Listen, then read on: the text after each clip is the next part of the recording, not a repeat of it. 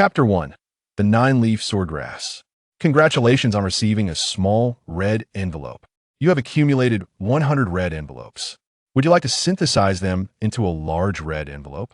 On a patch of grass, a small blade was flourishing with vibrant life, its delicate leaves absorbing the ethereal energies of the surrounding world.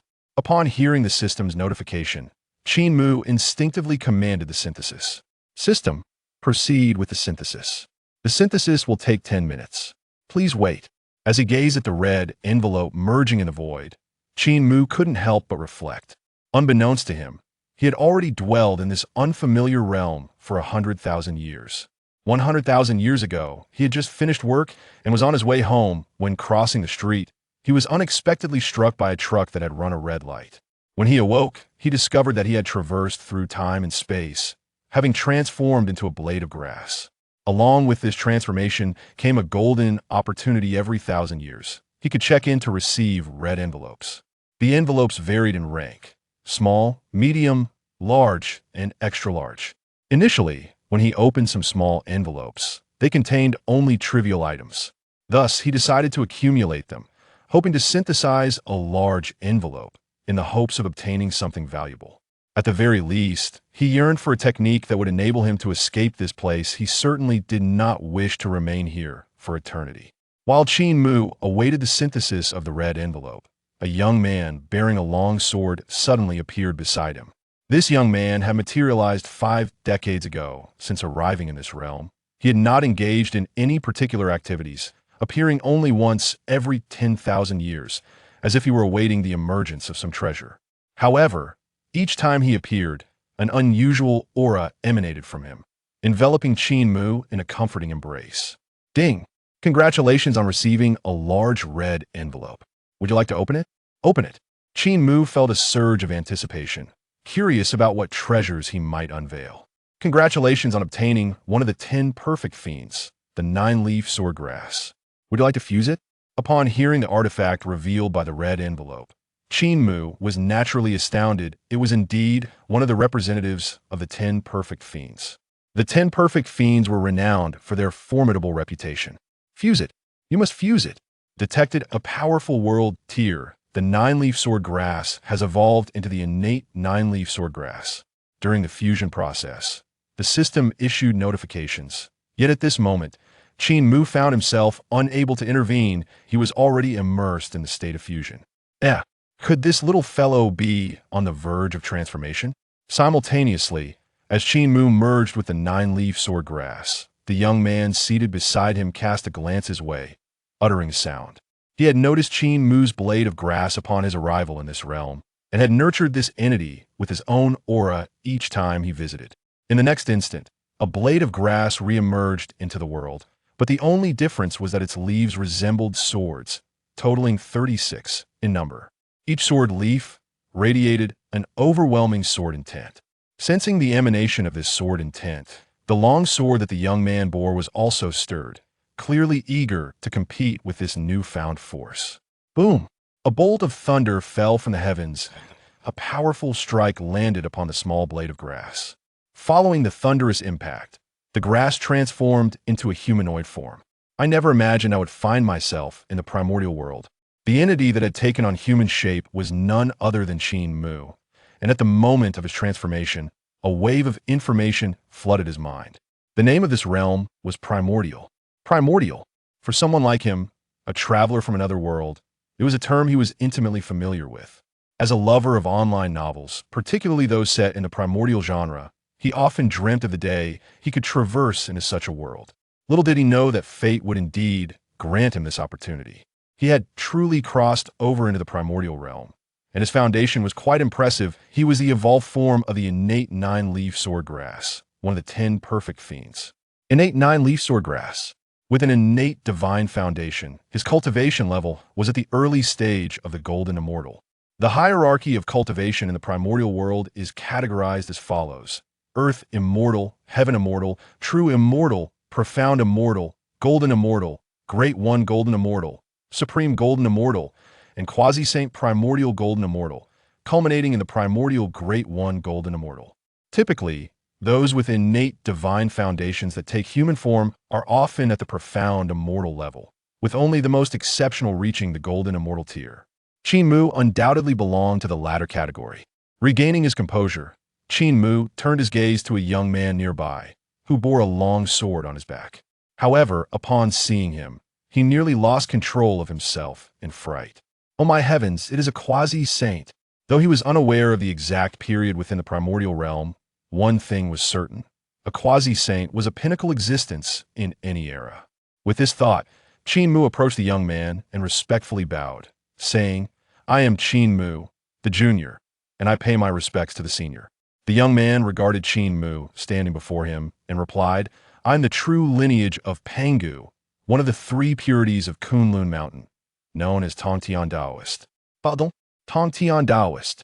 Upon hearing this name, Qin Mu was momentarily stunned. He had encountered the future leader of the Jiejiao, Tongtian Jiaozhu.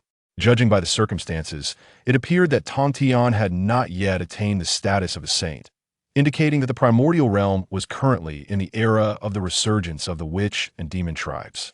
His eyes gleamed with realization this was a significant ally. Although he possessed a system, uncertainties still loomed, and if he could secure Tongtian as a mentor, his journey through the primordial realm would be far less perilous. After all, this Tongtian Jiaozhu was known for his fierce protection of his disciples. Moreover, Qin Mu held a deep admiration for Tongtian, who had even stood against several saints for the sake of his disciples. With that in mind, Qin Mu knelt on the ground, declaring, "Before my transformation, I had already heard of the illustrious name of the three purities. I humbly beseech the senior to accept me as your disciple." Tongtian was momentarily taken aback by Qin Mu's boldness. How was it that with just a single exchange, this individual was already kneeling to pledge himself as his disciple? Caught off guard, he pondered whether to accept this request. After a brief contemplation, Tongtian gazed down at the kneeling Qin Mu and solemnly stated, "It seems we are fated very well. I shall accept you as my disciple today." Qin Mu was overjoyed and rose to his feet, grinning as he inquired, "May I ask, Master, am I your first disciple?" "The very first," Tongtian replied. Upon hearing this, Qin Mu was pleasantly surprised. He had not anticipated being the inaugural disciple, suggesting that the three purities had yet to open their doors to apprentices at Kunlun Mountain. At that moment, a radiant glow emerged not far from them. Upon witnessing this ethereal light, Tongtian felt an overwhelming joy, for his presence here was solely due to the perception that a primordial treasure was being born in this place. As for encountering Qin Mu, that was entirely serendipitous. Chapter 1. Nine-Leaf Swordgrass. Congratulations on receiving a small red envelope. You have accumulated 100 red envelopes. Would you like to synthesize them into a large red envelope? In a lush meadow, a small blade of grass thrived with vibrant vitality, its slender leaves absorbing the ethereal essence of the surrounding world. Upon hearing the system's notification, Qin Mu instinctively commanded, "Synthesize for me, system. Synthesis will require 10 minutes, please wait." As he observed the red envelope gradually merging in the void, Qin Mu found himself lost in reflection. Unbeknownst to him, he had already spent 100,000 years in this unfamiliar realm. A century ago, he had just finished work and was on his way home when, unexpectedly, he was struck by a truck that ran a red light while crossing the street. When he awoke, he discovered that he had traversed worlds and had become a mere blade of grass. Moreover, he possessed a unique advantage, the ability to sign in every 1,000 years to receive a red envelope. These envelopes varied in rank: small, medium, large, and extra large. Initially, the small envelopes yielded nothing of use, so he decided to accumulate them in hopes of synthesizing a large envelope to unveil something of value. At the very least, he sought a technique that would enable him to leave this place. He did not wish to remain here for eternity.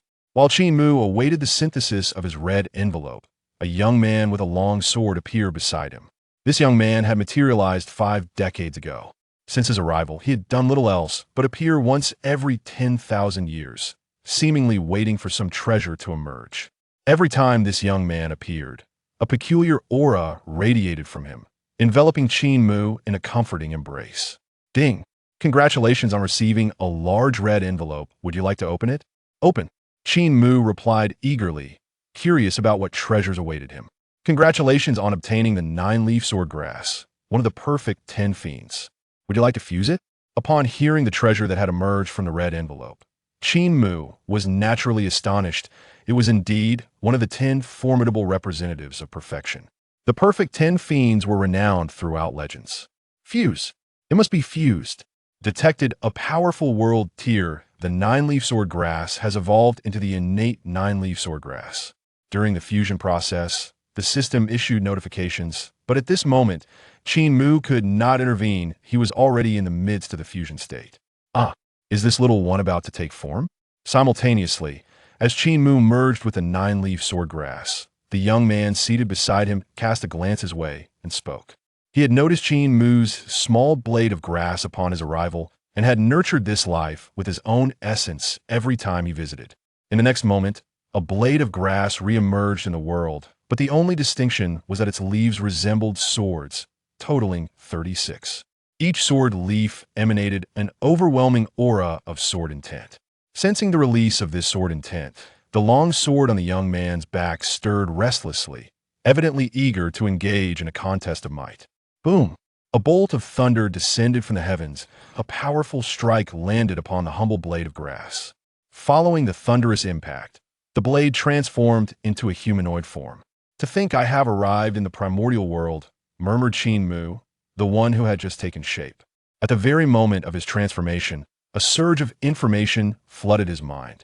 This world was known as the Primordial. Primordial. For someone like him, a traveler of dimensions, this name was profoundly familiar. He had often indulged in reading web novels, particularly those set in the realm of the primordial, frequently dreaming of the day he might traverse into such a universe. Little did he know that fate would indeed grant him this opportunity.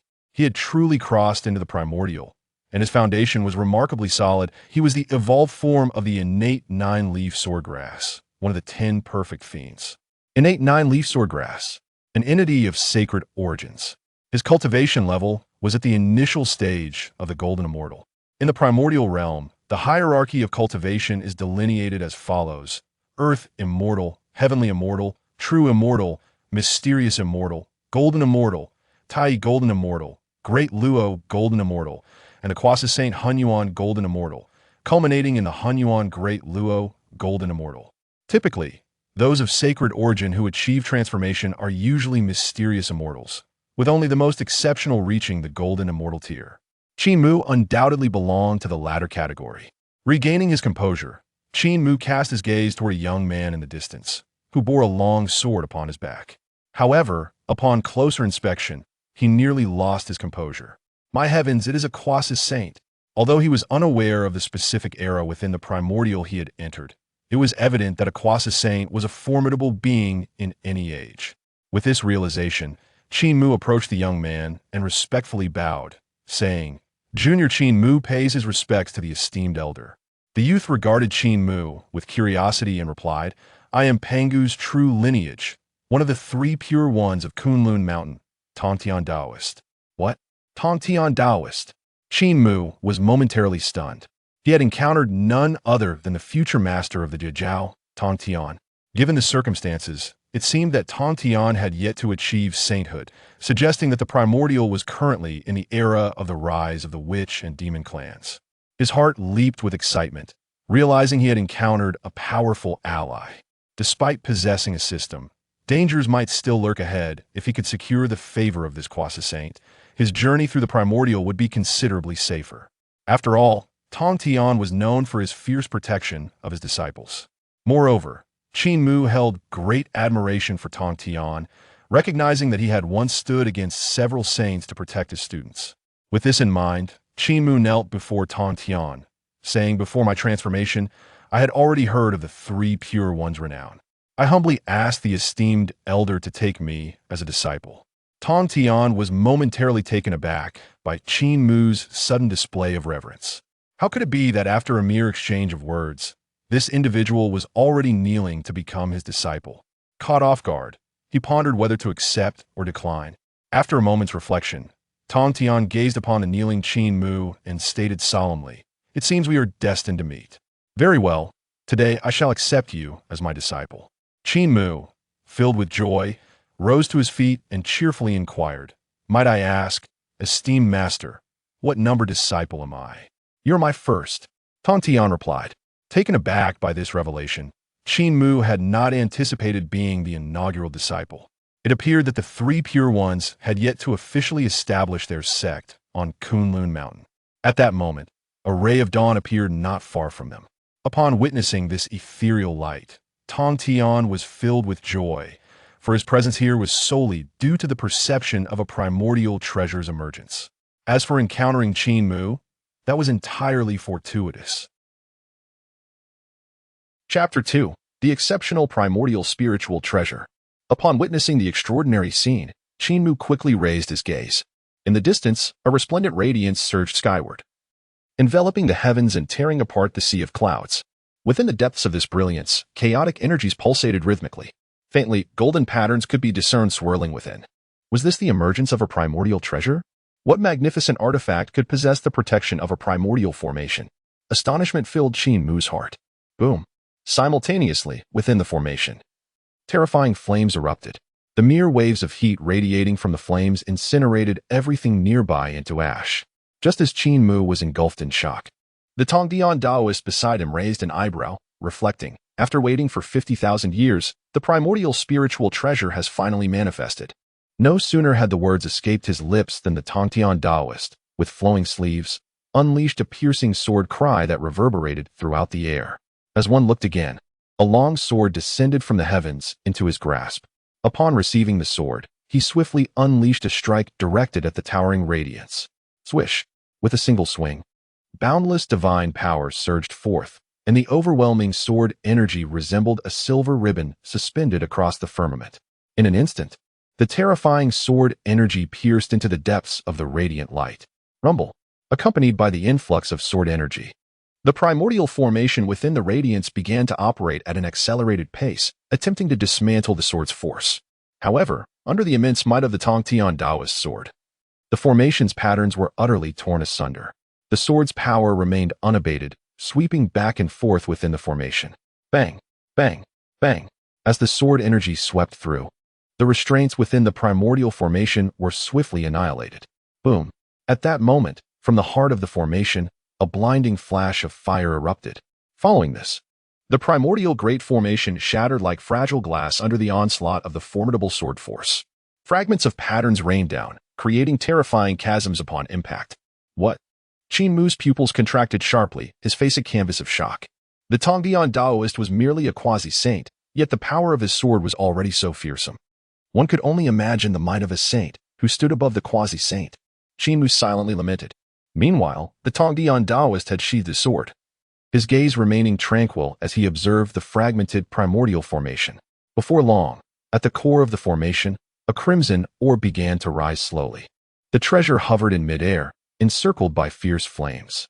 From its surface emanated a terrifying aura capable of incinerating the heavens and extinguishing the seas, warping the surrounding space as though it were being consumed by flames. Gulp! Qin Mu swallowed hard, his eyes fixated on the orb. Upon closer inspection, he noticed peculiar patterns etched upon its surface. Given its overwhelming presence, this orb must indeed be a primordial spiritual treasure. No wonder the Tongtian Taoist had awaited it for 50,000 years. Just as Qin Mu pondered this in silence, the Tongtian Taoist reached out towards the void, evidently attempting to seize the orb. Boom, boom. Unexpectedly, as the Tongtian Taoist's power surged forth, the orb emitted a fearsome wave of heat, exhibiting fierce resistance. Quite spirited indeed. The Tongtian Taoist spoke softly, then with a gentle flick of his sleeve, swish. With a flourish of his sleeve, a celestial light shot forth from within. In a mere few breaths, the precious pearl became enveloped in celestial light, its fierce energy swiftly subdued. Upon closer inspection, the once menacing orb, radiating terrifying flames, had transformed into a gentle entity, its brilliance softened. In the next moment, the pearl soared as a streak of red light, landing directly in the hands of the celestial sage. After receiving the pearl, the sage lowered his gaze to appraise it. An exquisite innate spiritual treasure, indeed impressive. As he spoke, the sage's fingertips lightly touched the pearl, causing the Tao patterns upon it to seemingly awaken, emitting a resplendent glow. Moreover, within the pearl, the essence of the five elements surged forth. Could it truly be a top-tier innate spiritual treasure? Qin Mu was astounded. Earlier, he had surmised that the emerging treasure was likely an innate spiritual artifact, but he had not anticipated its rank to be so elevated, reaching the pinnacle level. Before Qin Mu could gather his thoughts, the celestial sage turned his gaze directly towards him. Since you have come under my tutelage, I bestow upon you this fire spirit pearl as a token of initiation. With a wave of his hand, the pearl flew effortlessly toward Qin Mu. He hurriedly caught it, only to feel a fiery pattern branded into his palm. The fire spirit pearl? This artifact? Qin Mu was taken aback. He was well aware that the fire spirit pearl was born from the primordial forces unleashed by Pangu during the creation of the world, embodying the 5 elements: metal, wood, water, fire, and earth. These elemental energies ultimately coalesced into 5 spiritual pearls, possessing one grants mastery over its source.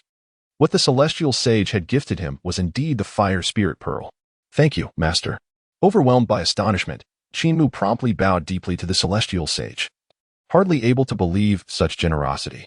After all, the sage had awaited this fire spirit pearl for a staggering 50,000 years. The sage, with a serene expression and a gentle smile, said, "Let us depart. Follow me back to Ling Mountain." With that, he waved his sleeve, and an invisible force lifted Qin Mu, carrying him into the sky. Before long, guided by the sage, Qin Mu returned to Ling Mountain. Midway up the mountain, a grand palace emerged. The palace doors were intricately carved from the innate spiritual root of the phoenix tree. The entire ceiling of the palace was adorned with a primordial formation, shimmering with the resonance of Tao. Within the palace, on a cloud platform, 2 Taoists sat facing each other. One of them was an elderly man with white hair and a youthful visage, a hint of celebratory clouds manifesting above him. His long, snowy eyebrows fell to his waist, each strand entwined with the essence of virtue. His pure white Taoist robe seemed to shimmer with the movement of stars, while a purple golden red gourd hung at his waist, constantly inhaling and exhaling spiritual mist. Most astonishing was the elderly man's half-closed eyes. The left reflected the vitality of all creation, while the right mirrored the stillness of the heavens. Opposite him sat a middle-aged Taoist, garbed in a blue robe embroidered with celestial constellations, the hem of which displayed the elemental cycles of earth, wind, fire, and water. His complexion resembled a jade crown, exuding an aura of chilling intensity. Upon seeing these 2 individuals, Qin Mu instinctively formed a judgment. The elderly figure before us must be the supreme old man, while the middle-aged Taoist is undoubtedly the primordial Taoist. As the clouds descended, both the supreme old man and the primordial Taoist engaged in profound discourse, simultaneously turned their gazes toward the arrival of Qin Mu, who stood beside the celestial Taoist. The primordial Taoist, with a slight squint of his eyes, inquired, "Has the 3rd brother returned? Who might this young man be?" The celestial Taoist, without reservation, replied, "He is my disciple I have taken under my wing. It is indeed destiny." With that, he gestured toward Qin Mu. "Do not forget to pay your respects to your 2 esteemed uncles." Upon hearing this, Qin Mu promptly bowed deeply to the supreme old man and the primordial Taoist, introducing himself, "I am Qin Mu, here to pay my respects to my esteemed great uncle and second uncle." In Chapter 3, the 3 purities bestow treasures. The fusion scroll of treasures, the primordial supreme treasure. Observing Qin Mu's respectful gesture, the supreme old man and the primordial Taoist exchanged glances before focusing their attention back on him. Their formidable prowess allowed them to discern that the aura surrounding Qin Mu resonated with the primordial Tao rhythm from the time of chaos. His foundation appeared commendable. Indeed, he was a being of the highest order among primordial divine entities.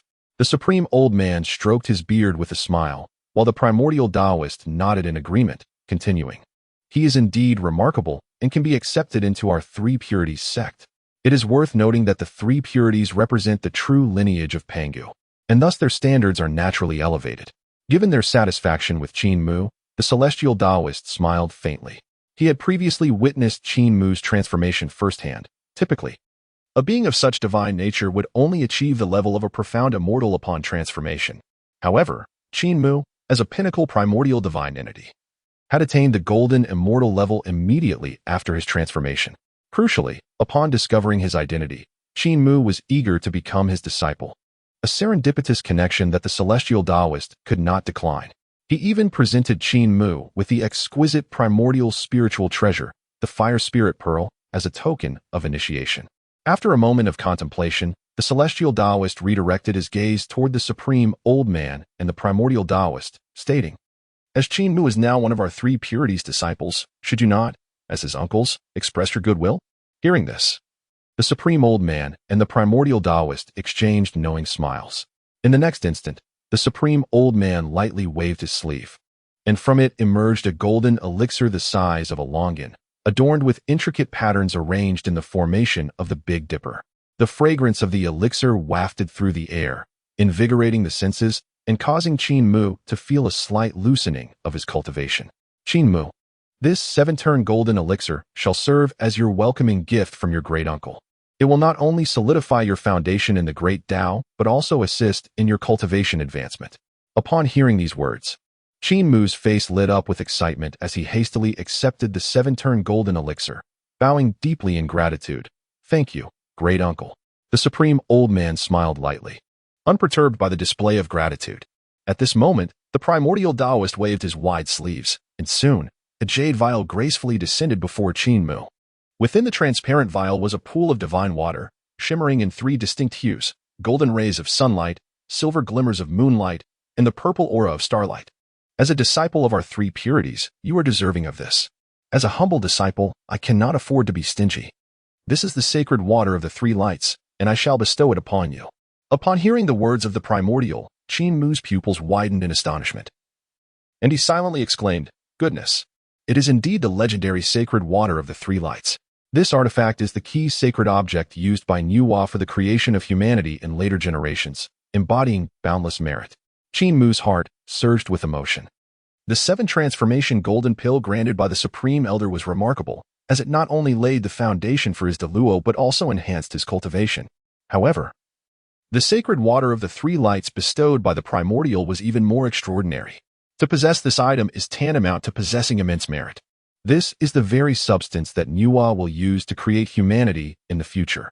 Moreover, Qin Mu was also aware that once the 3 lights water is unified, it becomes the ultimate healing elixir. It can dispel all poisons and counteract even the most hopeless ailments. It can heal all wounds and diseases, and even restore flesh to bones and bring the dead back to life. Truly, the 3 pure ones are magnificent. Such a precious gift for a mere introduction. Qin Mu quietly marveled, carefully storing the jade vial containing the sacred water, and promptly bowed deeply to the primordial, saying, "Thank you, esteemed second uncle, for this treasure." The primordial nodded and turned his gaze to Tongtian. "Third brother, your timing is impeccable. We 3 brothers can engage in a discourse together." At this, Tongtian lightly nodded in agreement and took his seat on the cloud platform. "Qin Mu, you may listen from the side." After sitting down, Tongtian glanced at Qin Mu. Since he had already accepted Qin Mu as his disciple, he naturally wished to consider his disciple's learning. The discourse among the 3 pure ones would present a splendid opportunity for Qin Mu. Should he gain insights from it, the benefits for his future cultivation would be immeasurable. "Yes, master," Qin Mu replied, promptly sitting cross-legged beside them. The Supreme Elder and the Primordial paid him no mind. After a brief pause, the Supreme Elder spoke first. "From the boundless emerges the Tai Chi. My 2 virtuous brothers, please observe." With that, the Supreme Elder lightly waved his hand, and a formation diagram instantly materialized. Within the diagram, the yin-yang fish emerged, transforming into 2 chaotic celestial dragons entwining in the air. The primordial nodded slightly at this sight and said, "What my elder brother states is indeed true. Yet, prior to the Tai Chi, there exists the primordial chaos, akin to this jade-clear celestial light." As soon as he finished speaking, the primordial lightly waved his sleeve, and 3 streams of spiritual light flew forth from its depths. Under the illumination of the spiritual light, a scene depicting the separation of clarity and turbidity at the moment of Pangu's creation of the world unfolded. Upon witnessing this, Tongtian felt a stirring in his thoughts, and his longsword, which was resting against his back, swiftly unsheathed. "Brothers, is there any further transformation beyond this primordial beginning?" As he spoke, the sword's aura pierced through the void. Thus, the 3 pure ones sat upon the cloud platform, engaging in their discourse. Qin Mu remained quietly seated beside them. At that moment, a sudden notification echoed in his mind. Ding! Top-tier blessed land detected, Ling Mountain. A red envelope has dropped. Would you like to claim it? Hearing the system's notification, Qin Mu's heart leaped with joy. Oh, I did not expect that there would be an unexpected red envelope drop in the presence of the three pure ones. Qin Mu quietly marveled. Noticing that above the auspicious clouds over the heads of the three pure ones, a red envelope was indeed suspended. System, claim it. He did not ponder for long and directly transmitted his thoughts. In the next moment, he saw the red envelope transform into a stream of light, piercing straight into Qin Mu's brow. Red envelope received successfully. Congratulations, host. You have obtained a large red envelope. Would you like to open it immediately? Open. As soon as Qin Mu's intention shifted, a treasure map unfurled before him. Following this, the system's explanation resonated. Upon opening the large red envelope, you have acquired a treasure fusion scroll. Treasure fusion scroll effect. It allows the fusion and advancement of innate spiritual treasures of the same attribute and level, potentially upgrading them to innate supreme treasures. Upon hearing the system's prompt, Qin Mu could not help but catch his breath. It is known that in the world of Hong Huang, the ranks of magical artifacts are predetermined, and there has never been a precedent for upgrading their ranks since the dawn of creation. Moreover, innate supreme treasures are exceedingly rare within the entire Hong Huang realm. The fact that this treasure fusion scroll can fuse innate treasures of the same attribute and level, even elevating them to the status of innate supreme treasures, is astounding. If this item were to circulate, it would surely drive the entire Hong Huang world into a frenzy, he mused quietly. Overwhelmed by shock, he collected his thoughts and chose not to dwell further on it, instead focusing intently on the teachings of the three pure ones. As time passed, a millennium slipped by in the blink of an eye under their discourse. One day, a terrifying aura suddenly manifested within the realm of Hong Huang. Boom. Under the influence of this force, the entire Hong Huang trembled. The three pure ones, noticing this, halted their teachings and, in unison, lifted their gazes toward the void. Chapter 4. Hong Jun reveals himself. The third sermon begins. Journey to the Purple Cloud Palace. Amidst the heavens and the earth, a purple aura emerged, swirling majestically. Within this ethereal mist, a grand figure flickered into view, though its visage remained obscured. Surrounding it was an essence of chaos, swirling ominously. Boom. In the next moment, a terrifying aura of a sage erupted forth. In an instant, an overwhelming pressure enveloped the entire expanse of Hong Huang.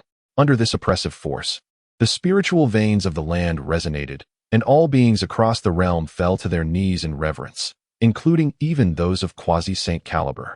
In Ling Mountain, upon witnessing the figure manifest in the void, the three pure ones' expressions transformed into ones of deep reverence, and they collectively knelt in worship. Under this immense pressure, Qin Mu found himself instinctively kneeling to the ground. Is this the aura of a sage? The three pure ones have yet to attain sainthood. Therefore, the owner of this aura can only be Hong Jun. It quickly dawned on Qin Mu that at this moment, the only being capable of revealing such a presence in Hong Huang is indeed Hong Jun. The power of the sage is staggering. Merely a trace of this aura is enough to render even quasi-saints powerless. Qin Mu marveled quietly. At that moment, the figure of Hong Jun projected in the void slowly spoke. I am Hong Jun. Soon, the third sermon will commence at the Purple Cloud Palace. Those with fate shall be able to listen. As his voice echoed, it resonated like rolling thunder throughout the entire realm of Hong Huang. Following this proclamation, the figure shrouded in purple gradually faded away, along with the terrifying pressure of the sage. With a sigh of relief, Qin Mu felt an overwhelming sense of liberation wash over him. Has the third sermon truly begun?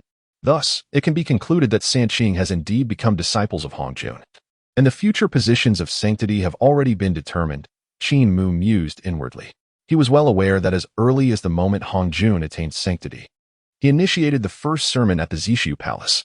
At that time, 6 meditation cushions were arranged within the sacred hall of Zishu Palace, each emanating an extraordinary aura of the Tao. Nuwa and Fushi were the first to arrive, being well-versed in the art of divination. Fushi acknowledged that he was fated to be unconnected with the cushions. Thus, he urged Nuwa to select one for herself while he stood by her side as her protector. Subsequently, the three pure ones arrived, embodying the 3 divisions of Pangu's primordial spirit, each claiming a cushion for themselves. Following them were Hong and Laozu and Kunping, who also occupied a cushion each. In the end, Hong Yun relinquished his seat, and Kunping was forcibly removed by Yuanshi, resulting in the last 2 cushions falling into the hands of the Western figures Jie and Zhunti. During this first sermon, Hong Jun primarily expounded upon the path of the great Luo Golden Immortal, encompassing the principles of the Golden Immortal realm. The cultivation of the 5 energies within the heart of the Tai Golden Immortal and the eternal characteristics of time and space inherent to the great Luo Golden Immortal. By the time of the second sermon, Hongjuan's discourse ventured into the pathways beyond the great Luo Golden Immortal, such as the quasi-saint realm. Now, the third sermon of Hongjun is on the verge of commencement. While others may be oblivious, Qin Mu was acutely aware. This time, the focus would be on elucidating the realm of the saint, with an emphasis on the principles of yin, yang, the 5 movements, and the heavenly laws. Furthermore, the distribution of sanctified positions and the primordial purple energy foundational to the Tao would occur. Concurrently, Hongjun would disseminate spiritual treasures at the treasure distribution rock, bestowing numerous innate artifacts such as the Panga banner and the Taiji diagram upon his disciples. Moreover, Hongjun would merge with the heavenly principle. This third sermon by Hongjun represents a tremendous opportunity. A millennium ago, as the 3 pure ones commenced their discourse, red envelopes began to fall. This time, with Hongjuan's third sermon, perhaps new red envelopes will emerge. Contemplating this, Qin Mu's gaze ignited with fervor as he hastily turned his attention to Tongtian. At this moment, Tongtian and the 3 pure ones had risen from their seated positions. The third sermon by the teacher is about to begin. Perhaps this time, there lies a chance for sanctity, Taishang Laojun remarked with sentiment. Tongtian and Yuanshi nodded in agreement, their expressions filled with anticipation. At that moment, Qin Mu pursed his lips and earnestly looked at Tongtian, asking, "Master, might I accompany you to attend this sermon?" Startled by Qin Mu's inquiry, Tongtian paused in contemplation. After a moment's thought, he nodded slightly and replied, "Very well. I shall take you to witness it." Elated by Tongtian's consent, Qin Mu was overjoyed. Just then, Yuanshi furrowed his brow and interjected, "Third brother, is this truly appropriate? Qin Mu has only recently attained the Golden Immortal realm. Those permitted to enter the Zishu Palace are at least great Luo Golden Immortals." Upon hearing Yuanshi's words, Tongtian hesitated, appearing somewhat troubled. In response, Qin Mu quickly asserted, "Master, the Tao ancestor Hongjun has just proclaimed that anyone with fate may attend this sermon. If I can enter the Zishu Palace, it must mean I am one of those fated individuals. This matter does not hinge significantly on my current cultivation level." Before Tongtian could respond, Taishang Laojun nodded slightly and remarked, "Qin Mu speaks the truth. The teacher previously stated that those with fate may enter the Zishu Palace to listen to the teachings, without mentioning any other restrictions. Furthermore, what of the Golden Immortal? He is, after all, the foremost disciple under our Sanqing." Upon hearing this, Tongtian nodded in agreement and said, "What my elder brother says is indeed correct. Qin Mu, you shall accompany us, the Sanqing, to the Zishu Palace to listen to the discourse." Qin Mu was overjoyed and repeatedly nodded, expressing his gratitude to his master. Yuanshi, observing the exchange, paid it no mind, since both Taishang and Tongtian had spoken. He felt it unnecessary to argue further.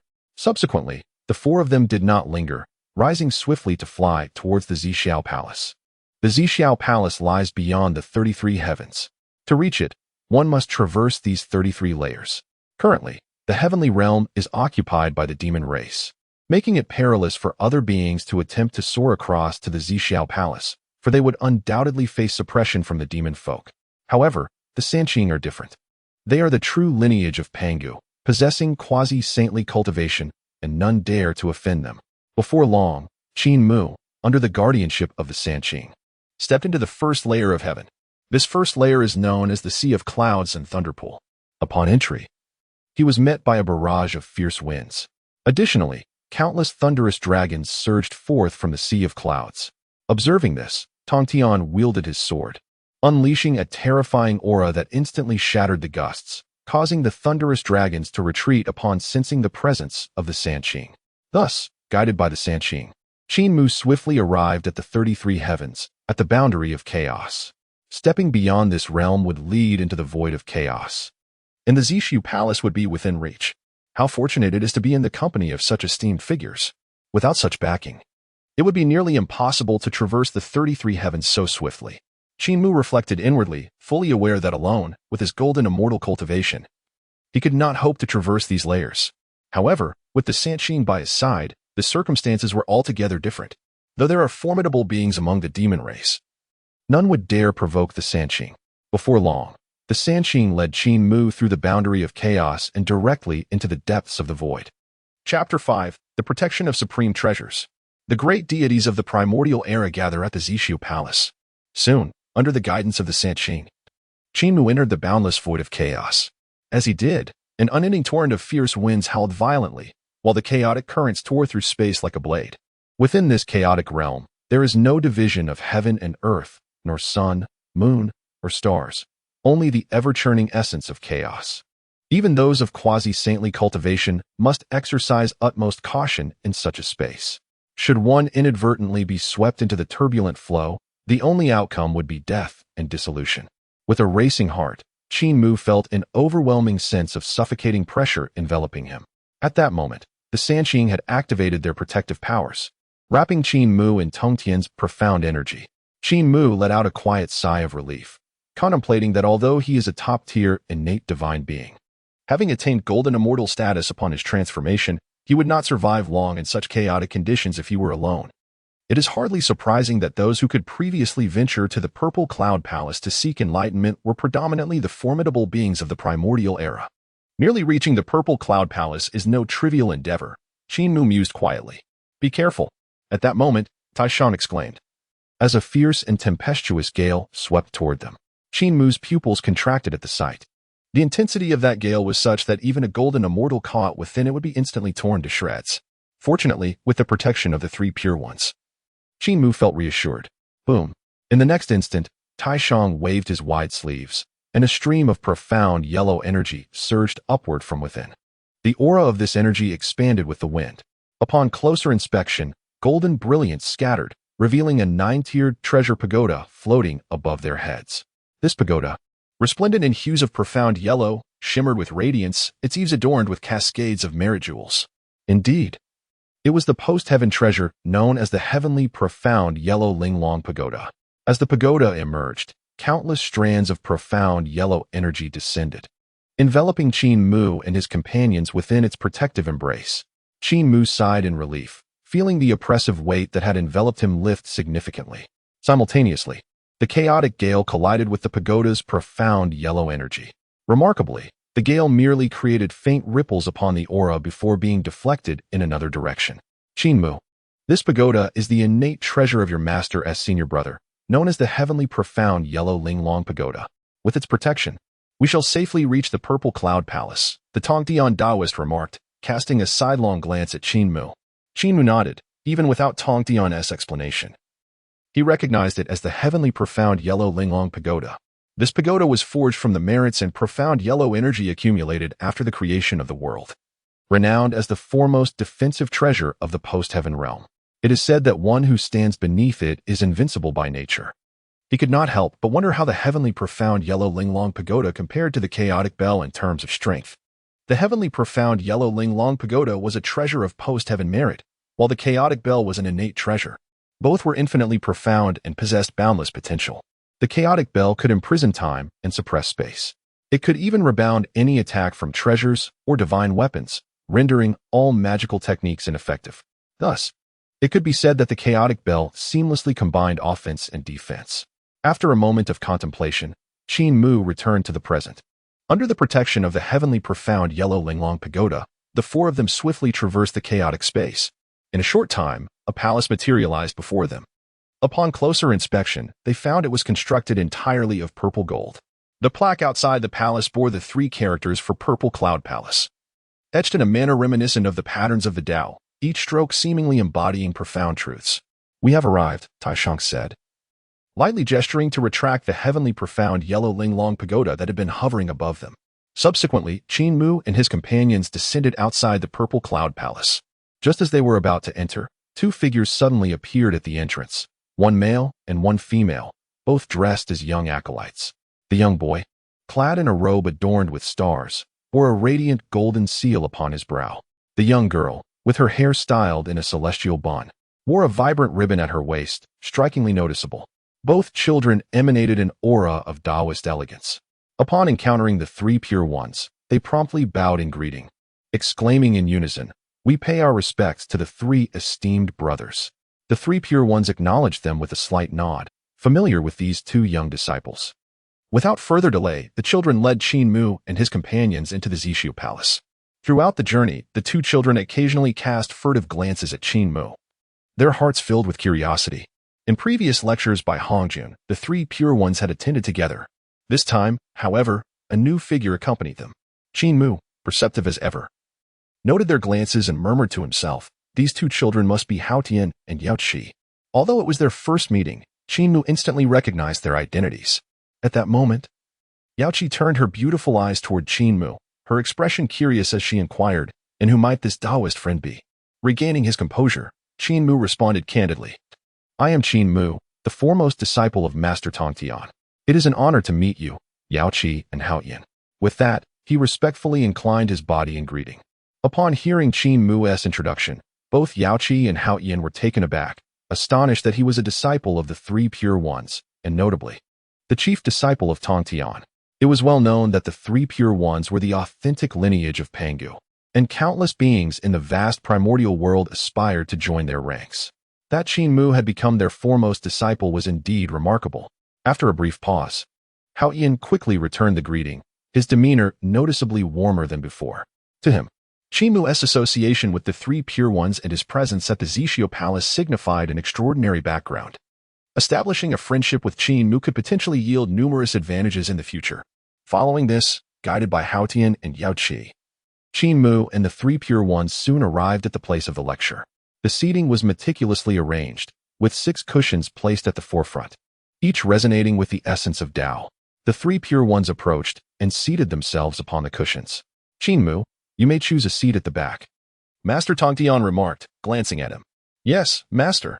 Qin Mu acknowledged, choosing a nearby seat in the rear. He understood that the 6 cushions at the front were already designated, 3 occupied by the three pure ones, 1 by Nuwa, and the remaining 2 by the Western figures, the Jie and Zhunti Taoists.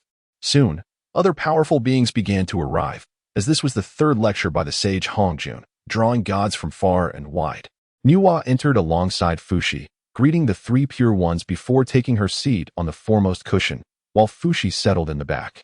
Following them, the Jie and Zhunti Taoists arrived, their heads crowned with golden light, each step blossoming with lotus flowers. Subsequently, the mighty deities such as Dijuan, Tai, Kuanping, and Hanyuan made their appearances. Chapter 6. Hongjun begins his lecture.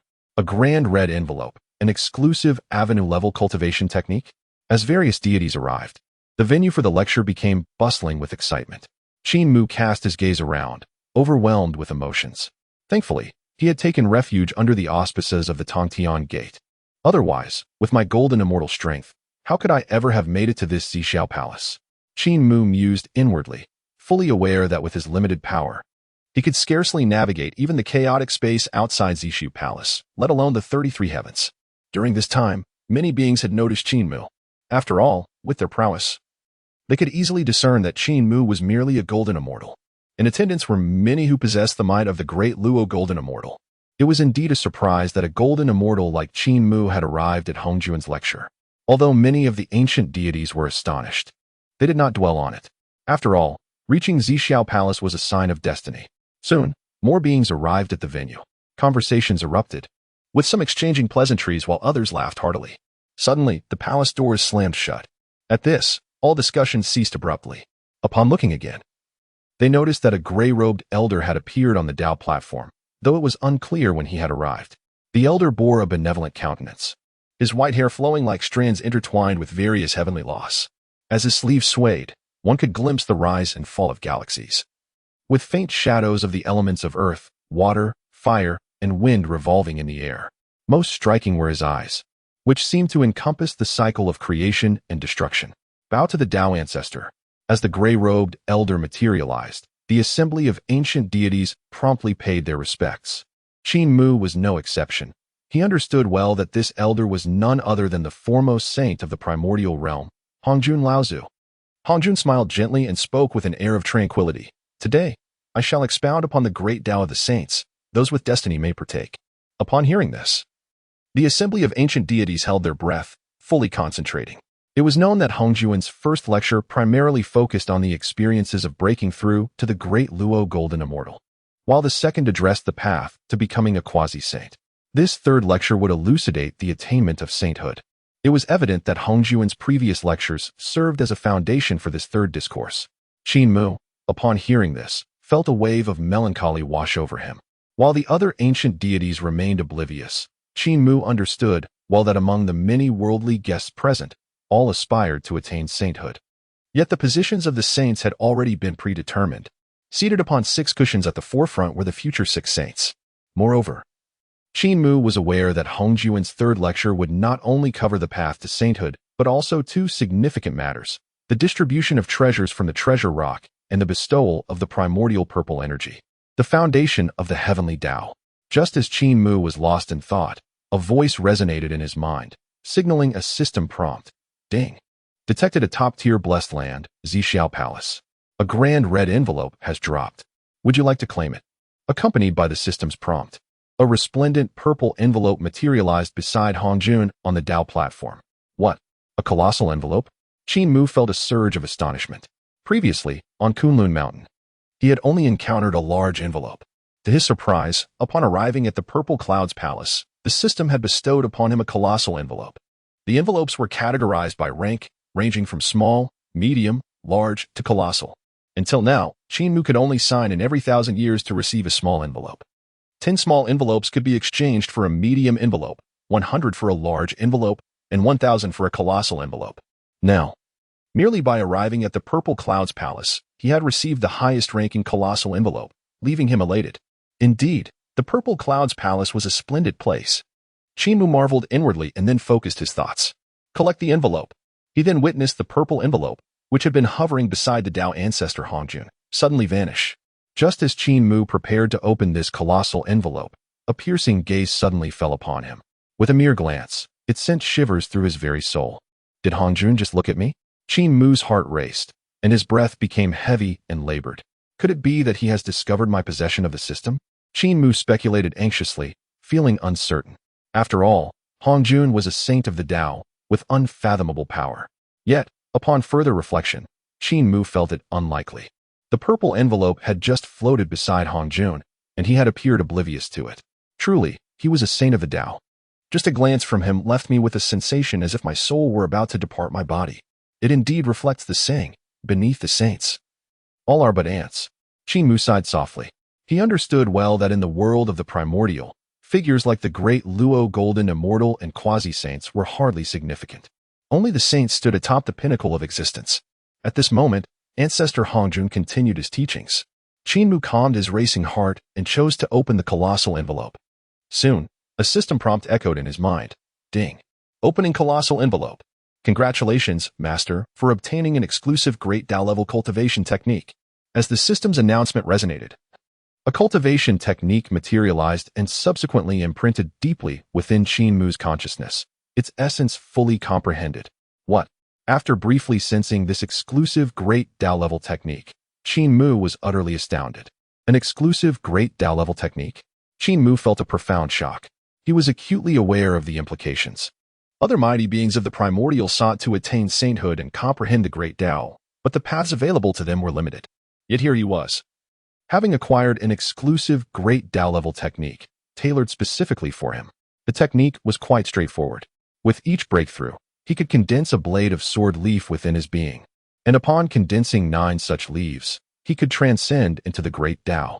Furthermore, each blade of sword leaf that took shape could manifest various divine abilities and special effects.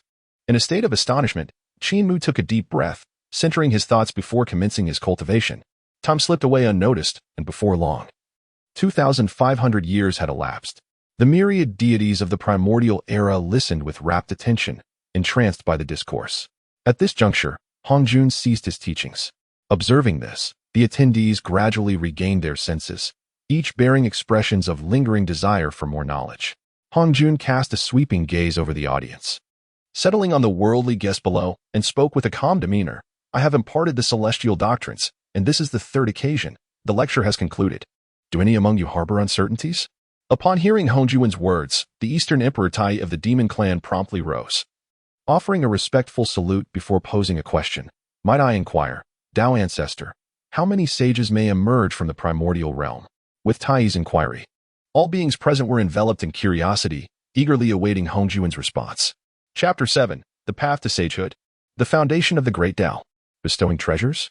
Hongjun did not withhold his answer, responding directly, "In my primordial realm, the utmost number is 9. Thus, only 9 sages may come into being upon this earth." As these words left his lips, astonishment rippled through the assembly. Is it truly so? Only 9 sages may arise? This number seems rather scant. According to the Tao ancestor, shouldn't the number of sage positions be fixed? It appears we must devise a means to attain sagehood forthwith.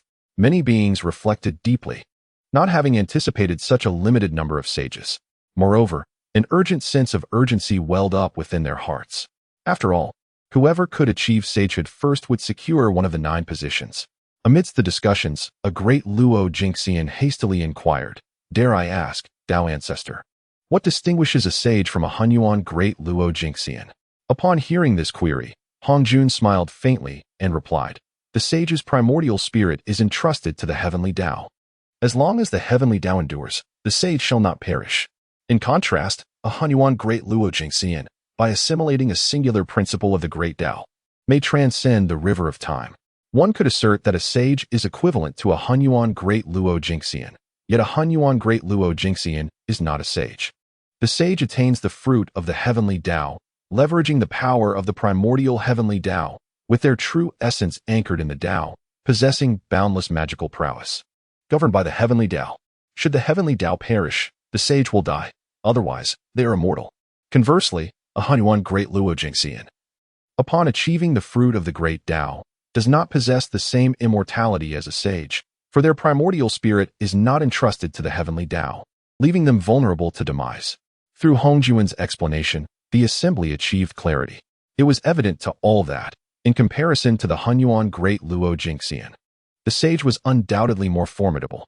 As long as the heavenly Tao remained intact, the sage would endure. While a Hunyuan great Luo Jingxian might match a sage in combat prowess, they risked the possibility of falling. At that moment, another great Luo Jingxian spoke up, "Dare I ask, Tao ancestor, how one may attain sagehood?" With this question, all present held their breath, their gazes intense with anticipation. Hongjun had already elucidated clearly. Only 9 sages could emerge from the primordial realm, and upon achieving sagehood, one could coexist with the heavenly Tao, ensuring immortality as long as the Tao persisted. All present were formidable beings of the primordial era, confident in their potential to attain sagehood. Upon hearing this, Hongjun did not keep them in suspense and directly responded, "The path to the Tao of the primordial unity encompasses 3,000 avenues. However, to attain the sanctity of a sage, there are only 3 paths to traverse. The first is to emulate Pangu in the creation of heaven and earth, proving the Tao through strength. The second is to sever the 3 corpses to achieve sanctity and ultimately verify the Tao. The third is to attain sagehood through supreme merits and virtues." Upon hearing Hongjuan's words, the gathered crowd was struck with astonishment. Qin Mu, in particular, felt a swell of emotions. He was well aware of the 3 methods to attain sagehood that Hongjun spoke of. To prove the Tao through strength and comprehend the rules of power is no simple feat.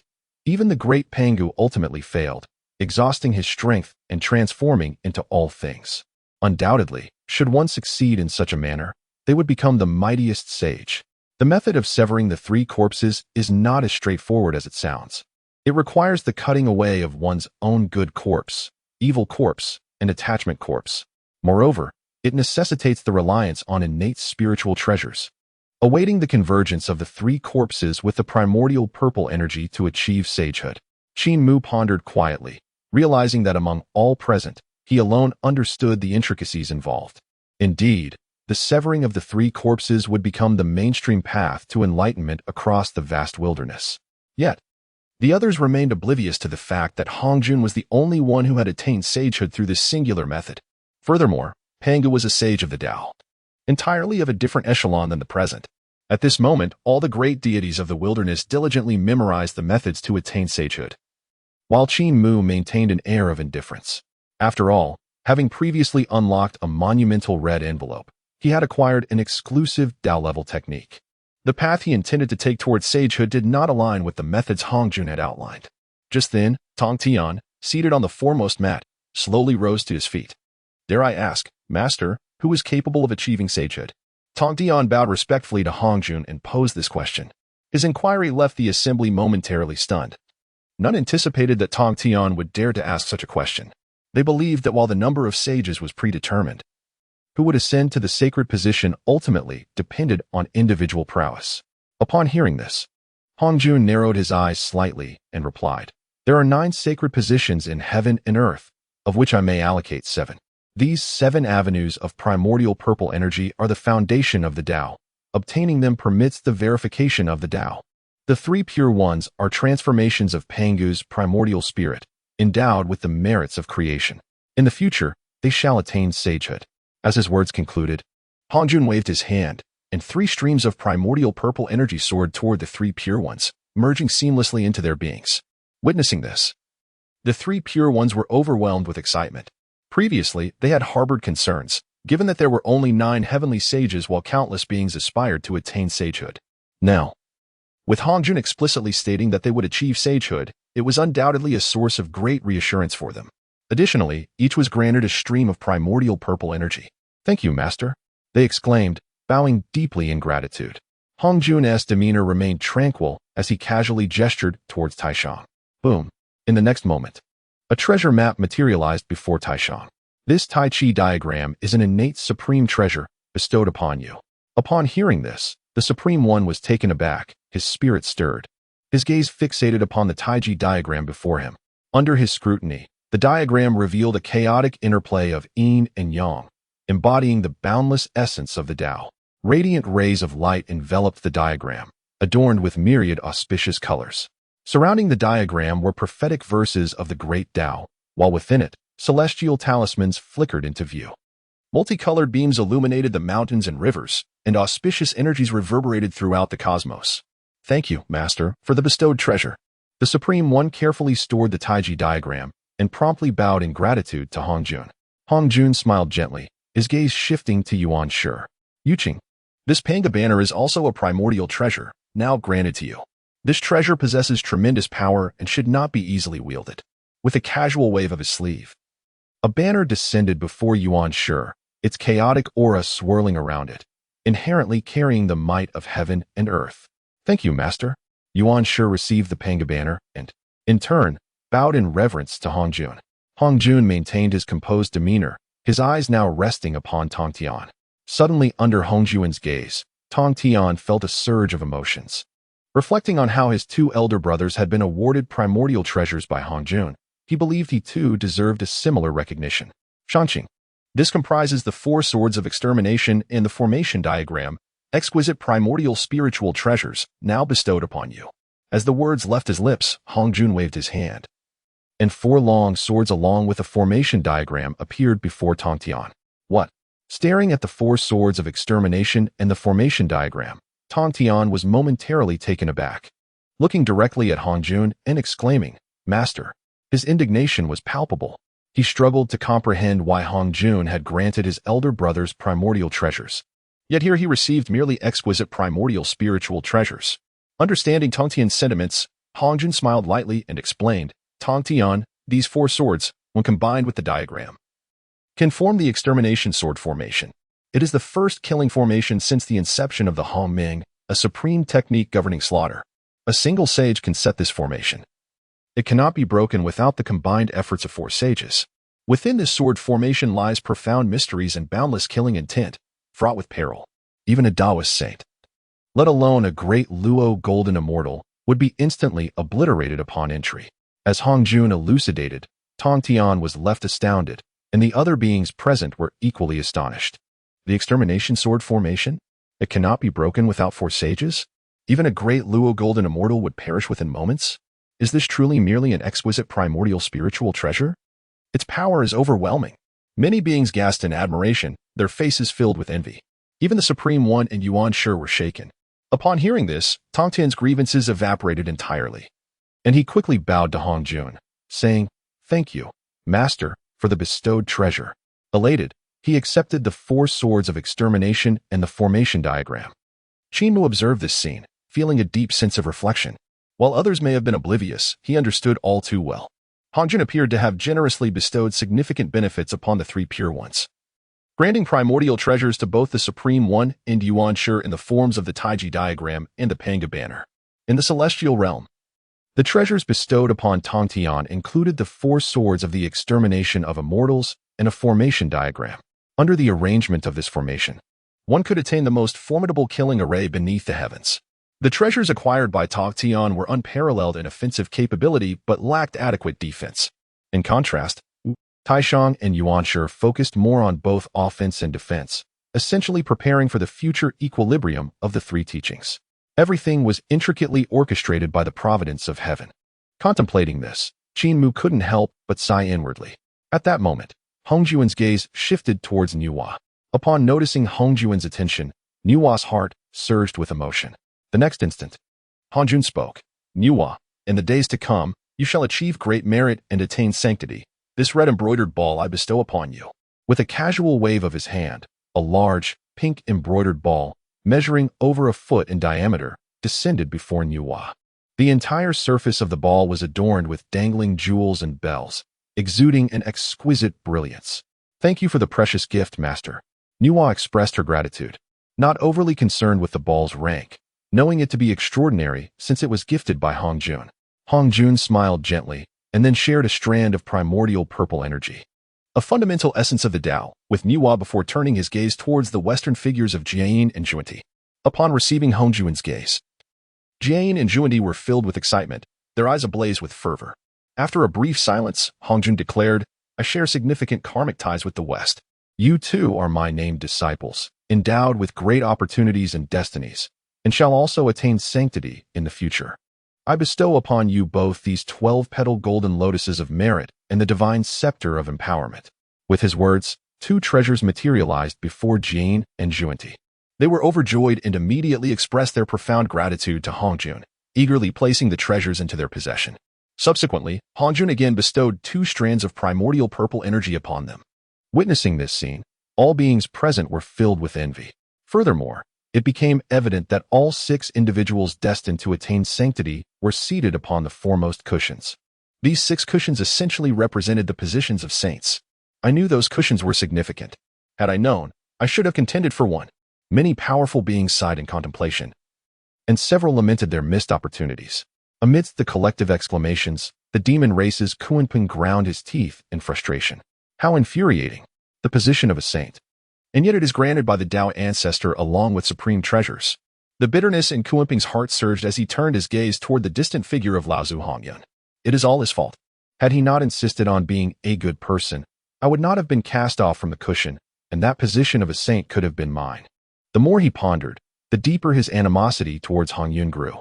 Recalling the first sermon given by Hongjun, which established the 6 cushions, he remembered he had originally claimed one for himself. However, who would have anticipated that the tardy figures from the West, Jie and Zhunti, would also wish to sit upon the cushions? They dared not provoke the 3 pure ones, and as Nuwa was a woman, they found it inappropriate to demand her seat. Thus, Jie and Zhunti set their sights on the cushions occupied by Hongyun and Kunpeng. Hongyun is renowned as a benevolent figure in the vast expanse of the primordial earth. After a lamentation from Jie and Zhunti, he unexpectedly relinquished his mat. Subsequently, Yuanshi, citing that Kunpeng belongs to the category of creatures that are born from water and possess feathers, directly expelled him from the mat. In light of this, Jie and Zhunti seized the opportunity without hesitation, claiming Kunpeng's rightful place for themselves. Reflecting on the events, Kunpeng's face flushed with rage. In his eyes, the loss of the saintly position was entirely Hongyun's fault. Damn you, Hongyun! It is your doing that prevents me from attaining sainthood. Kunpeng's heart roared, his animosity towards Hongyun reaching its zenith. At that moment, Hongjun cast a sweeping glance and with a subtle motion of his hand, revealed a final trace of primordial purple energy. This is the last trace of primordial energy in my possession. Let us see who among you is fated to receive it. As his words fell, Hongjun gradually opened his hand. The primordial energy, which had been tightly grasped, suddenly soared into the air, swirling above the altar. All beings present gazed upon it with fervent anticipation, their eyes ablaze with desire. The last trace of saintly purple energy. It is mine. I possess extraordinary potential for attaining sainthood. This energy rightfully belongs to me. Just as the crowd brimmed with expectation, the swirling primordial energy abruptly descended, landing squarely upon Hongyun. What? Witnessing the primordial energy choose him, Hongyun was utterly bewildered. The saintly energy has selected me? Does this imply I have a chance for sainthood? Hongyun muttered in astonishment, still processing the revelation. The other beings in attendance looked upon him with envy and resentment. However, Hong Jun had declared that the last trace of primordial energy would be bestowed upon the one with fate. Thus, Hong Yun's selection confirmed him as that fortunate individual. Kunping, witnessing the seventh trace of primordial energy awarded to Hong Yun, seethed with frustration. It should be noted that he had once occupied that mat. Had it not been for Hong Yun, the saintly position could have rightfully been his. Now, the very Hong Yun who had offered his seat had also received a trace of primordial energy, further intensifying Kunping's discontent. Why? Why have I received nothing? The position of a saint. Kunping's heart simmered with extreme displeasure, his entire being trembling with rage. Chapter 9. The Emergence of the Treasure Cliff, Competing for Treasures. A Windfall? Qin Mu observed, his heart filled with profound thoughts. Others may have been oblivious, but he understood all too well. Although it appeared that Hong Yun had obtained the seventh trace of primordial energy, it was precisely this that would later invite calamity upon him. At that moment, a being directed their gaze towards the venerable Hong Jun on the Dao platform. Please, ancestor of Dao, take pity on us. Bestow upon us treasures. Despite having learned the path to sainthood from the great beings of the primordial realm, they felt they had received little compared to the three pure ones, who had acquired the foundational Dao of primordial energy and the treasures granted by Hong Jun deep within their hearts. Discontent simmered. At such a juncture, they could no longer care about dignity. If they could obtain a treasure from Hong Jun, it would be better to beg for it than leave empty-handed. Upon hearing the words spoken by this being, many of the ancient deities present turned their fervent gazes towards Hong Jun. Observing this, Hong Jun remained composed. In the next moment, he gently waved his hand. When they looked again, a magnificent treasure mountain appeared in the distant void. From the summit of that mountain, radiant beams of light surged forth, surrounded by countless auspicious energies. Furthermore, the mountain itself shimmered like jade, translucent and resplendent. Numerous places bore imprints of innate Tao patterns, each one seemingly evolving the profound truths of the universe. What astonished the ancient deities even more was the multitude of brilliant lights ascending from the mountain, revealing an array of spiritual treasures. Swords, bells, towers, seals, everything one could imagine was present. Each artifact exuded a palpable aura of power, indicating their extraordinary nature. Qin Mu observed this scene, his eyes narrowing slightly as he whispered in awe, "Is this the treasure dividing cliff?" At that moment, Hong Jun spoke calmly. "I have traversed the vast wilderness and gathered numerous treasures here. You may each take your chances to acquire them." Although his voice was tranquil, his words resonated like thunder in the ears of the gathered ancient deities. Particularly those who had not received any bestowed treasures previously now looked on with fervent eyes, eager and restless. Charge. At one moment, it was unclear who shouted first. Immediately, all the mighty beings within the purple cloud palace sprang into action, transforming into streaks of light rushing towards the treasure-dividing cliff. Whoosh. Boom. The three pure ones were no exception. Taishang swiftly gathered treasures, such as the jade pure vase, into his sleeve. Yuanshi was equally quick, seizing treasures like the Yuqing box and the three-treasure jade rui. Tantian directly sought after a multitude of spiritual treasures. Nuwa descended swiftly, rapidly collecting treasures like the map of mountains and rivers and the seven stars moon whip. The duo of Jie and Zhunti darted through the treasure-dividing cliff, gathering treasures like silken threads, exquisite ornaments, umbrellas, and flowers one after another. In addition, other ancient deities were also frantically scavenging within the treasure-dividing cliff. Emperor Jun, Tai, Fuxi, Mingyi, Kunpeng, Hongyun, and Xinyuanzi. At that moment, the spiritual treasures on the cliff surged, and the clash of laws echoed throughout the void, shaking the very fabric of space due to the fierce competition for treasures. Qin Mu remained motionless in place, his gaze fixed intently on the treasure-dividing cliff, his expression grave as he contemplated. These mighty beings possess formidable strength. With my mere golden immortal cultivation, I would be unable to seize anything even if I participated. Moreover, amidst their fierce competition, I could be caught in the crossfire. One careless moment could lead to my demise, which would be a heavy loss. Though Qin Mu desired to join the fray, he was hindered by his own lack of power. Before long, the myriad treasures on the treasure-dividing cliff had been thoroughly plundered by the formidable beings. As they returned, their faces radiated with satisfaction, clearly having acquired treasures from the cliff. Just as the ancient deities were returning, Qin Mu suddenly moved. He flew directly towards the treasure-dividing cliff. Witnessing this, many beings were left puzzled. What was happening? Who, may I ask, is this diminutive golden immortal? Is it not rather late for him to enter the treasure cliff? Given his feeble strength, it is understandable that he refrained from participating in the treasure hunt earlier. The treasures within have already been thoroughly scavenged by us. Venturing forth now would be in vain. Perhaps there are still some overlooked items. But the crowd could only sigh in lamentation. Observing this, Tong Tian cast a sidelong glance and muttered to himself, "My disciple truly has a difficult path ahead." While expressing such sentiments outwardly, he contemplated inwardly that even if Qin Mu did not acquire any spiritual treasures, he, as a mentor, would not be so miserly. After all, at the time of their first meeting, he had gifted Qin Mu the newly emerged Fire Spirit Pearl as a token of initiation. As the discussions among the crowd continued, Qin Mu had already soared to the forefront of the treasure cliff. To everyone's astonishment, he did not enter the cliff in search of spiritual treasures. Rather, he raised both hands, channeling his immense power to lift the colossal cliff, which bore countless treasures, as if it were a mere trifle. Boom! In an instant, the entire void trembled. Witnessing this spectacle, the crowd was left utterly speechless. What is happening here? This lad is forsaking the treasures to carry away the treasure cliff?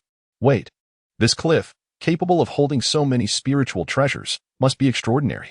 Amidst their astonishment, many powerful beings suddenly grasped the truth, and regret flashed in the eyes of several. Indeed, a cliff of such caliber cannot be trivial. It is a treasure in itself. How could I have overlooked this? Soon, a glimmer of greed flickered in the eyes of many formidable figures, particularly those of the fierce Kunping and the ominous Lord of the Underworld, who began to secretly mobilize their powers, preparing to seize it. At that moment, a sharp sword intent descended abruptly, with a crisp sound. Accompanied by the resonant echo of a sword song, Tong Tian swiftly appeared beside Qin Mu. With a mere flick of his hand, the massive cliff that Qin Mu bore was instantly reduced in size and fell into his grasp. Treasure cliff secured, Tong Tian stated coolly. He then cast a cold, sweeping glance over the crowd. Earlier, they had wondered how such a minor golden immortal could arrive at the Three Xiao Palace. But it became evident that he was acquainted with the three purities. Now, Tong Tian was publicly revealing Qin Mu's identity, thereby proclaiming that anyone who dared to harm Qin Mu would be directly opposing him. In that instant, those eager, powerful beings were swiftly subdued. After all, the three purities are one. Who would dare provoke them? Moreover, the esteemed Hongjun had previously declared that the three purities could attain sainthood in the future. To act against Qin Mu would be tantamount to incurring the wrath of three revered saints, a treasure hardly worth such a risk. Chapter 10. Is the sermon not yet concluded? Hongjun bestows treasures, the genesis seed of the blue lotus? Meanwhile, Hongjun narrowed his eyes slightly, scrutinizing Qin Mu, a flicker of intrigue passing through his gaze. He had noticed Qin Mu during the sermon and sensed an unusual aura about him, albeit one that eluded his understanding. This young man indeed possesses some intriguing qualities. At present, witnessing Qin Mu refraining from vying for the treasures within the Fendeo cliff, only to ultimately carry the entire cliff back, has indeed caused Hongjun to regard him with newfound respect. After a brief appraisal, Hongjun retracted his gaze and surveyed the assembly, declaring, "This discourse has concluded. You may all return." Upon hearing Hongjun's pronouncement, the crowd dared not defy him, promptly bowing and taking their leave. Qin Mu, under the guidance of the three pure ones, bowed in reverence to Hongjun before making his way towards the exterior of the Zishu Palace. However, just as he exited the palace, Qin Mu suddenly halted. Observing this, Tong Tian furrowed his brow slightly and inquired, "Disciple, what troubles you?" Qin Mu fixed his gaze upon Tong Tian, voicing his query, "Master, may I inquire how long the Tao Ancestors' discourses last in total?" Tong Tian was momentarily taken aback before responding. Each session lasts 3,000 years, with 3 sessions in total, amounting to 9,000 years.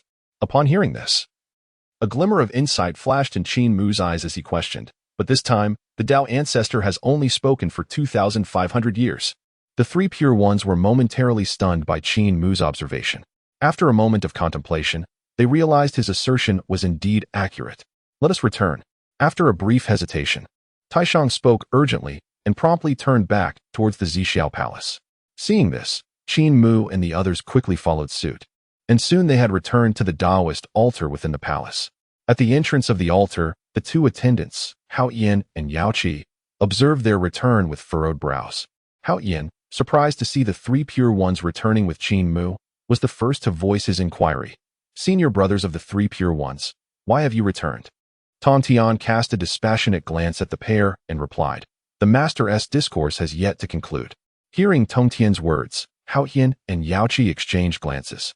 Their hearts filled with uncertainty, yet they dared not impede their passage and stepped aside. Thus, the four of them re-entered the altar.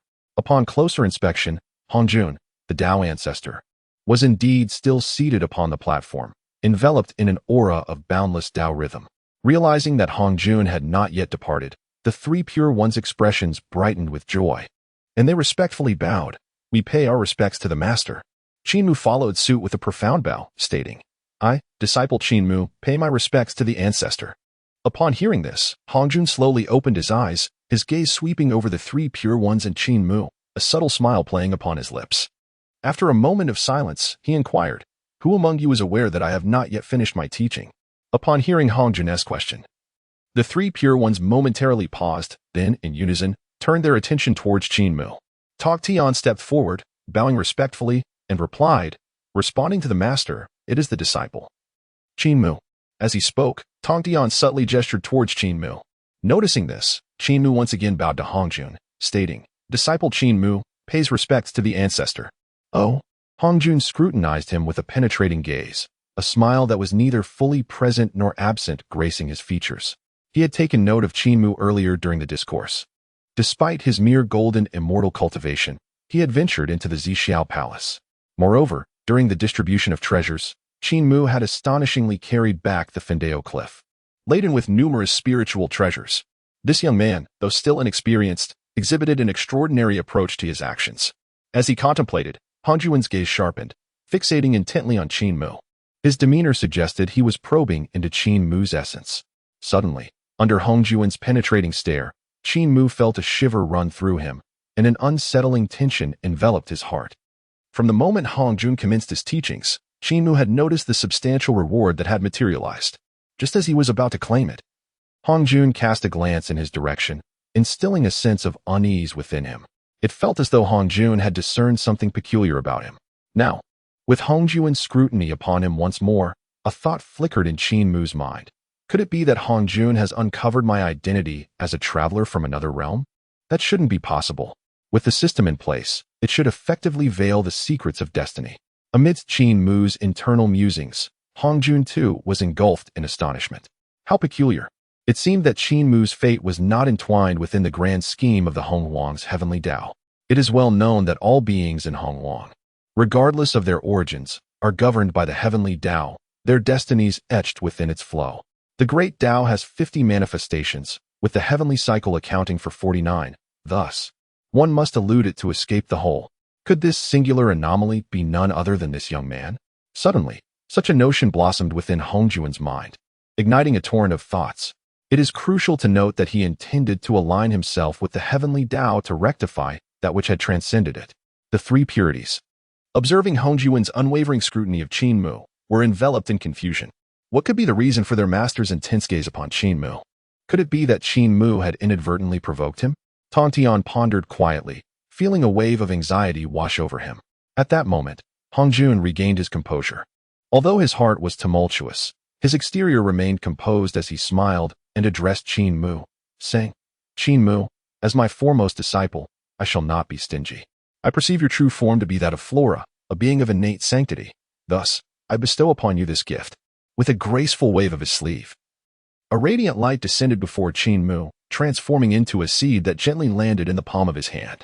Qin Mu looked down to find a seed, resplendent and enshrouded in swirling chaos energy. The moment the seed appeared, it sent ripples through the surrounding Tao rhythms. The three purities experienced a shiver upon witnessing the seed resting in Qin Mu's hand. They could not pinpoint why, but it emanated a familiar aura that resonated deeply with them. A seed? Taishang mused quietly, sensing that this object was indeed extraordinary. Yuan Shi and Tongtian shared a similar sentiment upon beholding it. Qin Mu, too, felt perplexed. What significance does a seed hold? Just as he hesitated, Hongjun elucidated. This is a seed birthed from the fragmented Pangu's Genesis Qinglian. Upon hearing Hongjun's explanation, the four of them instantly grasped the significance. No wonder it felt familiar. It was a product of the fragmented Genesis Qinglian. Taishang quietly marveled, for the Genesis Qinglian was known as the supreme treasure accompanying the great god Pangu, revered alongside the heavenly axe and the jade tablet of creation as the three paramount treasures of Genesis. The three purities are manifestations of Pangu's primordial spirit. Upon encountering this particular lotus seed, one cannot help but feel a sense of familiarity. Could it be the chaotic azure lotus? Qin Mu was taken aback, realizing that the Genesis azure lotus spoken of by Hongjun is indeed the chaotic azure lotus. After Pangu split the heavens, the chaotic azure lotus shattered, fulfilling the will of heaven, and transformed into 4 12-tiered lotus platforms, along with various innate spiritual treasures, such as the primordial 5 directions flags, the river map and Luo book, the map of mountains and rivers, the 9 heavens god-slaying spear, and the Qiankuan cauldron. Chapter 11. The invitation of Emperor Jun to ascend to the celestial court. To discuss the Tao? To forge alliances? It astonished Qin Mu that Hongjun would bestow such treasures upon him.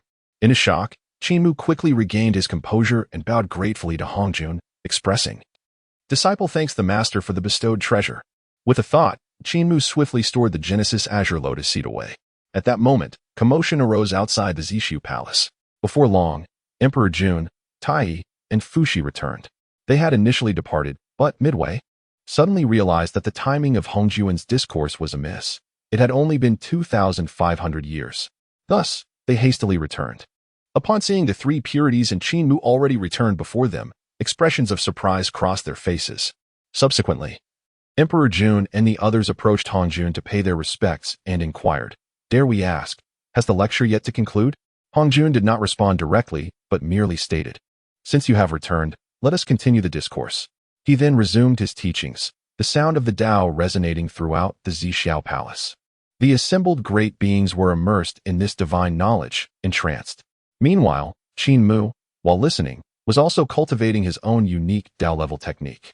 Unlike the other great beings of the primordial era, his path did not lie within the scope of Hongjun's teachings, but rather was a reward from the system, a specialized Tao-level technique. Time passed unnoticed, and 300 years slipped by. At this juncture, Hongjun continued his exposition when suddenly, 2 figures rushed towards the Xiao palace. The newcomers were none other than the Western Enlightenment and the perceptive Taoist, their expressions fraught with urgency. After departing the Xiu palace, they had returned to the West. But upon further reflection, they felt an unsettling disquiet, prompting them to hasten back to the Xiu palace. Upon witnessing the three purities and others attentively listening to Hongjun, they promptly bowed to him and took their seats on the cushions to continue absorbing the teachings. In due course, more individuals returned to the Xiao palace. Finding Hongjun still engaged in his discourse, they too settled in to listen intently. In the blink of an eye, another 200 years had elapsed. By this time, Hongjun's third lecture had spanned 3,000 years. Within the Xiao palace, seated on the Tao platform, Hongjun ceased his teachings, and the lingering essence of the Tao gradually subsided. The assembly of great beings from the primordial era remained enraptured. Hongjun cast a sweeping glance and said calmly, "This lecture has concluded. You may take your leave." At these words, the enthralled great beings gradually emerged from their reverie, rising to pay their respects before departing. At this moment, all were aware that Hongjun's third sermon had truly come to an end. After the formalities, the crowd transformed into streams of light, soaring from the purple cloud palace back to the primordial lands, at the boundary between the chaotic void and the 33 heavens. The Western figures of the Taoist of enlightenment and the Taoist of propositions were the first to depart. As they took their leave, their faces bore a look of sorrow, evidently regretting the loss of 300 years of Hongjun's teachings. Once the two from the West had departed, Xinyuanzi and the ancestor Honyun left together, as they were close friends. Shortly thereafter, in the chaotic expanse beyond the heavens, only the three pure ones, Qin Mu, Nuwa, Fushi, and Emperor Jun remained. Just as the three pure ones were about to take their leave, a glimmer of unusual expression flashed in Emperor Jun's eyes, prompting him to call out, "Dear friends, please hold on." Hearing Emperor Jun's summons, the three pure ones paused and turned their gazes toward him. "Is there something else, Taoist Jun?" Fushi inquired, with a slight smile. Emperor Jun responded, "Esteemed friends, the teachings of the Tao ancestor have now concluded. As you return, you shall inevitably pass through the 33 heavens. Why not accompany me to the heavenly court for a gathering, where we may share divine nectar and engage in discourse?" Upon hearing this, the expressions of the three pure ones varied. After a brief pause, Yuan Shi and Tong Tian directed their gazes toward Taishang, clearly deferring the decision to their elder brother. Taishang squinted slightly, appearing contemplative and mused. In this current primordial world, the conflict between the shaman and demon clans is formidable, and their rivalry intensifies. As the ruler of the heavenly court, it would be unwise to decline such an invitation from Emperor Jun. In Tai Shang's view, the strength of the demon clan was considerable. And since Emperor Jun had extended the invitation, merely visiting the heavenly court would pose no significant risk. Noticing the three pure ones' hesitance to respond, Emperor Jun's face betrayed a hint of embarrassment, yet he remained patient. At that moment, Tai Yi cast a sweeping glance at the three pure ones. Upon receiving Tai Yi's gaze, Yuan Shi let out a cold snort, displaying his disapproval of Tai Yi, for he harbored no fondness for the demon clan.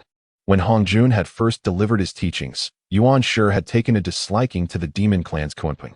And with the encouragement of the Taoist of enlightenment and the Taoist of propositions, he had unceremoniously cast Kunping down from his seat. Observing this, Qin Mu silently lamented. Emperor Jun, this demon sovereign, seeks to win over the three pure ones with his invitation to the heavenly court. How lacking in self-awareness he is. Qin Mu understood that the three pure ones prided themselves on being the true inheritors of Pangu, possessing lofty ideals. Moreover, at this particular juncture, the conflict between the shaman and demon clans was at its peak. Emperor Jun's invitation to engage in discourse at the heavenly court was undoubtedly an attempt to curry favor with these powerful beings. However, despite his insights, Qin Mu chose to remain silent, for his current status was humble, and his cultivation was merely at the initial stage of the Golden Immortal. Before figures such as Emperor Jun, he felt he lacked the standing to speak. After a moment's contemplation, a decisive glint flashed in Tai Shang's eyes, and he turned to Emperor Jun, stating, "In that case, we shall take you up on your kind invitation." Upon hearing Tai Shang's agreement, Emperor Jun could not contain his joy and then glanced at Fuxi and Nuwa. Nuwa refrained from speaking, casting a glance at Fuxi instead. Fuxi smiled faintly and said, "Since my esteemed friend Emperor Jun has extended such a warm invitation, I shall make my way there." Emperor Jun nodded in acknowledgement, feeling a sense of relief, and exchanged a knowing smile with Tai Yi before leading the group to the heavenly court. In a short while, Qin Mu and the others, under the guidance of Emperor Jun and Tai Yi, arrived at the abode of the heavenly court. Within the Lingxiao treasure hall, resplendent in gold and jade, auspicious clouds swirled in abundance. Emperor Jun promptly instructed the attendants to prepare a grand feast for everyone. Soon, enchanting began to dance, while celestial maidens scattered flowers. Exquisite wines and divine fruits were displayed on the tables, filling the air with their delightful aromas. Rare treasures such as the primordial spirit fruit and star fruit were plentiful. Showcasing the opulent heritage of this heavenly court, Emperor Jun sat regally at the head of the table, with Tai Yi beside him. The three pure ones occupied their seats, savoring the divine fruits, and due to their presence, Qin Mu was also granted a place at the table, although situated somewhat towards the back. The table was well supplied with the finest wines and divine fruits. Qin Mu indulged himself without hesitation. After the third round of drinks, Emperor Jun, seated in the main position, suddenly rose, his expression serious as he turned his gaze towards the three pure ones. Observing this, Qin Mu quietly mused. Is he about to attempt to win over the three pure ones? Chapter 12. Prestige must be earned through strength. Shiwang, Nuwa. Just as Qin Mu had surmised, upon rising, Emperor Jun spoke earnestly. Esteemed friends of the three pure ones, the primordial realm is currently in chaos. The witch tribe is unruly, and the Eastern King claims to be the legitimate heir of the celestial court, repeatedly provoking us. My seeks to dominate the primordial realm and requires the assistance of great beings such as yourselves. Might you consider joining our to forge a magnificent enterprise together? As soon as Emperor Jun's words were uttered, the hall fell into a profound silence. Qin Mu, upon hearing this, felt a chuckle rising within him, secretly pondering. What is Emperor Jun thinking? How could he possibly hope to win over the three pure ones? What stature do they hold? They are the true lineage of Pangu, born with an innate pride, unwilling to bow to anyone else. Furthermore, Qin Mu was aware that among the three pure ones, Yuan Shi looked down upon beings like the, who were fur-covered and horned, emerging from wet environments. To attempt to win them over was truly a futile endeavor. Indeed, as Qin Mu had anticipated, before Tai Shang and Tong Tian could respond, Yuan Shi snorted dismissively and coldly remarked, "Ha! Beings clad in fur and armor. Do they even deserve to be mentioned in the same breath as the three pure ones?" As he spoke, Yuan Shi's tone was tinged with indifference and mockery.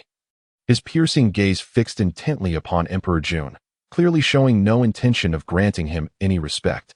At this, Eastern Emperor Tai Yi could not contain his fury. Boom!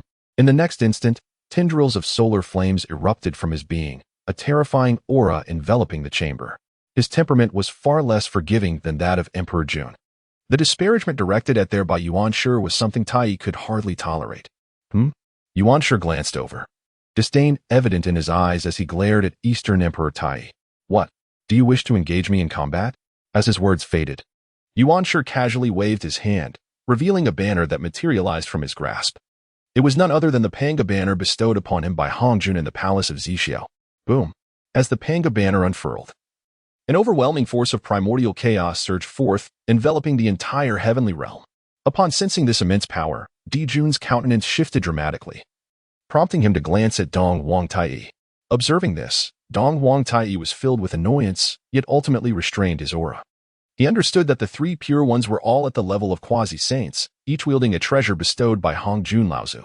Engaging in a fierce confrontation over such a trivial matter would be utterly unwise.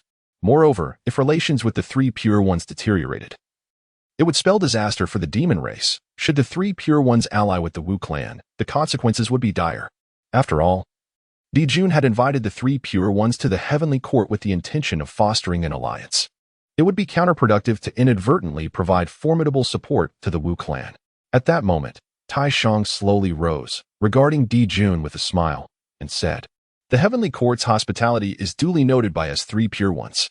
With that, Tai Shang shifted his gaze to Yuan Shi, Tong Tian, and Qin Mu. Then, with a graceful sweep of his sleeve, he turned and departed first. Yuan Shi, upon witnessing this, let out a cold snort and followed in Tai Shang's footsteps. Tong Tian shot an icy glare at Di Jun and Tai, too disinterested to exchange pleasantries, and departed with Qin Mu. Observing this, Qin Mu felt a pang of emotion. It was evident that the three pure ones had shown no regard for Di Jun and his companions. Respect must be earned through strength. Although Di Jun held the title of Heaven's Emperor among the demon race, he lacked the stature to command their respect in the eyes of the three pure ones. After a brief pause, Qin Mu dismissed his thoughts and hurried after the three pure ones. Once Qin Mu and the three pure ones exited, the atmosphere within the Lingxiao Hall turned heavy. Damn it! Dong Wang Tai seethed through clenched teeth, unable to contain his anger. How dare they show such disdain for our demon race? Earlier in the hall, Yuan Shi offered no courtesy whatsoever, even going so far as to declare that our kind are mere beasts with fur and horns. This ignited Dong Wang Tai's fury, nearly pushing him to act out in retaliation. Di Jun's expression darkened, his fists clenched tightly, knuckles whitening as rage surged within him. However, after a moment, he inhaled deeply, forcing himself to quell his anger. He was acutely aware that the current demon race could not afford to provoke the likes of the three pure ones. Furthermore, during the third sermon at the Zishu Palace, Hong Jun Laozu had explicitly stated that in the future, the three pure ones would ascend to the level of saints. Very well, let them be. Some matters cannot be forced. With this thought, Di Jun shifted his gaze to the seated Nuwa and Fushi within the hall. Nuwa, Fushi, what are your thoughts on this matter? As he spoke, Di Jun's tone softened, and his eyes glimmered with hope. The three pure ones had dismissed their demon race in anger and departed, yet the bond between the siblings, Fushi and Nuwa, and the demon race ran deep. Both were primordial deities, serpent-bodied with human heads. In a sense, they were akin to the demon race themselves. Upon hearing Di Jun's inquiry, Nuwa's expression remained serene as she did not respond immediately, glancing at her elder brother, Fushi, beside her. Her demeanor clearly indicated that she sought Fushi's counsel. Fushi smiled subtly, adopting a contemplative appearance. Di Jun discerned this as well. He understood that as long as Fushi nodded in agreement, Nuwa would acquiesce to her brother's wishes. Fushi, my esteemed friend, Di Jun said earnestly, gazing at Fushi before continuing. In the current tumultuous realm of Hong Wang, with the clash of the witches and the demons, the celestial court of the Eastern King is ever watchful. Although the demon race is formidable, they still require the guidance of a great sage. Your mastery of divination allows you to perceive the heavenly mysteries. Should you choose to join the demon race, you would undoubtedly assist us in establishing our dominance over Hong Wang. Upon hearing this, Fushi regarded him thoughtfully, remaining in contemplation. He had cultivated the innate 8 trigrams and had already foreseen the turbulent calamities looming over Hong Wang, recognizing that the conflict between the witches and the demons would be difficult to resolve. However, Di Jun's words bore merit. If the demon race could indeed unify Hong Wang, perhaps it could mitigate some of the bloodshed. After pondering for a while, a flicker of determination shone in Fushi's eyes as he nodded, stating, if that is the case, Fushi is willing to lend his strength to the demon race. Seeing Fushi's agreement, Dijun was overjoyed and quickly turned to Nuwa. Although Nuwa had not intended to involve herself in the witches' and demons' affairs, upon witnessing her brother's consent and Dijun's earnest words, she could not help but sigh gently. Very well, Nuwa is willing to join the demon race. Haha, excellent. Dijun rejoiced within, feeling elated. While he had not succeeded in persuading the Sanqing to join the demon ranks, securing the allegiance of the Fushi and Nuwa siblings was a significant achievement. It is worth noting that Nuwa had previously received treasures from Hongjun in the Zishu Palace, along with the primordial purple air that laid the foundation for the Great Tao. It was destined that she would attain sainthood. With a saint to preside over the future demon race, how could it not flourish? Soon, Dijun proclaimed the decree of the Heavenly Emperor. Henceforth, Fushi would serve as the Demon Emperor, while Nuwa would be the Demon Empress. The fortune of the demon courts surged with the inclusion of Fushi and Nuwa. Chapter 13. The Innate Sword Lotus, the Chaos Demon God at their heels? Lake Golden Immortal. Kunlun Mountain. After the Sanqing returned, they each retreated to their own abodes for seclusion, contemplating the great Tao expounded by Hongjun. At present, all three had attained quasi-saint cultivation and naturally aspired to achieve sainthood swiftly. While others were oblivious to this, Qin Mu was acutely aware. If the Sanqing sought to attain sainthood through the annihilation of their three corpses, it would undoubtedly prove unfeasible. After all, among the many saints in Hongwang, only Hongjun had succeeded in becoming a saint through the annihilation of his three corpses. In the future, it would be through the establishment of the three teachings that the Sanqing would garner the merit to attain sainthood. However, this was a matter of heavenly secrets, and Qin Mu had no intention of revealing it to the Sanqing. Firstly, he was uncertain of the potential repercussions should he disclose such knowledge. Secondly, if the Sanqing were to inquire, he would be at a loss for how to elucidate it. Once the Sanqing entered their seclusion, Qin Mu returned to his own cave dwelling. The location of his abode was rich in spiritual energy. Sitting cross-legged, Qin Mu concentrated and summoned a seed. This seed, entirely azure and suffused with chaotic energy, was none other than the creation lotus seed that Hongjun had bestowed upon him during his earlier visit to the Zishu Palace. Uncertain of the transformations that would occur within his essence upon refining the seed of the Genesis blue lotus, Qin Mu contemplated deeply. With a mere thought, he immediately reverted to his true form. Upon focusing, the innate nine-leaf sword grass materialized, its blades resembling sharp swords, exuding a formidable aura. Each leaf appeared to possess the power to shatter stars. Although referred to as nine-leaf sword grass, through previous evolution, it had transformed into 36 leaves. Thus, it would be more fitting to describe Qin Mu's true form as the innate 36-leaf sword grass. Once he assumed his true form, Qin Mu wasted no time and directly activated his magical powers.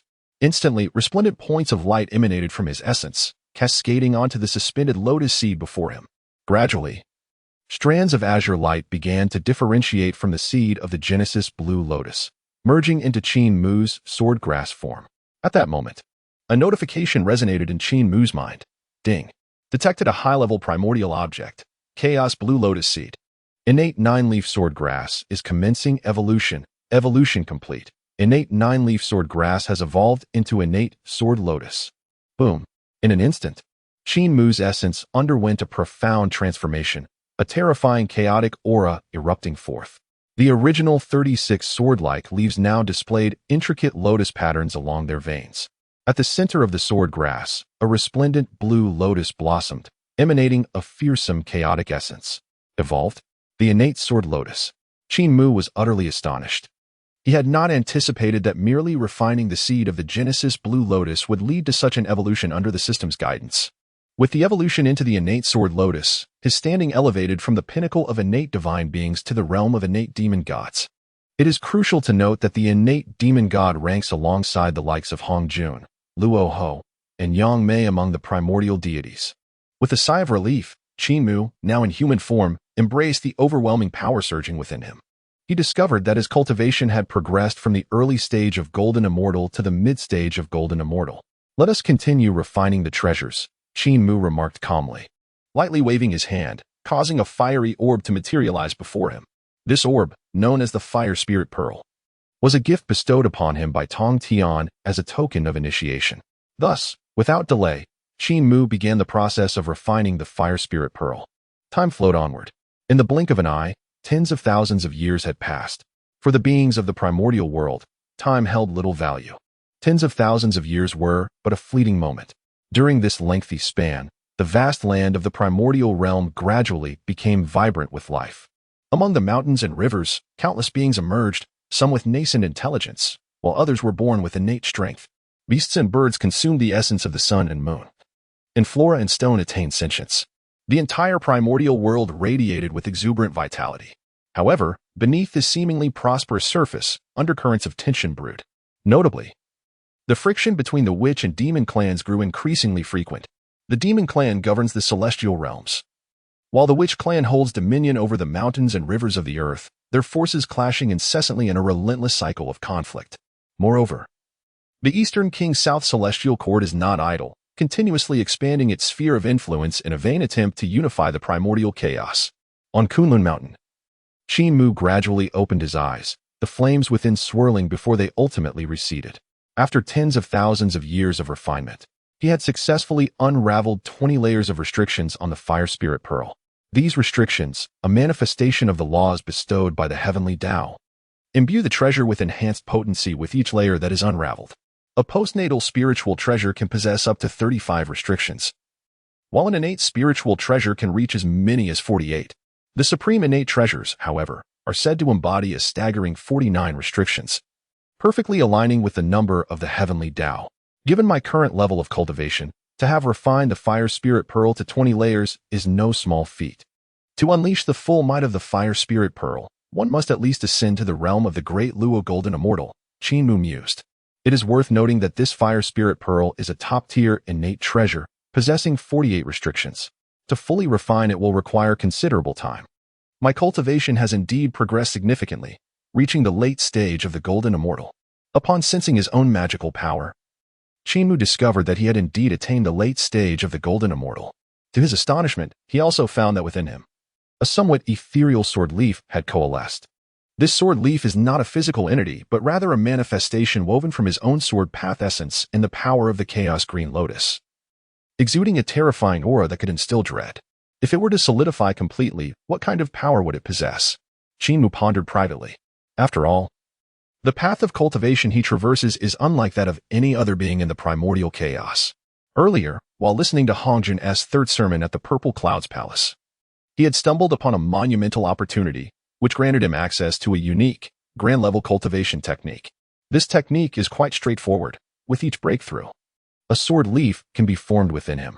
Upon coalescing 36 sword leaves, one may transcend to the Grand Tao. Furthermore, each sword leaf once formed can give rise to various divine abilities and special effects. I suppose I have yet to break through the first layer, Qin Mu chuckled wryly. Taking a deep breath to center himself, undeterred by haste, he then stepped out of his cave abode and began to wander about Ling Mountain. Suddenly, Qin Mu halted, his gaze fixed upon a primordial spiritual tree not far away. Upon closer inspection, he noticed Yuan Shi and Tong Tian seated beneath the tree, engaged in profound discourse. The aura of their Tao resonated around them, each word invoking the laws of heaven and earth, manifesting lotuses in the void and causing springs of gold to burst forth from the ground.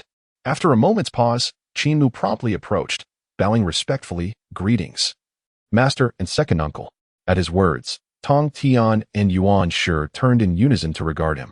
Indeed, Tong Tian nodded appreciatively, recognizing the progress Qin Mu had made. His cultivation had evidently reached the late stage of the Golden Immortal. As the foremost disciple of the Three Pure Ones, such a rate of advancement does not tarnish their esteemed reputation. Yuan Shi cast a subtle glance, a fleeting flicker of an unusual hue passing through his eyes as he pondered. How strange. Why does this young man evoke a sense of familiarity within me? Could it be due to the creation azure lotus seed bestowed upon him by the Master? Just as Yuan Shi was lost in thought, a tremendous aura suddenly erupted from a nearby cave. Boom.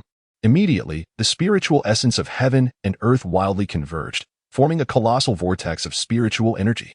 My elder brother is about to break through. Yuan Shi's gaze sharpened, his expression brimming with excitement. Tong Tian also focused on the source of the erupting aura. The energy surged swiftly, only to dissipate just as quickly. Soon after, a figure materialized before Qin Mu and the others, revealing none other than Tai Shang. At this moment, an ethereal aura emanated from Taishang, as if he were one with the cosmos. 3 flowers faintly appeared above his head, and 5 energies converged within his chest. He had clearly entered the mid-stage of quasi-sainthood, having severed his second corpse. Congratulations, elder brother. Yuan Shi and Tong Tian simultaneously offered their felicitations. Observing this, Qin Mu also bowed deeply and said, Congratulations, master uncle. Taishang smiled faintly and replied, It is but a minor achievement. Although his tone was calm, it was evident to all that he was in high spirits.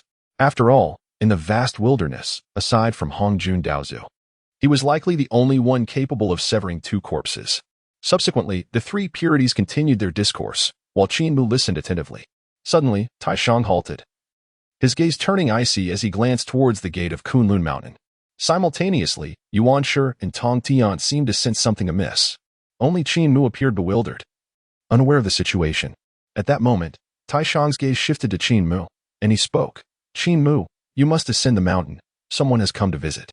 Upon hearing Taishang's words, Qin Mu promptly bowed and responded, Yes, master uncle. Without delay, he took flight towards the foot of Kunlun Mountain. Who could be visiting Kunlun Mountain at this time? Qin Mu mused silently.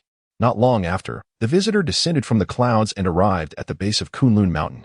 This mountain served as the sanctum of the 3 purities, entirely enveloped by an unparalleled great formation known as the 3 Talents Mixed Yuan Formation. This formation, laid down by the 3 purities, encompassed the marvelous essence of heaven, earth, and humanity, wielding the might of the mixed Yuan Qi. It was said that even ordinary cultivators, let alone quasi-saint level powers, would find it impossible to step foot within should they lack knowledge of the formation's mysteries. At this moment, outside the 3 Talents Mixed Yuan Formation, a Deluo Golden Immortal was pacing back and forth, displaying a hint of urgency in his demeanor. The visitor wore a purple golden crown and a cloud-patterned celestial robe, with a celestial decree hanging from his waist. Surrounded by a halo of celestial light, he was evidently a prominent figure within the vast wilderness. Suddenly, the formation opened with a thunderous roar.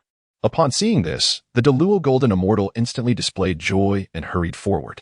At this juncture, Qin Mu, who had activated the formation, slowly stepped out and immediately spotted the Deluo Golden Immortal striding toward him. Who might you be? What brings you to linger at the foot of Kunlun Mountain? Qin Mu inquired sternly. Upon hearing this, the Deluo Golden Immortal paused, scrutinizing Qin Mu intently. The more he scrutinized, the more his brow furrowed, and his heart grew increasingly displeased. A mere golden immortal dares to reprimand me? The great Luo Golden Immortal felt a twinge of dissatisfaction within, yet maintained a semblance of a smile. After all, this was the domain of the 3 purities.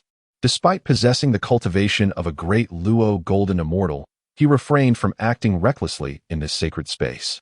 Moreover, he had come bearing an edict, seeking the favor of the 3 purities. Esteemed friend, I am a messenger of the celestial court. I have come today specifically to pay my respects to the venerable 3 purities. Upon hearing this, Qin Mu was momentarily taken aback and silently mused. I wondered who it might be. It turns out to be someone from the celestial court, Qin Mu whispered to himself, fully aware that the great Luo Golden Immortal before him was a representative of the Eastern King. The Eastern King, being the chief of the male immortals, was personally appointed by Hongjun Daozu and oversaw the male immortals of the Primordial World. He had established the celestial court on the purple floating continent in the East Sea, gathering numerous immortals in a bid to unify the vast expanse of the primordial realm. The Eastern King could be considered fortunate but, simultaneously, a tragic figure. Though he received the seal from Hongjun, he remained blind to the heavenly mysteries and sought to dominate the primordial world, ultimately meeting a grim fate at the hands of the demon race. As Qin Mu pondered these thoughts, the great Luo Golden Immortal furrowed his brow slightly and called out with mild suspicion, Esteemed friend? Oh, Qin Mu returned to his senses and responded nonchalantly, Follow me. With that, he paid little heed to the immortal and turned to exit. The great Luo Golden Immortal, feeling slighted by Qin Mu's indifference, harbored a quiet annoyance but dared not express it. After a brief pause, he hastily followed Qin Mu. Before long, Qin Mu led the great Luo Golden Immortal to the abode of the 3 purities. At that moment, the 3 purities sat majestically upon their cloud platform, each exuding an aura of profound Tao rhythm, their presence vast and boundless like the ocean. The celestial court messenger felt an invisible yet formidable pressure enveloping him. Even with his own strength as a great Luo Golden Immortal, he felt the weight of this aura pressing down upon him. Esteemed 3 purities, I pay my respects." After a moment of hesitation, the messenger hurriedly bowed in reverence. However, to his embarrassment, the three purities exhibited an indifferent demeanor, seemingly ignoring him altogether. Humph! Are the three purities truly so aloof? After all, I am a messenger of the celestial court. The great Luo Golden Immortal felt a surge of dissatisfaction. Yet he dared not voice it. After a prolonged silence, he finally composed himself and stated, "Venerable three purities, I come at the behest of the Eastern King, specifically to visit Kunlun Mountain. This is but a small token of respect, and I hope the three of you will graciously accept it." With a gentle wave of his hand, three innate spiritual items floated forth, suspended before the three purities. To the messenger's astonishment, the three purities showed no reaction to the three innate spiritual items he presented. Observing this, Qin Mu could not help but inwardly lament. The Eastern King truly overestimates himself. What significance do these innate spiritual items hold in the eyes of the three purities? While they may incite fierce competition in the outside world, to the three purities, they are no more than refuse. Qin Mu recalled vividly that during Hong Jun's third sermon, he had conferred upon the three purities their treasured gifts. Subsequently, within the confines of the treasured cliff, the three purities had acquired an abundance of innate spiritual treasures. When the Eastern King sent emissaries to pay their respects to the three purities, the offerings presented were merely trifling, three innate spiritual items. Such a gesture felt rather petty. It seemed unlikely to bear fruit. Qin Mu mused quietly, having already surmised the visitor's intentions and knowing full well that the endeavor was destined to fail. At that moment, Taishang inquired slowly, "What brings you here?" He did not even lift his eyelids as he spoke.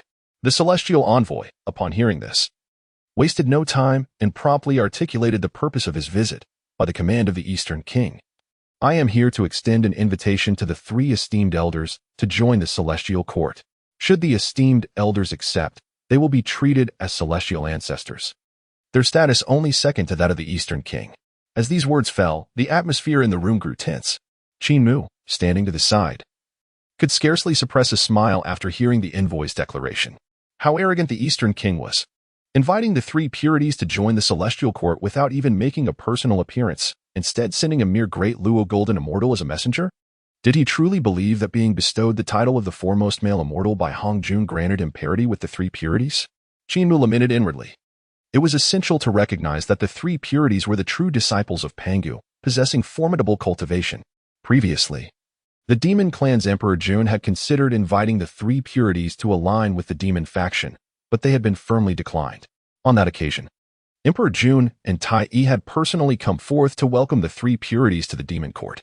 In contrast, the Eastern King had merely sent a great Luo Golden Immortal to convey the message, and the token gifts were limited to just three innate spiritual items.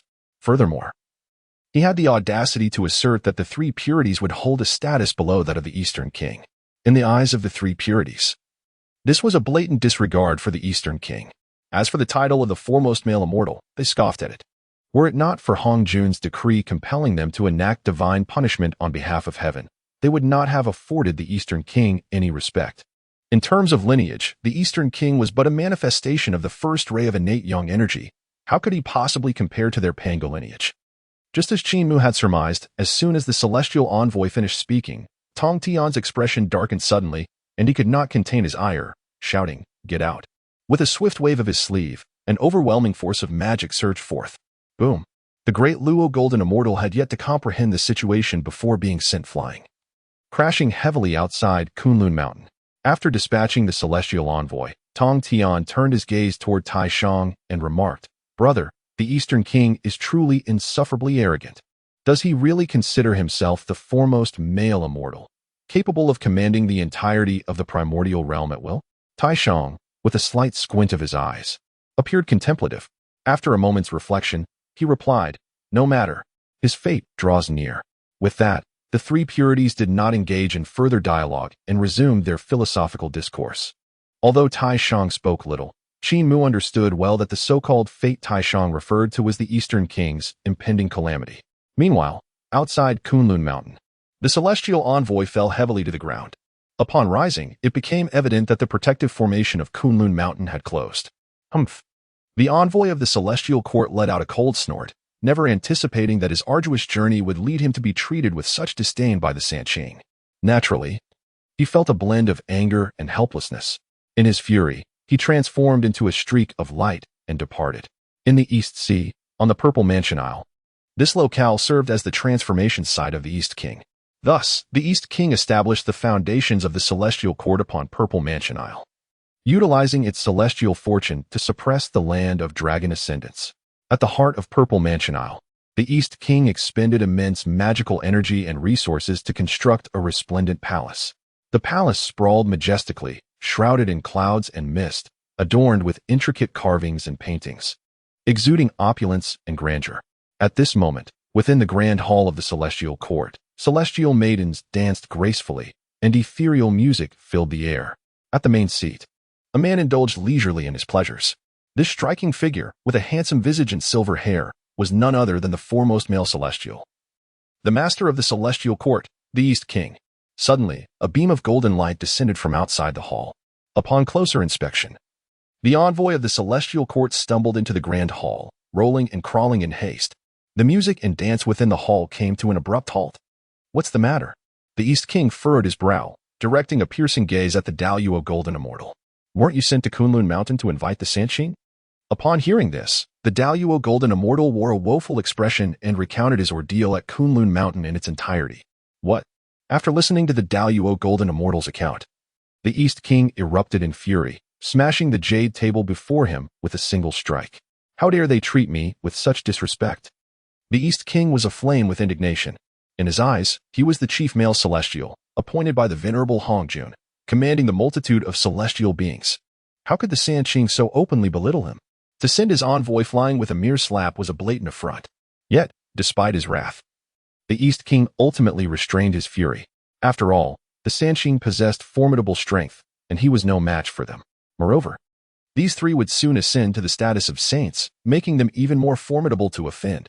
Time slipped away quietly, and before long, several millennia had passed. At Kunlun Mountain, enveloped in mist and radiant light, an explosive surge of potent energy erupted from a cave. Shortly after, a figure emerged from within. This individual was none other than Qin Mu. After listening to the Sanqing expound on their doctrines, he had returned to his cave for quiet meditation. Over the course of several millennia, bolstered by elixirs, his cultivation had ascended to the level of the Tai Golden Immortal. At this moment, Qin Mu's eyes sparkled as if galaxies were revolving within, and his aura was as vast as the ocean. He had finally broken through to the Tai Golden Immortal realm. Qin Mu exhaled deeply, reveling in the surging magical energy coursing through his body, filled with joy.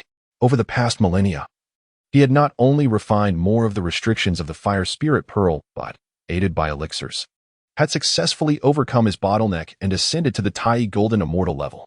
What thrilled him further was that, through years of diligent practice, his unique path-level cultivation technique had finally reached its first tier. Within him, a blade of sword leaf had solidified, no longer appearing as ethereal as before. As Qin Mu expressed his sentiments, a notification resonated within his mind. Ding! Detected that the host's exclusive Dao-level cultivation has reached the first layer. Awakened the innate divine ability of transcendent comprehension. Qin Mu was taken aback, his eyes shimmering with intrigue. He had solidified a blade of sword leaf and awakened a divine ability of transcendent comprehension. This meant that with the enhancement of transcendent comprehension, he could grasp any technique, divine ability, or Dao principle without hindrance.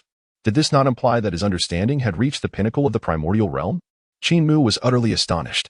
He never anticipated that merely solidifying a sword leaf would grant him such an extraordinary power, now that he had achieved a certain level of cultivation, coupled with transcendent comprehension.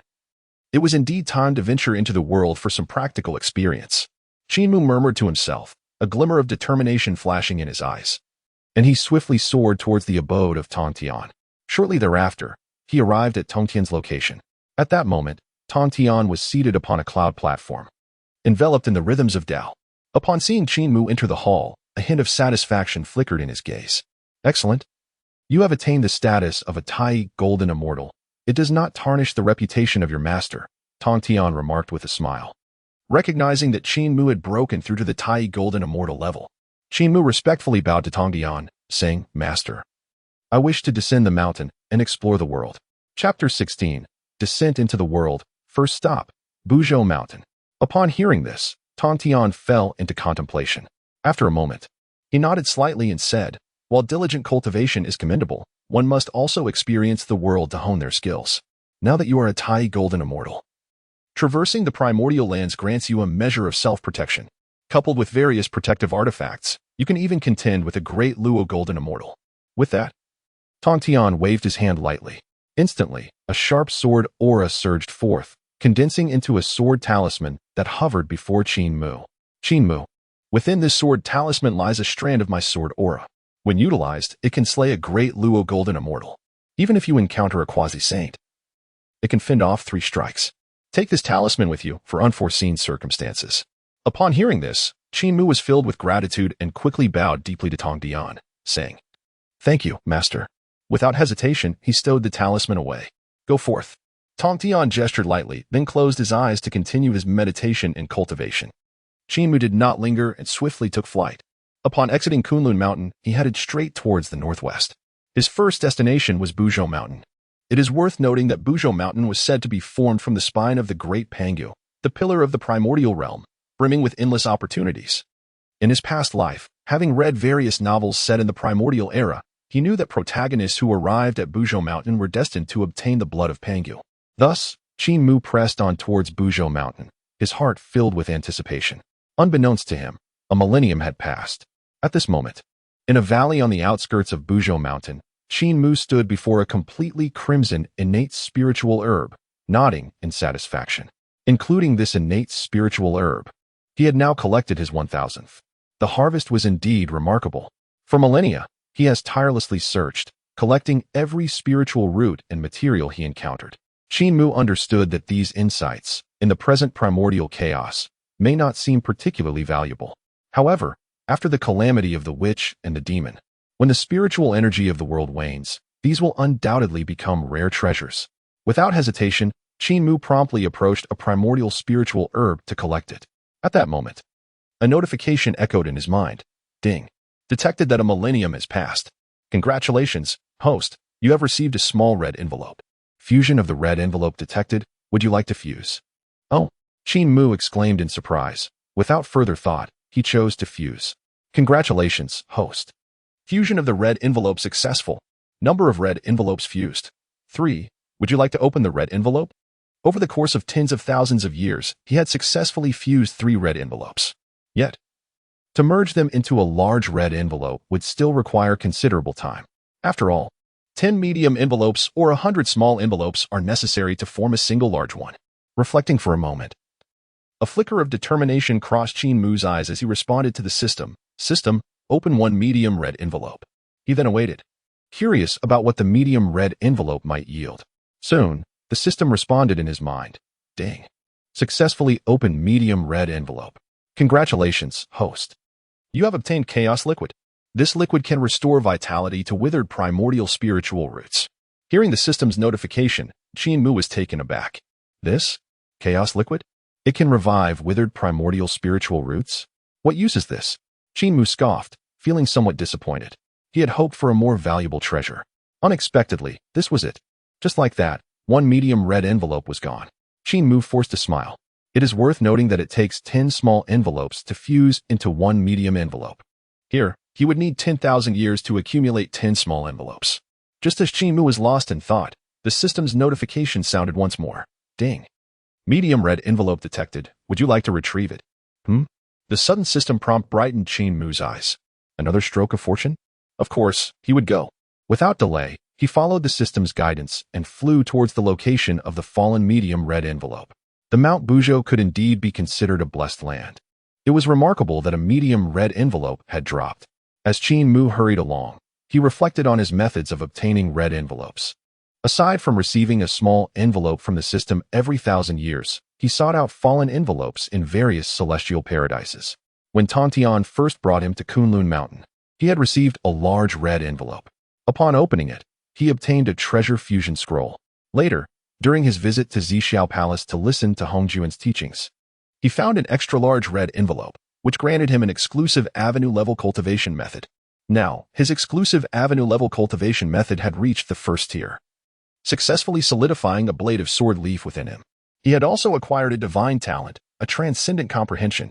After a moment of contemplation, Qin Mu focused his mind and swiftly followed the system's guidance. Before long, He found himself in a realm of emptiness, surrounded by swirling clouds and faintly visible floating islands. On one such island, a shimmering golden envelope floated serenely in the air. Below this envelope stood a diminutive creature, resembling an upright mouse, with a pointed snout, long whiskers, and a coat of gray fur. At that moment, as Qin Mu observed, a surge of magical energy erupted around the mouse-like being, and dark storm clouds rapidly gathered above it. Realizing the significance of the scene, Qin Mu understood that the creature was undergoing the tribulation of transformation. Very well, I shall wait until it completes its metamorphosis, he murmured to himself, choosing not to intervene. In the primordial realm, a being's transformation was a trial imposed by the heavens. Any rash interference could invoke backlash from the heavenly tribulation and entangle one in karmic repercussions. Before long, the heavenly tribulation commenced. Thunder rumbled as bolts of lightning descended from the storm clouds, striking directly at the creature. One after another, a total of 81 bolts of thunder rained down. And at last, the mouse-like being successfully transformed. As the storm clouds dissipated, the radiant light surrounding the creature vanished, revealing a plump, genial-looking Taoist standing in its stead. With its transformation complete, the being's cultivation had risen to the level of a mythical immortal. Oh, Qin Mu noted this development with mild surprise, privately marveling, a mythical immortal? It seems this mouse has quite a remarkable background. It was worth mentioning that Qin Mu's own essence was the top-tier innate 9-leaf sword grass, which upon transformation, allowed him to attain the golden immortal level among the highest echelons. In comparison, this mouse, upon its transformation, had achieved the status of a mythical immortal, which was indeed commendable. After a brief moment of reflection, Qin Mu decided to approach, raising an eyebrow as he stepped forward. Upon nearing, he clasped his hands in greeting and said, "Congratulations on your successful transformation, fellow Taoist." Chapter 17, Companionship in Adventure. The talent for treasure seeking. As he spoke, Qin Mu wasted no time and directly collected the golden envelope floating in the air. At that moment, the plump Taoist, now transformed from the mouse, gazed at Qin Mu and performed a respectful bow, saying, "I am Duo Bao, honored to meet you, senior." Earlier, Duo Bao had sensed Qin Mu's presence but had refrained from distraction during the critical moment of his transformation, resolutely facing the tribulation. Fortunately, Qin Mu had merely observed without interference, which fostered a sense of goodwill in Duo Bao toward him. Moreover, Duo Bao had noticed that Qin Mu's cultivation had already reached the level of a supreme golden immortal, while he himself had only just achieved the level of a mythical immortal after his transformation. The disparity in their strengths made Duo Bao respectful, wary of any semblance of negligence. "Duo Bao, you say?" Qin Mu expressed his astonishment upon hearing the name, for while others might be unaware of its significance, he was all too familiar with it. The Taoist Duo Bao is destined to be the future elder brother of the Jie Sect, having defected to the West after the catastrophe of the Investiture of the Gods, later becoming a formidable figure as the Buddha of the Western Paradise. Had it not been for my intervention, this individual would have been the foremost disciple of the Jie, greatly favored by the primordial Lord Tong Tian. Qin Mu secretly mused, his gaze subtly shifting. Yet now, with my presence, he must settle for the second position. Qin Mu sighed quietly, for he had already pledged himself to the teachings of Tong Tian tens of thousands of years ago, becoming the foremost disciple of the Three Pure Ones. Although astonished internally, Qin Mu maintained an impassive facade and replied respectfully, "Ah, it is you, Taoist Duo Bao. I am Qin Mu, a disciple of the Three Pure Ones from Ling Mountain." Upon hearing this, Duo Bao immediately felt a surge of respect. "So you are a distinguished disciple of the Three Pure Ones. My apologies." This name had often graced Duo Bao's ears even before he took form. The Kunlun Three Pure Ones, the true lineage of Pangu, are among the most formidable beings in the vast primordial world. To encounter a disciple of the Three Pure Ones was indeed a rare opportunity for Duo Bao, and he resolved to foster a good relationship with Qin Mu. As Duo Bao pondered this, Qin Mu was also observing him. Noticing Qin Mu's penetrating gaze, Duo Bao furrowed his brow slightly, feeling a sense of familiarity that puzzled him. How strange. This is our first meeting, yet he seems to know me quite well. With this thought in mind, Duo Bao could not help but inquire, "Do you, esteemed senior, recognize me?" In response, Qin Mu smiled lightly and replied, "Not quite. It is merely that your appearance reminds me of an old friend." Upon hearing this explanation, Duo Bao's frown did not ease. His curiosity only intensified, prompting him to ask, "Is your old friend also a Duo Bao mouse?" While he spoke, doubt lingered in his heart, for he was the first duobao mouse in this primordial realm, and logically, there should be no others. No, Qin Mu replied softly. Seeing that Qin Mu was reluctant to elaborate further, duobao, understanding the unspoken cue, refrained from pressing the matter. After a brief silence, duobao gently pursed his lips and shifted the topic. May I ask, esteemed senior, what brings you to this place? Qin Mu smiled slightly and responded. I am traversing the vast primordial world, currently at the outskirts of Ling Mountain, seeking opportunities. Upon passing through this area, I noticed the gathering of thunder tribulations. Initially thinking it heralded the emergence of treasures, only to discover it was your transformation. At this revelation, Duobao's eyes brightened, for he understood that Ling Mountain was renowned as the foremost divine mountain of the primordial realm, formed from the spine of the great deity Pangu, said to be rich in treasures. After a moment's contemplation, Duobao regained his composure and, with a grin, asked Qin Mu, esteemed senior, might you allow me to accompany you? Without much thought, Qin Mu readily agreed. Of course. He welcomed the prospect of companionship, feeling that it would alleviate his solitude. Moreover, Duobao would likely become a disciple of Tao Tian in the future, making him a prospective junior brother. Thus, traveling together was indeed a pleasant arrangement. With Qin Mu's enthusiastic consent, Duobao was filled with joy. The two then set off together. Time flew by like an arrow, and in the blink of an eye, a millennium had passed. At this moment, Qin Mu and Duobao pressed down upon the clouds, arriving at a secluded valley. Upon landing, Qin Mu surveyed his surroundings and then raised an eyebrow. Turning to Duobao, are you certain that treasures lie within this place? Noticing Qin Mu's hesitation, Duobao quickly responded, Qin Mu, my friend, do you still doubt my innate talent? Throughout our millennium of companionship, we have indeed uncovered numerous treasures. Over the course of 1,000 years, Qin Mu and Duobao had grown familiar with one another, and Duobao's address had evolved from senior to friend. While Qin Mu refrained from voicing his agreement or disagreement, he acknowledged that under Duobao's treasure-hunting prowess, they had indeed amassed a considerable collection of valuables. In Qin Mu's eyes, Duobao was truly a treasure in his own right. After a brief silence, Qin Mu spoke again. Then tell me, where might these treasures be?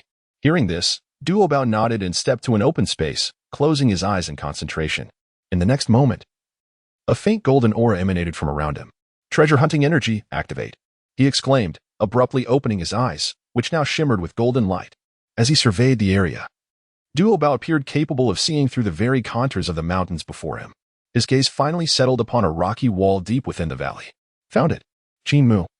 My friend, it is right there, he exclaimed excitedly, gesturing towards the rocky wall. Upon hearing this, Qin Mu too felt a surge of excitement and quickly turned to the direction Duobao indicated. Indeed, he discovered that on the surface of the rocky wall, there lay a subtle fluctuation of an intricate formation. Without meticulous examination, it would have remained unnoticed. It was all thanks to Duobao's keen perception. Qin Mu marveled inwardly, then composed himself and waved his hand. With a swift motion, a blade of sword chi shot forth, directly aimed at the rocky wall. In an instant, the sword chi struck the surface of the rock with a resounding boom. Accompanied by a deafening roar, a profound innate formation revealed itself upon the rocky surface, adorned with intricate runes that resonated with the natural rhythms of the Tao.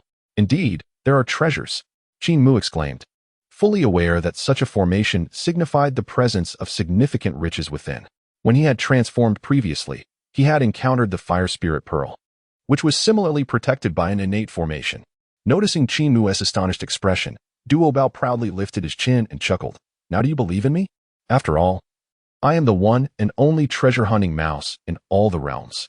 Qin Mu laughed heartily, patting Duobao's shoulder. Impressive, truly impressive. Come, let us venture inside. Without further ado, Qin Mu and Duobao made their way deeper into the valley. Chapter 18. Innate Spirit Root, Longzhongli. Before long, Qin Mu and Duobao found themselves at the heart of the valley. A closer inspection allowed them to see the innate formation enveloping the rocky wall with greater clarity. The sword chi that Qin Mu had unleashed earlier had already activated this profound formation. It is essential to understand that this innate formation is a natural construct that emerged at the dawn of the universe, incomparable to the formations devised by later cultivators.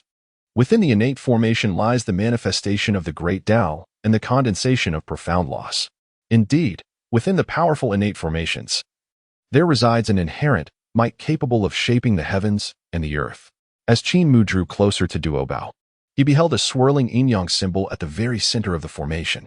The yin energy descended to the earth while the yang energy ascended to the heavens, creating a distinct separation of purity and turbidity. Within the formation, a scene depicting the birth of the universe unfolded. Upon witnessing this, Qin Mu furrowed his brow slightly, sensing that this innate formation seemed even more formidable than the one that emerged alongside the fire spirit pearl. Such a protective formation surely harbors treasures of immense value. As he gazed in awe, Qin Mu could not suppress his astonishment. Duo Bao, standing beside him, nodded in agreement, yet with a hint of skepticism. Though your words hold merit, it is evident that this innate formation is extraordinary. Do we possess the strength to breach it? Duo Bao hesitated, voicing his doubts. While Qin Mu was indeed powerful, possessing the cultivation of a Tai golden immortal, Duo Bao perceived that this innate formation was far from ordinary. Even with Qin Mu's Tai golden immortal prowess, it might not be easily dismantled. Before Qin Mu could respond, a series of resonant humming sounds emanated from the innate formation. Following this, a terrifying pressure surged forth. Under the onslaught of this oppressive force, Duo Bao's brow furrowed and a pained expression crossed his face. Qin Mu, also enveloped by the formation's pressure, wore a grave expression and commanded, Duo Bao, step back. Upon hearing Qin Mu's words, Duo Bao promptly nodded and retreated 100 paces, anxiously watching the unfolding events. Once Duo Bao had distanced himself, Qin Mu acted decisively, extending his finger as if it were a sword. In the next moment, a magnificent sword intent erupted from his being, soaring into the sky and shattering the oppressive force of the formation. Simultaneously, the ethereal image of a green lotus within Qin Mu's body swayed gently. He then pointed decisively at the innate formation etched upon the rocky wall. In an instant, a strand of chaotic sword energy burst forth from his fingertip. The grass sword technique. To breach this innate formation, Qin Mu held nothing back and unleashed his ancestral swordsmanship. With a resounding crash, the sword technique emerged, its radiance piercing through the void, causing the very fabric of space to shatter with each stroke. Though the innate formation was formidable, it crumbled beneath the might of Qin Mu's strike, revealing the hidden entrance to the cave beyond. Duo Bao, witnessing the spectacle, stood there wide-eyed, his expression one of sheer disbelief. The power of Qin Mu's sword. It is so immense that even an ordinary Deluo golden immortal would likely be unable to withstand it. The more he contemplated, the more astonished he became. Just moments ago, he had deemed the innate formation extraordinary, convinced that even with Qin Mu's Tai golden immortal cultivation, breaching it would be a challenge. Who could have anticipated that with a mere point of his finger, Qin Mu would pierce through the innate formation? As Duo Bao remained in a daze, Qin Mu's voice rang out, "Let us go." As soon as the words were spoken, Qin Mu gracefully unfurled his figure and soared towards an entrance on the rocky wall. Observing this, Duo Bao promptly gathered his thoughts and hastened to follow Qin Mu. In no time, the two had entered the opening, arriving in a small realm of exquisite beauty. This was an independent microcosm, saturated with an abundance of spiritual energy. Merely inhaling a few breaths in this place invigorated the spirit. At the heart of this small world stood a towering ancient tree, its trunk coiled like a dragon, and among its branches hung resplendent golden fruits, each radiating a mesmerizing aura of Tao. Upon merely catching a whiff of the fruit's fragrance, both Qin Mu and Duo Bao felt their inner power surge, and the shackles of their cultivation seemed to loosen ever so slightly. Could this be the legendary Huang Zhongli? Suddenly, Qin Mu's mind was jolted with recognition of the nature of this spiritual root. It is well known that Huang Zhongli is one of the 10 innate spiritual roots. It is said that this tree blooms once every 10,000 years, bears fruit after another 10,000, and only after yet another 10,000 years does it fully mature. Its flowers resemble lotuses, while its fruits bear a striking resemblance to pearls, both adorned with the inscription Huang Zhong. One fruit alone could elevate a mortal to the status of a golden immortal and would be of immense benefit even to the great Luo golden immortals. Qin Mu, my friend, we have struck gold this time, Duo Bao exclaimed with excitement. Although he was unaware of the significance of Huang Zhongli, the mere scent of the golden fruits revealed their extraordinary nature. Qin Mu nodded, saying, Duo Bao, this is indeed Huang Zhongli, a supreme innate spiritual root. Its fruits are exceptional, and it appears they are ripe for harvesting. Upon hearing this, Duo Bao's excitement mounted further, and he urged, what are we waiting for? They prepared to approach the tree, but just then, an unexpected turn of events occurred. Boom. A figure suddenly descended into this small realm, and an overwhelming aura of power swiftly enveloped the area. The newcomer was a middle-aged Taoist with a sinister expression, brimming with a formidable presence, and his cultivation had reached the late stage of Tai Golden Immortal. After appearing, he greedily fixed his gaze upon the Huang Zhongli and exclaimed in shock, "I never expected to find such a treasure here. You two insignificant ants, why do you not hurry and scram? I am a member of the Celestial Court, and this item rightfully belongs to the Celestial Court." The middle-aged Taoist was overjoyed and completely disregarded Qin Mu and Duo Bao. One was a mere early-stage Tai Golden Immortal, and the other a Xian Immortal, hardly a match for him. The Celestial Court? Hearing the words of the newcomer, Duo Bao's expression shifted. He was well aware that the Celestial Court was a faction under the Eastern Prince. After a moment of hesitation, Duo Bao quickly glanced at Qin Mu and whispered, "Qin Mu, perhaps it would be wise for us to retreat and avoid this confrontation?" In Duo Bao's view, the Celestial Court was formidable, and the Eastern Prince was a mighty being, far from someone they could easily provoke. Furthermore, the newcomer's strength was not to be underestimated. Being a late-stage Tai Golden Immortal, although Qin Mu was also a Tai Golden Immortal, he had only just reached the initial stage. However, to Duo Bao's astonishment, Qin Mu seemed entirely unfazed by his concerns and instead fixed a cold smile upon the Tai Golden Immortal, declaring, "Merely a late-stage Tai Golden Immortal. Even if you, or even the Eastern Prince himself, were to arrive today, this treasure shall not leave my grasp." Upon hearing Qin Mu's words, Duo Bao felt a jolt of shock, his composure disintegrating into a state of confusion. Could it be that Taoist Qin Mu's audacity knows no bounds? Duo Bao mused inwardly. Simultaneously, a Tai Golden Immortal from the Celestial Court, upon hearing this, erupted in fury, exclaiming, "Arrogant wretch! You seek your own demise." Chapter 19. The Supreme Innate Spiritual Treasure. The Fire Spirit Pearl. As the words left his lips, the Tai Golden Immortal did not wait for Qin Mu to respond, but brazenly chose to strike. Boom. In an instant, an overwhelming surge of magical power erupted from within him, and he brought his palm crashing down towards Qin Mu. The hand, solidified as if forged of steel, bore with it terrifying magical energy, tearing through the void as it descended. Taoist Qin Mu, be cautious. Duo Bao's countenance shifted dramatically at this spectacle. Being merely at the level of a Xianxian, he felt utterly impotent in the face of a being of Tai Golden Immortal rank, unsure of how to proceed. The only course of action available to him was to warn Qin Mu to be wary. "Step back. Watch how I deal with him," Qin Mu replied nonchalantly. Upon hearing this, Duo Bao nodded quickly and retreated hastily, acutely aware that the clash between two Tai Golden Immortals was beyond his capacity to intervene. In the expanse of the void, the Tai Golden Immortal scoffed at Qin Mu's words, a smirk of disdain forming on his lips. Truly, he was brazen. In his eyes, although both he and Qin Mu were at the same level of Tai Golden Immortal, he was in the later stages, merely a step away from the Daoyuo Golden Immortal. Whereas Qin Mu remained in the early stages. The disparity in their strengths was not to be compared. Boom. At that moment, the colossal magical hand descended from the heavens, poised directly above Qin Mu's head.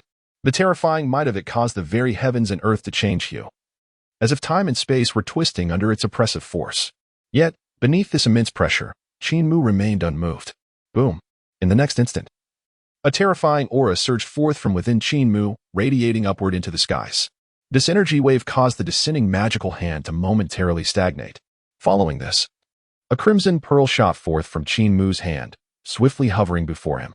In less than a heartbeat, the ruby orb suspended itself in front of Qin Mu, and with its emergence, the surrounding temperature skyrocketed. Suddenly, flames erupted from the pearl, engulfing the realm in an inferno. The scorching heat seemed capable of incinerating all existence. What else could it be but the supreme innate spiritual treasure, the Fire Spirit Pearl? The colossal magical hand that had been descending towards Qin Mu disintegrated into nothingness under the overwhelming force of the Fire Spirit Pearl. This? An innate spiritual treasure? The Tai Golden Immortal's pupils widened in shock upon witnessing Qin Mu produce the Fire Spirit Pearl, his face a mask of disbelief.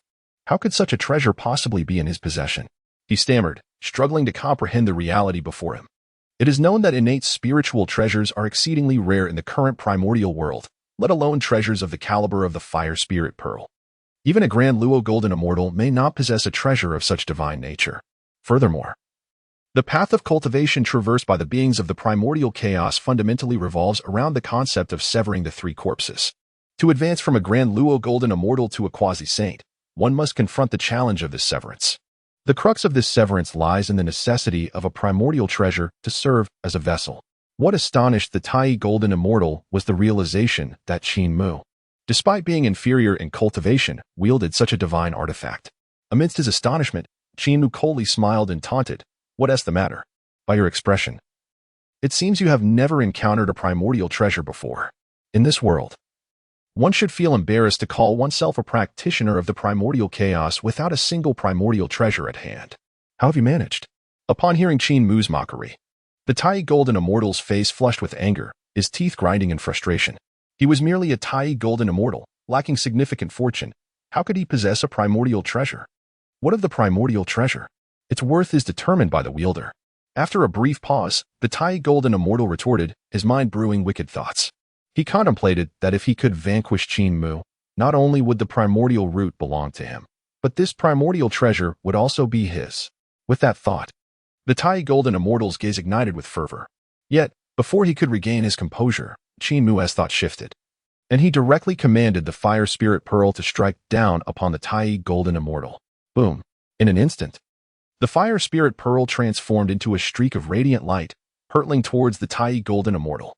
In less than a moment, it crashed down before him. The Tai Golden Immortal's pupils constricted as he hurriedly summoned his powers to defend. Bang! Accompanied by a deafening roar, the Fire Spirit Pearl shattered his defenses effortlessly.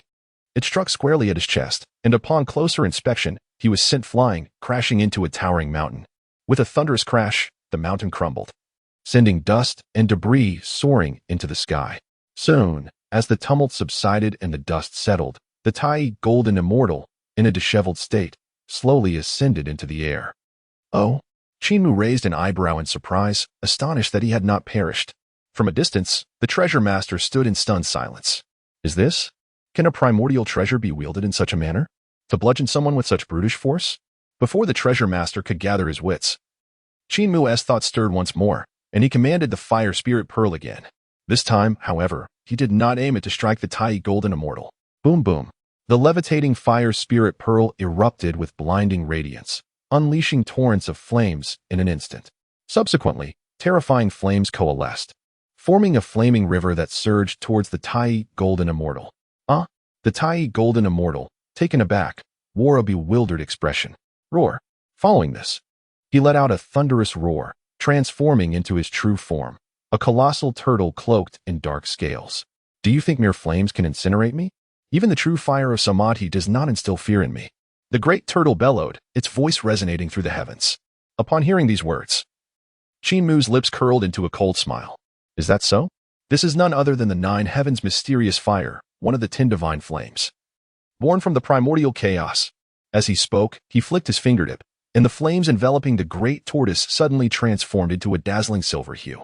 The temperature soared instantaneously, causing the very fabric of space to collapse under the heat. The 9 heavens' mysterious fire? The great tortoise was finally alarmed, terror flickering in its eyes. Before it could react, it was engulfed by the endless silver flames. A piercing scream echoed through the heavens and earth as the great tortoise struggled frantically, unleashing its internal power in a desperate attempt to extinguish the flames, but to no avail. Ultimately, in despair, it was reduced to ashes, its primordial spirit unable to escape. Witnessing this scene, Qin Mu smiled with satisfaction, his thoughts guiding the Fire Spirit Pearl back to him as he clapped his hands. His demeanor was so nonchalant, as if he had merely accomplished a trivial task. Gulpy! Not far away, Duo Bao swallowed hard upon witnessing such a spectacle, his gaze toward Qin Mu filled with reverence. Could it be that Qin Mu is truly that formidable? A late-stage Tai Golden Immortal was so easily incinerated? Chapter 20. Refining the Huangzhongli. The Celestial Court Messenger visits the Western Realm. Just as Duo Bao was in shock, Qin Mu had already descended before a primordial spiritual root. He raised his eyes and beheld the golden fruits upon the spiritual root, each inscribed with the characters Huangzhong. Seeing this, Qin Mu could not help but exclaim, "Indeed, it is the Huangzhongli, and it appears to have reached the maturity suitable for harvesting." At this moment, Duo Bao, regaining his composure, hastily approached Qin Mu. "Qin Mu, my friend, the fruits on this primordial spiritual root must be extraordinary." Duo Bao gazed at the resplendent Huangzhongli, his throat involuntarily quivering. Although he was unaware of the nature of this fruit, merely inhaling its fragrance made him feel as though his own cultivation was loosening. Upon hearing Duo Bao's words, Qin Mu smiled faintly and explained, Duobao, my friend. This primordial spiritual root is known as Huang Zhongli. It blooms once every 10,000 years and bears fruit after another 10,000. It takes an additional 10,000 years for the fruit to mature. In 30,000 years, there are only 9 fruits produced. Each fruit can equate to 10,000 years of arduous cultivation and is immensely beneficial even to the great Luo Golden Immortals. Following Qin Mu's explanation, Duobao nodded in realization, exclaiming, I never expected you to be so knowledgeable, Qin Mu. Qin Mu chuckled, not overly concerned with Duobao's praise. After a brief silence, Duobao quickly turned to Qin Mu, congratulating him. Congratulations, Qin Mu, for acquiring such a treasure. Had it not been for the earlier intervention of the Tai Golden Immortal, Duobao would not have spoken such words.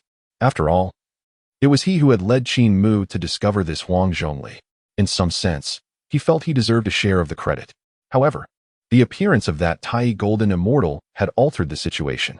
Had Qin Mu not acted to slay the Tai Golden Immortal, they would never have had the chance to obtain the primordial spiritual root, Huang Zhongli. Hearing Duobao's words, Qin Mu smiled knowingly. Continuing, he gently raised his hand, and an invisible surge of mystical energy swept through, effortlessly plucking 2 resplendent Huang Zhongli from the air. Duobao, each of us shall have one, he declared, tossing one of the golden fruits to Duobao.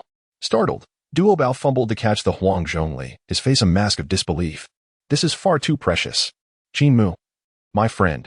Before Duobao could finish his sentence, Qin Mu smiled lightly and interjected. It is only fitting that you receive this Huang Zhongli as you played a pivotal role in our discovery. Moreover, we are friends. Why should you refuse? Upon hearing Qin Mu's heartfelt words, Duobao felt a warmth welling in his eyes.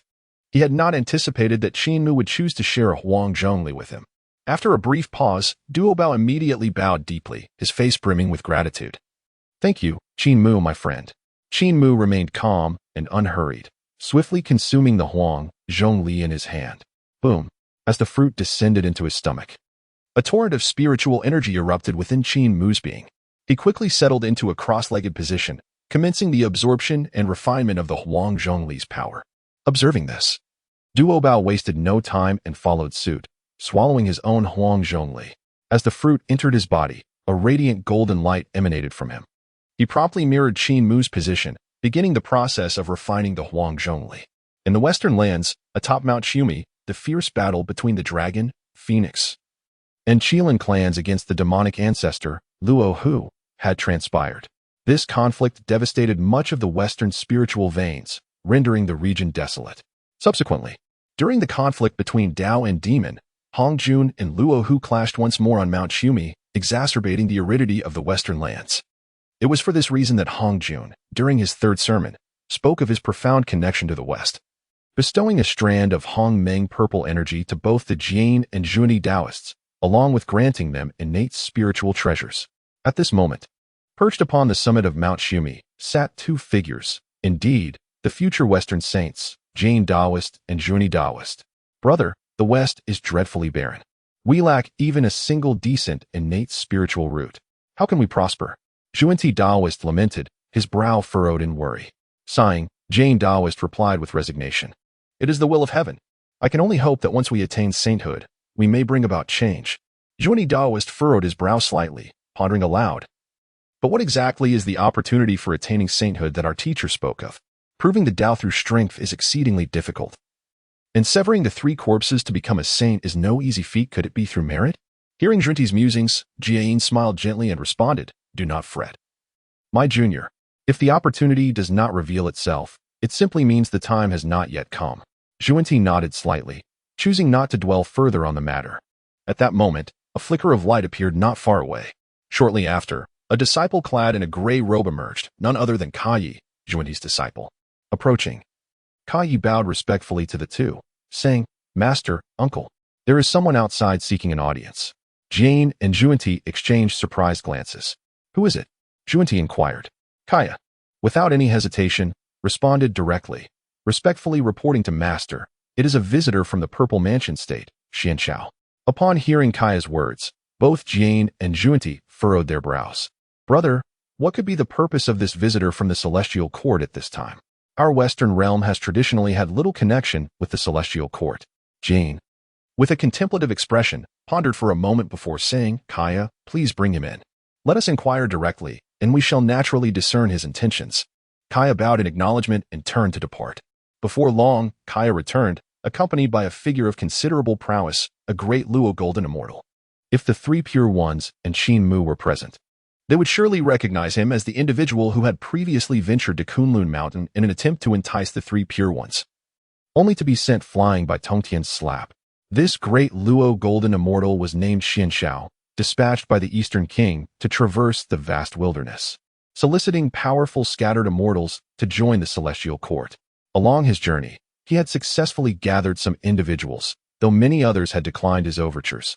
After reporting back from Ling Mountain, the Eastern King had sent him to the west, and his purpose was unmistakable. Upon meeting Jie and Zhunti, Xian Xiao bowed respectfully and said, "I pay my respects to both esteemed predecessors." Jie nodded slightly and got straight to the point. "Da was Xian Xiao. May I inquire as to the purpose of your visit to our western realm?" Xian Xiao did not conceal his intentions, stating plainly, "Respectfully reporting to my predecessors. I am here on the orders of the Eastern King to meet with you both. The Celestial Court wishes to invite you to join us in our grand endeavors concerning the vast wilderness." At Xuan Xiao's words, Jie and Zhunti exchanged glances, a flicker of intrigue passing between them. Just previously, they had been discussing the impoverishment of the West, and now, unexpectedly, the Celestial Court sent a representative to propose a grand collaboration. Chapter 21. The two from the West enter the Celestial Court. The Eastern King rejoices and proclaims it to the wilderness. After a mutual glance, Zhunti transmitted a thought to Jie. "Brother, this may be an opportunity for our Western realm." Jie could not dismiss Zhunti's assertion and replied discreetly, "Indeed. If that is the case, let us provisionally accept the offer. Should circumstances change, we can withdraw from the collaboration later." With that, Jie's gaze shifted directly to Xian Xiao. "Very well. Our Western realm is willing to cooperate with the Celestial Court. You may return and inform the Eastern King of our agreement. Shortly, I shall personally bring others to the Purple Mansion State to discuss our collaboration." Xian Xiao, overjoyed by Jie's prompt acceptance, could hardly contain his elation. He understood that these two from the West were the future saints appointed by Hongjun himself. Initially, he had anticipated that Jie and Zhunti would refuse, but to his surprise, Jie readily agreed without much persuasion. "Excellent. I shall return to the Celestial Court to report. The Emperor will undoubtedly be thrilled to hear that both esteemed predecessors wish to join us." With that, Xian Xiao bowed deeply to Jie and Zhunti and hurriedly departed. Once Xian Xiao had left, Zhunti glanced at Jie with a knowing smile and remarked, "Brother, do ensure to negotiate favorable terms with the Eastern King." The guide nodded slightly and murmured, "Indeed." The Eastern Sea's Purple Mansion Prefecture, enveloped in ethereal mist and auspicious clouds, houses at its very center a magnificent and imposing palace, resplendent in gold and jade, exuding an aura of grandeur. Here lies the Celestial Court of the Eastern King. At this moment, within the Grand Hall of the Celestial Court, the Eastern King sits upon the throne, radiating an imposing presence akin to that of a quasi-saint, commanding respect without uttering a word. Below him stand dozens of powerful figures from the Celestial Court, respectfully reporting recent matters of importance. Report to the Emperor. The 72 islands of the Eastern Sea have all come under the dominion of our Celestial Court. The lineage of the Northern Abyss has agreed to submit. But what? The Eastern King's gaze turned icy. However, the ancestor Kunpeng seems dissatisfied and is secretly obstructing our efforts. Humph. Upon hearing this, the Eastern King could not help but let out a cold snort, indignantly declaring, "Kunpeng? Merely a creature adorned with feathers and horns dares to impede the great tide of my Celestial Court?" Just then, a streak of light darted into the hall. As one focused their gaze, a great Luo golden immortal materialized, none other than the Xian Xiao immortal, who had previously ventured to the western Qin Mountain to invite the guides and the ones who would assist. Seeing Xian Xiao return, the Eastern King's eyes brightened, and he promptly inquired, "Xian Xiao, you have returned. Did you achieve any results on your journey?" Xian Xiao hastily approached, bowing deeply before the Eastern King, and responded, "Reporting to the Emperor, the guides and the ones who assist in the West have agreed to join our Celestial Court. They have also expressed their intention to visit Purple Mansion Prefecture personally to discuss the matter of an alliance." Upon hearing Xuanxiao's words, the entire hall erupted in fervor. What? The guides and the ones who assist have actually consented to join the Celestial Court? These two from the West are, after all, the future saints as decreed by the ancestor Hongjun. Splendid. Truly, Our celestial court is favored by the heavens. The crowd was elated. Following Hongjuan's third sermon, it was known to all that the three pure ones, Niwa, and the guides and the ones who assist from the west would all attain sainthood in the future. Now that the guides and the ones who assist were willing to join the celestial court, it was indeed a momentous occasion. Moreover, this matter held great significance, as it meant that the celestial court would have the backing of two future saints. Upon hearing Xuanxiao's report, the Eastern King's eyes sparkled with excitement, a look of overwhelming joy illuminating his face. "Haha, excellent, excellent, excellent," he exclaimed thrice, feeling an immense sense of satisfaction within. Previously, the Eastern King had dispatched Xianxiao to Kunlun Mountain, aiming to forge an alliance with the three pure ones. Yet, to his dismay, the three pure ones had offered him no regard, and Tong Tian had even cast Xianxiao out of Kunlun Mountain with a mere slap. This incident had long weighed heavily on the Eastern King's mind, for he was the chosen leader of the male immortals by the ancestor Hongjun. And the rejection from the three pure ones had left him feeling humiliated. However, due to their formidable strength, he had no choice but to swallow his pride. After all, they too would attain sainthood in the future. Now, with the guides and the ones who assist from the west agreeing to the invitation and willing to join the celestial court, the Eastern King regarded this as an extraordinary stroke of fortune. With future saints in position, how could our celestial court not prosper? The Eastern monarch, filled with exhilaration, raised his hand and waved, causing a brilliant aura to manifest. It swiftly transformed into a verdant long sword, gracefully descending before Xianxiao. The blade was enveloped in rich, primordial spiritual energy, unmistakably a low-grade, innate spiritual treasure. "Xianxiao, esteemed immortal, for your remarkable contributions, I bestow upon you this innate spiritual treasure, the Azure Spirit Sword." Upon witnessing this, Xianxiao was overwhelmed with joy. Gratefully accepting the Azure Spirit Sword, he promptly bowed to the Eastern monarch, exclaiming, "Thank you, Your Majesty, for this generous gift." The onlookers in the hall were envious, their faces alight with admiration. Such a treasure, albeit of low grade, was coveted fiercely even by the great Luo Golden Immortals. Xianxiao was indeed fortunate. Who knows when I might acquire an innate spiritual treasure myself? As the crowd marveled at this event, the Eastern monarch smiled with satisfaction and commanded, "Proclaim my imperial edict throughout the vast wilderness. The Western sages, Jie and Zhunti, have joined my celestial court."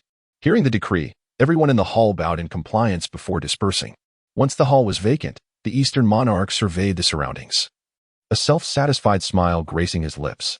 Jie and Zhunti were no ordinary figures. They were destined to become two great saints. With their agreement to join the celestial court, the Eastern monarch was eager for the entire wilderness to be informed of this news, to let all know that his court was now graced by future saints. Moreover, this announcement would yield a significant advantage, as many beings of the wilderness would willingly choose to submit to the celestial court. After all, two future saints had aligned themselves with it. "Soon, my celestial court shall reign over the entire expanse of the wilderness," he proclaimed, his heart already envisioning the day of unification. Before long, the news of the Western sages joining the celestial court spread across the wilderness, causing a stir among various tribes and beings, all reacting with astonishment. Had it been anyone else joining the court, it might not have stirred such a reaction. However, Jie and Zhunti were different. They had been personally bestowed with the primordial purple energy by Hongjun, destined to attain sainthood. Their decision to join the Eastern monarch's celestial court implied that it now possessed the formidable backing of saints. Naturally, the news of the Western sages joining the celestial court sent shockwaves through opposing factions, particularly affecting the celestial court of the demon race in the heavens above. Chapter 22. No profit, no early rise, seizing opportunities for gain, scheming. In the celestial court of the demon race, Ling Xiao Hall, the news of Jie and Zhunti's affiliation with the celestial court reached the ears of the Eastern sovereign. How infuriating! Jie and Zhunti have audaciously joined the celestial court? Do they intend to oppose our demon race? The Eastern sovereign was seething with rage, unable to fathom that Jie and Zhunti would make such a choice to align with the Eastern monarch. Brother, what do you think the Eastern monarch offered Jie and Zhunti that could persuade them to join his celestial camp? Upon hearing the Eastern sovereign's inquiry, Emperor Jun narrowed his eyes, donning a contemplative expression. After a moment of contemplation, he shook his head and remarked, "I am uncertain. It seems that there has always been little intersection between the Western realm and the celestial court. Yet, it is indeed surprising that those two from the West have chosen to align themselves with the celestial court." As he spoke, Emperor Jun's expression bore a weight of gravity. It is worth noting that in the demon clan's celestial court, only Nuwa and Fushi had been invited to join. Nuwa, in particular, is destined to become a sage in the future. Earlier, Emperor Jun had received news that the Eastern King had dispatched envoys to Ling Mountain to extend an invitation to the Three Pure Ones. Unfortunately, the Three Pure Ones had shown little regard for the Eastern King, even going so far as to dismiss the envoys sent by the Celestial Court with a slap.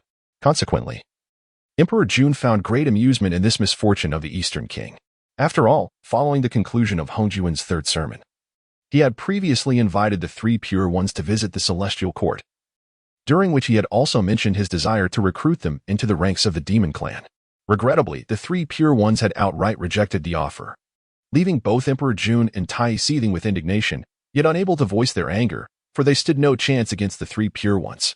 Moreover, the Three Pure Ones possessed the supreme treasures bestowed by the Tao ancestor Hongjun. Fortunately, the subsequent successful invitation to Nuwa provided the Demon Clan with a sage to rely on in the future. What surprised Emperor Jun further was that the Eastern King had indeed sent envoys across great distances to the western Qin Mu Mountain. Remarkably, he had succeeded in inviting the two quasi-sages, Jie and Zhunti. As Emperor Jun was lost in thought, Fushi slowly emerged, saying, "Demon Emperor, the duo Jie and Zhunti from the Western Realm are known to pursue their interests fervently. Their joining the Celestial Court must harbor ulterior motives. For the Celestial Court, this may not necessarily be a boon." Upon hearing Fushi's words, the expressions of Emperor Jun and Tai softened slightly. Tai nodded, affirming, "What the Sovereign of Harmony says is indeed correct. Jie and Zhunti are cunning individuals. In my view, they are certainly not earnestly seeking to align with the Celestial Court. Perhaps they merely aim to exploit the situation for their own gain." After hearing this, Emperor Jun nodded slightly. Although he found merit in Fushi and Tai's assertions, a lingering sense of unease remained in his heart. After all, the addition of the two from the west to the Celestial Court would undoubtedly enhance its fortunes, which would ultimately be detrimental to the Demon Clan. After a moment's reflection, a glimmer of resolve flickered in Emperor Jun's eyes. He contemplated that he must personally descend to the mortal realm. At Ling Mountain, amidst a cloud-wreathed celestial platform, the Three Pure Ones had also learned of the news. "Oh, Jie and Zhunti have actually joined the Celestial Court?" Tong Tian expressed slight astonishment. In his view, Jie and Zhunti, like them, were choices for future sages. How could such beings possibly submit to another? Yet, they had chosen to align with the Celestial Court at this moment. Yuan Shi furrowed his brow, unable to contain his indignation. These two are truly shameless. For the sake of trivial gains, they willingly become the lackeys of the Celestial Court? It is a disgrace to be associated with them. Upon hearing the words of the two individuals, Taishang slightly narrowed his eyes and remarked with a smile, "The Western Realm has always been barren, struggling to flourish. Should these two choose to join the Celestial Court, it is likely they harbor ulterior motives." With Taishang's statement, Yuan Shi and Tong Tian nodded in agreement, acknowledging the wisdom in his words. Deep down, they understood that the two from the west joining the Celestial Court was not a matter of genuine submission. It undoubtedly involved their own schemes. At Wuzhuang Temple, Jin Yuanzi and Hong Yun were seated beneath the ginseng fruit tree, leisurely savoring tea. "Brother, it is rather intriguing that the Western Taoist of guidance and the Taoist of precepts have chosen to join the Celestial Court." Hong Yun exclaimed with a smile directed at Jin Yuanzi. Jin Yuanzi, unfazed, replied nonchalantly, "Dear brother, the ensuing conflict between the Heavenly Court and the Celestial Court will likely intensify. However, let them create their ruckus. We shall remain carefree and untroubled, which is indeed delightful." Upon hearing this, Hong Yun stroked his beard and chuckled. "You speak wisely, brother. Let them contend in the chaos of the Primordial World." Prior to this, both the Heavenly Court and the Celestial Court had sought their allegiance, aiming to draw them into their respective factions. Yet, Jin Yuanzi and Hong Yun had resolutely declined their offers. In the blood sea of the underworld, spanning tens of thousands of miles, the waves of blood surged violently, devoid of fish or shrimp, and no birds or insects dared to approach. Here, the malevolent energies of heaven and earth converged. This place was formed from the navel of the great Pangu. Within the blood sea, a placenta emerged, eventually giving rise to the ancestor of the Nether River. At this moment, seated upon the 12-petaled crimson lotus of karmic fire, the ancestor of the Nether River gazed into the swirling blood, his eyes gleaming with a crimson light. The Taoist of Guidance and the Taoist of Precepts have actually joined the Celestial Court? They are certainly not ones to act without incentive.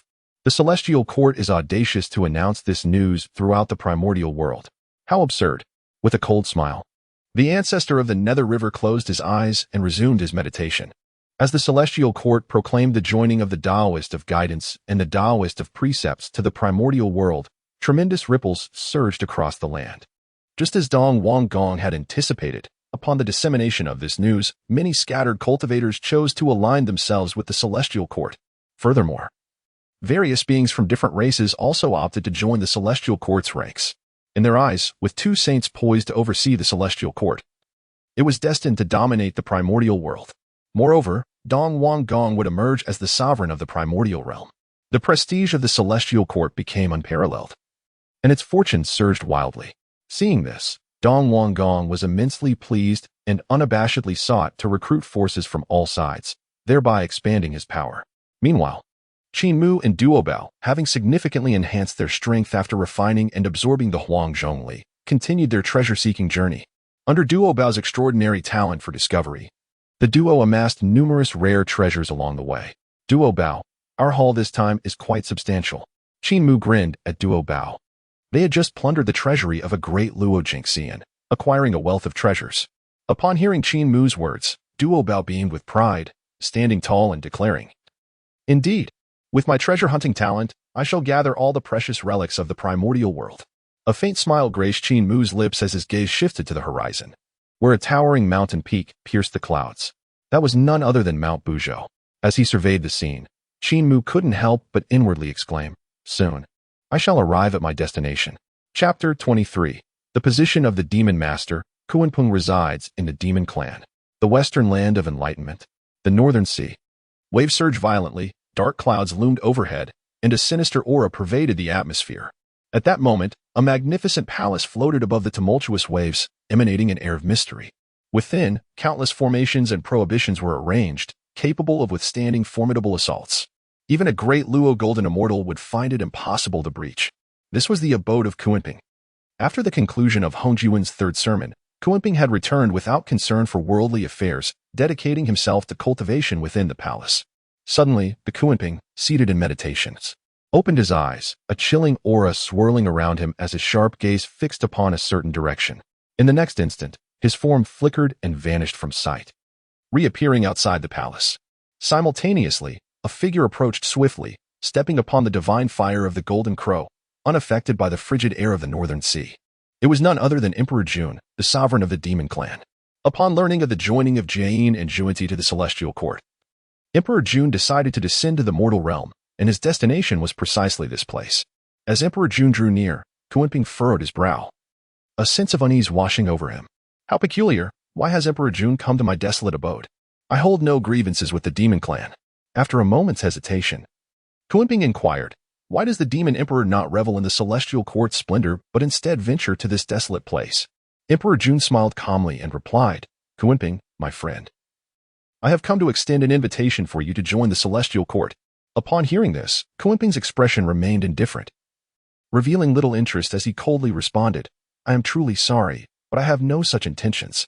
Although Kunpeng was a member of the Demon Clan, he did not belong to the Celestial Court's faction, much like Nuwa and Fuxi.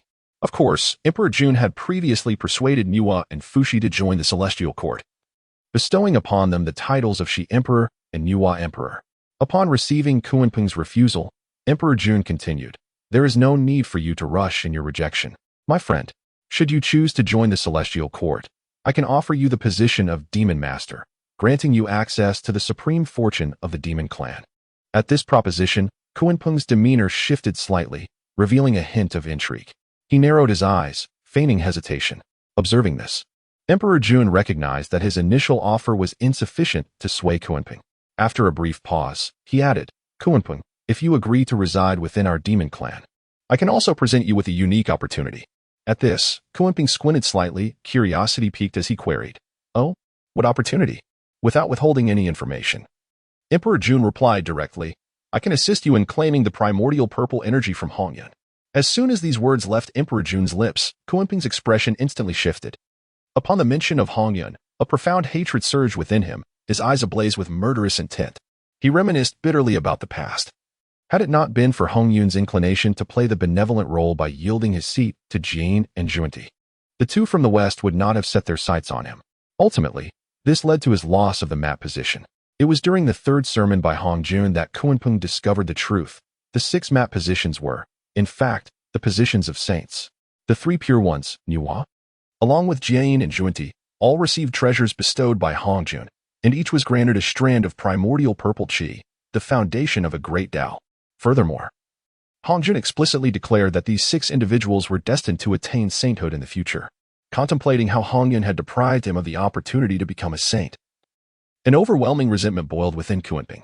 What troubled him further was that after distributing the 6 strands of primordial purple qi, the venerable Hong Jun presented a 7th strand, stating it was available to those with fortune. Ultimately, that 7th strand fell directly into Hong Yun's possession. Each time he recalled these events, Kunpeng's hatred only intensified. Throughout the years, he had been diligently cultivating, aiming to enhance his strength to settle the score with Hong Yun. Now, upon hearing Emperor Jun express his willingness to assist in claiming the primordial purple qi from Hong Yun, Kunpeng felt a flicker of hope. After all, Hong Yun was not weak in his own right and shared a close friendship with Zenuzi. It seemed unlikely that he could confront Hong Yun alone. After a moment of contemplation, a glimmer of resolve flashed in Kunpeng's eyes as he nodded and declared, "Very well, I accept your offer to join the demon tribe." Emperor Jun, elated by Kunpeng's agreement, recognized that while Kunpeng might not become a saint in the future, he was nonetheless a formidable quasi-saint. Such power would undoubtedly be a significant boon to the demon tribe. In that case, let us return to the demon celestial court together, Emperor Jun said with a smile. Kunpeng nodded, lightly waved his hand, and with that, the palace suspended above the towering waves was drawn into his wide sleeves, and he departed alongside Emperor Jun. On the journey to the celestial court, Emperor Jun informed him that Jie and Zhunti had joined the celestial court.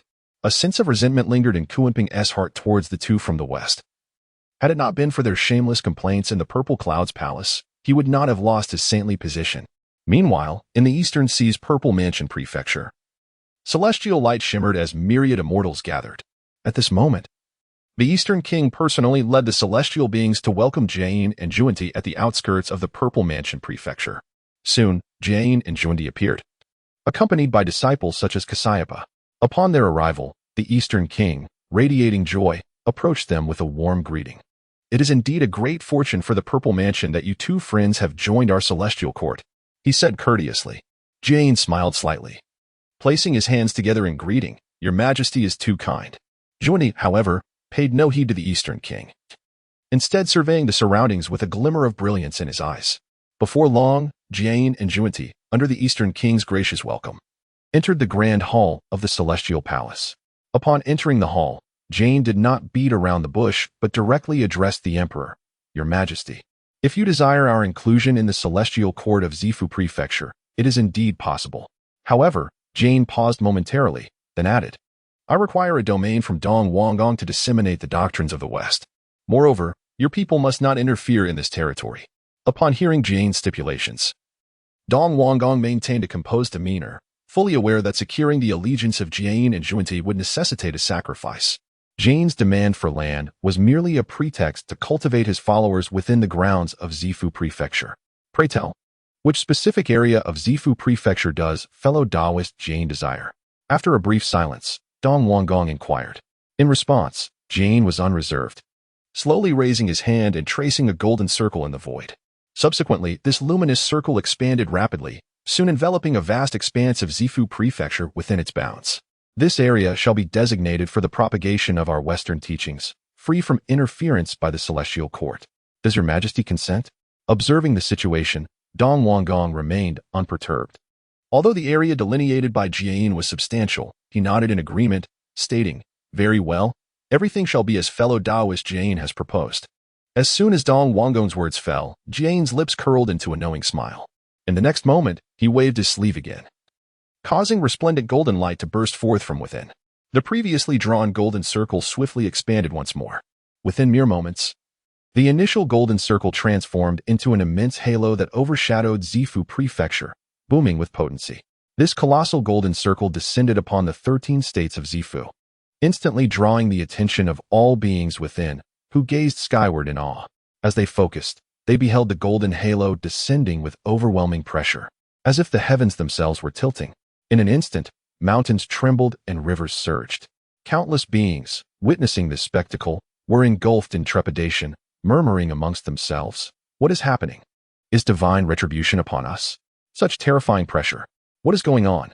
Amidst the turmoil, in the realm of the celestial court, Dong Wanggong's eyes glinted with an imperceptible coldness upon witnessing Jane's audacity. Jane's ambitions were indeed insatiable. Previously, the area affected by Jane's magic was limited to merely 1 or 2 states. Yet now, with renewed potency, the Golden Circle's expanse had grown to encompass the entirety of the 13 states of Zifu. While Dong Wanggong ardently wished for Jie and Zhunti to join the celestial court, and was willing to make considerable sacrifices to achieve this, Jane's desire for the entirety of Zifu Prefecture to serve as his teaching ground seemed excessive. After all, this emperor had cultivated Zifu Prefecture for many years. Relinquishing all 13 states to these 2 from the west would render his efforts a mere gift to others. Upon this thought, the Eastern King did not hesitate. With a graceful sweep of his sleeve, a beam of azure light soared into the heavens. In the blink of an eye, beneath the radiance of this blue light, a dragon-headed staff appeared. This artifact was bestowed upon the Eastern King by the Taoist patriarch Hongjun after his second sermon, signifying his status as the foremost among male immortals. As the dragon-headed staff materialized, a resounding dragon's roar echoed throughout the universe, and auspicious energy radiated, swiftly enveloping the 13 states of the Purple Mansion, intertwining with the golden circle that welcomed the Taoist. In an instant, 2 forces of quasi-saintly power clashed. The very fabric of space began to shatter, and countless beings within the affected area felt as if doomsday had arrived. Some cultivators summoned protective artifacts, yet were shattered by the residual waves. Numerous cities crumbled under the immense pressure, the East Sea erupted in towering waves, and the western mountains collapsed into abysses.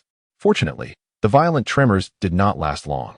Ultimately, the 2 forces merged and entangled, causing the gigantic luminous circle that had enveloped the 13 states of the Purple Mansion to rapidly diminish, stabilizing at the expanse of 3 states. Witnessing this spectacle, both Jie and Zhunti exchanged knowing glances, understanding that relinquishing these 3 states demonstrated the Eastern King's utmost sincerity. After a brief silence, Jie clasped his hands together and said, "Your Majesty, these 3 states shall henceforth fall under my western domain." The Eastern King nodded slightly, and with a gesture, the dragon-headed staff that floated in the firmament transformed into a streak of azure light and returned to him.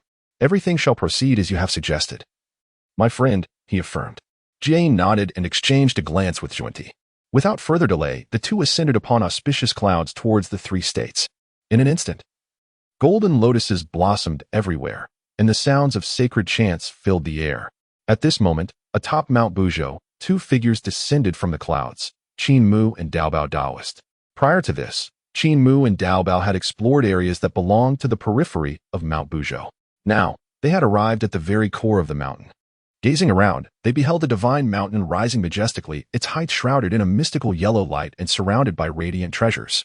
The entire mountain was enveloped in a chaotic aura, and at its midpoint, clouds and mist swirled, while the summit reached toward the celestial vault, instilling a sense of reverence in the beholder.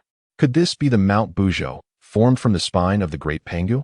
Qin Mu silently marveled, his eyes filled with awe. Daobao gazed intently at Mount Buzhou, excitement radiating from him as he exclaimed, "Taoist friend Qin Mu, there must be abundant opportunities within this mountain.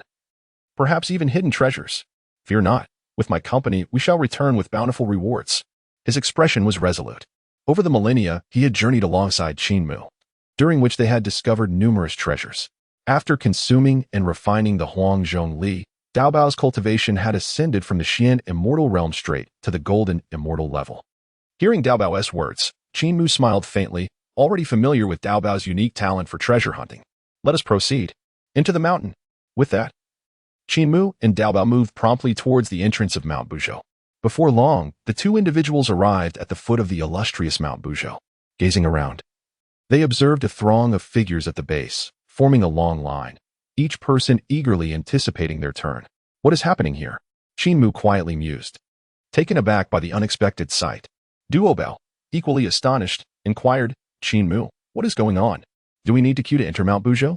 As the 2 pondered in confusion, a figure approached them, clad in a moon-white Taoist robe, with a handsome visage and a sword box hanging from his waist. The individual emanated an aura of ethereal grace. Upon nearing, the Taoist bowed to Qin Mu in duo bow, saying, "Greetings, fellow Taoists. I am Yuding. Seeing your unfamiliar faces, I presume this is your first visit to Mount Buzhou?" At the mention of Yuding's name, Qin Mu felt a jolt of realization. Yuding, a disciple of the Primordial Sect, was destined to become one of the 12 golden immortals of the Qin Sect and the revered master of Yangjian. Duo Bao, returning the greeting, remarked, "Indeed. You have keen insight. This is our first time here. I am Duo Bao, and this is my friend Qin Mu, a disciple of the Three Pure Ones of Kunlun." Upon hearing this, Yuding's eyes brightened, and he could not help but scrutinize Qin Mu with renewed interest. He then chuckled, "Ah, so you are a distinguished disciple of the Three Pure Ones. No wonder you exude such remarkable demeanor." He paused briefly, casting a glance at the crowd waiting in line, and elaborated, "Recently, a spiritual treasure aura has manifested within Mount Buzhou, drawing these fellow Taoists here in search of opportunities." Qin Mu and Duo Bao nodded in acknowledgement, as they too had come to seek treasures. However, they had not anticipated the necessity of queuing to enter Mount Buzhou. As Qin Mu and Duo Bao observed the gathering crowd, Yuding's gaze lingered on them. From the moment he had spotted Qin Mu and Duo Bao, he sensed an enigmatic layer of karma entwined around them, hinting at a profound connection with the Tao. After years of cultivation, his sensitivity to heavenly mysteries had sharpened. It was this intuition that prompted him to approach them for further insight. To Yuding's astonishment, while Duo Bao was noteworthy, the fact that Qin Mu was a disciple of the Three Pure Ones was truly remarkable. In this primordial realm, who did not recognize the name of the Three Pure Ones? The authentic teachings of Pangu, passed down by the Tao ancestor, represented the pinnacle of sanctified lineage in the cosmos. Countless powerful cultivators aspired to join the ranks of the Three Pure Ones. Yet many could not even reach the gates of their sect. Today, he had encountered a genuine disciple of the Three Pure Ones. Qin Mu's affiliation with such a prestigious sect indicated his extraordinary nature. Establishing a benevolent connection with him could potentially yield great benefits in the future. Perhaps, through this association, he might also gain entry into the esteemed Three Pure Ones. With these thoughts swirling in his mind, Yuding found himself invigorated. In the current primordial world, everyone was acutely aware of the significance of such connections. During the third sermon of Hongjun Daozu, the sacred positions were distributed among the Three Pure Ones, Nuwa, and the two from the west, who will become the 6 holy beings of the future. If he could, like Qin Mu, prostrate himself under the tutelage of a sage, would that not be an ascent to the heavens? As Yuding contemplated these lofty thoughts, Qin Mu withdrew his gaze and inquired, "Friend Yuding, why are there so many people queuing at the entrance to Buzhou Mountain? Is there a requirement for entry?" At the same time, Duo Bao also turned his attention to Yuding, questioning, "Indeed, shouldn't T1 be able to enter Buzhou Mountain directly? Why must there be a queue?" To Qin Mu and Duo Bao, the treasures within Buzhou Mountain were undoubtedly alluring, drawing countless beings eager to claim them. Why then, they wondered, were they obediently lining up? Observing the puzzled expressions on Qin Mu and Duo Bao's faces, Yuding chuckled helplessly and explained, "What you two may not realize is that although Buzhou Mountain is transformed from the backbone of the great Pangu, its treasures are meant for those fated to obtain them. However, this place now belongs to the Wu clan. Though the Wu clan does not cultivate the primordial spirit and focuses solely on honing their physical bodies, they are extraordinarily powerful, especially the 12 ancestral witches, each a formidable presence at the quasi-saint level. Who would dare to invade?" At this point, Yuding paused briefly, glancing towards the entrance before continuing. To enter Buzhou Mountain, one must gain the recognition of the Wu clan. The members of the Wu clan are combative, and they have set challenges at the entrance. Only by defeating the guardian of the entrance can one earn the right to enter Buzhou Mountain. After Yuding's explanation, Qin Mu and Duo Bao finally comprehended the situation. "So that is how it is. I thought we could simply walk in. I did not expect there to be guardians from the Wu clan," Duo Bao exclaimed, then turned to Qin Mu, asking, "What are your thoughts, Qin Mu?" Qin Mu smiled slightly and replied, "Since this is the domain of the Wu clan, we must naturally abide by their rules." Hearing this, Duo Bao nodded, pondering to himself, "I wonder how formidable the guardian of the entrance from the Wu clan truly is." Boom. Little did they know, just as Duo Bao was lost in thought, a deafening crash suddenly resonated from the entrance. Startled, the three of them quickly turned to look.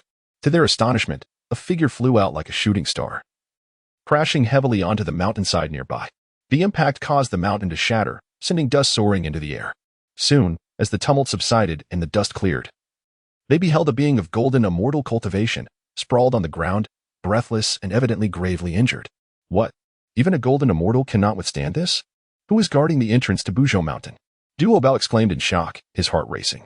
It was worth noting that he himself had only attained the golden immortal level. Seeing this, Qin Mu narrowed his eyes slightly, silently lamenting, indeed, the members of the Wu clan are exceptionally formidable. With this thought, he steeled his resolve and looked at Duo Bao and Yu Ding, saying, "Let us proceed to investigate."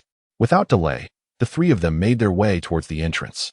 Before long, Qin Mu and his companions arrived at the forefront. In the clearing at the entrance, another being soared forward, challenging the guardian of the entrance from the Witch clan. The clash of their powers sent tremors through the earth. However, it was not long before the being was sent flying by a single punch from the Witch clan warrior. Who else dares to challenge? A thunderous voice echoed, causing the eardrums of the surrounding beings to ache. Qin Mu's gaze sharpened. In the clearing stood a colossal figure, a giant, whose imposing stature was adorned with muscles that coiled like dragons. His skin shimmered with a bronze-like luster, and his eyes blazed with an overwhelming ferocity. A mere glance was enough for Qin Mu to discern that this guardian of the entrance was a formidable great witch. The realization struck him with awe. Among the Witch clan, bloodlines reigned supreme. Below the 12 ancestor witches, the great witches were the most powerful. The entire Witch clan did not cultivate the primordial spirit or pursue the path of immortality. Their physical strength alone could shake mountains and rivers. Ordinary golden immortals were utterly powerless before them. Duo Bao watched as yet another golden immortal was hurled away by the great witch and couldn't help but swallow hard, silently lamenting that the golden immortal's cultivation was no match for this great witch. The treasure mountain lay right before them, yet they could not enter. After a moment's thought, Duo Bao glanced at Qin Mu. Though he was at the golden immortal level, Qin Mu had already surpassed him by a tier, reaching the Tai golden immortal stage. Moreover, during the previous contention for the innate spiritual root, Huang Zhongli, Qin Mu had effortlessly slain a late-stage Tai golden immortal with his early-stage prowess. In Duo Bao's eyes, Qin Mu stood a significant chance of succeeding in the challenge and thus gaining entry to the Buzhou Mountain. After a brief moment of contemplation, Duo Bao regained his composure and turned his gaze towards Yuding. "May I inquire, esteemed friend Yuding, have you ever attempted to challenge?" Upon hearing Duo Bao's question, a hint of embarrassment washed over Yuding's face. After a brief pause, he managed a sheepish smile before replying, "To speak candidly, I have indeed approached the challenge before. Alas, with my cultivation at the golden immortal level, I was simply no match for that great witch. I exchanged blows for a few rounds before ultimately being defeated." With that, Yuding shook his head in resignation, letting out a sigh. Duo Bao, upon hearing Yuding's account, felt a chill run down his spine, hesitating with uncertainty. Meanwhile, Qin Mu observed keenly, a glint of determination flashing in his eyes as he fixed his gaze upon the great witch, quietly exclaiming to himself, "There is a reason the Witch clan dominates this primordial expanse. Their physical prowess is indeed terrifying." Chapter 26, The Great Witch Quafu? Competing with the Witch clan in physical strength? As Qin Mu pondered deeply, Yuding shifted his gaze towards Qin Mu and Duo Bao. "Dear friends Qin Mu, why not step forward and give it a try?" At this moment, none of the beings in line dared to challenge. Now is indeed the opportune time. Yuding's words were primarily directed at Qin Mu, for Duo Bao's cultivation matched his own at the golden immortal level, and the odds of success against the great witch were slim. However, Qin Mu remained inscrutable to Yuding, who was eager to comprehend the true capabilities of the disciples under the three clear. Upon hearing Yuding's words, Qin Mu smiled faintly, showing no haste to advance, but instead cast a glance at Duo Bao. "Duo Bao, the opportunity lies before you. It is up to you to seize it." At these words, Duo Bao paused momentarily, but soon his eyes ignited with fierce determination. "What you say is indeed true. Qin Mu, since we are here, we must certainly give it a try. Allow me to confront this great shaman of the Wu clan." With that, Duo Bao turned his gaze toward the imposing figure of the great shaman at the entrance. "I come to challenge." As soon as his voice fell, without hesitation, Duo Bao darted forward. The great shaman, a towering figure, fixed his gaze upon Duo Bao. Upon recognizing that Duo Bao was merely at the golden immortal level, a flicker of disdain crossed his eyes as he coldly inquired, "Who dares to come forth? State your name." Duo Bao smiled slightly in response. "I am Duo Bao, here to seek enlightenment." With his words barely finished, without further ado, Duo Bao swiftly formed hand seals, and a surge of celestial light enveloped him. Boom! In an instant, countless illusory treasures manifested around him. Swords, blades, bells, cauldrons, and towers appeared in a dense array, blotting out the sun and exuding a terrifying aura. Go! With a low shout from Duo Bao, the multitude of treasures cascaded down upon the great shaman like a torrential downpour. The great shaman remained unfazed, his expression cold as he remarked, "All show and no substance." Then, astonishingly, he stood his ground, seemingly prepared to endure the onslaught of Duo Bao's treasures. Boom! In no time, the treasures struck the great shaman's body, unleashing a storm of magical energy and explosions. Yet, as the dust settled, a bronze-like sheen emanated from the great shaman's physique, having withstood the entire assault without flinching. Moreover, many of Duo Bao's treasures shattered upon impact, sending clouds of debris swirling. Soon, as the brilliance faded, the great shaman remained unscathed, standing resolutely. What? Duo Bao's pupils contracted in disbelief, especially upon witnessing the destruction of many of his treasured artifacts, which pained him greatly. They were accumulated over a millennium of companionship with Qin Mu. In shock, Duo Bao refrained from further assaulting the great shaman with his treasures, instead recalling the remaining artifacts. What? Such trivial tricks dare to challenge me? The great shaman's voice boomed like thunder. Humph. Upon hearing this, Duo Bao transformed in an instant, revealing his true form. Before them stood a resplendent golden treasure-hunting mouse. Whoosh! In the next moment, Duo Bao's speed surged as he aimed to outmaneuver the great shaman, darting toward him with agility. Huh! The great shaman chuckled derisively and suddenly stomped his foot. Boom!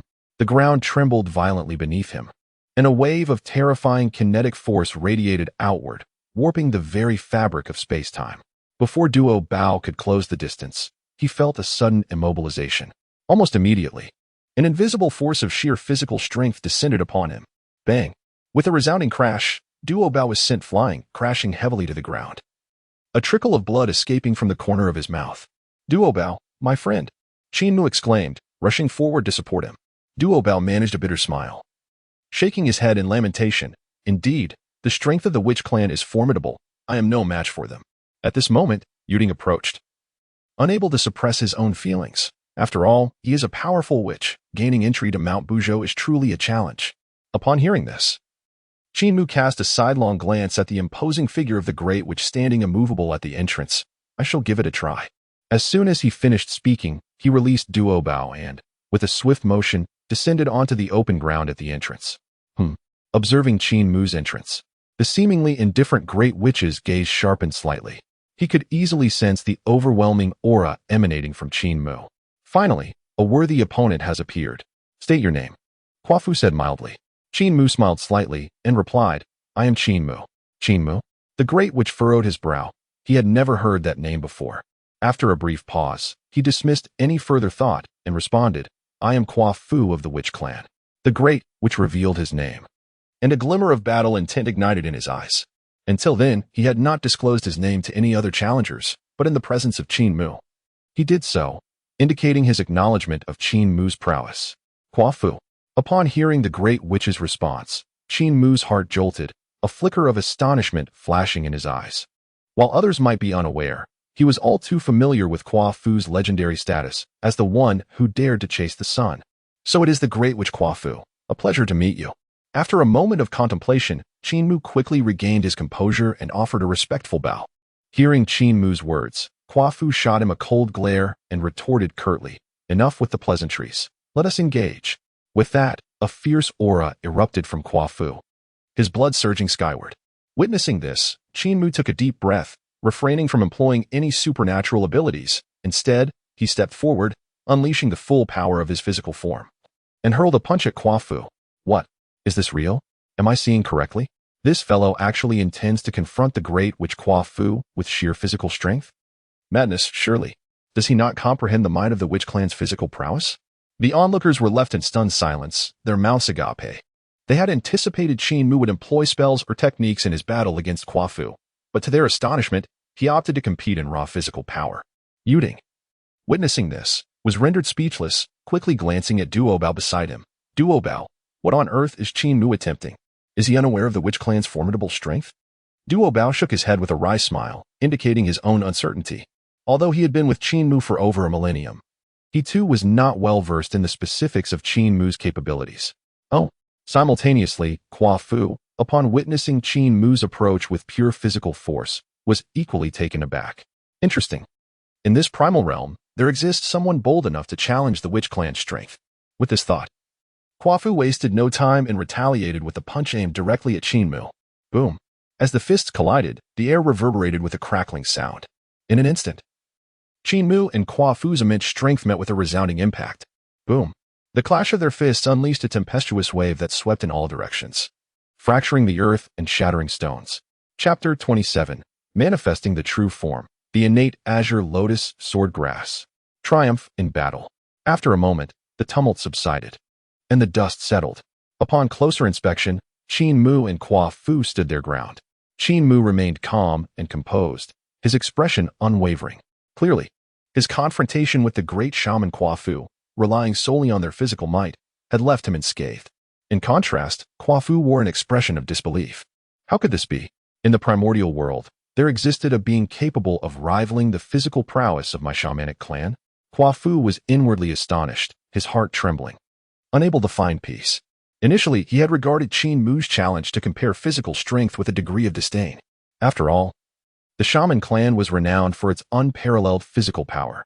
Meanwhile, the myriad beings present were equally dumbfounded, their faces reflecting utter incredulity. What is happening? Who is Qin Mu, that he can contend with the great shaman of the shaman tribe without faltering? His origins must be significant. The crowd marveled collectively.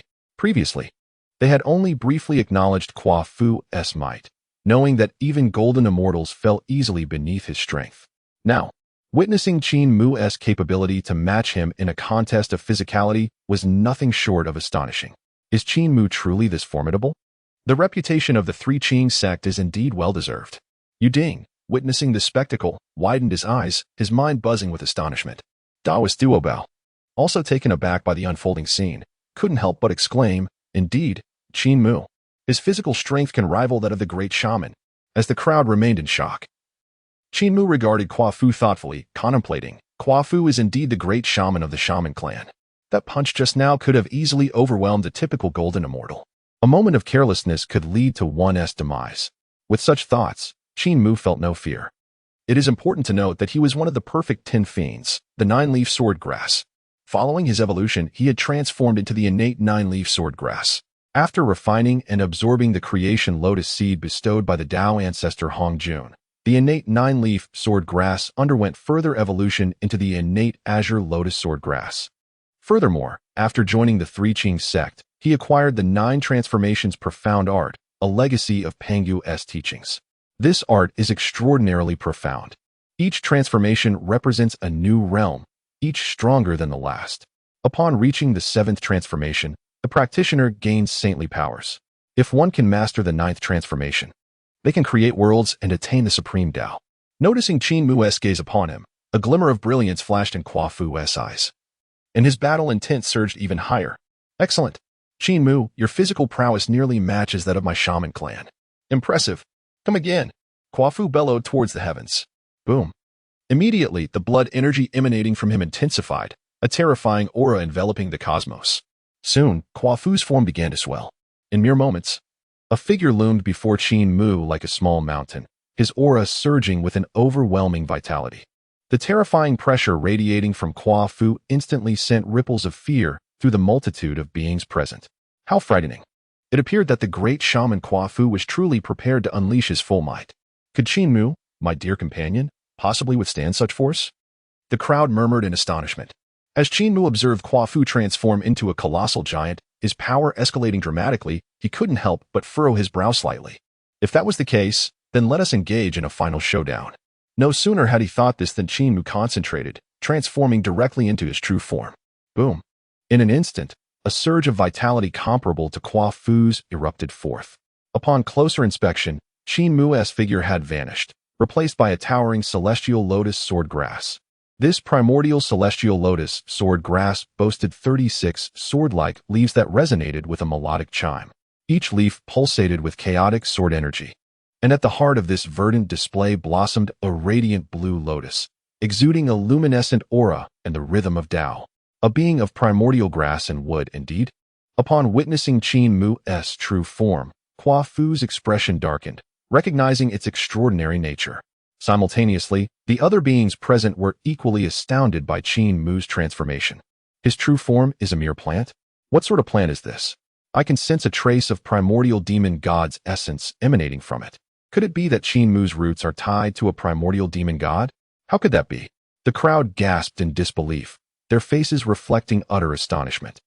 They had not anticipated the terrifying nature of Qin Mu's true form. The mere aura it emitted seemed capable of suppressing them. Yuding silently gasped. His eyes filled with awe as he regarded Qin Mu. Duo Bao, too, was struck by the spectacle. Having known Qin Mu for over 1,000 years, he had never imagined his true form to be that of a plant. This fearsome aura must surely surpass that of any primordial spiritual root, he mused quietly. This was the first time he had witnessed Qin Mu reveal his true self. Battle.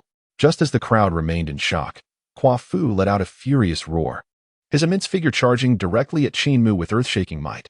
Transforming into the primordial celestial lotus sword grass, Qin Mu remained unfazed. As Qia Fu approached to attack, terrifying sword energies surged forth from the grass. Boom, boom, boom. Qia Fu swung his massive fists to meet the oncoming sword energies. A series of thunderous explosions echoed as the sword energies were torn apart by the might of his fists. At that moment, above the primordial celestial lotus sword grass, terrifying sword energies coalesced, ultimately forming an ethereal giant sword. Boom. In the next instant, that spectral giant sword descended from the heavens. Its overwhelming power shook the very earth. And the sword energy was so formidable that nothing could withstand it, as if the art of assault had been perfected to its zenith. What is this? Upon witnessing the sword descending from the heavens, Qia Fu felt an unprecedented surge of alarm, his pupils constricting as an overwhelming sense of crisis washed over him. Before he could contemplate further, the ethereal giant sword had already cleaved down before him. With a thunderous roar, the impact reverberated through the air. Subsequently, Qia Fu was sent flying by Qin Mu's strike, crashing heavily to the ground. As dust billowed, the earth was left with a colossal crater. All beings present were rendered speechless, their scalps tingling in disbelief. Was it true? The great shaman Qia Fu was struck away by a single sword from Qin Mu? What a terrifying strike! How formidable was Qin Mu's true form? Amidst the astonishment of the gathered beings, Qin Mu had already dissipated his form, reverting to his human shape. His gaze shifted to the vast pit nearby, where Qia Fu lay sprawled, gasping for breath. Great shaman Qia Fu, I concede, Qin Mu remarked, bowing in acknowledgement. Chapter 28, Kunlun Mountain. Great opportunity? Entering Buzhou Mountain, tempering the body. Hearing this, Qia Fu leapt from the pit, his eyes scrutinizing Qin Mu. Well, that was refreshing. Qin Mu, you have triumphed. Qia Fu exclaimed, voluntarily conceding. He understood all too well that had it been a life-and-death struggle, he might have perished. Qin Mu's strength far surpassed his expectations. Moreover, in their recent battle, Qin Mu had merely manifested his true form, refraining from employing magical artifacts or powers. The shaman clan revered strength above all. In witnessing Qin Mu's formidable prowess, Qia Fu accepted his defeat wholeheartedly. The crowd of spectators erupted in astonishment. Who could have anticipated that Qin Mu could defeat the renowned great shaman in a head-on confrontation? He won? Qin Mu had actually triumphed over the great shaman Qia Fu? How astonishing! What innate divine entity was his true form? Truly, it was terrifying. Unperturbed by the crowd's exclamations, Qin Mu merely smiled at Qia Fu before returning to the side of Duo Bao and Yuding. Both Duo Bao and Yuding were left speechless, their expressions a mix of disbelief. Qin Mu, your strength is simply outrageous, Yuding remarked, his eyes reflecting profound shock. Qin Mu offered a faint smile but did not respond to Yuding. Instead, he turned to Duo Bao. Duo Bao, my stay in Buzhou Mountain will likely extend for quite some time. If you cannot wait, you may wish to journey to Kunlun Mountain. At this juncture, Qin Mu paused momentarily before adding with a hint of significance, there, perhaps lies a great opportunity meant for you. Without waiting for Duo Bao's reaction, he turned and walked into Buzhou Mountain. Qia Fu, observing this, made no attempt to intervene. After all, the customs of the shaman clan dictated that one who could defeat him earned the right to enter and exit Buzhou Mountain freely. Duo Bao gazed at Qin Mu's receding figure, murmuring in contemplation, Kunlun Mountain? A great opportunity? Though puzzled, he understood through their long acquaintance that Qin Mu's words were not without purpose. Since it was suggested that he venture to Kunlun Mountain, there must undoubtedly be a compelling reason behind it. After a moment of contemplation, a flicker of determination flashed in Duo Bao's eyes as he resolved to explore Kunlun Mountain further. Just as he was about to depart, Yuding urgently called out, Duo Bao, please wait. Huh? Duo Bao turned back, looking at Yuding with a face full of confusion. Is there something else? Yuding? Yuding, taking his time to respond, appeared deep in thought. When he had heard Qin Mu mention Kunlun Mountain, a subtle sense of attraction stirred within him, as if something awaited him there. Could it be that a great opportunity was in store for me at Kunlun Mountain? Suddenly, the thought crossed Yuding's mind. He mused that if he could become a disciple of the Jie Sect, it would indeed be a monumental fortune for him. With this thought in mind, Yuding quickly regained his composure and smiled at Duobao. My friend, I am no match for the great Wu Kuafu. Remaining here serves no purpose. It would be better for us to journey to Kunlun Mountain together. Upon hearing Yuding's words, Duobao was momentarily taken aback, but he did not dwell on it for long and nodded in agreement. Very well. Subsequently, without any hesitation, Duobao and Yuding set off together. After their departure, several other beings present also chose to retreat, having witnessed the formidable power of Wu Kuafu. They were all acutely aware of their own limitations. Wu Kuafu, however, remained unconcerned. His sole responsibility was to guard the entrance. Those capable of defeating him, like Qin Mu, would naturally be allowed passage. At that moment, a figure approached the entrance of Buzhou Mountain, a massive individual wielding a colossal axe upon his shoulder while brandishing a shield in the other hand. This newcomer exuded an overwhelming aura. Each step he took seemed to shake the very earth. It was none other than Xing Tian, another formidable shaman of the Wu tribe. Before long, Xing Tian reached Wu Kuafu, his gaze piercing as he inquired, Kuafu, I have heard that you were defeated. Where is that person? Hearing this, Kuafu offered a wry smile, a hint of resignation in his demeanor, and looked towards the interior of Buzhou Mountain. He has already entered. Oh, Xing Tian exclaimed, a flicker of disappointment crossing his eyes. Having been informed by his tribesmen of Kuafu's defeat, Xing Tian had rushed over with great anticipation to see the one who could vanquish Kuafu. After all, in his tribe, Kuafu was the strongest warrior aside from himself. How intriguing. I am quite eager to meet the one who could overpower Kuafu, Xing Tian mused, his eyes glinting with expectation. In response, Kuafu merely smiled faintly, choosing not to elaborate further. Boom. Meanwhile, Qin Mu had already ventured into the depths of Buzhou Mountain. The moment he stepped inside, an overwhelmingly terrifying aura descended upon him, nearly suffocating him. What an intimidating presence. Qin Mu silently marveled, as even with his Tai golden immortal cultivation, he found himself struggling to catch his breath under this pressure. Taking a brief pause, Qin Mu inhaled deeply.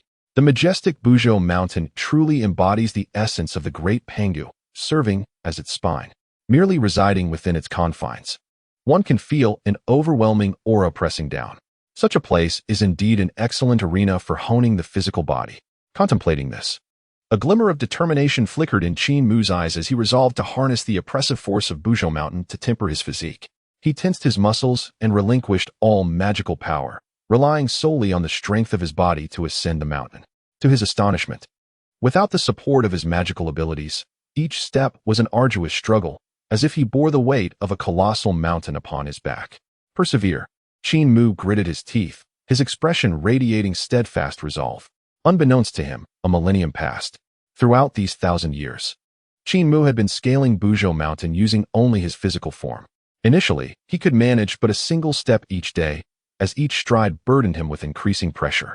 However, as time progressed, he gradually acclimatized to the oppressive force, eventually achieving the capability to take 10 steps in a single day. Moreover, Qin Mu discovered that through this rigorous method of physical training, his body was undergoing a metamorphosis, with every inch of flesh seemingly imbued with formidable power. The 9 turns mysterious skill imparted to him by the 3 purities had also advanced to the 3rd transition.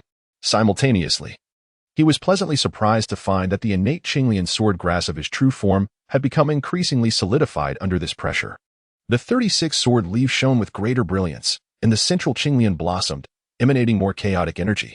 Meanwhile, at Kunlun Mountain, 3 vast auras surged skyward, stirring the winds and clouds of the heavens. In the next moment, 3 figures emerged from their seclusion. Taishang, with the celestial and earthly mystical tower above his head. Possessed eyes as deep as the abyss, Yuan Shi held the 3 treasures Jade Rui, with Taoist essence swirling around him, and Tog Tian bore the Qingping sword on his back, its sword energy spanning miles. After emerging from their meditative states, the 3 exchanged glances, each recognizing the advancements achieved during their seclusion. In Chapter 29, the 3 purities recruit disciples. The beings of the primordial era rushed to join. While scrutinizing one another, Tong Tian surveyed the surroundings and remarked, Eldest brother, second brother, is our Kunlun Mountain not a tad too desolate? Should we not consider accepting some disciples? Upon hearing Tong Tian's words, Yuanshi nodded in agreement, softly responding, "Indeed. It is time we took on some disciples." Presently, the only disciple under the three purities was Qin Mu, and Tong Tian's acceptance of him had occurred many years prior. Yuanshi, as Tong Tian Sr., felt compelled not to lag behind and believed it prudent to recruit disciples soon for early guidance. Consequently, Tong Tian and Yuanshi simultaneously turned their gaze towards Taishang. Meeting their eyes, Taishang remained serene, surrounded by swirling mystical energy, and replied, "If you too wish to take on disciples, then proceed. I prefer tranquility. And I sense that the time for me to accept disciples has not yet arrived." Upon hearing Taishang's response, Tong Tian and Yuanshi did not press further. "Since my esteemed brother has yet to desire a broad gathering of disciples, allow my second brother and me to take on this task." With a glance at Yuanshi, Tong Tian's intent was understood. In the next moment, their figures soared into the heights. Upon closer inspection, Tong Tian and Yuanshi stood above the void of Mount Kunlun. Boom. Following this, each emanated a formidable quasi-saint pressure that swept across the vast expanse of the primordial world. "I am Yuanshi. I am Tong Tian. 3,000 years hence, at Mount Kunlun, we shall accept disciples. Those who are fated may enter." As soon as the words fell, the heavenly Tao resonated, echoing across millions of miles of the primordial realm. At that moment, the beings cultivating around Mount Kunlun awoke from their meditative states upon hearing the proclamation from the two quasi-saints. The three pure ones are accepting disciples. This is a tremendous opportunity, opening in 3,000 years. Splendid. Countless beings who had been in seclusion suddenly opened their eyes, their faces alight with joy. It is known that the three pure ones embody the true essence of Pangu, destined to become saints in the future. To be accepted under their tutelage would be akin to soaring to the heavens in a single leap. Instantaneously, throngs of beings rushed toward Mount Kunlun. Although the acceptance of disciples would not commence for 3,000 years, they were eager to arrive early, hoping to seize some fortuitous encounter. Meanwhile, near Mount Kunlun, two figures descended from the clouds. It was the hurriedly arriving Daobao Daoist and Yuding Jinren from Buzhou Mountain. Previously, neither Daobao nor Yuding was a match for the great wielder Quafu at Buzhou Mountain, and thus could not enter its depths. After Qin Mu defeated Quafu, he ventured into Buzhou Mountain and left a message for Daobao, suggesting he proceed to Mount Kunlun, where a significant opportunity awaited him. Now, upon hearing the three pure ones were to accept disciples, Daobao was undeniably elated. The three pure ones are accepting disciples? Could this be the grand opportunity my friend Qin Mu mentioned? Daobao exclaimed, his cheeks flushed with excitement. After a brief moment of contemplation, he turned to Yuding, who also bore an expression of exhilaration. Upon hearing Qin Mu's suggestion to travel to Mount Kunlun, Yuding felt a deep-seated resonance within him, as if a fortuitous encounter awaited him there. Thus, he resolved to journey alongside Daobao to Mount Kunlun. Now, before they even reached the mountain, the announcement from Tong Tian and Yuanshi filled Yuding with eager anticipation. To be accepted by the three pure ones would mean inheriting the legacy of the saints. Such a monumental opportunity must not be missed. Yuding murmured to himself, his eyes brimming with hope and expectation. Noticing Daobao's gaze upon him, Yuding promptly declared, "Daobao, let us go." Hearing this, Daobao nodded in agreement, and together they soared toward Mount Kunlun. At this moment, within the heavenly court of the demon race, in the Lingxiao Palace, Emperor Jun sat regally upon the throne, his gaze profound.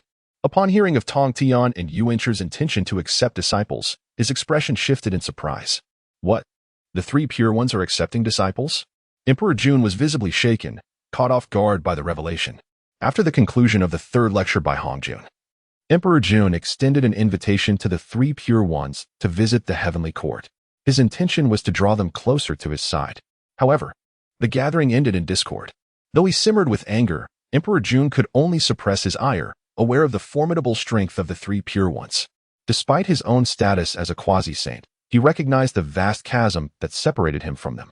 He was taken aback to learn that both Tong Tian and Yuanshi had taken disciples. Reflecting on this, Emperor Jun sighed. At that moment, Dong Huang Tai interjected. "Elder brother, this presents a splendid opportunity for our demon clan's heavenly court. Let us send forth some of our most talented demons. Should they succeed in becoming disciples of the three pure ones, they may serve our clan well in the future." Upon hearing Dong Huang Tai's words, Emperor Jun nodded in agreement. "What you say is indeed true. The three pure ones may not wish to join our heavenly court.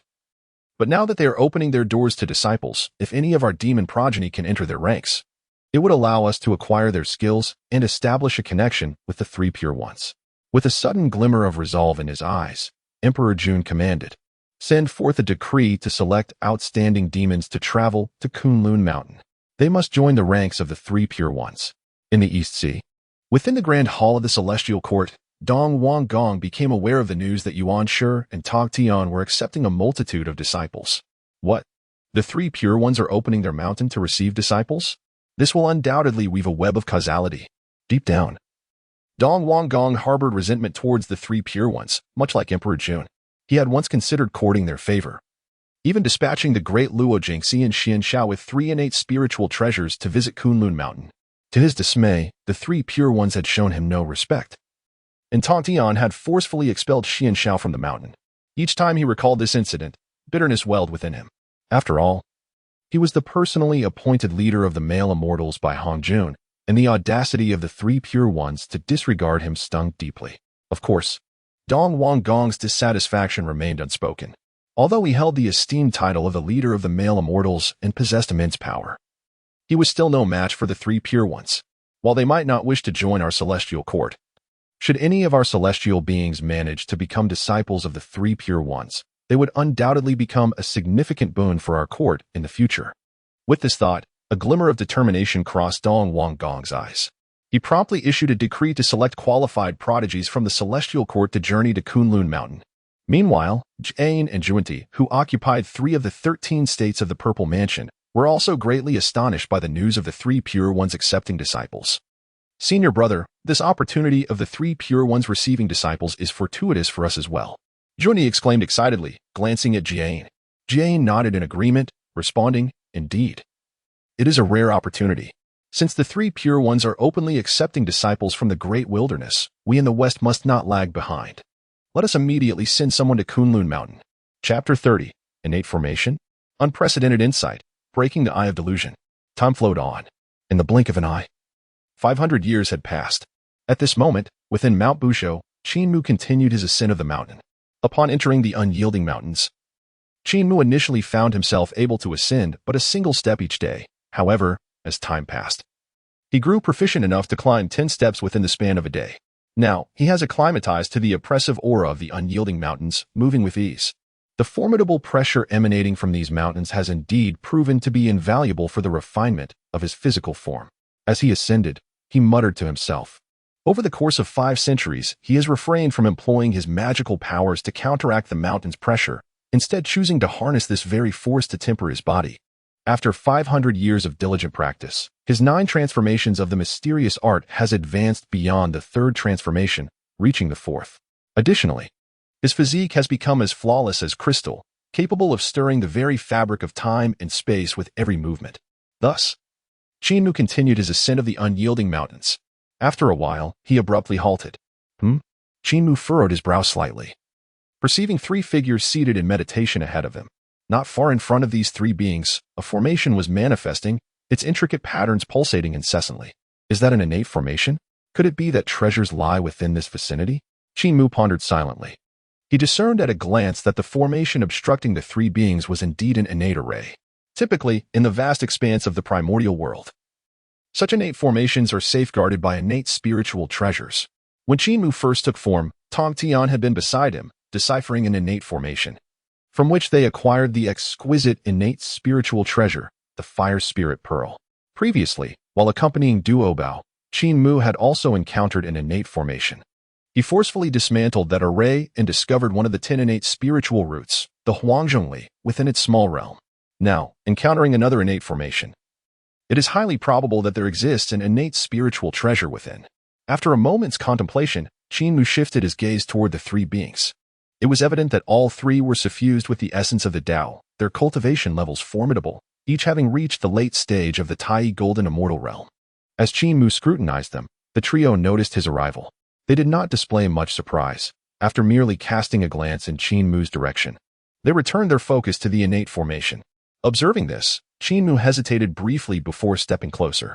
Approaching them, before he could utter a word, the Taoist in the blue robe spoke first, inquiring, "Are you also here in search of treasures within the unyielding mountains, my friend?" Upon hearing the Taoist's question, Qin Mu nodded and replied softly, "Indeed." He then turned his attention to the formation ahead, asking, "My friend, what mysteries does this formation hold? It seems you have been stationed here for quite some time." The Taoist in the blue robe offered a weary smile, pausing for a moment before lamenting. "We three have indeed been stationed here for a lengthy period. The formation ahead is likely an innate array. We have spent 10,000 years attempting to decipher it. Yet we have been unable to unlock it." Upon hearing the Taoist words, Qin Mu furrowed his brow, expressing his confusion. Why not simply force your way through the formation? What surprised Qin Mu slightly was, upon hearing his words, the Taoist in the green robe and his companions shared a knowing smile. "What is it that amuses you, fellow Taoists? Have I perhaps misspoken?" Qin Mu furrowed his brow, a look of confusion washing over his countenance. After all, he had forcibly breached a primordial formation before. Why not give it a try, fellow Taoist? At that moment, the green-robed Taoist chuckled, gracefully stepping aside. The other two, seeing this, also rose to make way. Qin Mu paused for a moment, his frown deepening. After a brief hesitation, he dismissed his thoughts and approached the primordial formation. Boom. In the next instant, a powerful aura emanated from Qin Mu, surging forth with great intensity. Whoosh. Following that, he formed a sword with his fingers, unleashing a terrifying blade of energy that struck directly at the primordial formation before him. To his astonishment, when his sword energy collided with the formation, it failed to provoke any disturbance. Instead, the intricate patterns of the formation rippled like water, subsequently swallowing Qin Mu's attack entirely. What is this? Qin Mu was taken aback. Realizing that this primordial formation was unlike any he had encountered before, his assault proved futile. At this juncture, the green-robed Taoist remarked with a smile. "Now you understand why we did not force our way through this primordial formation, do you not? Its peculiar nature suggests that without the strength of a quasi-saint, breaching it is nearly impossible." Upon hearing this, Qin Mu regained his composure and nodded slightly, quite intriguing. With that, he wasted no time and seated himself in a meditative posture. The green-robed Taoist, observing this, said with a smile, "What is your intention, fellow Taoist? Do you plan to comprehend this primordial formation?" Qin Mu remained silent, instead offering a meaningful smile to the Taoist before closing his eyes to delve into contemplation. The green-robed Taoist sighed, shaking his head in resignation.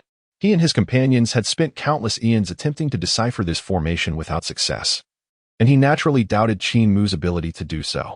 However, Qin Mu paid this no mind. While others might struggle, he was different. Having previously refined and gazed upon the first sword leaf, his exclusive Tao-level technique had ascended to its first tier. He had also awakened a divine talent and an extraordinary comprehension.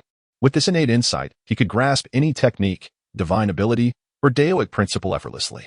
Thus, Qin Mu fully activated his exceptional comprehension. Instantly, the structure of the primordial formation appeared vividly in his mind. Countless patterns flowed before him, and all he needed to do was clarify the trajectory of their movements. Time passed, and after 300 years, one day, Qin Mu, seated before the primordial formation, suddenly opened his eyes. Golden light flickered within them, dazzling and resplendent. Simultaneously, a mechanical prompt resonated in his mind. Ding. The host has observed the supreme formation, perceiving the aura of the Tao within it, absorbing its power, and has comprehended the eye of void breaking, allowing him to see through the weaknesses of all formations. It is accomplished. Upon hearing the system's prompt, Qin Mu felt an overwhelming surge of excitement within. The eye of breaking illusions. Activate. As he gazed once more at the innate formation before him, the entire array transformed in his vision into countless threads of principles. Simultaneously, the three Taoists in azure robes were awakened by Qin Mu's actions, turning their attention towards him. Does this lad intend to make another attempt? This formation, which we have pondered over for so many years without unraveling, he has only been here for 300 years. As the three conversed, Qin Mu strode directly towards the innate formation ahead. Chapter 31. The Innate Gourd Vine, the Purple Gold Chaotic Gourd. Kunlun Mountain, where myriad immortals gather. Observing Qin Mu's behavior, the three Taoists in azure robes wore expressions of astonishment. What is happening? What does he intend to do? Before the three could regain their composure, Qin Mu had already arrived at the innate formation. Subsequently, he slowly raised his hand and touched the shimmering barrier of the formation. Having just activated the Eye of Breaking Illusions, Qin Mu had already discerned the intricacies of this innate formation. While for others, this formation may appear as an insurmountable chasm, to Qin Mu, it posed no obstacle whatsoever. Fellow Taoist, you, the azure-robed Taoist, was still contemplating what to inquire. However, before he could finish his words. An astonishing scene unfolded. To their disbelief, Qin Mu took a step forward and vanished into the innate formation. What? Outside the formation, the three Tai golden immortals, including the azure-robed Taoist, stood in stunned silence, their faces filled with disbelief. How could this be? He has actually entered the innate formation? This feat could only be accomplished by thoroughly understanding the operational principles of the formation, right? The three murmured in astonishment, their minds in turmoil, unable to calm down for a long while. We have spent over 10,000 years without fully comprehending this formation, and he has achieved it in merely 300 years? The Taoist in red exclaimed, his expression rife with incredulity. This youth's origins must be extraordinary. He bears great fortune. The Taoist in plain robes remarked, a sense of wistfulness in his tone. Hearing this, the azure-robed Taoist sighed helplessly and responded, it is fate and destiny. It seems we are not meant to grasp this opportunity.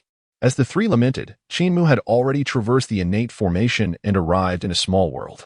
Within this secluded realm, there was a hidden paradise. Upon closer inspection, he beheld a gourd vine flourishing not far away.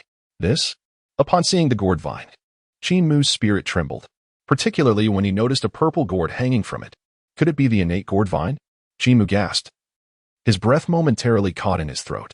After a brief moment of calm, he rose and approached the gourd vine. Upon closer examination, he observed the vine's tendrils coiling like a dragon and distinctly noted 6 knots along the vine. It was apparent that these 6 knots should have borne gourds. Yet they were now empty. Indeed, it is the innate gourd vine. After scrutinizing thoroughly, Qin Mu's heart was resolute. The gourd vine before him is one of the 10 innate spiritual roots, the innate gourd vine. In addition, he was also aware. The 6 primordial gourds that had vanished were, respectively, in the possession of the 3 pure ones, Nuwa, Tai, and Hongyun. Among them, the Supreme received the purple gold gourd, which harbored the 3 flavors true fire and the Xianbing cold qi.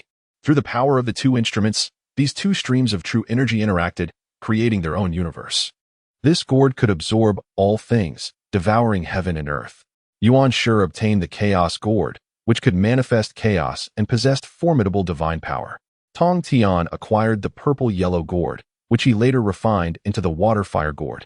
This gourd held a profound force of the laws of water and fire, nurturing 2 water-fire unicorns within, possessing immense power. Nuwa obtained the purple-green gourd, used to store the summoning banner, also known as the summoning gourd. This summoning banner was a treasure of the demon clan, capable of summoning countless demons from the 3 realms with just a shake, compelling all beings of the demon sect to obey. The gourd in Tai's hands was the purple-white gourd, also called the immortal slaying gourd. This gourd could swiftly slay primordial spirits, making it nearly impossible to defend against. Hongyun acquired the purple-red gourd, which he later refined into the 9-9 scattering soul red gourd. Within the gourd, there was red sand, incredibly potent, capable of ensnaring the form of immortals, destroying their bodies, and extinguishing their souls. It could trap them outside the cycle of reincarnation, truly a malevolent object. As he reflected, Qin Mu's gaze fell upon the 7th gourd hanging from the gourd vine. It was evident that this 7th purple gourd, due to a lack of its original essence, could not mature. After all, the essence of the gourd vine had been nearly all consumed by the previous 6 gourds. Regrettably, although he encountered the gourd vine of the 10 great primordial spiritual roots, all the gourds had been claimed by others, leaving only the last incomplete product that lacked its source. Qin Mu shook his head in resignation and sighed. Suddenly, a thought struck him, and a gleam sparkled in his eyes. Chaos liquid. Did I not possess chaos liquid? Earlier, Qin Mu had merged 3 red envelopes, thus opening one and acquiring the chaos liquid. This liquid could rejuvenate withered primordial spiritual roots, providing them with original power. At that time, Qin Mu had thought it of little use, wasting a red envelope. However, now, with the primordial gourd vine's essence nearly depleted, preventing the 7th primordial gourd from maturing, the chaos liquid was precisely what he needed. Haha, is there such a coincidence? Truly, heaven is aiding me. Qin Mu was filled with joy, with a thought. He directly summoned the chaos liquid. He then dripped the liquid onto the gourd vine. In an instant, the entire gourd vine erupted in a dazzling purple light. The withered tendrils visibly regained vitality. The 7th purple gourd hanging from the vine absorbed the original essence brought by the chaos liquid with fervor, mysterious chaotic patterns surfacing on its surface. Boom. Before long, the purple light receded. Upon inspection, a gourd, entirely purple gold and entwined with chaotic energy, fell from the vine. Seeing this, Qin Mu wasted no time, directly grasping the gourd in his hands. The moment it touched him, he felt a tremor in his consciousness. Looking again, a line of words gradually emerged on the gourd. Chaos Purple Gold Gourd. Excellent. What a marvelous treasure. The rank has reached the level of an exquisite innate spiritual treasure, imbued with chaotic malevolent energy, capable of devouring foes as well as nurturing the primordial essence of chaos. Qin Mu, filled with excitement, played with it affectionately. In a surge of exhilaration, he immediately settled into a meditative posture as the ethereal image of the innate blue lotus sword grass manifested behind him. As the 36 sword leaves whirled, they enveloped the chaotic purple gold gourd, commencing its refinement. Time slipped away quietly. Unbeknownst to him, over 2 millennia had passed. Meanwhile, at the foot of Kunlun Mountain, a scene of great bustle unfolded. Countless beings gathered, all awaiting the arrival of the esteemed disciples of the Three Pure Ones. Earlier, when Togtian and Yuanshi announced their intention to accept disciples, it sent ripples of excitement throughout the primordial realm. Various races dispatched their prodigies, eager to grasp this monumental opportunity to join the ranks of the Three Pure Ones. In this fervor, the demon race sent forth numerous talented beings, while the Eastern King's South Celestial Court also selected a plethora of exceptional individuals to ascend Kunlun Mountain.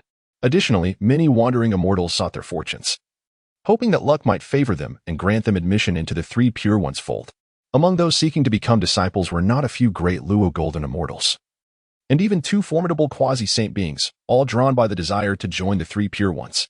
Though their own cultivation had reached the quasi-saint level, what of it? After all, the Three Pure Ones were the chosen disciples of the revered Hongjun Daozu. Becoming a disciple of such saints would undoubtedly be a mark of honor. Chapter 32. A continuous stream.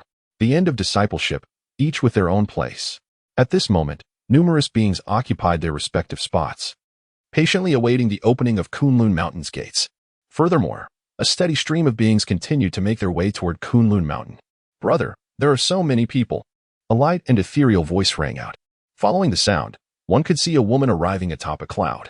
She was adorned in a flowing green robe, strikingly beautiful, her apricot-shaped eyes curiously surveying the multitude. This enchanting figure was none other than Bixiao, hailing from the 3 immortal islands. Accompanying her were 3 others, 2 women and 1 man. One of the women, clad in a pure white wide-sleeved celestial gown, was equally stunning, with a vermilion dot adorning her forehead. Who else could she be but Yanxiao? The other woman, dressed in purple, was the second of the 3 sisters, Xiao. The man, attired in a blue Taoist robe, bore a resolute countenance, his piercing eyes shining brightly beneath his sword-like brows, standing before the 3 sisters like a steadfast mountain. He was none other than Zhao Gongming, the eldest of the 3 sisters. The 3 immortal islands are a trio of interconnected islands, separated by a stream known as the Clear Wind Stream, where gentle breezes often blow. As the world evolved, a wisp of clear wind and 3 colorful clouds gradually attained sentience, coexisting in harmony, accompanying each other day and night. Through diligent practice and training, they eventually faced the tribulation of transformation. After overcoming the transformation thunder tribulation, that wisp of clear wind became Zhao Gongming, while the 3 colorful clouds transformed into the 3 sisters. Upon learning of the 3 Pure Ones' intention to accept disciples, Zhao Gongming and the 3 sisters naturally did not wish to miss such an opportunity, and thus they journeyed to Kunlun Mountain. As Zhao Gongming and the 3 sisters arrived at Kunlun Mountain, they instantly attracted considerable attention. So beautiful!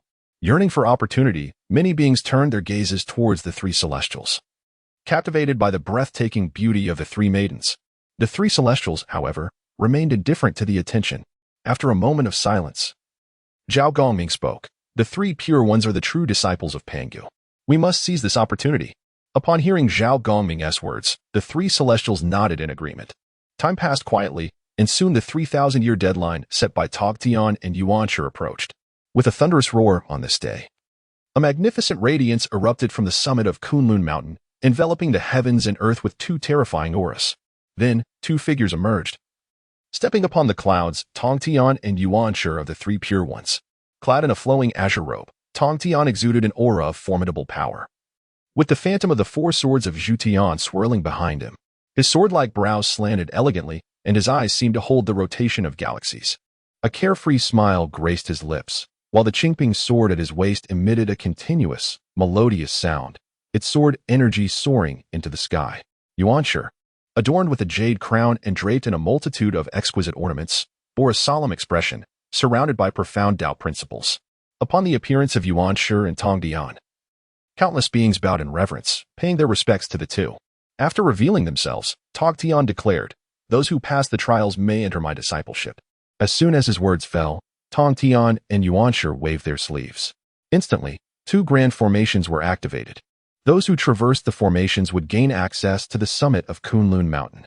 "Let the trials commence," Yuan Shi stated coolly. No sooner had he spoken than a multitude of beings surged forth. "Charge!"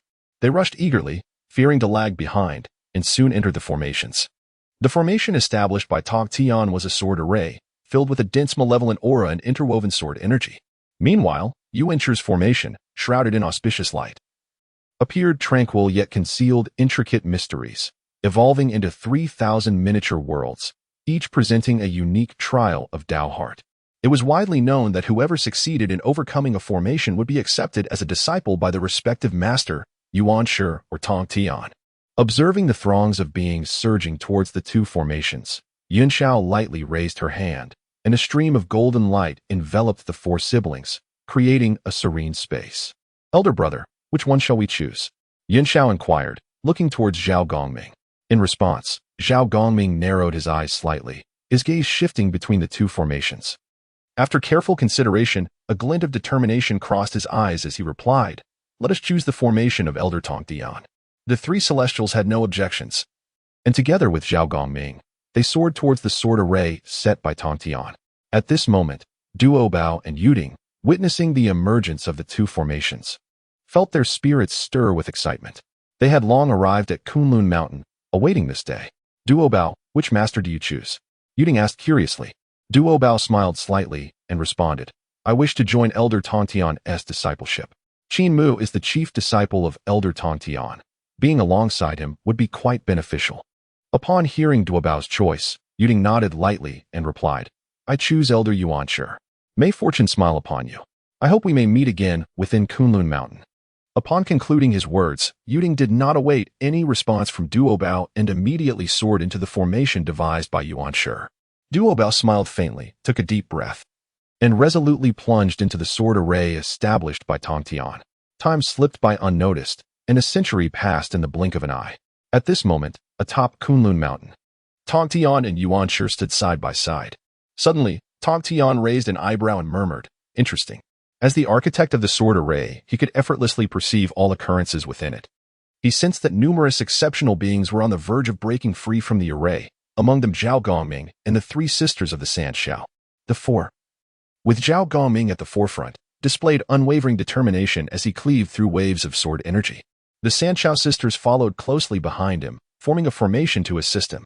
Additionally, there was Duo Bao, who, though solitary, conjured an array of treasures that forged a path forward. Naturally, Yuan Shi had also taken note of several promising candidates, such as Yuding and Guang Chengzi. Before long, the designated time limit arrived. Tong Dian observed the multitude of beings emerging from the sword array and laughed heartily, exclaiming, "Excellent. All exceptional candidates."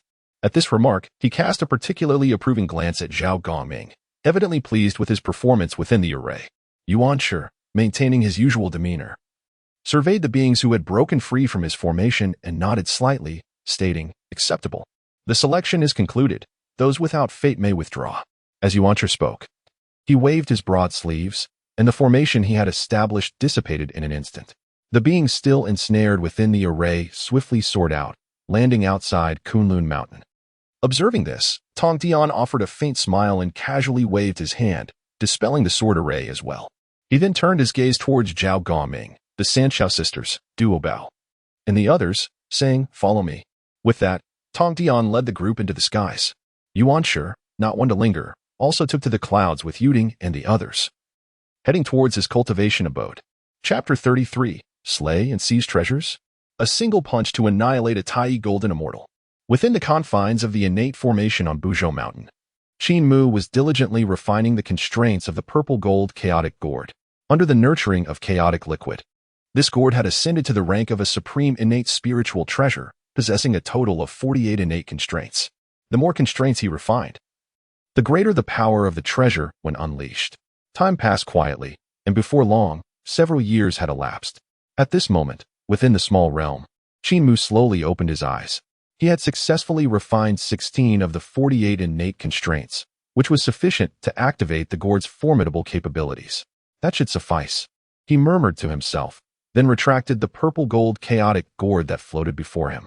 His gaze shifted to the innate gourd vine. Although all the gourds had been harvested, the vine remained. Nonetheless, it is indeed one of the 10 innate spiritual roots. One cannot help but wonder if it is still possible to once again cultivate the 7 gourds. After contemplating this, a glimmer of resolve flashed in Qin Mu's eyes. He then raised his hand, and an intangible force of magic was immediately bestowed upon the innate gourd vine. Upon further inspection, the innate gourd vine had already been collected by Qin Mu. If the next time he opened a red envelope, he were to obtain chaos liquid once more, it would certainly be worth a try. Should the innate gourd vine bear another gourd, it would be a tremendous gain. After securing the innate gourd vine, Qin Mu let out a long sigh, reflecting, it is time to leave. Without further deliberation, he passed through the innate formation and exited this small realm. However, much to Qin Mu's surprise, as soon as he stepped out of the innate formation, he was met with fierce attacks from 3 different directions. Boom, boom, boom, whoosh. 3 assaults surged forth instantaneously. A blazing dragon of magical fire, a piercing sword of icy magic, and a sinister cloud of toxic mist converged upon him. In less than a moment, the 3 magical attacks struck right before Qin Mu. Upon witnessing this, Qin Mu's expression darkened. He had not anticipated that the moment he emerged from the innate formation, he would be greeted by 3 formidable assaults. Bang, bang, bang. Before he could ponder further, the 3 attacks almost simultaneously collided with him. The deafening explosions resonated, magical energy surged chaotically, and the very fabric of space and time became distorted under the impact. Soon, the tremors subsided and the dust settled. Upon focusing his gaze, Qin Mu remained standing in place, completely unscathed. Since entering the unyielding mountain, he had relied on the oppressive energy here to temper his physique. Now, his physical strength was even comparable to that of a spiritual treasure. Although the 3 recent assaults were fierce, they could not breach his corporeal form. It is worth noting that prior to entering the unyielding mountain, Qin Mu had defeated the great shaman Quafu solely through his raw physical power. Next, Qin Mu's gaze shifted, coldly surveying the surroundings. Upon doing so, he spotted 3 figures standing not far away, the blue-robed Taoist, the red-robed Taoist, and the black-robed Taoist, who had come here before him. What? They're still alive? They withstood our 3 magical attacks with sheer physical strength? The 3, witnessing Qin Mu unscathed, expressed their astonishment. They had not anticipated that Qin Mu's body possessed such formidable strength. In their view, the 3 fierce attacks they had unleashed should have been more than sufficient to slay a mid-stage Tai Golden Immortal. Upon recognizing these 3 individuals, Qin Mu's expression slightly soured. After a moment of contemplation, he quickly grasped the situation. He had deciphered the innate formation, entered the small realm within, and obtained tremendous fortune. Meanwhile, these 3 had been here for over 10,000 years, yet gained nothing. Naturally, they would contemplate murder to seize his treasures. Just as Qin Mu pondered this, the blue-robed Taoist's gaze turned icy, and he addressed Qin Mu directly, saying, "Friend, considering our prior acquaintance, surrender your treasures immediately, and I may spare your life." In the past, it took Qin Mu merely 300 years to unravel the innate formation and enter within. This left the 3 individuals, including the Taoist in the blue robe, in a state of astonishment. At that time, they had already conspired to seize the treasures from Qin Mu upon his emergence from the formation. All 3 were at the late stage of the Tai Golden Immortal realm, while Qin Mu was merely at the mid-stage. Upon hearing the Taoist words, Qin Mu offered a faint smile and replied, "You seek treasures? Indeed, I possess one." As he spoke, he casually gestured with his hand, and from his palm, a gourd materialized, floating in the air. It was none other than the exquisite innate spiritual treasure, the purple gold chaos gourd, acquired from the small world. Boom. As soon as the purple gold chaos gourd appeared, it emanated a terrifying aura, surrounded by swirling chaotic energy and radiating divine light. Is this truly an innate spiritual treasure? He has indeed stumbled upon a grand opportunity. This was originally meant to be our fortune. The trio, upon seeing the gourd in Qin Mu's hand, immediately recognized its exceptional quality. In an instant, their eyes lit up with fervent desire. After all, this innate spiritual treasure was not an ordinary item. Even a great Luo Golden Immortal might not possess such a treasure. Furthermore, in the future, to sever the corpse and attain enlightenment, one would require an innate spiritual treasure to anchor one's primordial spirit. Haha, heaven favors me. In the midst of their shock, the Taoist in the red robe could not help but laugh maniacally, his eyes towards Qin Mu filled with avarice. Qin Mu, however, remained unfazed and coolly remarked, "If you three wish for this treasure, it depends on your capabilities." Yet, as these words left his mouth, he paused momentarily before disdainfully adding, "But to think that mere 3 late-stage Tai golden immortals would attempt to kill and rob, how utterly foolish." As soon as Qin Mu spoke, the expressions of the 3 late-stage Tai golden immortals shifted dramatically. After all, Qin Mu himself was only at the mid-stage of the Tai golden immortal realm. How dare he utter such words in their presence? Humph. After a brief silence, the Taoist in the blue robe could not suppress a cold snort, exclaiming, "You are but a mid-stage Tai golden immortal, and yet you dare to boast so brazenly? Behold my treasure." With a fierce shout, the Taoist summoned his power, unleashing a long sword that flew directly towards Qin Mu. Observing this, Qin Mu's expression remained unchanged. He retaliated with a single punch aimed at the Taoist. Boom. The force of the 4 turns of the 9 transformations' profound art exploded forth, and on his fist, 36 strands of chaotic sword energy intertwined. As the punch was unleashed, the void collapsed. The long sword that descended upon Qin Mu was shattered in an instant upon contact with the sheer might of his fist. The terrifying force continued unabated, crashing down before the Taoist in the blue robe. What? The Taoist's pupils widened in disbelief. Bang! Before he could regain his composure, the overwhelming punch struck his body, accompanied by a deafening sonic boom. The flesh of the Taoist in the blue robe was obliterated, while his primordial spirit was torn to shreds by the sword energy on the fist. Thus, a Tai golden immortal fell completely. Chapter 34, Ling Mountain. As contradictions increasingly intensified, the dispute over the elixir escalated. Witnessing the blue-clad Taoist being struck down by Qin Mu in a single blow left both the red-robed and black-robed Taoists utterly astonished. How could this be possible? A single punch to annihilate a late-stage Tai golden immortal? The red-robed Taoist muttered in disbelief. He was merely at the mid-stage of Tai golden immortal cultivation. How could he possess such formidable strength? The black-robed Taoist furrowed his brow, grappling with his incredulity. In the midst of their shock, Qin Mu's gaze shifted, lingering upon them. "Since you have harbored intentions to harm me, today I shall offer your lives as a tribute." No sooner had he spoken than he summoned the purple gold chaos gourd without hesitation. Boom. In an instant, the purple gold chaos gourd ascended into the air, tilting to aim its opening directly at the red-robed Taoist. "Gather!" With a commanding shout from Qin Mu, an invisible force erupted from the gourd. Before the red-robed Taoist could react, he was ensnared by this power. Desperate to break free, he found his magical energy inexplicably bound, rendering him utterly defenseless. "Ah, no, please."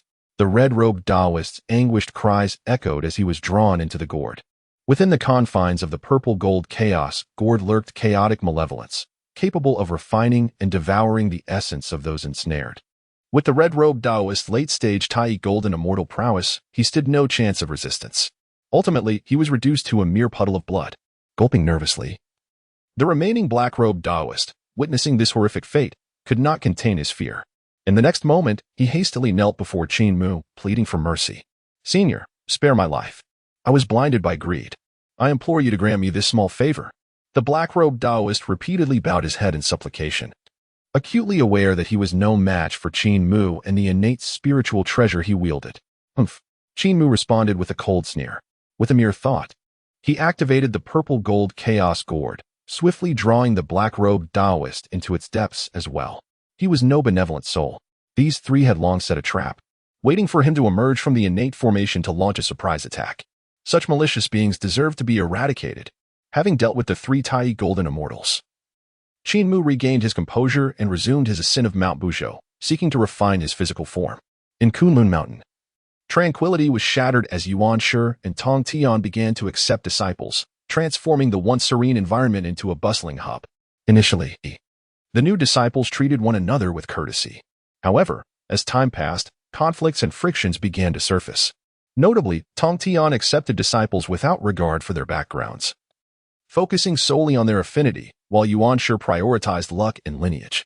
Over time, this disparity led to intermittent tensions and minor skirmishes among the disciples. Fortunately, with Yuan Shi and Tong Tian overseeing matters, these disputes remained relatively trivial. One day, Bai Xiao was searching for spiritual herbs within the realms of Qin Mountain.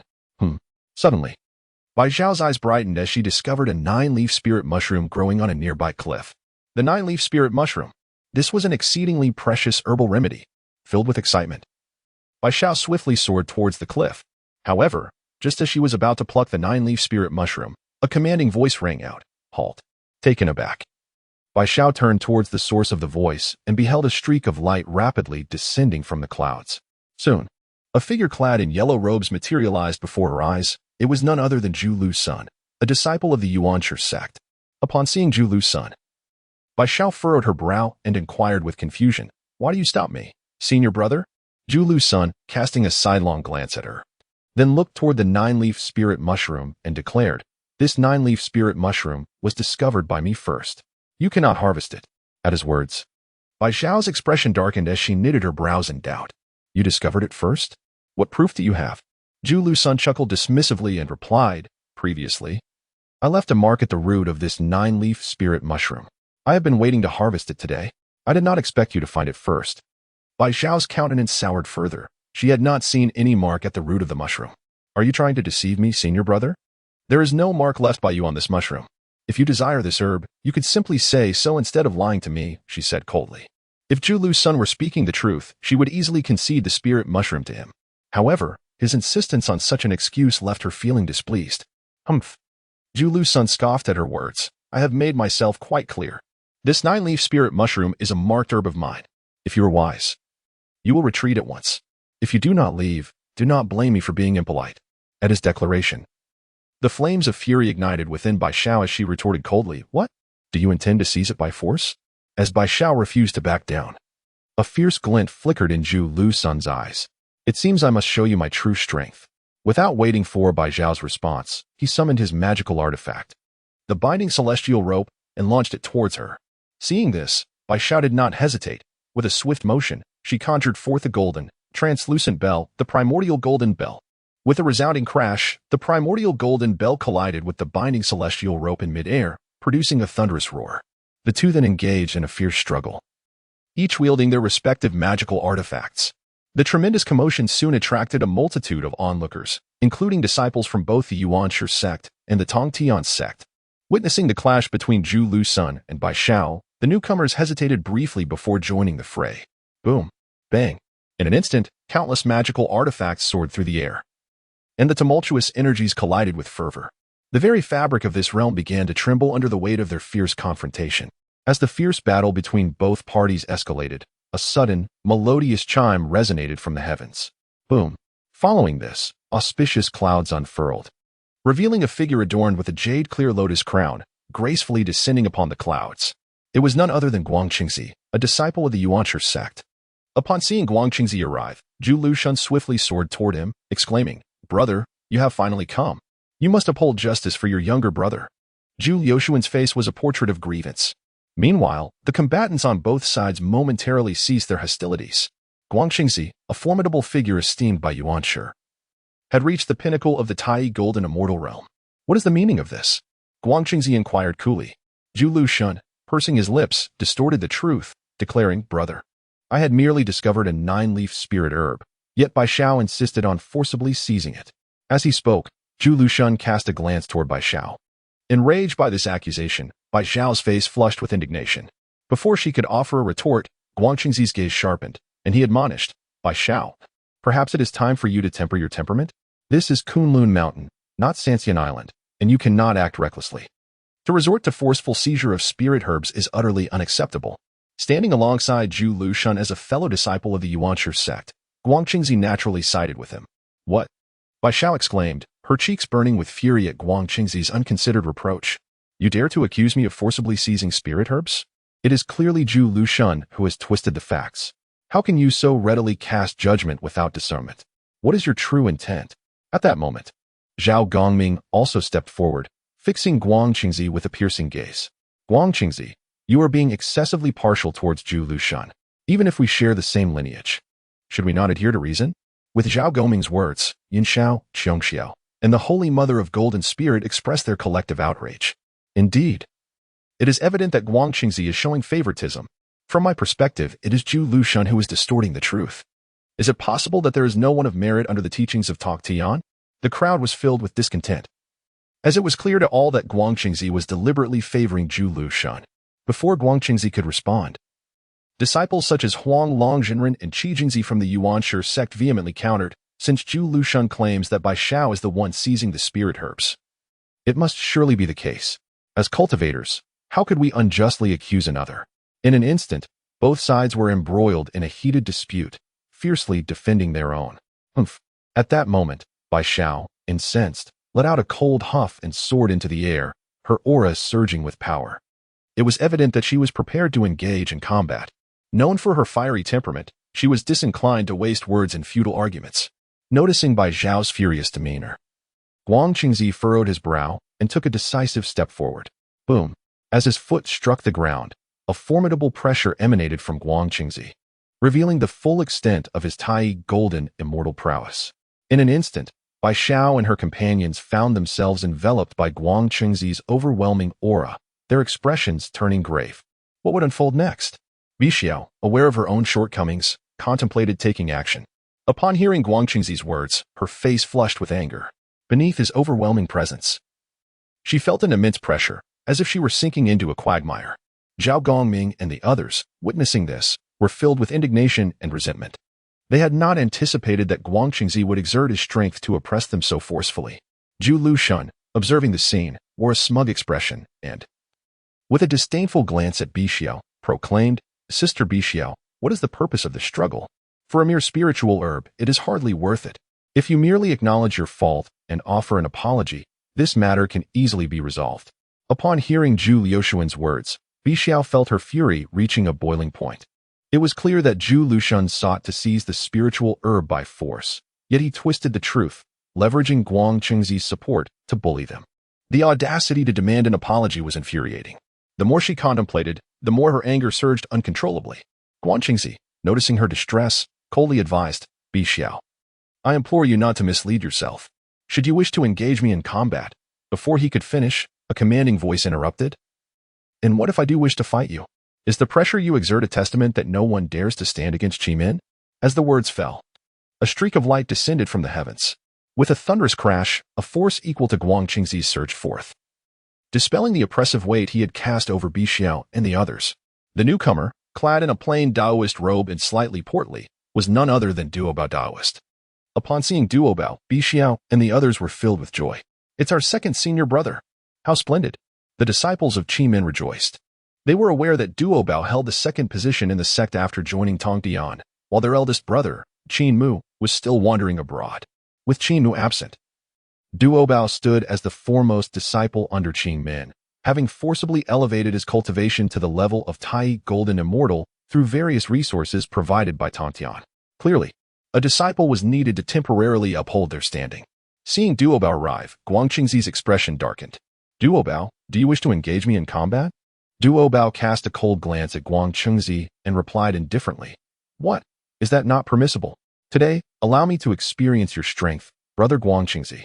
Without waiting for a response, Duobao waved his hand and summoned a golden treasure seal. This treasure was acquired during his travels with Qin Mu near the outskirts of the unfinished mountain. As the seal emerged, it radiated a brilliant array of colors and descended towards Guangqingzi. With a scoff, Guangqingzi summoned a treasure seal of his own from beneath his eight-sealing celestial garb, the Kunlun seal, renowned for its formidable power. The Kunlun seal was said to strike with unfeeling precision. In mere moments, the two colossal seals collided in the void. The impact produced a deafening roar, resonating through the air as the space around them quaked and twisted. Amidst the tumult, Duobao's treasure seal was sent flying from the clash. The Kunlun seal, imbued with formidable power, surged forth with relentless force towards the brow of Duobao. Observing this, Duobao's expression sharpened. With no time for further contemplation, he swung his wide sleeves. In an instant, a dazzling array of light burst forth as he launched a multitude of magical treasures. Within moments, these artifacts coalesced into a formidable formation known as the Duobao Array, crafted from treasures acquired during his travels with Qin Mu. After entering the Tongtian sect, Duobao refined these treasures, ultimately devising a comprehensive array. Boom! Simultaneously, Guangqingzi's Kunlun seal descended with great force, crashing down upon the duobao ray. A terrifying sound reverberated through the air. To Guang Qingzi's astonishment, when the Kunlun seal struck the array, it merely stirred a ripple in the fabric of space before being repelled back. What? Guang Qingzi exclaimed in surprise, hastily retrieving the Kunlun seal. I hadn't realized you possess such skill, duobao, he remarked, a mix of shock and admiration in his voice. Enough with the pleasantries. Do you dare challenge my array? Duobao retorted. In response, Guang Qingzi chuckled coldly, what difficulty lies in breaking this array? It is but child's play. With that, he launched himself into the heart of the duobao array. Once within, Guang Qingzi wasted no time. He unleashed a flurry of magical treasures, aiming to dismantle the array. Boom. Bang. Within the array, Guang Qingzi relentlessly bombarded the formation with his artifacts, unleashing his full prowess. Under his relentless assault, the array's power waned, its brilliance dimming. Chapter 36. Escalating Tensions. Primordial Confrontation. As Guang Qingzi appeared poised to dismantle the duobao array, duobao, with a swift thought, retracted the formation. In its place, a long sword materialized in his hand, radiating a fierce red glow.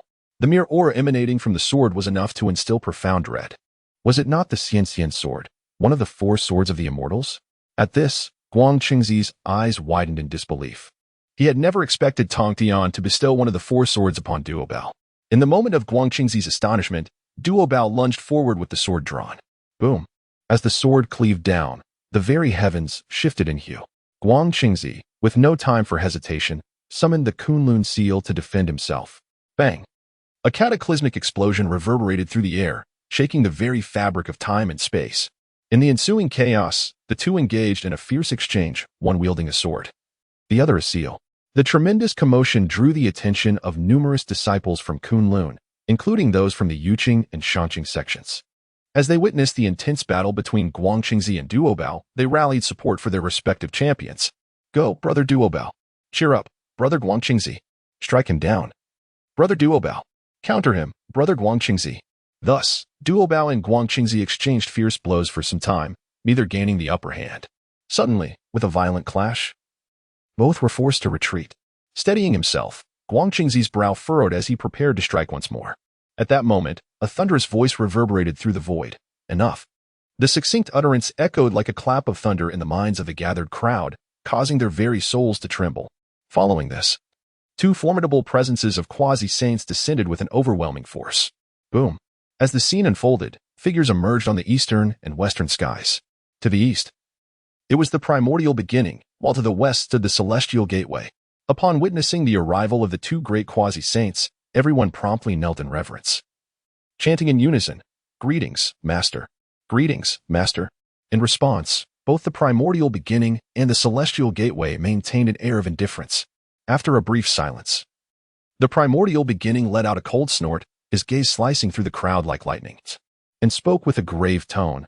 What manner of disorder is this at Ling Mountain? Hearing this, Zhu Lushun hastily stepped forward and said, Master, it was the disciple of my uncle, Bai Xiao, who instigated the conflict. She attempted to forcibly seize a spiritual herb discovered by my fellow disciple.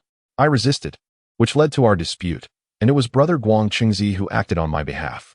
Upon hearing this, the primordial beginning's expression darkened as he turned his gaze directly towards the celestial gateway. Brother, is this the disciple you have taken under your wing? If she behaves in such a manner within Ling Mountain, what calamity would she unleash upon the world if she were to venture beyond? The primordial beginning had always held a low opinion of the celestial gateway's disciples, particularly as many of them were quite unruly. In response to the primordial beginning's reproach, the celestial gateway raised an eyebrow and replied, Brother, one cannot simply accept hearsay as truth. The situation is not as Zhu Lushun describes. With that, the celestial gateway shifted his gaze towards his disciple Bai Xiao, saying, Bai Xiao, please explain. Bai Xiao nodded and began, Master, the 9-leaf Ganoderma was first discovered by me. However, just as I was about to harvest it, Zhu Lushun appeared, insisting that the herb belonged to him. Overcome with anger, I engaged him in a contest of spells. Later, brother Guang Qingzi arrived, and Zhu Lushun twisted the truth, casting aspersions upon me. After listening to Bai Xiao's account, the celestial gateway nodded gently, affirming, I believe you. He then suddenly turned his cold gaze back to Zhu Lushun, demanding, Zhu Lushun, I shall grant you one more opportunity. Did you truly discover that spiritual herb? Upon hearing this inquiry, a flicker of panic crossed Zhu Liuxuan's eyes. At this point, he could only stubbornly continue with his deceit. After a brief pause, Zhu Liuxuan nodded and bowed respectfully to the celestial gateway, saying, "Master, the nine-leaf Ganoderma was indeed discovered by me." In response to Zhu Liuxuan's statement, the celestial gateway let out a cold snort, then with a subtle wave of his hand, an invisible surge of power erupted forth.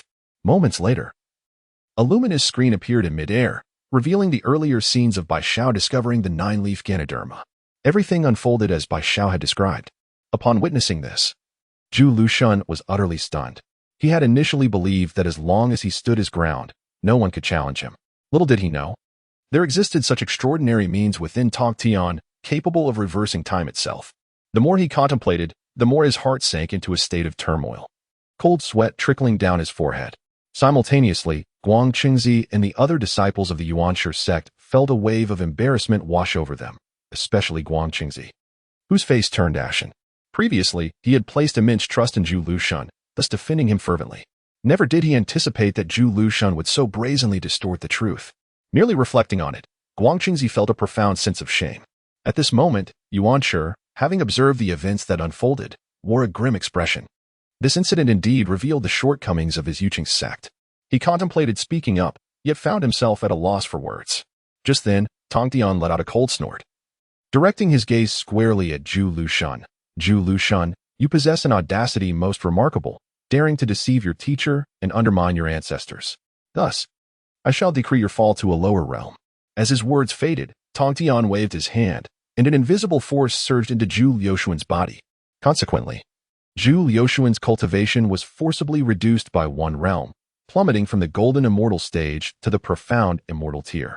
The agony of this descent elicited a pained cry from Zhu Liuxuan.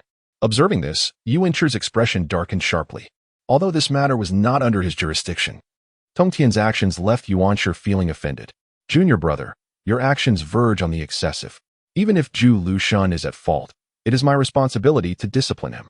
Tongtian, dismissive of Yuanshi's words, replied coolly, "Elder brother, am I not entitled to discipline a second-generation disciple? He has erred and dared to deceive me. Merely reducing his realm is a leniency extended due to your presence. Had it been one of my disciples, I would have dealt with him far more harshly."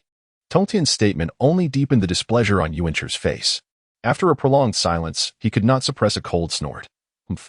I shall manage my disciple as I see fit, without your interference."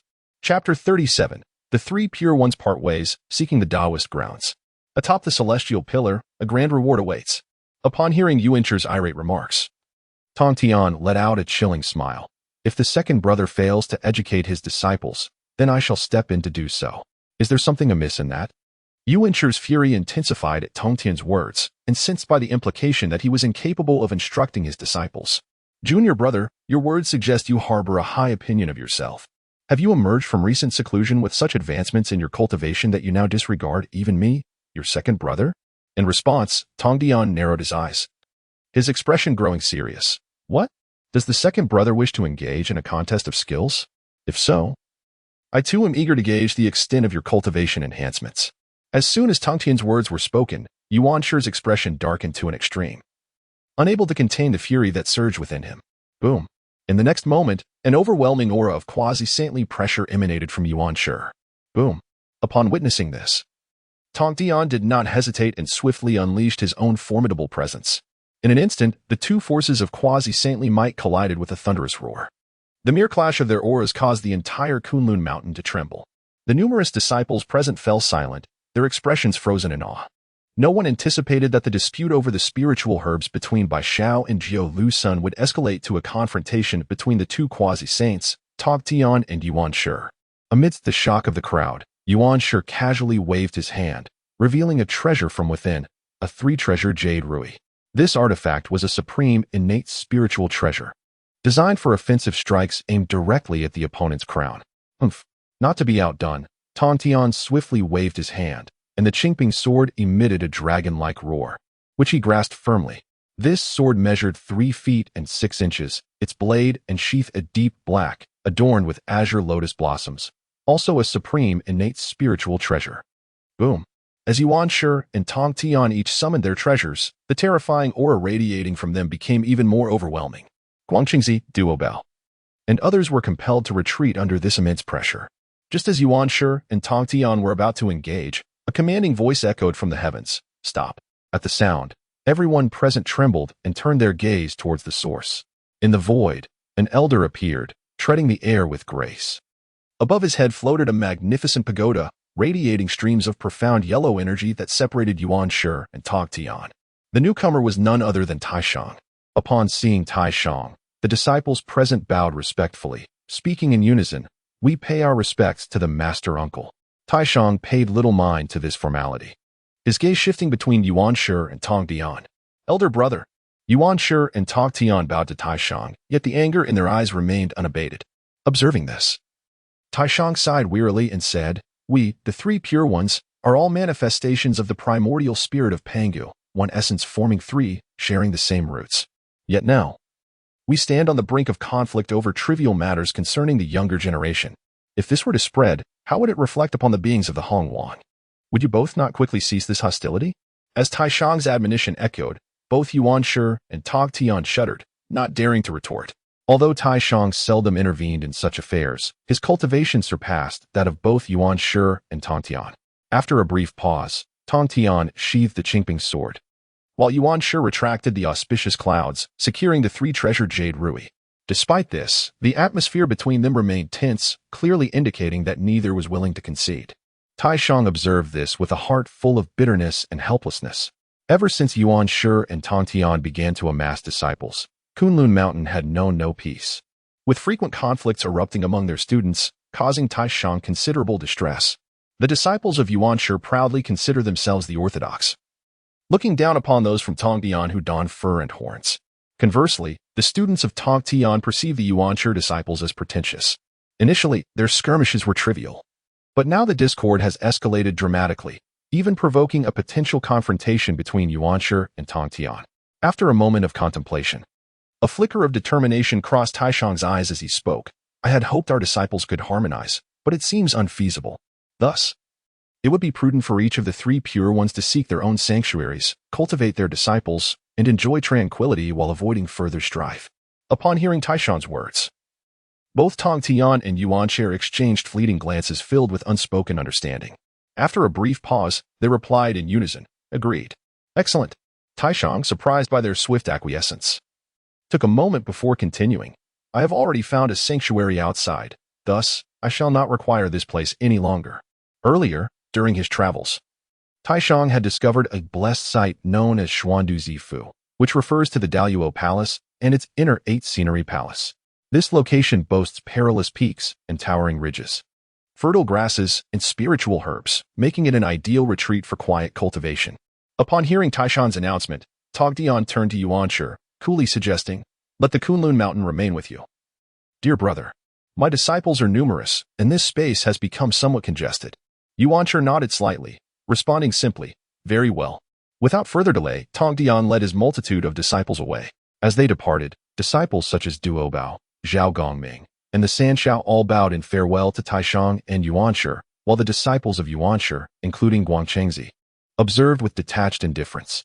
Only Yuding felt a pang of sentimentality, reminiscing about his initial arrival at Kunlun Mountain alongside Duobao. Following their departure from Kunlun Mountain, Tong Tian and his disciples journeyed to a distant land.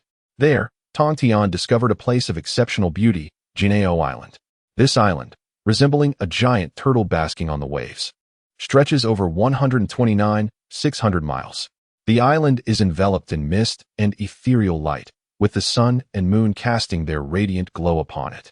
Colorful auras swirl, emanating the virtues of Tao, while fragrant smoke rises from the primordial void, perfuming the air. Overjoyed, Tong Tian declared Jineo Island as his new sanctuary. Thus, the three pure ones parted ways. Taishang resided in the 8 scenery palace of Daluo Mountain, Yuan Shi remained at the Yushu Palace of Kunlun Mountain, and Tong Tian established himself at the Bo Palace of Jineo Island. Meanwhile, at the foot of Buzhou Mountain, Qin Mu remained oblivious to the happenings at Kunlun Mountain. After years of relentless climbing, he finally stood atop the pinnacle of the primordial pillar. The oppressive aura here was so intense that even the void appeared distorted. After such an arduous ascent, it seemed the heavens had finally rewarded his perseverance. Qin Mu sighed inwardly, gazing intently at a large red envelope suspended in the distance. At that moment, a notification echoed in his mind. Ding! A large red envelope has been detected. Would you like to collect it? Yes, he responded eagerly. Qin Mu responded directly and promptly collected the large red envelope. Soon after, the system notification chimed once more. Congratulations, host, on receiving a large red envelope. Would you like to open it immediately? Without hesitation, Qin Mu chose to open it. If it were merely a regular red envelope, he might have contemplated whether to save it for fusion. However, with a large red envelope, there was no such concern. Chapter 38, Ascension to the Great Luo Golden Immortal. The Secret of the Nine Mysteries, the Character Secret. As his thoughts resonated, Qin Mu awaited the outcome. He wondered what rewards this large red envelope might yield. He felt a surge of anticipation. The last time he opened a large red envelope was when he had just joined the Tongtian sect and traveled to Kunlun Mountain. At that time, he received a treasure fusion scroll as a reward. This scroll allowed him to merge innate spiritual treasures of the same attribute and level, potentially elevating them to innate supreme treasures. Such a reward was truly extraordinary. Before long, the system's voice echoed in Qin Mu's mind. Ding! Congratulations, Master. On opening the large red envelope, rewards obtained, 1,000,000 years of mana. Received one of the 9 mysteries, the Character Secret. Qin Mu was astounded. 1,000,000 years of mana? And the Character Secret? He had not anticipated such remarkable rewards from this large red envelope. His excitement was palpable. The 1,000,000 years of mana would save him considerable time in arduous cultivation. As for the Character Secret, it was an unparalleled offensive sacred art among the heavens. Aha! This ascent of Buzhou Mountain has indeed been immensely fruitful. Without delay, Qin Mu chose to extract his rewards. Boom! In an instant, the 1,000,000 years of mana surged into his body like a tidal wave. As the mana continuously flowed in, Qin Mu's cultivation rapidly progressed. Before long, he ascended from the mid-stage of the Tai Golden Immortal Realm to the late stage. With further infusion of mana, his cultivation continued to rise. Soon enough, he reached the pinnacle of the Tai Golden Immortal Realm. At that moment, a golden beam of light erupted from Qin Mu, soaring into the heavens as if connecting with the very fabric of the universe. The barrier at the pinnacle of the Tai Golden Immortal Realm shattered effortlessly. Following this, 3 flowers appeared above his head, signifying his impending breakthrough to the great Luo Golden Immortal Realm. The 3 flowers of heaven, earth, and humanity. Quickly, the human flower among the 3 bloomed. This human flower represented the essence of the cultivator, manifesting an image of ethereal beauty. Its blossoming symbolized the perfection of the cultivator's physical training and was the key to severing the seed of reincarnation. Since ascending Buzhou Mountain, Qin Mu had been refining his body under its immense pressure, which explained why his human flower bloomed first. Moreover, Qin Mu was astonished to discover that his human flower, one of the 3 flowers gathered in the tripod, was of no ordinary grade. It had blossomed with 9 petals. This indicated that his human flower had reached the 9th rank. In the vastness of the Primordial World, it was common for beings to reach only the 3rd rank upon breaking through to the Great Luo Golden Immortal, while those of the 4th to 6th ranks were considered elite. To achieve the 7th rank, one needed an exceptionally extraordinary innate foundation. As for the 9th grade, it represents the ultimate limit of the heavenly Tao, attainable only by the innate demon gods. Just as Qin Mu was condensing the human flower, the quintessence of the 5 elements within him rapidly coalesced, forming a 5-colored canopy that soared into the sky. In an instant, Qin Mu's body was suffused with a chaotic energy, the apertures within him resonating as if the primordial chaos had just begun to unfold, allowing him to manifest auspicious clouds that shielded him. Thus, under the infusion of 1,000,000 years of magical power, he officially ascended to the realm of the Great Luo Golden Immortal, securing his position among the formidable beings of the Primordial World. I have broken through to the early stage of the Great Luo Golden Immortal, Qin Mu exclaimed with exhilaration. He had not anticipated that, bolstered by 1,000,000 years of magical power, he would directly advance from the Tai Golden Immortal to the Great Luo Golden Immortal. Yet, even before Qin Mu could fully revel in his joy, the essence of the Lin's Secret, one of the 9 mysteries, surged into his consciousness. The Lin's Secret, a mystical technique devised by the celestial venerable who transcends tribulations, enables one to enter the realm of divine constraints, enhancing all aspects, speed and strength alike, allowing one to confront adversaries of higher tiers. Within the same tier, it renders one invincible, a true embodiment of unparalleled offensive prowess. With his cultivation elevated to the great Luo Golden Immortal and the acquisition of the Supreme Lin Secret, combined with the innate divine ability of the primal Azure Lotus Swordgrass, he felt as though he had received wings akin to those of a tiger. This expedition to Mount Buzhou had indeed proven to be extraordinarily fruitful, Qin Mu mused. It is worth noting that during this journey, his physical form had entered the fourth transformation of the 9 transformations of profound skills. Furthermore, his cultivation had reached the great Luo Golden Immortal realm, and he had obtained the exquisite innate spiritual treasure, the purple gold chaotic gourd. With my current strength, as long as no quasi-saint intervenes, I fear no one, Qin Mu declared with unwavering confidence. Meanwhile, the myriad extraordinary phenomena enveloping his head gradually dissipated. It was time to descend the mountain. Without delay, Qin Mu made his way directly down Mount Buzhou. In contrast to his arduous ascent, his descent felt remarkably effortless. After so many years, his physical body had become accustomed to the oppressive aura of Mount Buzhou. Before long, he reached the mid-mountain area, where the innate formation continued to oscillate and flow. However, the innate gourd vine within had already been claimed by Qin Mu. As for the 3 late-stage Tai Golden Immortal practitioners, one had been vanquished by Qin Mu, his primordial spirit utterly shattered. The other 2 had been absorbed into the purple gold chaotic gourd, long since refined to nothingness. He would need to devise a method to acquire more chaotic liquid. Perhaps it would allow the innate gourd vine to bear further innate gourds. Qin Mu paused briefly, muttering to himself. When he had discovered the innate gourd vine within the small realm of that innate formation, only the 7th gourd remained. Due to the lack of primordial essence, it had struggled to mature. Fortunately, Qin Mu had previously opened a red envelope and obtained chaotic liquid, which was just what he needed to rejuvenate the withered innate spiritual root. Utilizing it allowed the 7th gourd to mature, transforming into the purple gold chaotic gourd. After a moment's pause, Qin Mu gathered his thoughts and continued toward the foot of the mountain. Soon, he arrived at the base of Mount Buzhou. Suddenly, he halted. 2 formidable auras beneath his feet instantly caught his attention. Gazing intently, one could see 2 figures standing at the entrance of the unbounded mountain, regarding each other. Both figures were tall and imposing. One of them was familiar to Qin Mu. It was none other than Qia Fu, the great shaman of the witch clan whom he had defeated years ago. At that moment, as Qin Mu observed Qia Fu, both Qia Fu and another figure took notice of his emergence. "It is he," Qia Fu exclaimed, unable to contain his surprise upon seeing Qin Mu. Hearing Qia Fu's words, the imposing figure beside him could not help but cast several scrutinizing glances in Qin Mu's direction. Sensing the atmosphere, Qin Mu gathered his composure and approached Qia Fu and his companion at a measured pace. Upon nearing them, he offered Qia Fu a smile and then glanced at the formidable figure standing alongside him. One could perceive the terrifying malevolence emanating from this figure. Merely standing there caused the surrounding space to warp slightly. The dreadful aura he exuded was several times more potent than that of Qia Fu.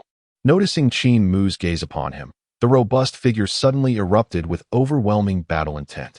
This individual likely possessed a significant identity. Such a formidable presence suggested he must be a great shaman of the witch clan as well. As Qin Mu pondered these thoughts, Qia Fu spoke with a smile. "Qin Mu, this is our clan's great shaman, Xing Tian." At Qia Fu's introduction, Qin Mu was taken aback. It was indeed the great shaman Xing Tian. No wonder the malevolence and battle intent were so fierce. Qin Mu was no stranger to Xing Tian, a formidable warrior who had once dared to assault the heavenly court single-handedly, earning the title of the witch clan's god of war. Xing Tian held a significant position within the clan, second only to the 12 ancestors, and was part of the core military strength alongside Qia Fu and Jiao Feng. Additionally, his essence contained the chaotic energy of creation, capable of activating the remnants of the 12 capital heavenly god formation, which held critical value for the clan's secret arts. After a moment's reflection, Qin Mu regained his composure and smiled at Xing Tian, bowing respectfully, "Greetings, fellow Taoist Xing Tian."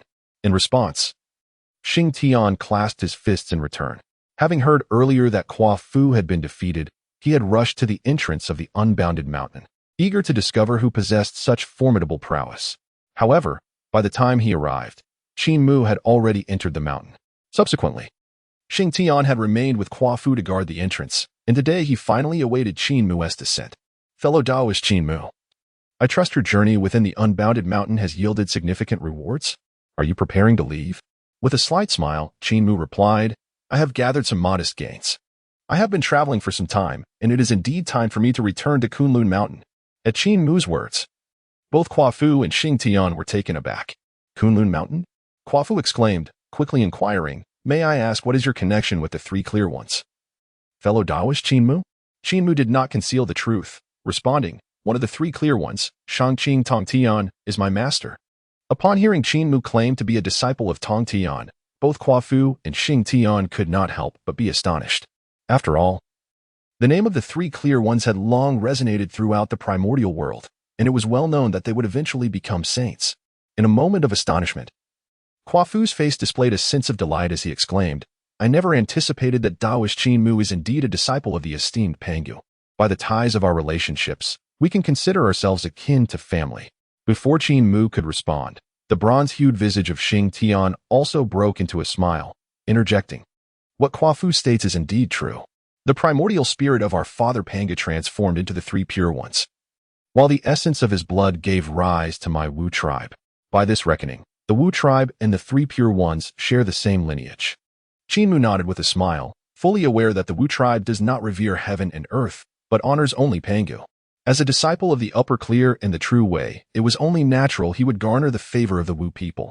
At that moment, Xing Tian shifted the conversation, saying, "Taoist Qin Mu, I have a rather bold request, and I hope you will grant it." "Oh?" Qin Mu replied in surprise. Turning to Xing Tian, "Pray, do tell." Without further ado, Xing Tian straightforwardly stated, "As you are about to embark on your journey back to Kunlun Mountain, I wonder if you would be willing to spar with me before your departure?" As he spoke, a fierce battle intent surged in Xing Tian's eyes. Having previously heard that Fu had been vanquished by Qin Mu through sheer physical prowess, an insatiable desire for combat ignited within him. He had hurriedly come over even before his watch over the entrance of the Buzhou Mountain had begun, and had since accompanied Fu in waiting for Qin Mu. "What?" Upon hearing Xing Tian's request, Qin Mu was momentarily taken aback, inwardly lamenting, "What is this? We have barely exchanged a few words, and he already wishes to engage me in combat?" The great Wu Xing Tian truly lives up to the reputation of a battle fanatic. Observing Qin Mu's astonishment, Xing Tian felt somewhat embarrassed, realizing that his request was rather abrupt. After a brief pause, he waved his hand lightly, revealing a purple shard that floated into view from his palm. "Taoist Qin Mu," he continued, "this object was an unexpected find of mine on Buzhou Mountain. I am unaware of its nature. Should you agree to spar with me, let this shard serve as the prize for our contest." Here, Xing Tian paused slightly, perhaps feeling that his offer lacked sincerity. With a flick of his hand, he summoned a drop of his own blood. "In addition, I shall offer you a drop of my essence blood. Regardless of the outcome, you shall have it. What do you think, Taoist Qin Mu?" Upon hearing Xing Tian's words, Qin Mu trembled slightly, his gaze fixed upon the purple shard in Xing Tian's palm. As he examined it closely, he discovered that the shard contained an imprint of the primordial laws. The entire piece was crystalline and transparent, its surface adorned with enigmatic Tao patterns. More astonishingly, he observed that around the shard, the laws of the great Tao were manifesting, occasionally blossoming into lotuses or coalescing into eternal golden lamps. My goodness! Could this be a fragment of the Chaos Jade Plate? Qin Mu quickly deduced. The purple shard that Xing Tian presented was highly likely a piece of the Chaos Jade Plate, a treasure of the primordial chaos. It was formed from the essence of the chaotic universe, embodying a microcosm of the chaotic cosmos, and contained within it the essence of 3,000 great Tao laws. In the era when the Panga deity forged the heavens, the creation jade disk could not withstand the immense pressure of the universe and shattered into 81 fragments. The largest portion was obtained by Hongjun, while the remaining shards were scattered throughout the primordial chaos. During his teachings, Hongjun had expounded upon the profound laws contained within the creation jade disk, although Xing Tian produced only a small fragment of the disk. The essence of the great Tao it embodied was extraordinary. Regrettably, the Witch clan cultivates only the physical body, neglecting the spiritual essence. This shard of the creation jade disk was sufficient to incite fierce competition among the mighty in the primordial realm, with even the Tao ancestor Hongjun in need of it. Qin Mu sighed quietly, fully aware that Hongjun was secretly gathering other fragments of the creation jade disk. After all, if one could piece together a complete creation jade disk, it could transmute chaos and elucidate all events and truths of the primordial world. It was unexpected that the great witch Xing Tian would present such a treasure for a friendly contest. Furthermore, the fragment was remarkable on its own. Yet he was also willing to offer a drop of his own blood. Among the great witches, Xingtian's bloodline possessed unique properties. For within his essence lay the malevolent energy of creation, capable of activating the witch clan's 12 capital heavenly gods' great formation. This was also the reason why, after the ancestor Hutu transformed into the cycle of reincarnation, Xingtian assumed her position. Just as Qin Mu was lost in thought, Xingtian furrowed his brow slightly and inquired, "Qin Mu, my friend, is my sincerity insufficient?" Upon hearing this, Qin Mu quickly regained his composure and smiled at Xingtian, saying, "You are too modest, my friend. Since you wish to spar with me, I cannot dampen your enthusiasm." Seeing Qin Mu's agreement, Xingtian was overjoyed, and his fighting spirit surged even more. Chapter 40. Battle against Xingtian. Sword and axe, grass sword. Earlier, when Qin Mu appeared hesitant, Xingtian believed his sincerity was lacking. Little did he know that Qin Mu was profoundly shaken by the treasures Xingtian had presented, not to mention the fragment of the creation jade disc. Even the single drop of blood offered by Xingtian was enough to stir Qin Mu's heart. Of course, even if Xingtian had not provided any incentives and merely suggested the contest, Qin Mu would not have declined. This ascent of Mount Buzhou had yielded bountiful rewards for Qin Mu. Not only had his cultivation advanced to the level of the great Luo Golden Immortal, but he had also acquired one of the 9 secrets, the Lin character secret, and his 9 transformations mystic skill had reached the 4th transformation. Compared to before, Qin Mu's strength had significantly increased. With Xingtian's proposal for a contest, Qin Mu also wished to test his current prowess and ascertain how far he had come. Quafu looked on with eager anticipation, knowing that Xingtian's strength surpassed his own by a considerable margin. Previously, Qin Mu had defeated him relying solely on his physical might, and Quafu was curious to see who would emerge superior in this encounter. Just then, Xingtian, filled with excitement, waved his hand casually. Boom! In an instant, a scroll materialized in the distant void, emanating an ancient and archaic aura. At the moment the scroll unfurled, the very laws of heaven and earth trembled in unknown resonance, revealing a ripple of time and space within. Qin Mu, my friend, please. Xingtian smiled as he addressed Qin Mu, nodding in acknowledgement. Qin Mu discerned that the scroll contained a miniature world. Without delay, the 3 of them leaped into the scroll's realm. Upon entering this world, the scenery transformed dramatically. This realm was not a mere ordinary cave paradise, but rather a vast, boundless battlefield. As they surveyed their surroundings, they beheld a sky drenched in crimson and an earth shrouded in desolation. Additionally, thick and chaotic malevolent energy permeated the atmosphere. Just as Qin Mu was taking in the sights, Xingtian explained, Qin Mu, this place is a small world crafted by our ancestral shaman, a training ground. Here, one can engage in fierce combat without fear of the heavens collapsing. Qin Mu nodded lightly, deeply impressed. Truly remarkable is the ancestral shaman's prowess to have forged such a stable small world. It is evident that their mastery over the laws of time and space has reached an extraordinary level. Among the 12 ancestral shamans, Di Jiang is known as the progenitor of spatial speed, while Zhu Jiuyin is the progenitor of time. To construct such a small world is indeed no trivial task. As he marveled, Qin Mu regained his focus. At that moment, Xingtian's gaze burned with intensity as he looked at him. Qin Mu, are you prepared? Upon hearing this, Qin Mu nodded, recognizing Xingtian's eagerness to engage him in battle. You two may proceed, but since this is a friendly contest, let us keep it within bounds and avoid causing any ill will. Quafu interjected, stepping aside. Once Quafu had withdrawn, Qin Mu and Xingtian faced each other, their eyes fierce, with martial spirit ablaze. Qin Mu, be cautious. As their gazes locked, Xingtian shouted first. Boom. In an instant, he charged at Qin Mu like a furious dragon, unleashing a punch that distorted the very fabric of the void. Where his fist passed, the space shattered inch by inch. Come on. Qin Mu, undeterred, met the attack with a punch of his own. Bang. In less than a heartbeat, their fists collided with tremendous force. The impact generated a terrifying shockwave that swept across the surroundings. In this small world, the ground cracked and the sky trembled. After a brief exchange of blows, Xingtian's pupils widened in surprise as he muttered to himself, such a powerful physique, to withstand my strike head-on? Meanwhile, Quafu, observing the duel, was left astounded. Xingtian's physical prowess is second only to that of the ancestral shamans within our tribe, yet Qin Mu is able to contend with him? Since entering the Buzhou Mountain, it seems his strength has grown significantly. Earlier, when he had clashed with Qin Mu, Quafu had already recognized the remarkable strength of his physique. but it had not reached such an alarming level. After a moment of reflection, Fu understood that Qin Mu must have encountered some fortuitous opportunity for growth within Buzhou Mountain. It is known that the Wu tribe is born from the essence of Pangu, possessing unparalleled physical forms by nature. The fact that Qin Mu can rival a great shaman with his own body is simply unfathomable. At the moment of Fu's astonishment, Xing Tian could not help but burst into laughter. Ha ha ha. Excellent. Refreshing. Amidst his exuberance, his gaze shifted directly towards Qin Mu, his eyes ablaze with battle intent. Friend Qin Mu, I shall now get serious. With that declaration, Xing Tian bellowed furiously, tearing the air apart with a swift motion of his hands.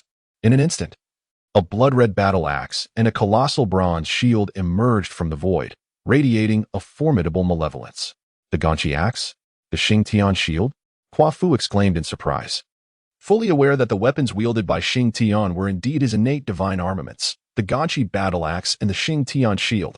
The Ganqi axe had quenched its thirst with the blood of countless beings, while the Xing Tian shield could withstand even the might of innate spiritual treasures. Upon witnessing this, Qin Mu's expression grew solemn. Just then, Xing Tian roared, Friend Qin Mu, receive my axe. No sooner had the words left his mouth than he raised the battle axe high and swung it down towards Qin Mu. In that moment, it seemed as if the brilliance of the axe illuminated the entire cosmos. Boom. As the axe light descended, it was akin to the creation of heaven and earth, separating chaos itself. Faced with the terrifying strike from Xing Tian, Qin Mu dared not be negligent. With swift movements, he formed seals with his hands and called out, Secret of the Ling character. Open. Boom. As the secret was unleashed, Qin Mu's aura surged dramatically. His magical power swelled like an ocean, and from behind him, a divine halo manifested, embodying the essence of supreme Tao. Moreover, an invisible realm of divine prohibition unfolded, enveloping the surrounding space. Under the enhancement of the Lin character secret, Qin Mu's strength was comprehensively amplified. In the next moment, with a flick of his hand, a jade-green celestial sword appeared in his grasp. The sword, resembling a blade of grass, was slender and ethereal, yet emanated an aura capable of obliterating all things. This was the sword Qin Mu had forged using his own blood to refine the materials from the Finbao cliff, infused with his own primal essence. Though it had not yet reached the pinnacle of innate spiritual treasures, it was not far from it. He named it the Grass Sword. As Xing Tian's axe descended with overwhelming force, enveloping the heavens and the earth, Qin Mu raised his sword and declared, Friend Xing Tian, receive my sword. No sooner had he spoken than he charged forward with the sword in hand, unleashing a sudden strike with the grass sword. Grass character sword technique. Flash. Whoosh. As the sword was drawn, its light surged like a rainbow, and an ethereal image of a celestial sword grass materialized, swaying as it severed myriad laws, shattering the void. Boom. In less than a moment, the axe light and sword radiance collided. Bang. A deafening roar echoed endlessly, causing the entire small world to tremble violently, as if it were on the brink of returning to chaos. Chapter 41. The Three Axes of Creation. An unprecedented insight triggered, a sword to open the heavens. After a prolonged moment, the tumult finally subsided. Remarkably, Qin Mu's strike had shattered Xing Tian's axe. Before Xing Tian could regain his composure, Qin Mu swung his sword once more towards him. Whoosh! The mighty sword energy surged forth, rolling like a dragon, tearing through the void as if intent on annihilating the very fabric of this small realm. Xing Tian, witnessing this, felt his battle spirit surge even higher. As Qin Mu's sword power surged towards him again, he swiftly raised the Xing Tian shield, its surface shimmering with runes, and miraculously absorbed the blow. Clang! Bang! The resounding clash of metal reverberated throughout the universe, as the sword energy collided with the malevolent aura, unleashing an endless tempest. After parrying Qin Mu's strike, Xing Tian could not help but burst into laughter. Haha, what a thrill. This is the first time an outsider has been able to break through my primordial axe technique. Meanwhile, Fu, who was observing the battle, was rendered speechless by the astonishment. How could Qin Mu be so formidable? Fu's heart raced, his breath coming in quick in gasps. It is worth noting that, within the Wu clan, aside from the 12 ancestral shamans and the 2 unfathomable peak shamans, no one could rival Xing Tian. Yet here was Qin Mu, standing poised against him in such a fierce contest. How could his physical form possess such strength? And how did he wield such formidable magical prowess? The more Fu pondered, the more incredulous he became. At the onset of their contest, Qin Mu had exchanged a blow with Xing Tian using sheer physical force. Now, his sword technique had directly shattered Xing Tian's axe technique. As Kua Fu stood in shock, he could sense the intensity of Xing Tian's battle spirit growing more fervent. His gaze towards Qin Mu ablaze with fervor. Xing Tian had always been a warrior at heart, and with an opponent like Qin Mu before him, he was eager for a true contest. Qin Mu, my friend, let us see how you withstand my true power, Xing Tian proclaimed, his battle spirit surging. Oh, Qin Mu responded, momentarily taken aback, but quickly regained his composure. He understood well that as a great shaman of the Wu clan, Xing Tian possessed far more than what he had previously displayed. Xing Tian, my friend, unleash your full might. I shall stand ready to receive it. Upon hearing Qin Mu's words, Xing Tian's expression sharpened. Boom. Suddenly, a violent surge of malevolent energy erupted from him. In an instant, his form swelled dramatically. Within a few breaths, he transformed into a towering giant, his muscles coiling like those of a dragon. Furthermore, ancient shamanic patterns flickered upon his skin, radiating a crimson glow. A tremendous aura emanated from Xing Tian. Upon witnessing this, Kua Fu's heartbeat quickened. He recognized that Xing Tian was now serious. Seeing this transformation, Qin Mu's expression grew grave, silently marveling. Truly, this is Xing Tian. Such oppressive force would likely overwhelm the average Great Luo Golden Immortal. Earlier, he had opened a grand reward that granted him 1,000,000 years of magical energy, enabling his cultivation to ascend to the level of Great Luo Golden Immortal. Yet, confronted by Xing Tian's imposing aura, he still felt a tremor of trepidation. Qin Mu, be cautious. At that moment, the towering giant Xing Tian spoke. Qin Mu focused intently, not daring to let his guard down, grasping the grass sword that shimmered with a ghostly light, surrounded by swirling streams of magical energy. Primordial 3 axes.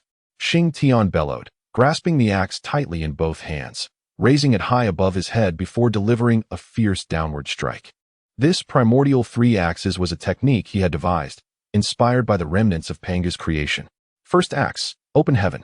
As Xing Tian struck, the axe light surged forth like the primordial chaos splitting, heralding the creation of the world. Boom. A brilliant axe beam cleaved through the heavens, as if intent on splitting the entire microcosm in two. Second axe, annihilate the world. With a decisive swing, Xing Tian brought down his axe once more. Boom. This strike carried an inexorable essence of destruction. Wherever it passed, time and space shattered, and all things returned to the void. The third axe, annihilation. As the second axe fell, Xing Tian wielded his formidable axe again, cleaving forth the third blow. Rumble. With this strike, the heavens dimmed, and the entire miniature world churned in chaos, reminiscent of the cataclysmic scene during Panga's separation of heaven and earth, accompanied by Xing Tian's consecutive axe strikes. A terrifying power accumulated. Upon witnessing this spectacle, Kua Fu's heart trembled with astonishment. So formidable, he couldn't help but exclaim. Reflecting on his status as a great shaman of the Wu tribe alongside Xing Tian, he pondered that if Xing Tian unleashed such a trio of strikes upon him, his own strength would likely falter. Could Qin Mu withstand Xing Tian's 3 axes of creation? Kua Fu hesitated within. Although Qin Mu was indeed powerful, far exceeding his expectations, Kua Fu believed that the terrifying might of these 3 strikes from Xing Tian would be enough to obliterate even a great Luo Golden Immortal. Meanwhile, Qin Mu, upon witnessing the trio of axes descending towards him, was equally astonished. Such overwhelming axe power. Within this technique lay a glimmer of Pangu's true essence. Just as Qin Mu was engulfed in shock, the combined might of the 3 axes surged towards him. Boom. The terrifying force threatened to annihilate heaven and earth, shattering time and space, causing the very ground to tremble. With a solemn expression, Qin Mu prepared to act, when suddenly, a voice echoed in his mind from the system. Ding. Heaven-defying comprehension triggered. By observing the axe technique created by the great shaman Xing Tian, you have grasped the power of creation, merging it with your own grass sword's profound essence, thereby forging a new divine ability, one sword to open heaven. As the system's voice resonated, an endless stream of mysterious sword intent surged into Qin Mu's mind. In that instant, his primordial spirit seemed to transcend time and space, witnessing Pangu's magnificent act of cleaving the heavens. In the chaotic void, where distinctions were yet to be made, the slumbering Pangu opened his eyes. His left eye radiant like the rising sun, his right eye bright as the full moon. The chaos was pierced beneath his gaze, roiling violently like boiling water. Panga felt suffocated, the chaos constricting around him as if it sought to swallow him whole once more. In response, Panga suddenly extended his hand, his fingers resembling pillars supporting the heavens, and from the depths of chaos, he seized a colossal axe. This axe was without edge or blade, its body shimmering with light, while its cutting edge radiated the primordial light of the universe. Open. Accompanied by Panga's thunderous roar, the giant axe was raised high, cleaving straight towards the chaos. Boom. With a single strike, the axe light sliced through the eternal night, tearing the chaos asunder. The lighter elements ascended, transforming into the firmament, while the heavier one sank, solidifying into the earth. As heaven and earth were newly divided, the pure and turbid energies surged like tumultuous waves. Soon, Qin Mu withdrew his consciousness from this wondrous scene. When he opened his eyes again, his gaze blazed with intensity, his entire being infused with sword intent, and the grass sword in his hand emitted a melodious hum. Boom. Moreover, a trace of chaotic essence manifested upon the sword's edge. Xingtian, my friend, receive my sword. As the word ceased, Qin Mu stepped forward, and from behind him, the primordial silhouette of the innate blue lotus sword grass materialized. The sword grass swayed, as if it were conjuring the scene of the creation of heaven and earth. This sword is named Opening the Heavens. Chapter 42. The sword emerges, chaos annihilated, defeating Xingtian. The auspicious moment had arrived. With a commanding shout, Qin Mu's grass sword suddenly slashed down. The sword was unleashed, and chaos-infused sword energy surged forth, directly confronting Xingtian's three axes of heaven with a mighty strike. Boom. In an instant, this small world trembled violently. A terrifying sword force surged through, tearing apart the very fabric of the void. Qin Mu's strike contained the immense power of creation. Under the overwhelming weight of his sword, the laws within the small world began to disintegrate, and the space shattered like a mirror. In less than a moment, the sword energy collided with Xingtian's three axes.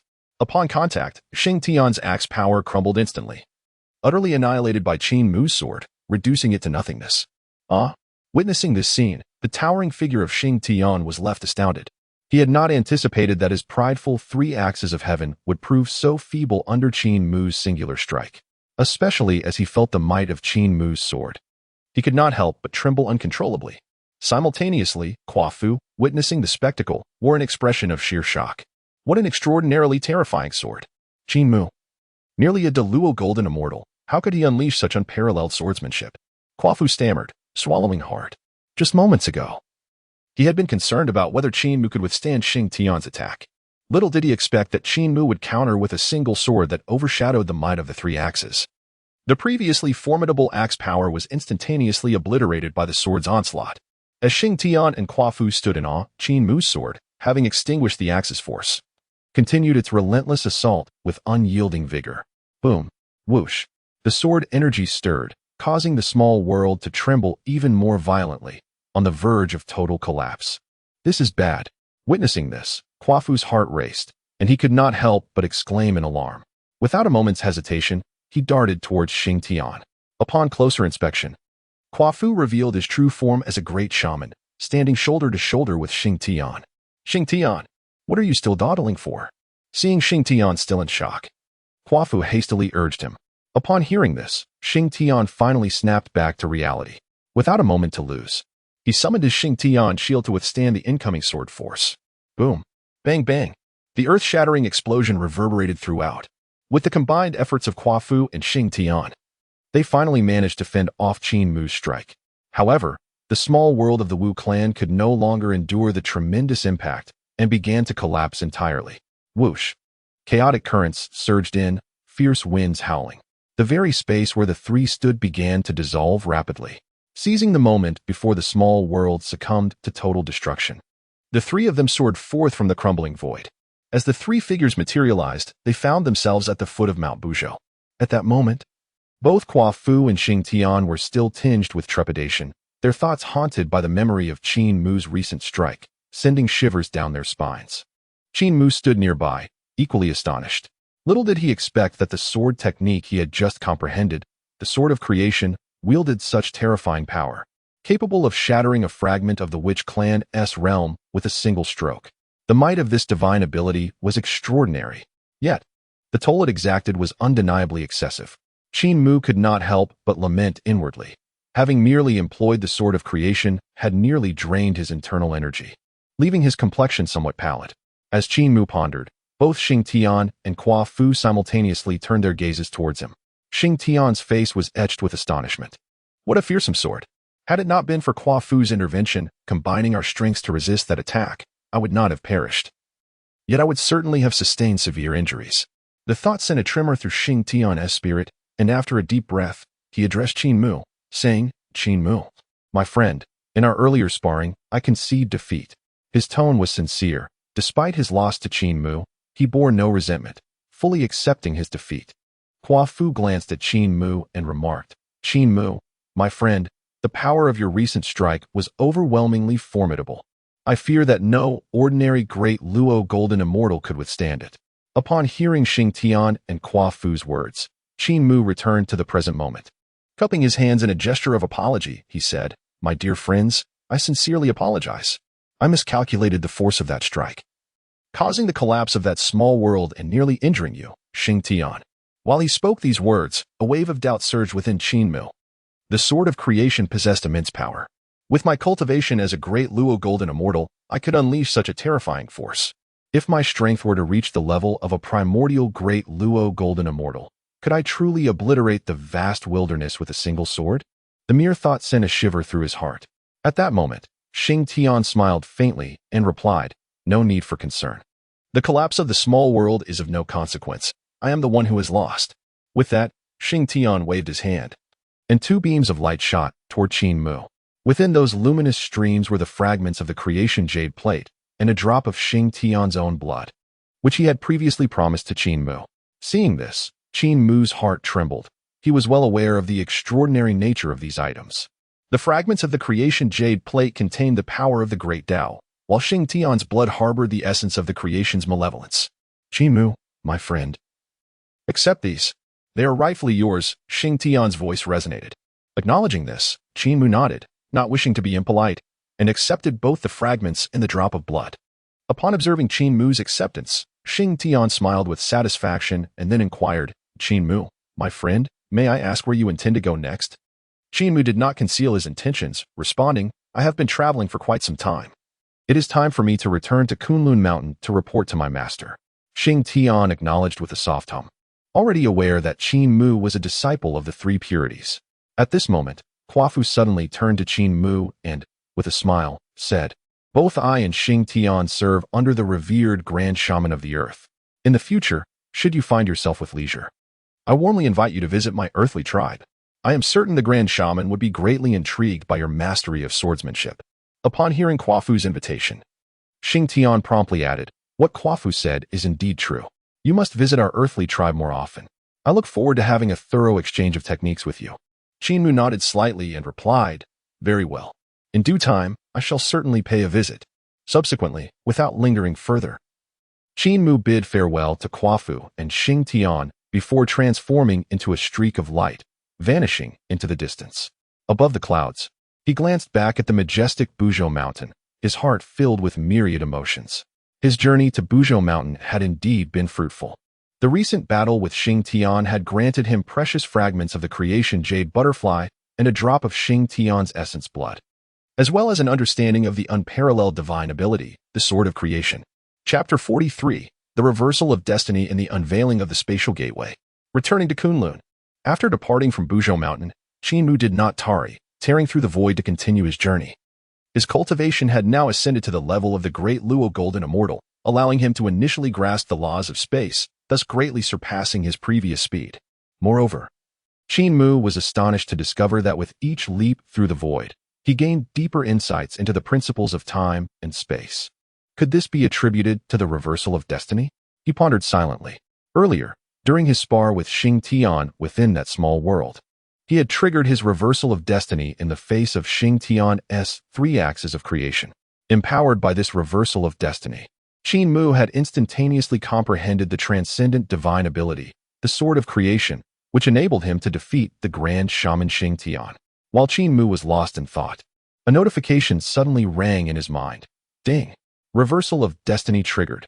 Through your leaps through time and space, you have comprehended the true essence of spatial laws, creating the divine ability, the spatial gateway. As the system's notification echoed, a torrent of profound truths regarding the laws of space surged into Qin Mu's mind. These principles encompassed not only the creation and distortion of space, but also the ability to traverse freely within the void. Soon, Qin Mu fully grasped these profound truths. When he opened his eyes once more, his gaze gleamed with brilliance. With a mere thought, a mysterious rune coalesced within his palm. With a gentle wave of his hand, the rune flew forth, and golden radiance erupted, revealing a resplendent gateway in the void. Within this gateway lay connections to landmarks he had previously traversed. "Is this the spatial gateway?" Qin Mu exclaimed, his face etched with disbelief. This divine ability of the spatial gateway allows him to conjure a portal for temporal and spatial transportation. How marvelous! In the future, wherever he wishes to go, he need only leave a spatial mark, and he would soon arrive.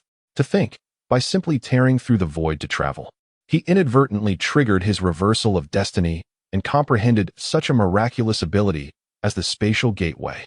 Qin Mu marveled in awe. Although the spatial gateway he had grasped could not rival the saints in their ability to traverse the myriad heavens at will. However, for the great Luo Golden Immortal, it is indeed a remarkable ability.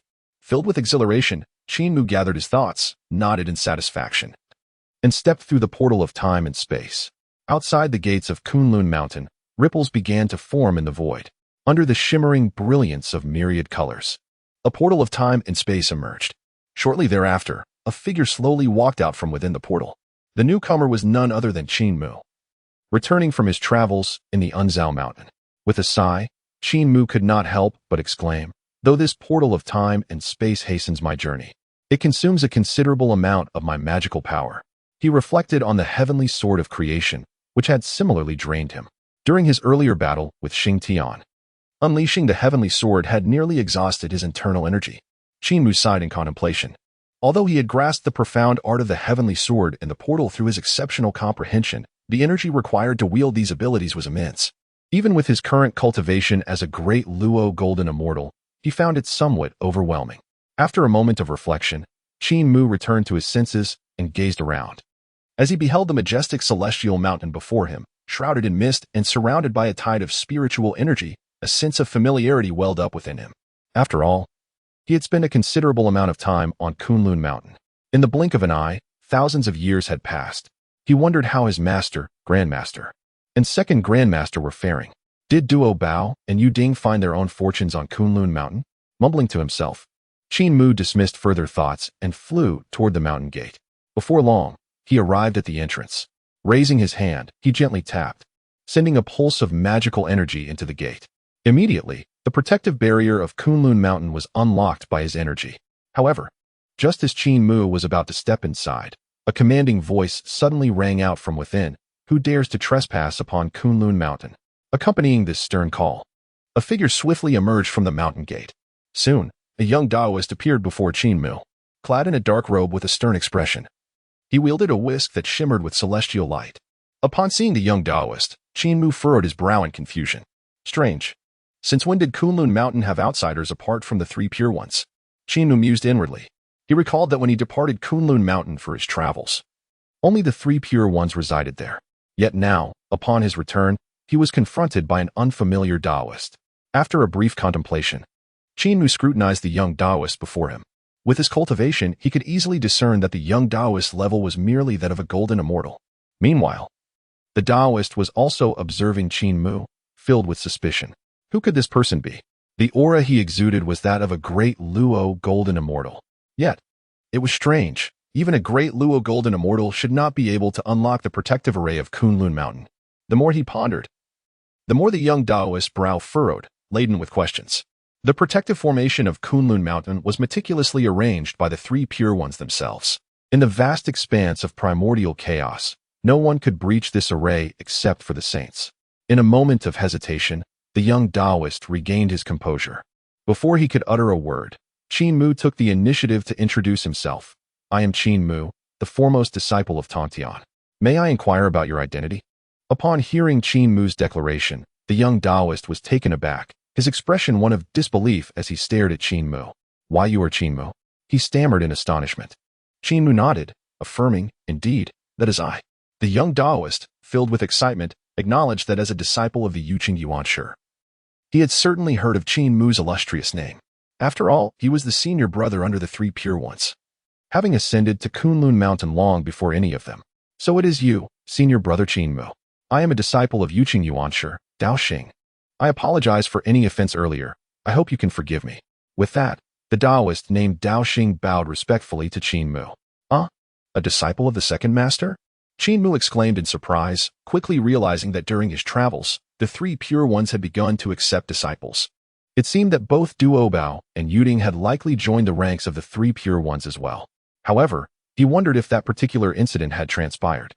Qin Mu mused silently. Prior to his ascent of the unreachable mountain, he had mentioned to Duo Bao and Yuding that their fortunes awaited them at Ling Mountain. Moreover, while others may have remained unaware, Qin Mu was acutely conscious of the escalating tensions resulting from doctrinal disagreements following the three pure ones' acceptance of disciples. Ultimately, this discord had led to their separation. Chapter 44. The Separation of the Three Pure Ones, a Will of Heaven. After a moment of contemplation, Qin Mu returned his gaze to Dao Xing, smiling as he addressed him. "Ah, so it is you, brother Dao Xing. How have my master and the two esteemed uncles been of late?" Upon hearing Qin Mu's inquiry, Dao Xing appeared momentarily taken aback, as if harboring some unspoken concerns. Noticing Dao Xing's demeanor, Qin Mu sighed inwardly. Although Dao Xing had yet to respond, Qin Mu had already surmised the truth. The three pure ones must have separated. At that instant, Dao Xing took a deep breath and finally replied, "Brother Qin Mu, the great master, and the third uncle have each departed for their respective sanctuaries.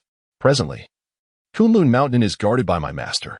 Upon hearing this, Qin Mu's expression remained relatively calm, as he had already anticipated the news. Indeed, the three pure ones had parted ways. It was the will of heaven, unchangeable.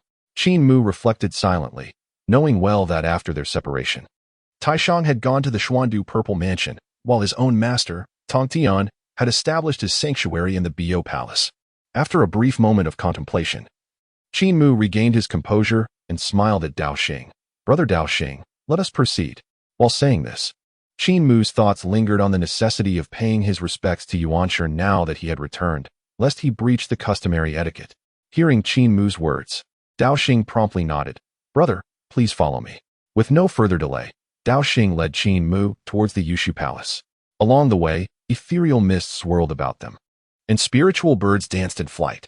The scenery of Ling Mountain remains as magnificent as it was in years past. As I journeyed halfway, a sudden flash of sword light swept towards me.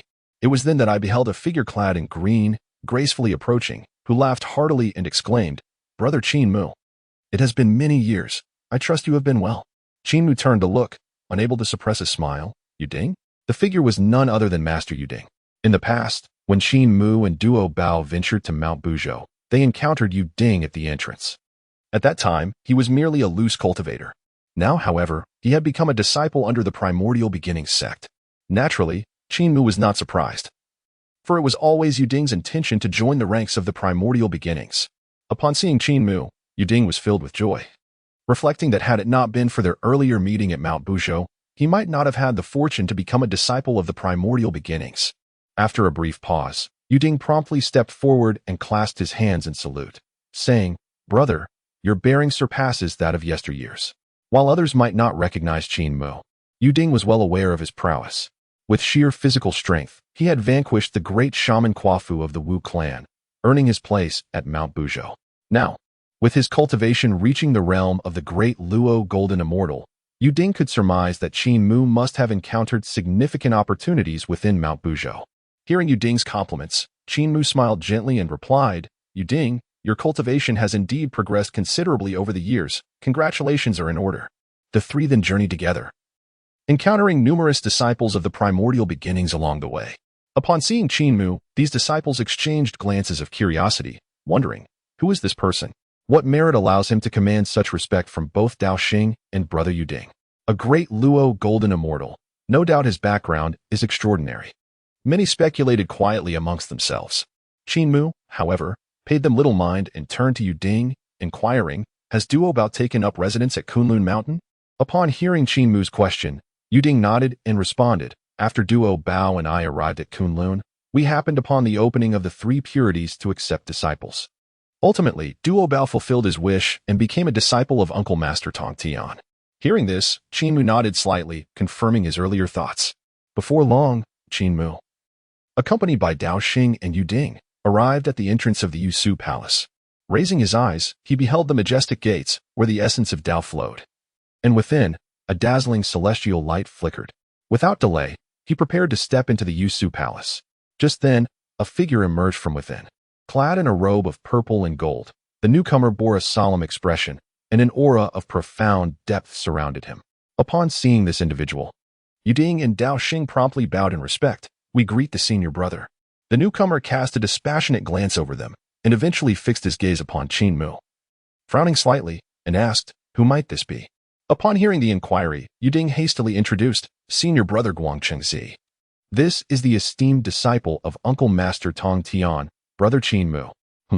Guangchengzi, upon hearing this, scrutinized Qin Mu with renewed interest, unable to resist glancing at him several times. The name of Qin Mu was certainly known to him. "Unexpectedly, I encountered this today." After a brief pause, Guangchengzi regained his composure, a flicker of unusual emotion passing through his eyes as he slightly cupped his hands towards Qin Mu, saying, "So it is senior brother Qin Mu?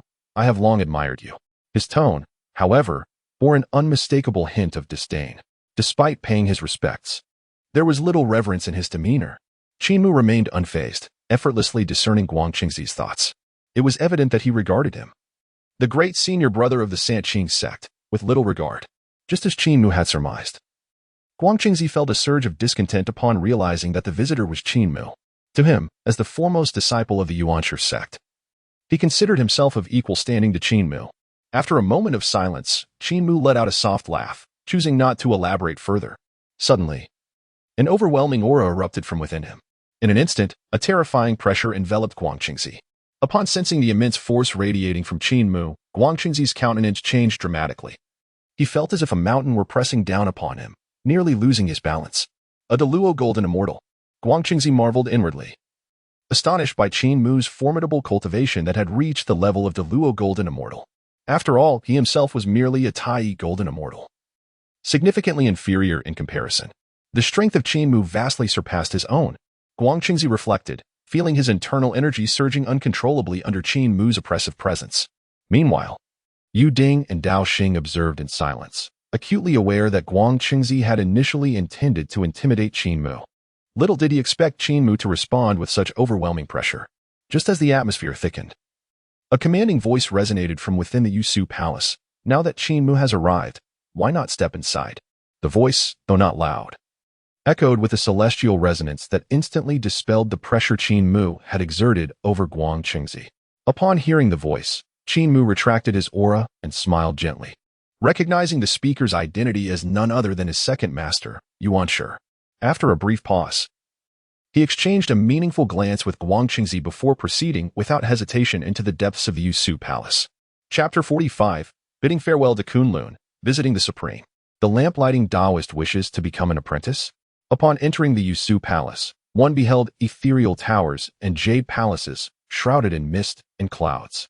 The corridors twisted and turned, each corner revealing exquisite transparency. Shortly thereafter, Qin Mu, along with Yu Ding, Guangchengzi, and Dao Xing, arrived at the Grand Hall. Surveying their surroundings, the glazed roof glimmered under the sun, while the white jade railing before the steps shimmered in the breeze. In the hall, there stood a precious cauldron, emitting fragrant incense, and on the platform, vases displayed an array of extraordinary flowers, creating an aura of auspiciousness. Seated upon a cloud platform before the hall was a figure of majestic presence, with a brow like a crescent moon, eyes resembling bright stars, a straight nose, and a square jaw. His earlobes graced his shoulders. Draped in a celestial robe adorned with the sun, moon, and stars, as well as the mountains and rivers of the realm, he radiated a halo of brilliance, embodying the profound mysteries of the limitless Tao. It was none other than Yuanshi, the jade pure, one of the three purities. At this moment, Yuanshi remained silent and motionless, yet an unparalleled majesty emanated from him. Upon seeing Yuanshi, Qin Mu bowed respectfully and said, "Disciple Qin Mu pays his respects to the second master uncle." Hearing this, Yuanshi slowly opened his eyes, his aura of quasi-saintly might receding, and his gaze settled upon Qin Mu. No need for excessive courtesy.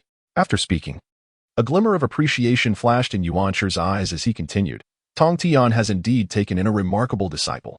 In such a short span of time, you have already attained the realm of Deluo Jin Xian, with a solid foundation and an innate understanding of the Tao." Earlier, when Qin Mu entered Kunlun Mountain, Yuan Shi had already sensed his presence and naturally noticed that Qin Mu's cultivation had reached the level of the Luo Jin skin. This pace of advancement undoubtedly surpassed that of ordinary individuals. Upon hearing this, Guangqingzi furrowed his brows slightly, an unusual expression crossing his face, as he felt quite displeased. Is he not merely ahead of us in entering the Three Xiao Sect? Given the same amount of time, I too could reach the Luo Jin skin.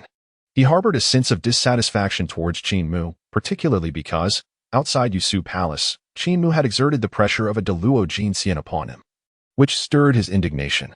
Yuding cast a glance at Qin Mu, feeling a surge of emotions. When they had first encountered each other at Mount Buzhou, Qin Mu had only been a Tai E Jin Xian. Now, he had surprisingly stepped into the realm of Deluo Jin Xian. Hearing Yuan Shi's praise, Qin Mu smiled faintly, clasped his hands, and pondered, Master Uncle overestimates me. I have merely been fortunate enough to encounter some opportunities. Yuan Shi smiled gently and said, Your Master Uncle has relocated to the Xin Du Zifu, establishing the Bajing Palace as his place of practice. Your master resides on the Golden Ao Island in the Eastern Sea. If you have no pressing matters, you may remain at Ling Mountain to cultivate. Yuan Shi recognized Qin Mu's extraordinary fortune. Though he was a disciple of Tong Tian, should he be able to retain him at Ling Mountain, there was potential for a change of allegiance in the future. Upon hearing this, Qin Mu grasped the underlying implication in Yuan Shi's words. After a moment of contemplation, he responded, Thank you for your kindness, second Master Uncle, but I have traveled for many years and have yet to pay my respects to my master. This time, I must return to Golden Ao Island to report back. I shall not impose on Master Uncle any longer. Yuan Shi, understanding that matters could not be forced, nodded. If that is the case, then do as you wish. Disciple takes his leave, Qin Mu said, bowing once more to Yuan Shi. He did not linger and promptly turned to exit Yusu Palace. Before long, Qin Mu had left Ling Mountain. His master uncle had gone to Bajing Palace, so he could certainly pay a visit before returning to Golden Ao Island. Exiting the protective mountain formation, Qin Mu contemplated this. His heart was set on visiting Bajing Palace, hoping to encounter a new fortune. Previously, at the peak of Tianzhu on Mount Buzhou, he had received a substantial reward. Upon opening it, he had gained 1,000,000 years of magical power and a secret reward. In Qin Mu's view, the Taoist site chosen by the Supreme, Xin Du Zifu, was also a place of fortune, sure to yield rewards.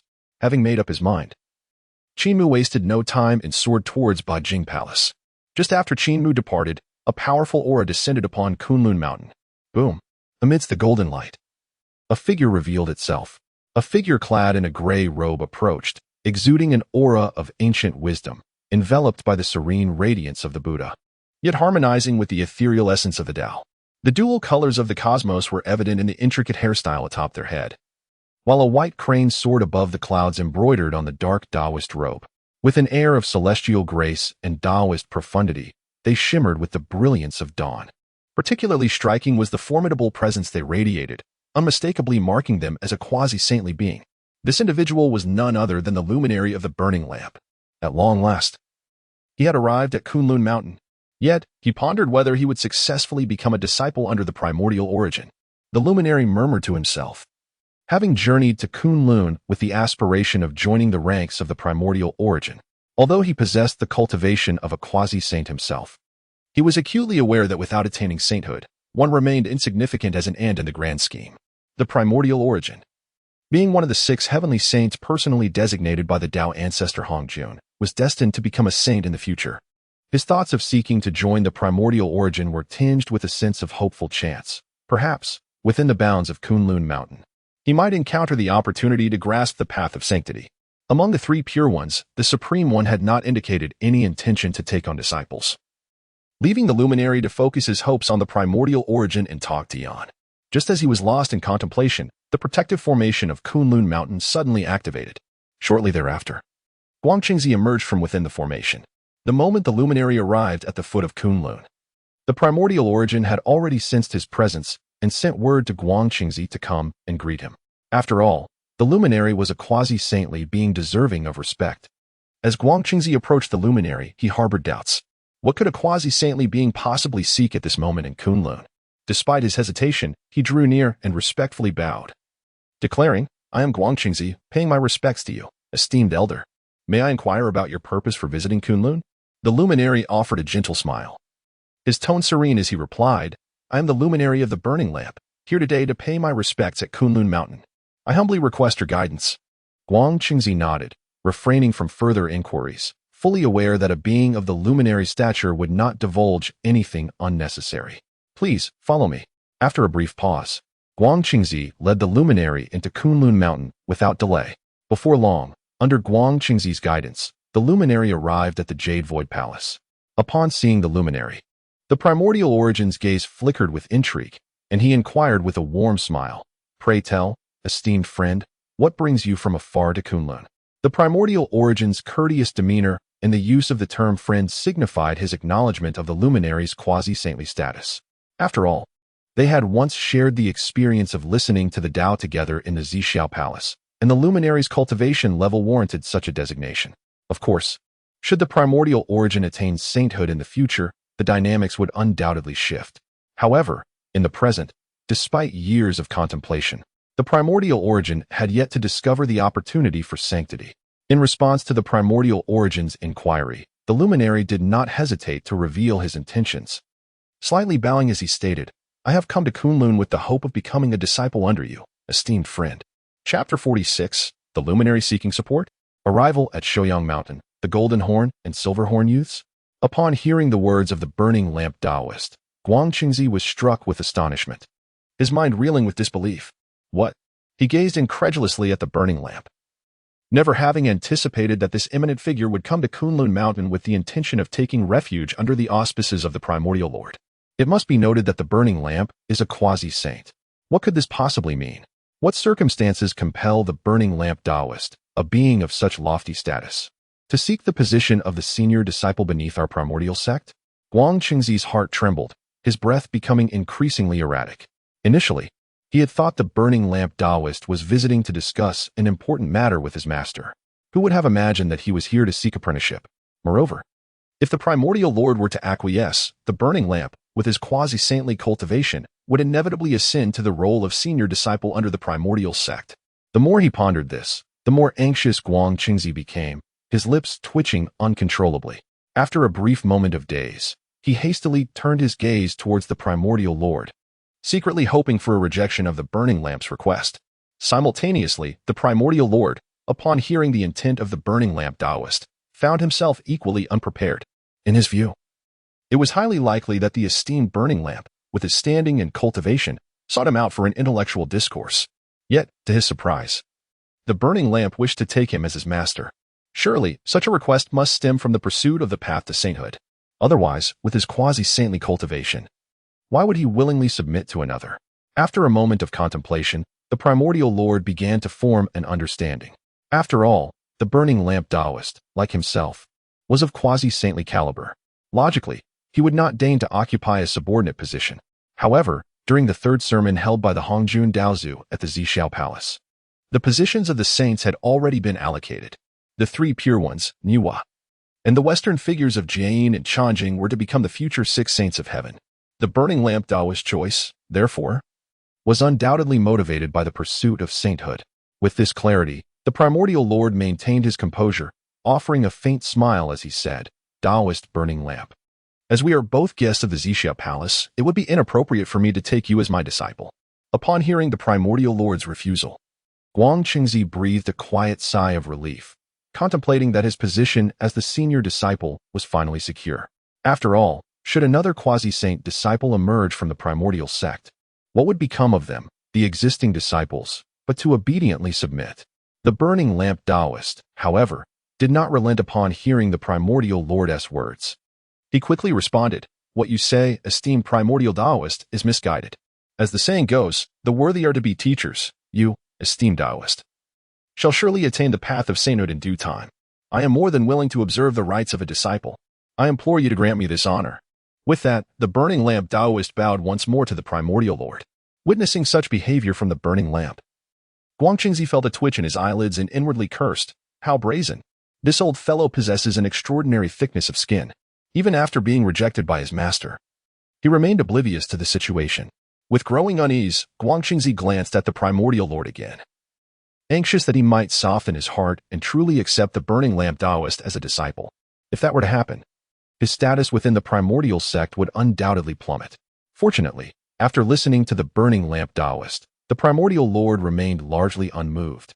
Responding with a tranquil smile, Taoist burning lamp. The matter of apprenticeship need not be mentioned further.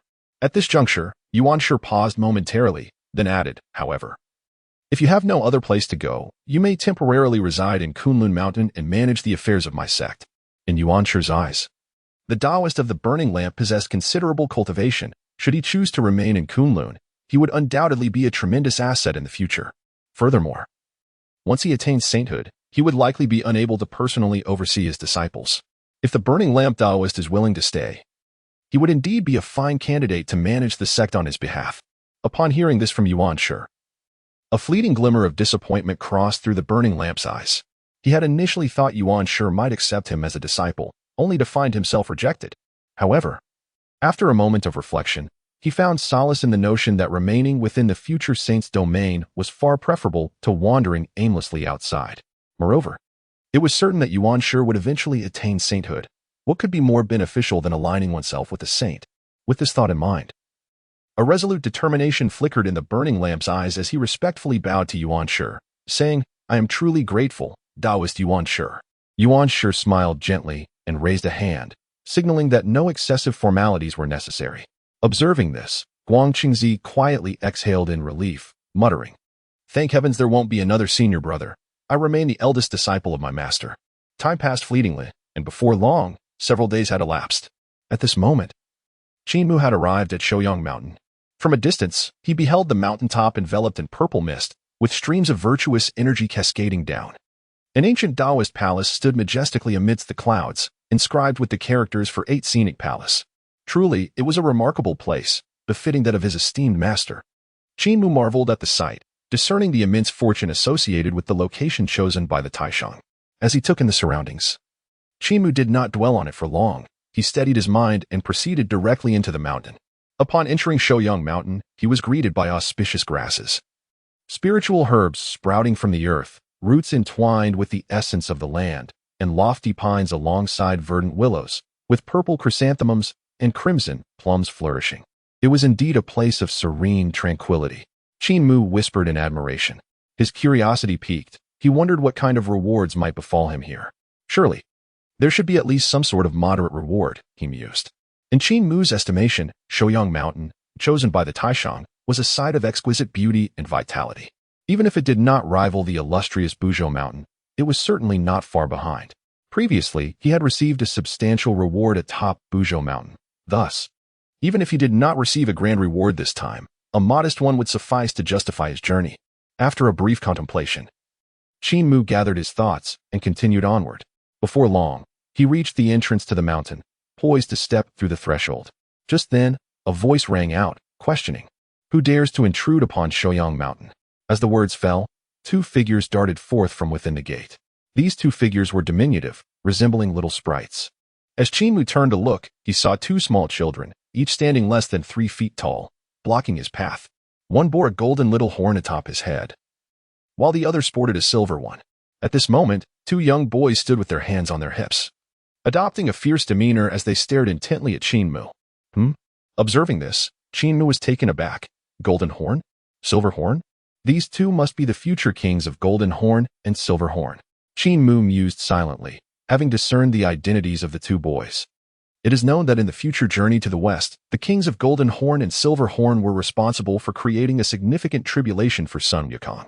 They engaged in a battle of wits and magic with him, initially gaining the upper hand with their magical treasures, only to ultimately fall victim to Sun Wukong's clever schemes. In the end, Sun Wukong triumphed over the kings of Golden Horn and Silver Horn, confiscating 5 magical treasures from them, which were subsequently returned to the Supreme One along with the boys themselves.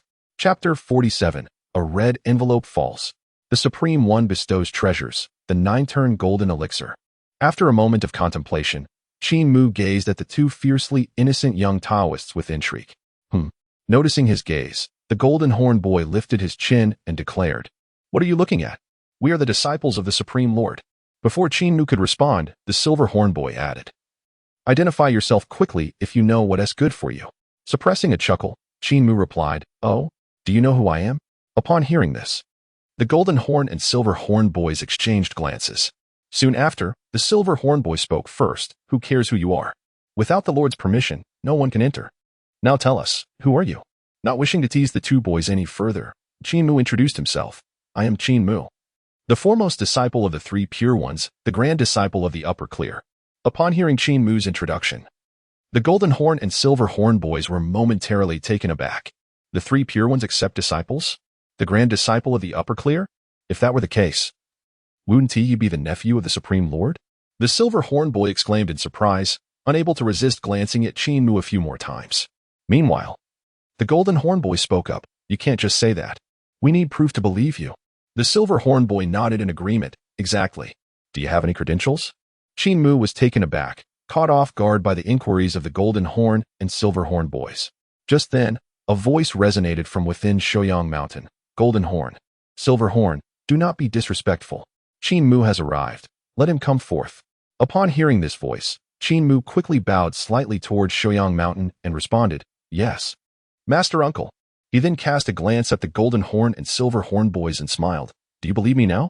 In response, the golden horn and silver horn boys simultaneously pouted. Qin Mu paid them no mind and proceeded to walk toward the mountain. Although the Supreme Lord had expressed his desire for Qin Mu to ascend the mountain, the two boys remained skeptical. They followed Qin Mu closely, their eyes darting about, apprehensive that he might engage in any inappropriate conduct within Ning Mountain. Hey, don't wander off. Ning Mountain is not a place for anyone to roam freely. As they walked, the golden horn boy placed his hands on his hips, adopting an air of authority. The silver horn boy nodded in agreement. Exactly. Last time, a mischievous creature stealthily entered, intent on pilfering the celestial herbs within the mountains, only to be swiftly dispatched to the eastern sea by the Supreme One with a single blow. Upon hearing this, Qin Mu could not help but chuckle, playfully teasing the two young attendants. You must keep a close eye on me. What if I were to steal my master uncle's elixirs? The golden-horned attendant widened his eyes in surprise at Qin Mu's words, admonishing him. You dare. Meanwhile, the silver-horned attendant watched Qin Mu with a look of anxious vigilance, not daring to blink, determined to keep a close watch on him. Amused by the expressions of the two little attendants, Qin Mu laughed heartily and continued on his way. Not long after, a notification from the system suddenly resonated in his mind. Ding. Top-tier blessed land detected, Ning Mountain. A red envelope has dropped. Would you like to proceed to collect it? Proceed. Qin Mu's heart leapt with joy upon hearing the system's prompt. After departing from Kunlun Mountain, he had chosen to visit Ning Mountain to pay his respects to the Supreme One before heading directly to the Golden Turtle Island in the Eastern Sea. All for the sake of the dropped envelope. What treasures might it contain? Qin Mu silently anticipated, soon realizing that the location of the dropped envelope was indeed on the mountain. Before long, accompanied by the golden-horned and silver-horned attendants, Qin Mu reached the mountainside. From a distance, he spotted a large red envelope floating atop a boulder not far away. Ding! A large red envelope has been found. Would you like to collect it? Without a moment's hesitation, Qin Mu chose to collect it. To his astonishment, it was a grand red envelope. Earlier, he had pondered what kind of envelope he might obtain on Ning Mountain. Initially, he believed that a medium envelope would be a satisfactory reward. But he was pleasantly surprised to find it was a large one.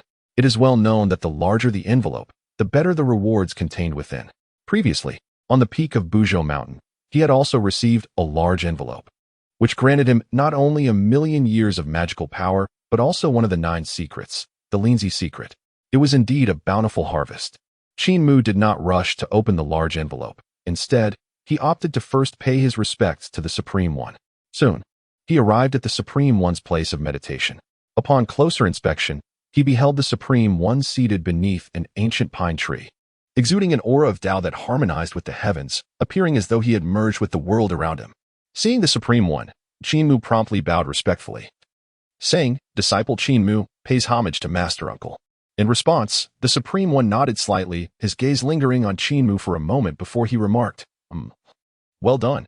Your years of wandering have indeed advanced your cultivation significantly. You have reached the level of a great Luo Golden Immortal. Your foundation is solid, and your Tao heart is clear. Though the Supreme One spoke in a calm tone, it was evident that he held a favorable opinion of Qin Mu.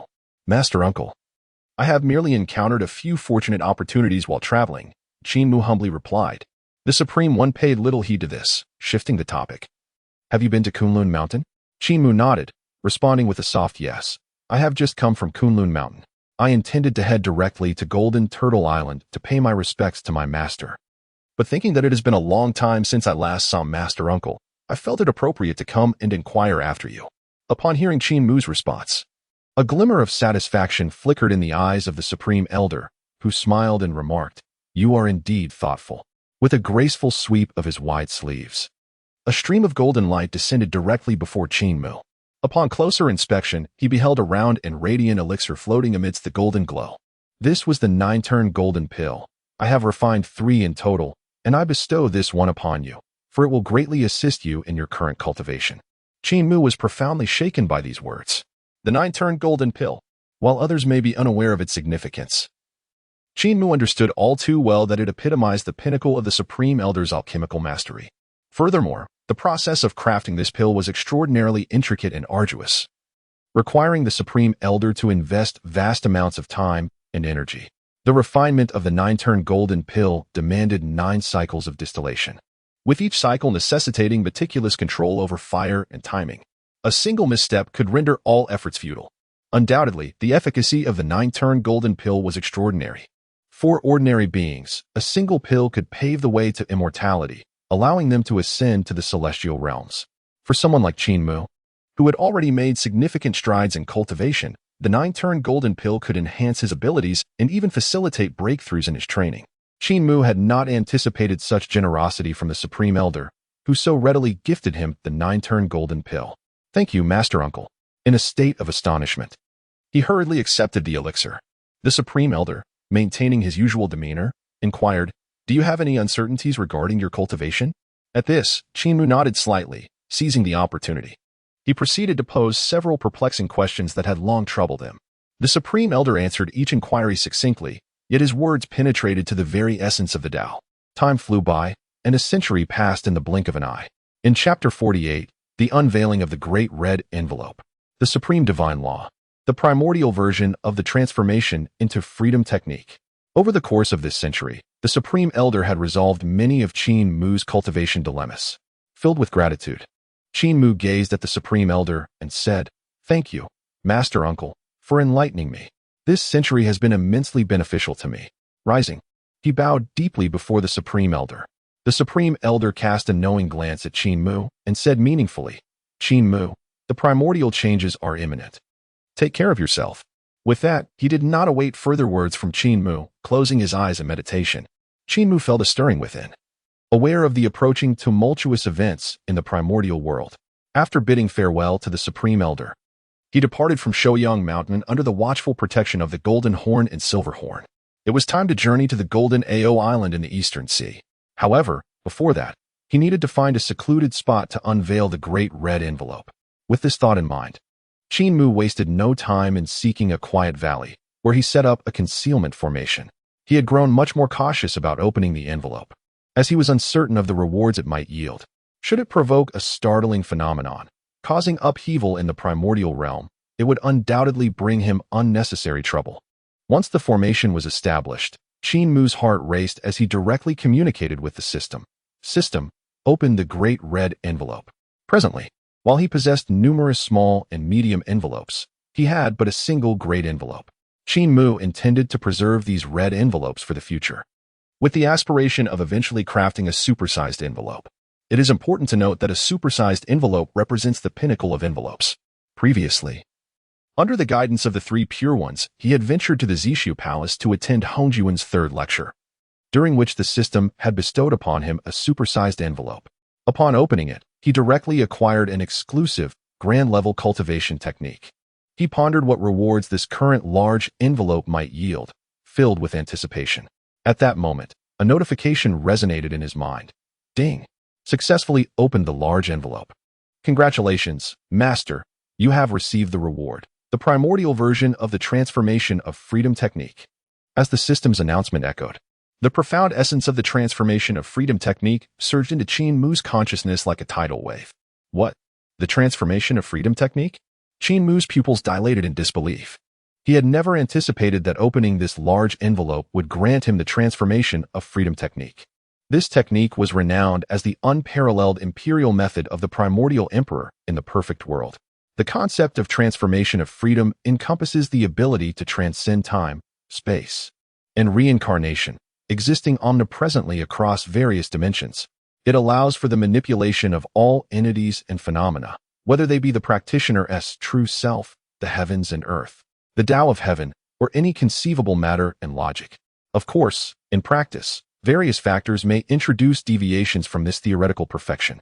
Qin Mu vividly recalled the climactic battle in the perfect world, where the primordial emperor had achieved the apex of the transformation of freedom technique, thereby breaking free from constraints and ascending to the realm of the immortal emperor, ultimately vanquishing the corpse immortal emperor.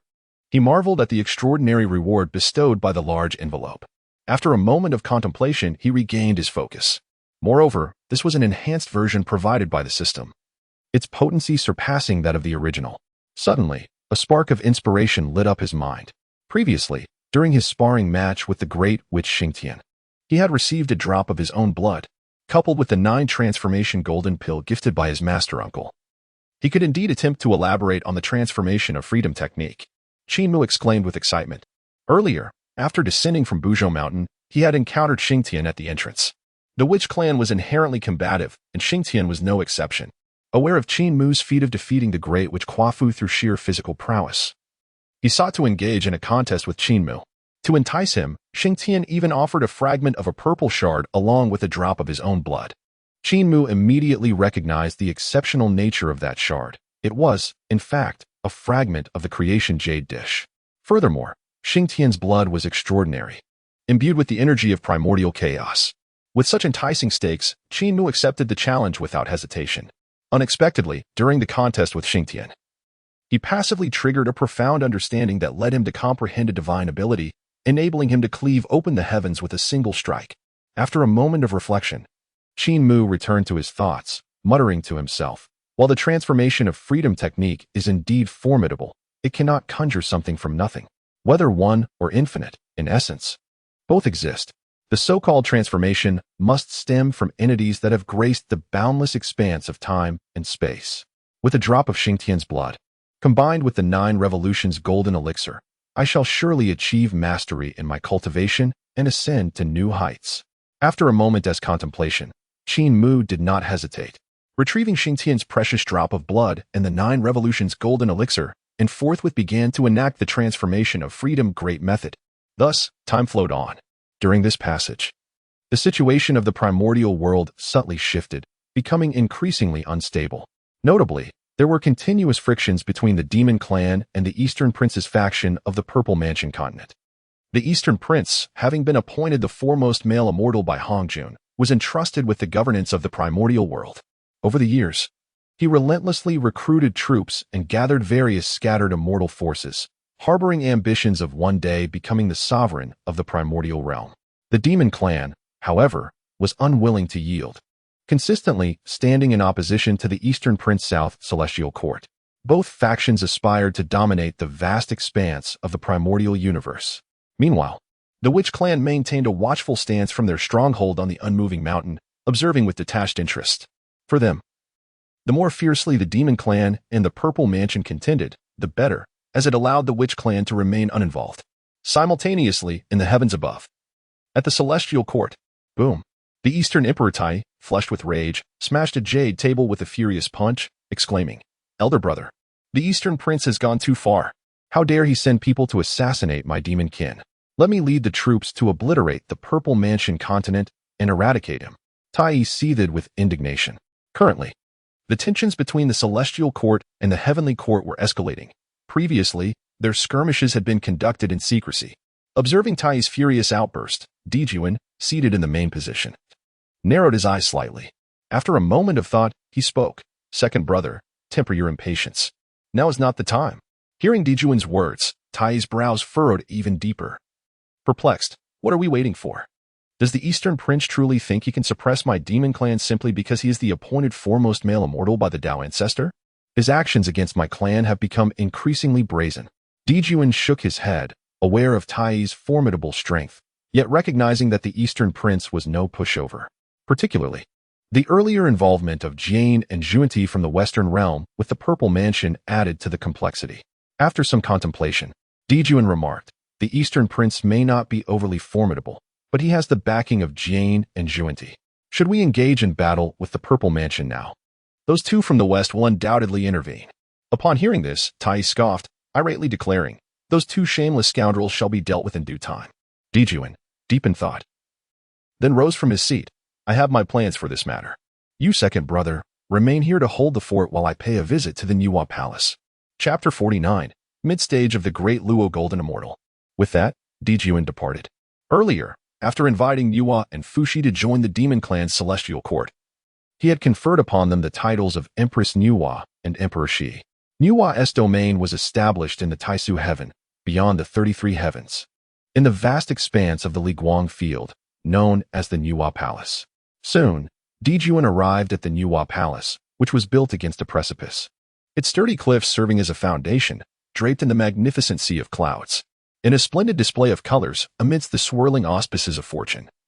Emperor Dijuan alighted from the clouds before the palace of Enwa. At that moment, a delicately crafted young boy emerged from the palace, known as Ling Zhuzi. His essence was that of a primordial spirit stone, which Enwa had encountered and subsequently infused with the energies of heaven and earth, transforming it into form and taking him as her cherished disciple. Although this young lad donned the attire of a Taoist apprentice, he radiated a remarkable aura of spiritual light, embodying a profound mastery of the Tao. Upon seeing the Emperor's presence, Ling Zhuzi bowed respectfully, greeting him. Greetings, Your Majesty the Demon Emperor. Dijuan nodded slightly and inquired, Is Enwa present? Ling Zhuzi blinked his eyes and replied in a clear, melodious voice, It is unfortunate that the Demon Emperor arrives at an inopportune time. My master departed the dojo yesterday, stating her intention to traverse the primordial continent in search of opportunities for enlightenment and ascendance. Hearing this, Dijuan furrowed his brow, silently lamenting the absence of Enwa from her domain. He had intended to consult with her regarding pressing matters, particularly as the situation in the primordial realm grew increasingly unstable. The Eastern Sovereign's domain, under the governance of the Zifu state, was especially aggressive towards the demonic clans. After a moment's contemplation, Dijuan inhaled deeply and turned his gaze back to Ling Zhuzi, saying, In that case, upon Enwa's return, please inform her that I have come to pay my respects. Ling Zhuzi smiled gently and clasped his hands in acknowledgement. Rest assured, Your Majesty, Ling Zhuzi shall remember. With that, Dijuan took his leave, departing from the palace of Enwa. As he made his way back to the demon court, he was unexpectedly halted by a clear voice calling out, Demon Emperor, please hold. Startled, Dijuan turned to see a man clad in a blue robe, his demeanor refined. Approaching upon a cloud, it was none other than Fushi, the brother of Enwa. Fushi, my friend, Dijuan responded, slightly taken aback. Soon, Fushi stood before him and inquired, What brings the Demon Emperor to Enwa's palace today? Dijuan did not conceal his purpose and replied, I came to discuss significant matters with Enwa, but it appears she has ventured to the primordial lands in search of enlightenment. Fushi smiled knowingly. He was well aware of Enwa's travels. After exchanging pleasantries, Dijuan prepared to depart, but unexpectedly, Fushi called out again, Demon Emperor. Dijuan halted, turning back to regard Fushi with a puzzled expression. What is it, Fushi? Fushi pressed his lips together, seemingly hesitant.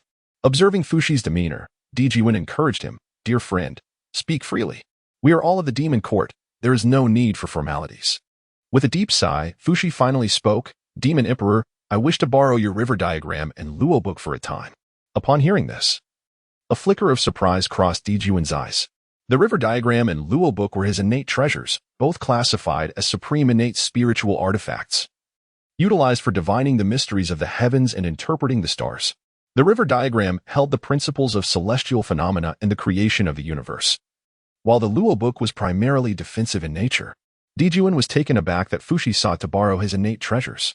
After a brief moment of hesitation, Emperor Jun cast a subtle glance and inquired, What does my friend Fushi intend to deduce? Fushi, not one to conceal his intentions, responded candidly, Some days ago, while observing the celestial movements of the Zhoutian stars, I discerned the embryonic form of a formation. Yet, it remains incomplete. Having heard of the vastness encompassed within the river diagram and the Luo book, I seek to borrow them for further contemplation. Upon hearing Fushi's explanation, Emperor Jun's thoughts began to race. After all, Fushi is the esteemed Shiwang of the demon race, having now grasped the nascent form of a formation. If he were to lend the river diagram and the Luo book to him, it might just fulfill his opportunity and aid in solidifying his formation, perhaps in the future. The array conceived by Fuxi could prove immensely beneficial. After a moment's contemplation, Emperor Jun nodded slightly, and with a flick of his wrist, a scroll shimmering with starlight and a mysterious jade tablet manifested before him.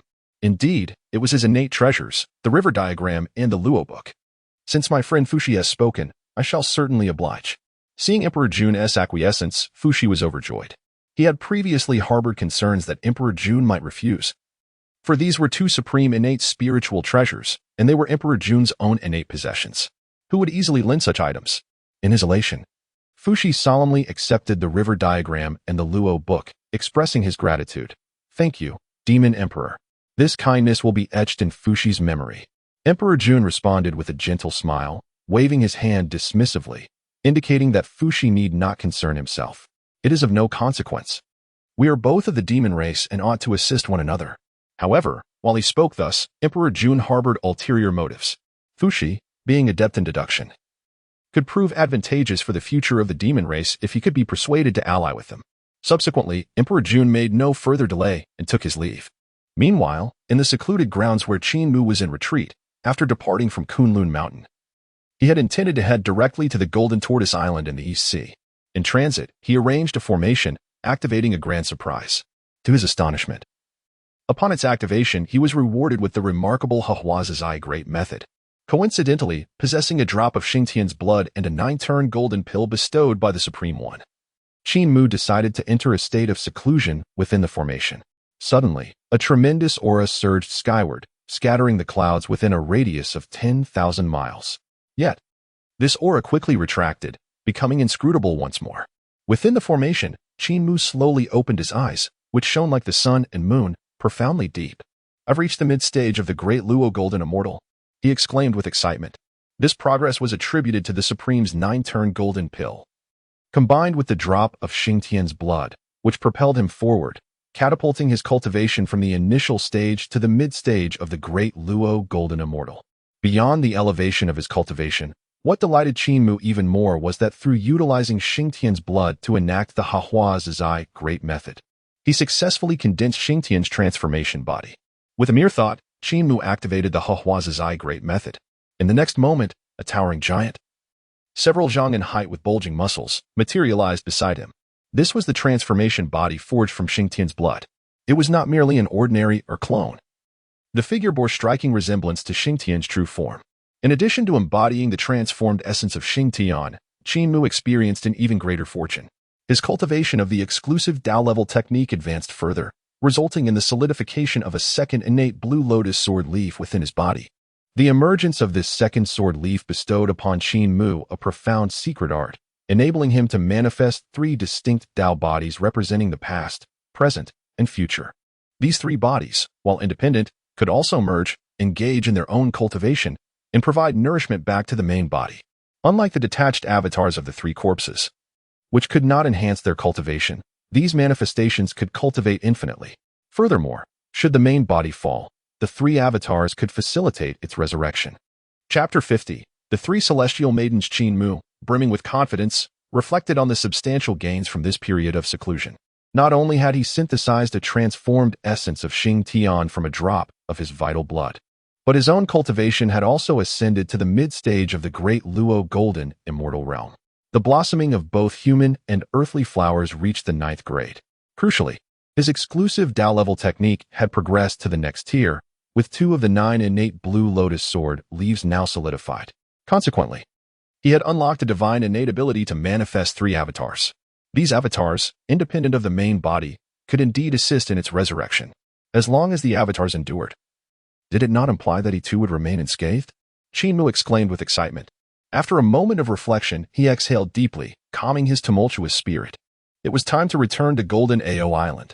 With that, he wasted no time. His figure transformed into a streak of light, vanishing into the distance. Earlier, while traversing the rift in space, he had activated his extraordinary comprehension, leading him to grasp the spatial gateway technique. Utilizing this spatial portal, Qin Mu could travel swiftly across the vast primordial expanse. However, it required him to establish the coordinates of his destination within the portal.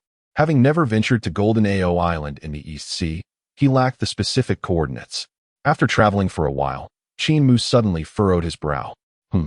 He shifted his gaze towards a particular direction. With his current mid-stage Great Luo Golden Immortal cultivation, he could sense a familiar aura emanating from that direction. It was the unmistakable presence of his master, Shanqing Tong Tian. How curious. What could his master's aura be doing here? Qin Mu pondered momentarily before arriving at a realization. Knowing that Tong Tian could not possibly be present in this location, it was highly likely that this aura belonged to a disciple under his master's tutelage. Had he already encountered fellow disciples before even reaching Golden Ao Island? A faint smile graced Qin Mu's lips. Just as a violent disturbance arose from the direction of the sensed aura. Boom. Bang. Following this, a surge of magical power erupted, illuminating the surroundings with celestial radiance. Noticing this commotion, Qin Mu's smile faded. Was there a confrontation occurring? With that thought, he swiftly advanced, his figure darting forward with haste. Before long, he found himself hovering above a gorge, where he beheld 3 women engaged in combat with a great Luo Golden Immortal. The 3 women were strikingly beautiful. One donned a robe as white as a crane, another wore a resplendent red garment, and the last was clad in a vibrant green attire. Although their cultivation levels were merely at the Golden Immortal stage, they managed to contend against a great Luo Golden Immortal through the use of their magical artifacts and formations. Among them, 2 wielded powerful treasures. One held a golden dragon scissors, upon which 2 dragon spirits danced, absorbing the essence of the heavens and the earth. While being enveloped in protective clouds, the blades of the scissors met sharply, intertwining like the dragons they embodied. The other treasure was a golden ladle, radiating with ethereal light. The remaining woman was in command of the formation. At this moment, the great Luo Golden Immortal found himself ensnared within their array, his expression devoid of turmoil. His gaze intensely fixated upon them. How dare 3 mere Golden Immortals possess innate spiritual treasures? Surrender your treasures, and perhaps I shall spare your lives, he coldly declared. His eyes scanning the 3 women, particularly lingering on the golden dragon scissors and the golden ladle, which filled him with greed. This outing had proven fortuitous, as he had stumbled upon such great fortune. 2 innate spiritual treasures in the hands of mere golden immortal ants. The great Luo Golden Immortal mused silently. Initially, he had ventured out of seclusion seeking opportunities, never anticipating such a stroke of luck. In his eyes, these 3 golden immortal women were utterly unworthy of wielding innate treasures. Moreover, their beauty was noteworthy, making them suitable candidates to serve him as attendants. Upon hearing the great Luo Golden Immortal's words, the woman in the green attire clenched her teeth in anger and retorted, "How dare you? The golden dragon scissors and the golden ladle belong to us sisters. Why should we surrender them to you?" Yet, despite her defiance, her expression was grave. The sisters had embarked on this journey for training, never imagining they would encounter a great Luo Golden Immortal. The crux of the matter was that he coveted not only their innate treasures, but also their very beings. Reluctantly, they had no choice but to engage him in battle. The great Luo Golden Immortal's expression turned sinister upon hearing her words, since he refused to heed good counsel. "Do not blame me for suppressing you." With a thunderous roar, an overwhelming aura erupted from his being, causing the formation that had enveloped him to tremble violently under the sheer force. The 3 women, controlling the formation, exchanged grave glances. Although they possessed innate spiritual treasures and were bolstered by their array, their cultivation was still too weak, merely at the Golden Immortal level. Facing a great Luo Golden Immortal indeed posed a tremendous challenge. "Sister, what should we do? The formation can barely hold." The youngest, clad in green, exclaimed urgently. Hearing this, the other 2 women exchanged glances, then swiftly took action, directing the golden dragon scissors and the golden ladle to launch an assault against the great Luo Golden Immortal. With a thunderous clap, the brilliance of 2 magical artifacts cascaded down, shaking the heavens and the earth. The great Luo Golden Immortal, however, remained unfazed, offering a cold smile before casually waving his sleeve. An immeasurable surge of divine power erupted, effortlessly dismantling the spiritual might of the 2 artifacts. Simultaneously, the formation could not withstand the pressure and disintegrated. Had they been great Luo Golden Immortals, he would not have dared such audacity. For the Golden Immortal's cultivation could not unleash the innate power of the primordial treasures. Observing this, a smirk of satisfaction crept upon the lips of the great Luo Golden Immortal as he prepared to advance toward the 3 maidens. Just then, a voice echoed unexpectedly. How bold of you, a dignified great Luo golden immortal, to bully 3 mere golden immortal juniors. At these words, the great Luo golden immortal's heart quivered, and he could not help but demand, who dares speak? In the next moment, a terrifying aura descended from the heavens, its might rivaling that of the great Luo golden immortal himself. As the figure emerged from the void, it became evident that it was none other than Qin Mu. Earlier, he had deduced the identities of the 3 maidens from their attire and the artifacts they wielded. Who else could they be but the Sand Xiao? Upon witnessing Qin Mu's arrival, the expression of the great Luo golden immortal shifted to one of vigilance. He realized that Qin Mu, like himself, was also a great Luo golden immortal. Simultaneously, the Sand Xiao turned their gazes towards Qin Mu. They were struck by a familiar aura emanating from him. After a brief silence, Bai Xiao pouted and glared at the great Luo golden immortal, huffing, humph. How shameless. Unperturbed by Bai Xiao's rebuke, the great Luo golden immortal fixed his gaze intently on the approaching Qin Mu. After all, both he and Qin Mu shared the same level of cultivation. A sense of caution began to arise within him. After a moment of silence, the great Luo golden immortal mustered his composure and proclaimed haughtily, "Who are you?" "I am Zuan Mingzi, a disciple of the Zifu celestial court. On the orders of the Dong Wang Gong, I patrol the vast wilderness. If you know what is good for you, you will withdraw at once." As he spoke, Zuan Mingzi emphasized the name of the Zifu celestial court with great pride, his eyes brimming with arrogance.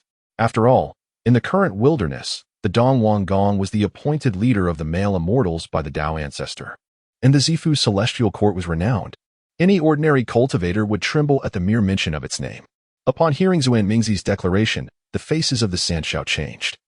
They were well aware of the Zifu celestial court. Noticing their reaction, Zuan Mingzi let out a cold smile, sweeping his sleeves with an air of superiority. "What now? Are you afraid?" Throughout his journey, he had successfully intimidated numerous adversaries using the name of the Zifu celestial court, and he expected Qin Mu to flee in fear upon learning of his identity. At that moment, the primordial treasures in the hands of the Sand Xiao, along with the maidens themselves, would all belong to him. "It's actually someone from the Zifu celestial court. This is troublesome," Yun Xiao murmured, her expression grave. Qiang Xiao furrowed her brow and spoke, "The purple court of the Eastern Lord possesses tremendous power. Although we are disciples of the 3 purities, our master has yet to attain sanctity." In contrast to the 2 women's concerns, Bai Xiao wore a defiant expression and whispered, "Is the purple court of the Eastern Lord truly formidable? I am not afraid." As she spoke, the 3 sisters turned their gazes in unison towards Qin Mu. Previously, when Xian Mingzi had casually intervened, he had easily shattered the formation they had set up. Had it not been for Qin Mu's sudden appearance, they would likely have fallen into Xian Mingzi's clutches by now. In the eyes of the 3 sisters, if Xian Mingzi were not affiliated with the Purple Court, Qin Mu might have had the chance to come to their rescue. However, with Xian Mingzi revealing his identity, Qin Mu might very well disregard them out of fear of the Purple Court. In that case, would they not be at the mercy of Xian Mingzi? Meeting the gaze of the 3 sisters, Qin Mu wore an expression of calm indifference. Then, he turned his eyes directly towards Xian Mingzi, his demeanor transforming into one of disdain. "Huh, the Purple Court? The Eastern Lord? Are they truly impressive?" Qin Mu laughed heartily, his words dripping with sarcasm. While others might be unaware, Qin Mu was acutely aware that the Eastern Lord was merely a dying man. The Purple Court he had established would inevitably collapse and cease to exist. Xian Mingzi's attempt to intimidate him with the Eastern Lord's Purple Court was a grave miscalculation.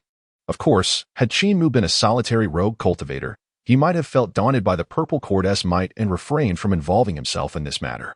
Yet he was the foremost disciple of the 3 purities. What? The 3 sisters were rendered speechless upon hearing Qin Mu's proclamation. Just moments ago, they had believed Qin Mu would be intimidated by the Purple Court and retreat. Who would have thought he would dismiss the Eastern Lord and the Purple Court with such contempt? Especially Bai Xiao, who looked at Qin Mu with eyes full of admiration. What? At that moment of astonishment, Xian Mingzi's pupils constricted, equally shocked. He had not anticipated that his tried-and-true tactic would fail against Qin Mu. Moreover, the implication of Qin Mu's words indicated that he regarded the Purple Court with utter disdain. As this realization dawned on him, Xian Mingzi's expression darkened. Glaring fiercely at Qin Mu, "You have an audacious spirit. How dare you insult the Purple Court so lightly? You seek death." To this, Qin Mu appeared entirely unconcerned. He understood well that the Purple Court's fortunes were waning and that the Eastern Lord had little time left. In the next moment, Qin Mu grew weary of exchanging words with Xian Mingzi. With a resounding motion, he summoned forth a verdant long sword that materialized in his hand. The sword resembled a blade of grass, slender, light, imbued with the essence of the Tao, and possessing an unparalleled sharpness. It radiated an aura capable of severing the very fabric of time and space. This was, in fact, the grass sword Qin Mu had forged using the essence from the treasure cliff combined with his own primordial energy. Its quality was equivalent to that of a supreme innate spiritual treasure. As Qin Mu unveiled the grass sword, the heavens resonated with the dragon-like roar of the blade. Upon witnessing this, Xian Mingzi's expression shifted dramatically. A supreme innate spiritual treasure? He stood there, stunned, murmuring in disbelief. Deep down, he understood the terrifying power of such a spiritual treasure, especially in the hands of a great Luo golden immortal. The three heavens were equally shaken, their eyes wide with incredulity. What a fearsome sword! Such a spiritual treasure, even in the possession of their master, was likely scarce. Who exactly was this elder? The three heavens marveled in awe, their curiosity about Qin Mu's identity intensifying. Not only was he a great Luo golden immortal, but he also wielded such a precious artifact. As the three heavens stood in astonishment, Qin Mu turned his gaze towards them, smiling, and said, "Watch closely. My next sword strike will be quite impressive." No sooner had he spoken than he suddenly brandished the grass sword in his hand. The sword of opening heaven. In the next moment, he unleashed a strike towards Xuan Mingzi. Thunderous roars echoed as the sword was drawn, and the very heavens changed color. A terrifying sword aura spread across the skies, causing the void to collapse and the laws of the universe to disintegrate. It was as if the scene of Pangu opening the heavens was being reenacted. This sword technique was born from Qin Mu's passive, transcendent comprehension during his earlier sparring session with the great witch Xing Tian beneath Mount Buzhou. Not only did he defeat Xing Tian, but he also caused the very realm in which they battled to crumble with a single strike. Whoosh! Before the three heavens could even react, the boundless sword energy surged towards Xuan Mingzi like a tidal wave. Xuan Mingzi's pupils trembled at the sight. Before he could mount any defense, the overwhelming sword force swept over him, instantly engulfing him.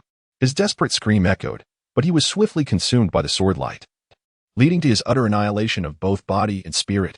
The three heavens were left utterly dumbfounded, their expressions frozen in disbelief.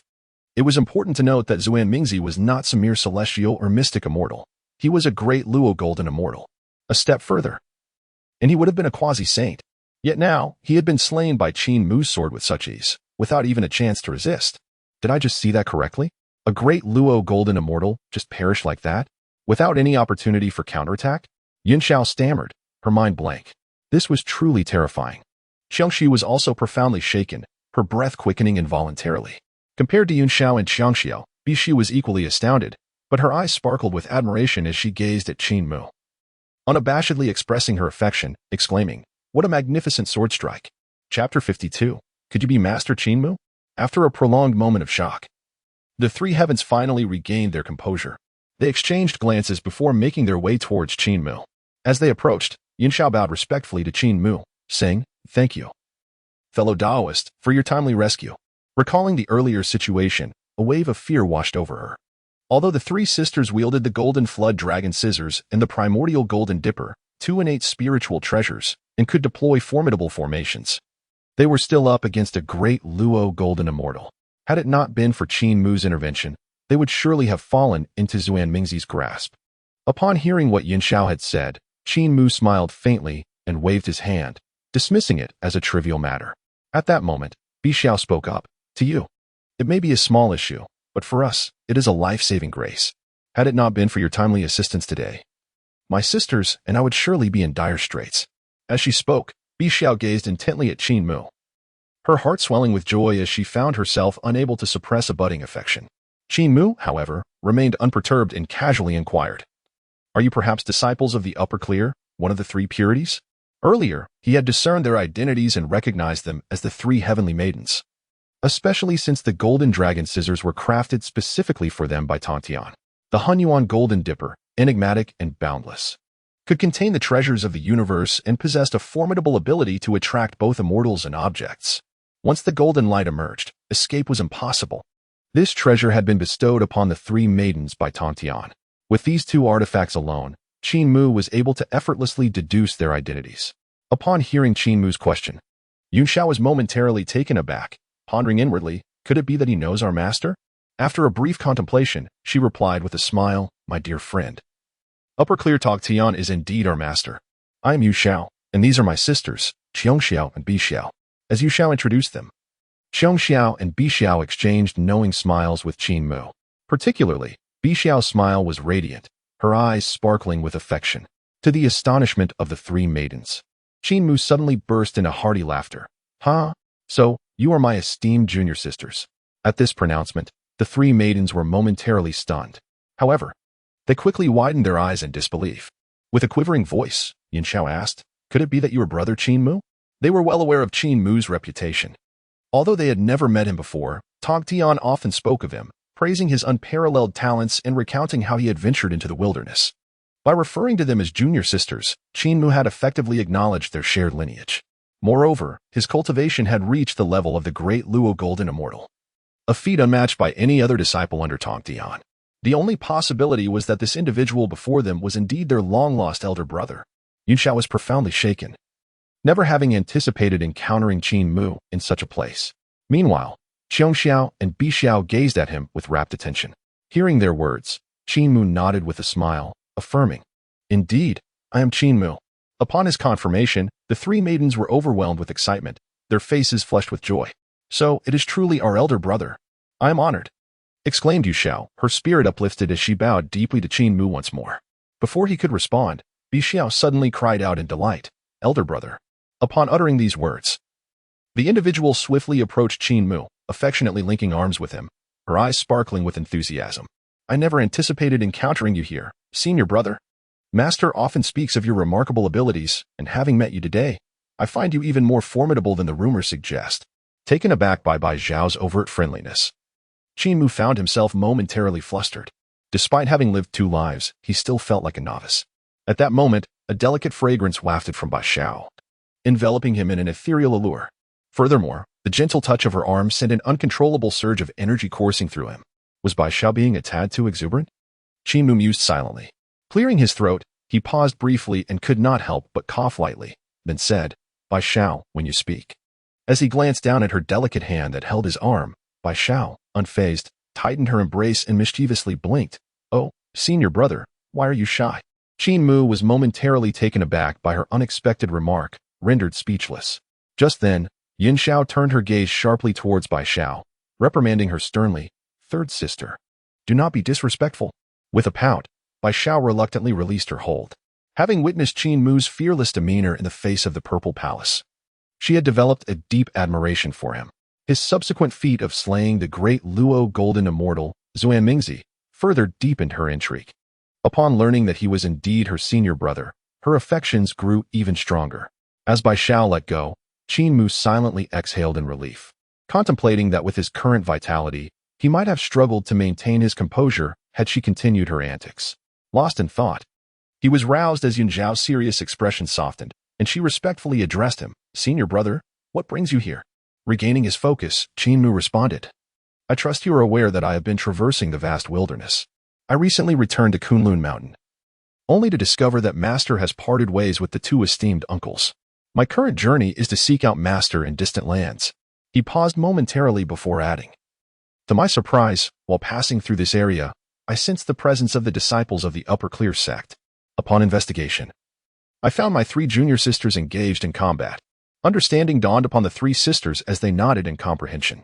Qin Mu then surveyed them, inquiring, "My dear sisters, what brings you here? Should you not be diligently cultivating in your own sanctum?" In response, Yin Xiao candidly explained, "We have come in search of treasure. A millennium ago, we chanced upon a treasure map that seems to indicate the location of a primordial secret realm. This expedition is dedicated to uncovering that treasure."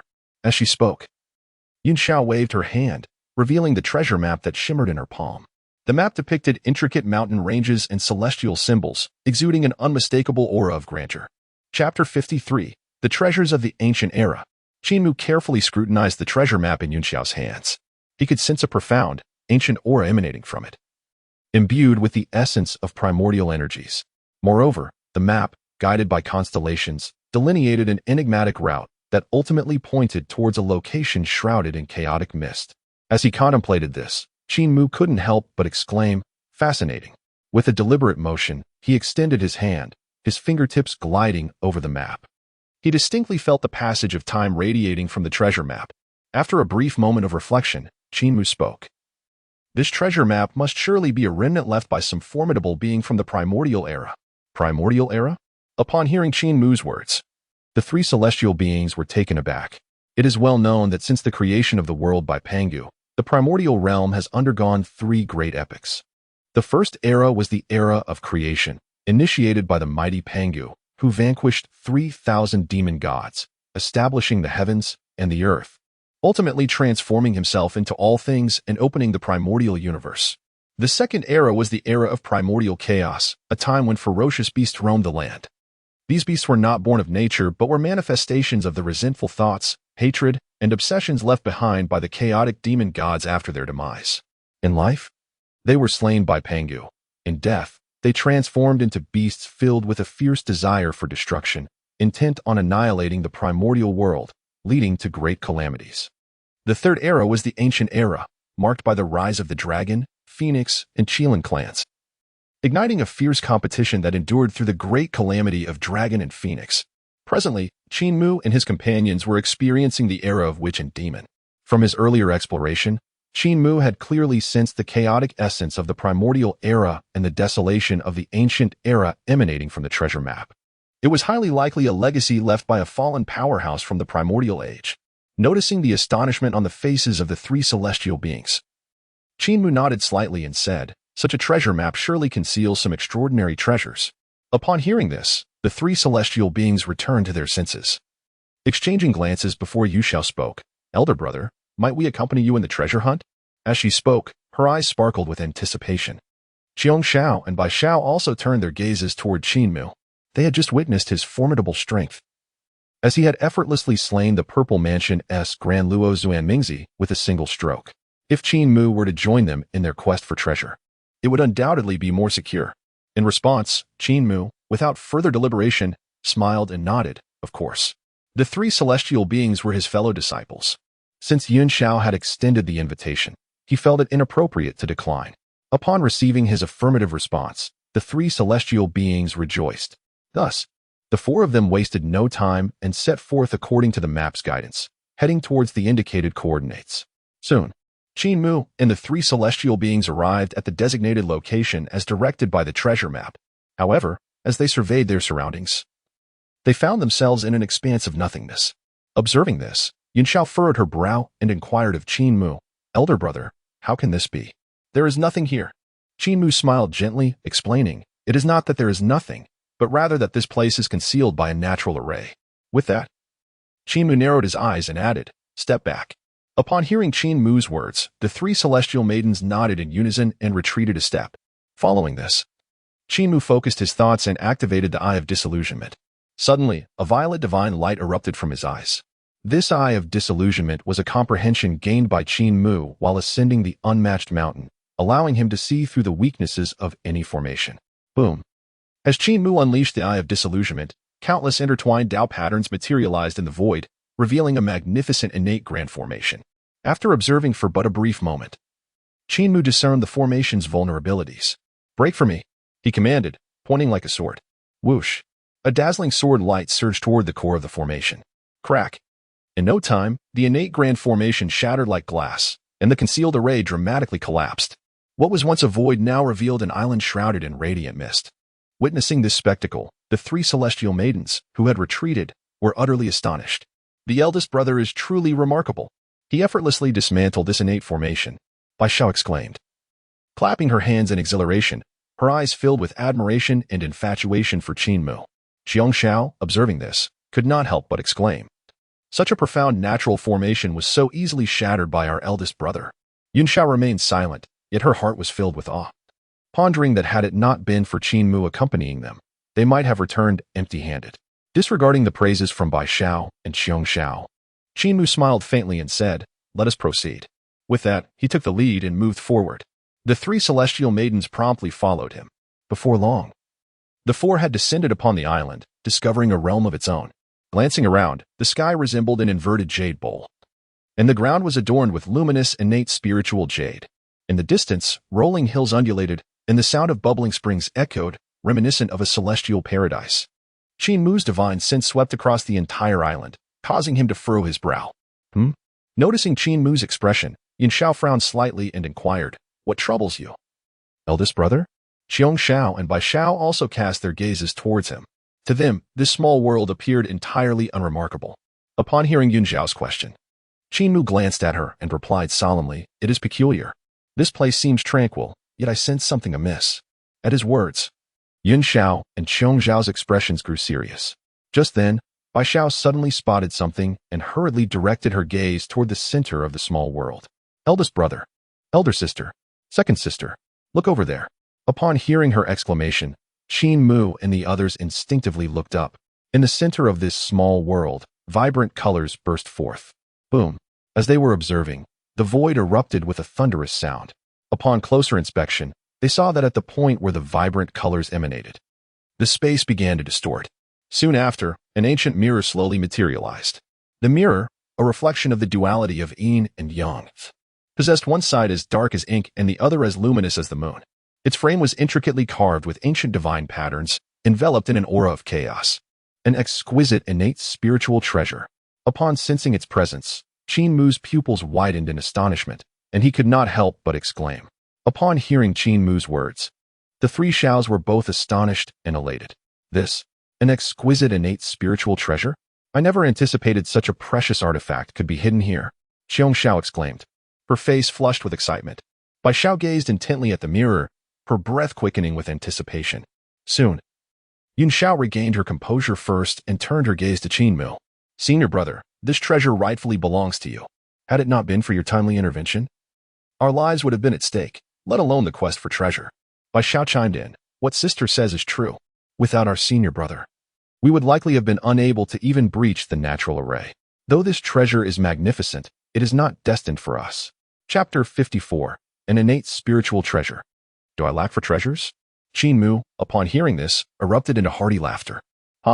Were it an outsider, I would not refuse such a boon. After all, that mirror is an exquisite innate spiritual treasure. Such a remarkable item would make even quasi-saints envious. However, the three Xiaos are my kin, my junior sisters, and it would be inappropriate for me to seize their opportunity. Furthermore, Qin Mu had no shortage of treasures himself. Seeing Qin Mu laugh, the three Xiaos were taken aback, puzzled by his demeanor. At that moment, Qin Mu's smile faded, replaced by an air of calm. "This item is your fortune. How could I covet it?" He paused briefly before adding, "Moreover, do you believe I, your senior brother, lack for treasures?" As soon as he spoke, without waiting for the three Xiaos to respond, he waved his sleeves, and several dazzling spiritual lights appeared, hovering in the air. One by one, treasures materialized: the fire spirit pearl, the purple gold chaos gourd, the grass sword. Each artifact emanated a terrifying aura, all being exquisite innate spiritual treasures. "What?" The three Xiaos gasped, their eyes wide with disbelief, as they inhaled sharply. In the vast expanse of the Primordial World, it was a monumental fortune for an ordinary cultivator to possess even a single innate spiritual treasure. Yet Qin Mu had effortlessly produced several exquisite innate treasures. Particularly, innate spiritual treasures were essential for the great Luo Golden Immortal's ascension to quasi-saint. In the contemporary primordial realm, cultivators followed the three corpses path of enlightenment taught by Hongjun. Practicing this method, during the great Luo Golden Immortal's advancement to quasi-saint, one must rely on innate spiritual treasures to embody their aspirations and sever the three corpses to ascend. The higher the quality of the spiritual treasures, the stronger the power after the severance. Here, Qin Mu, a mere great Luo Golden Immortal, possessed several exquisite innate spiritual treasures, a testament to his formidable foundation. As the three Xiaos stood in awe, Qin Mu lightly waved his hand to retract the treasures. His gaze swept across the group and finally rested on Yun Xiao. "Yun Xiao, you may proceed." Upon hearing Qin Mu's words, Yun Xiao took a deep breath, suppressing her inner astonishment, and nodded resolutely. "All right. Since the elder brother has the intention of allowing me to seek my fortune, I shall give it a try." With that, Yun Xiao wasted no time, her form extending as she soared directly towards the mirror suspended in the void. Before long, she stood before the yin-yang treasure mirror. With such care from her elder brother, she could not afford to disappoint him. "This treasure mirror, I shall claim it." After a moment of contemplation, Yun Xiao held her breath, concentrating her spirit, and gracefully raised her jade hand. Boom! Suddenly, a surge of magical power emanated from her hand, cascading towards the yin-yang treasure mirror in an attempt to claim it. However, to Yunxiao's bewilderment, her magical energy, upon entering the mirror, produced no discernible reaction. The mirror remained motionless, suspended in the void. Why can I not collect it? It seems my power has been entirely devoured? Yunxiao furrowed her brow, a look of confusion etched upon her face. Just then, a sudden change occurred. Boom.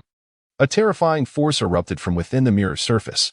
This energy burst forth, exerting an overwhelming pressure that shook the very heavens and the earth. Yunxiao was taken aback in horror. Before she could react, black and white divine light surged forth from within the mirror like a tumultuous tide. This is bad. Qin Mu exclaimed in alarm at the sight. Just as he was about to intervene, it was too late. Bang! The intertwined divine light struck Yunxiao directly. Pooh! Caught off guard, Yunxiao spat out a mouthful of blood, her delicate form flying backward. Sister! Qiongxiao and Bai Xiao cried out in shock upon witnessing this.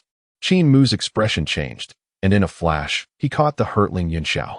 Qiongxiao and Bai Xiao followed closely, their faces filled with bewilderment. Utterly unaware of the unfolding events. Logically, this exceptional innate spiritual treasure should not have harmed anyone. Before Qiongxiao and Bai Xiao could comprehend the situation, Qin Mu had already entrusted the injured Yuxiao to them for support. He then turned his gaze towards the yin-yang treasure mirror, his eyes blazing with fury. Seeking death. Come out.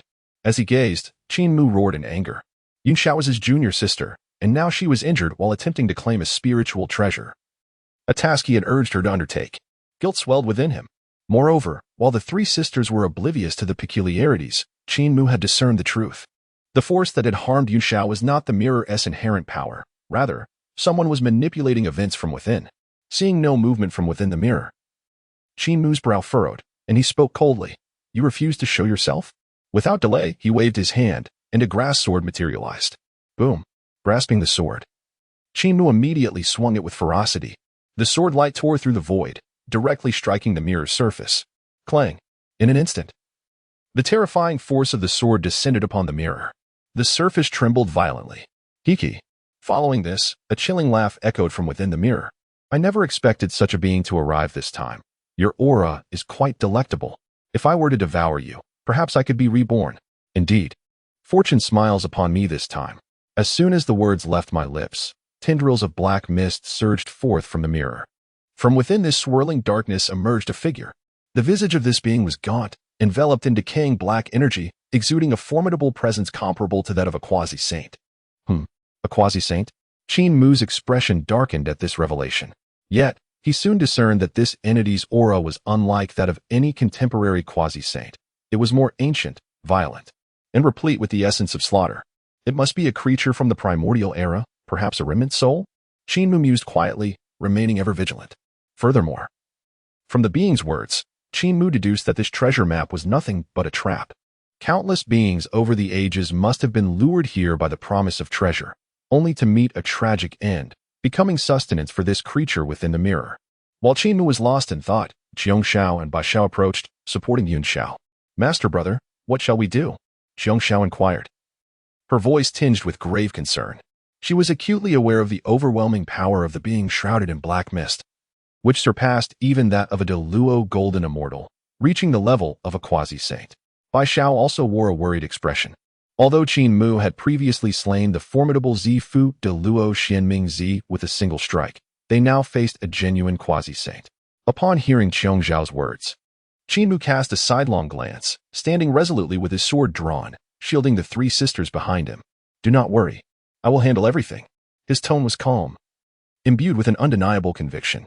Chapter 55, The Disciples of that Old Fool Hongjun. Curse be. With Qin Mu's reassurances, the three sisters felt a slight sense of relief. Yet, the thought of confronting an entity enveloped in the dual energies of black and white, with quasi-saint prowess, unsettled them again. Despite Qin Mu's strength, he was merely at the Deluo golden immortal level. At that moment, the being's gaze swept over the four of them. 3 golden immortals and 1 Deluo golden immortal. Suddenly, its eyes fixated intently on Qin Mu, erupting with joy. To think there exists an innate demon god here. Haha. The heavens do not forsake me in this yin-yang endeavor. Initially, it believed that Qin Mu and his companions were merely ordinary innate beings. Yet, upon closer inspection, it discerned the unmistakable aura of an innate demon god emanating from Qin Mu. One must understand that the innate demon god's foundation, even in the primordial era, was of a dominant level. Its flesh and blood contained the essence of chaos, a veritable treasure for a remnant soul like itself. Yin Yang? Upon hearing this being's self-reference, Qin Mu's brow furrowed, and his demeanor shifted to one of gravity. It cannot be the ancestor of Yin and Yang, can it? The very thought sent a tremor through his pupils and stirred a tempest within his heart. As a time traveler, he was well aware of who the ancestor of Yin and Yang was. This entity was a top-tier innate demon god from the primordial era, a reincarnation of a chaotic demon god. It had participated in the war between the Tao and the demons. At the behest of Hongjun, alongside Yang Mei, a confrontation unfolded on the western Qin Mountain against the demonic ancestor, Luo Ho. Following that battle, the ancient ancestor of Yin and Yang tragically fell. The entirety of the western realm lay in ruins, ravaged by the clashes of several formidable beings, rendering it exceedingly barren even to this day. Unexpectedly, this being turned out to be a remnant soul of the ancient ancestor of Yin and Yang. This situation was bound to pose significant challenges. After a moment of contemplation, Qin Mu could not help but take a deep breath.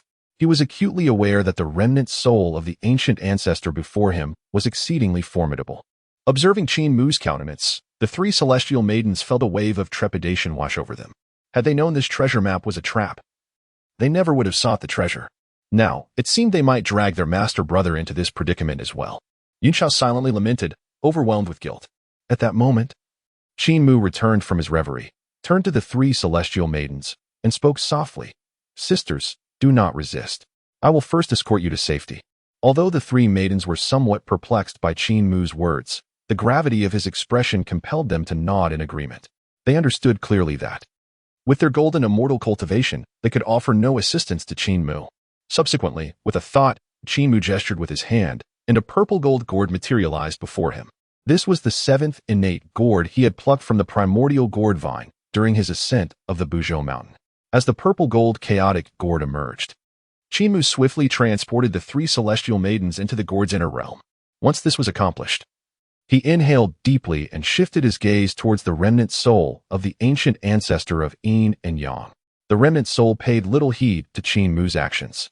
After a moment of mutual scrutiny, it coldly inquired, "Boy, what is your relationship with Hongjun?"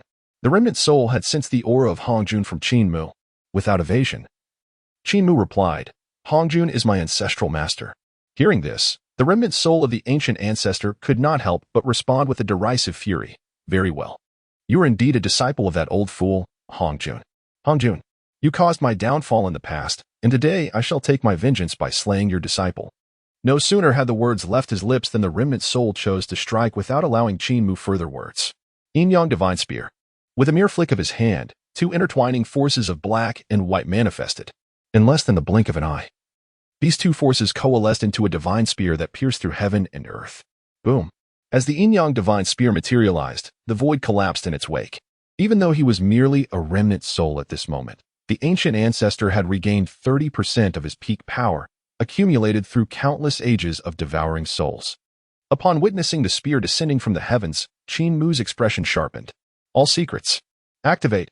With a spirited shout, he dared not be reckless and immediately invoked one of the 9 secrets, amplifying his strength. Boom. As the all secrets unfolded, his power surged dramatically. In the next moment, Qin Mu extended his hand, and upon closer inspection, a grass sword had manifested in his grasp. Boom. Whoosh. At this moment, the Yin Yang Divine Spear, imbued with terrifying might, surged towards Qin Mu. With a clang, Qin Mu, under the enhancement of the Jie Secret, unleashed a sword strike of unparalleled strength. The Sword of Creation. Boom. As the sword was drawn, its resounding power echoed throughout the cosmos.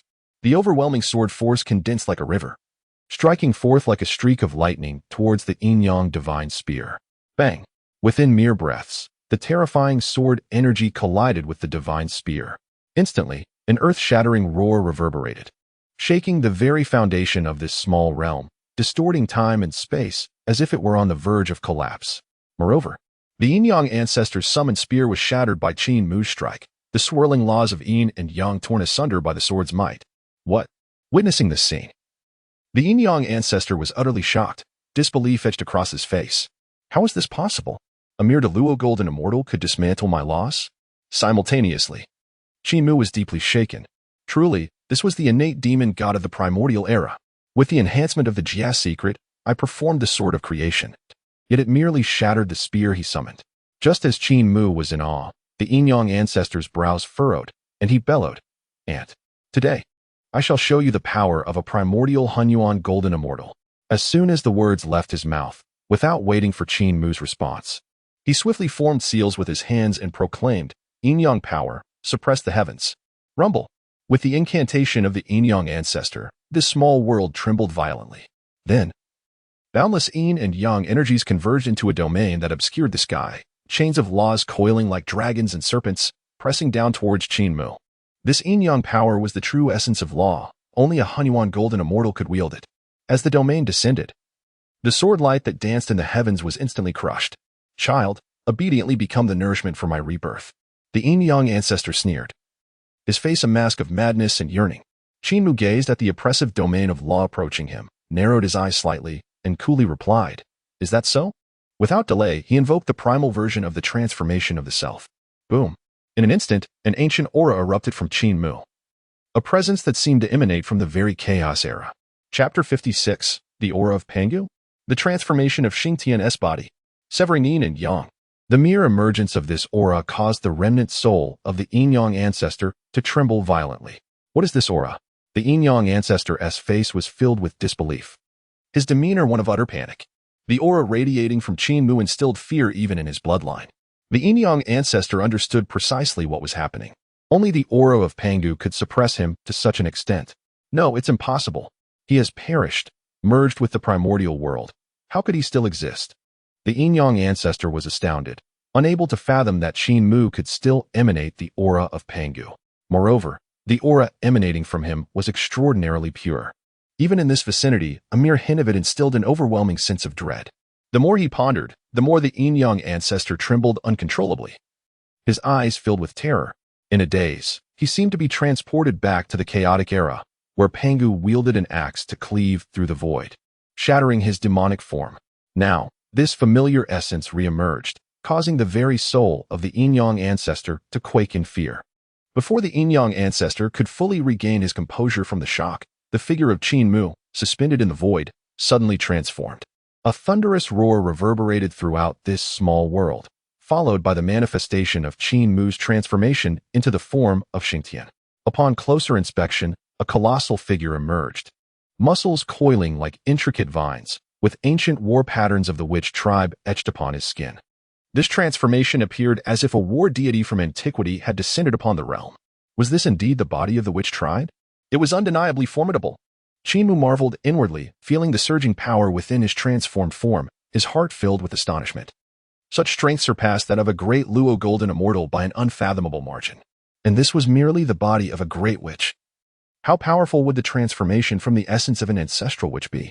If given the chance, he must acquire a drop of ancestral witch blood.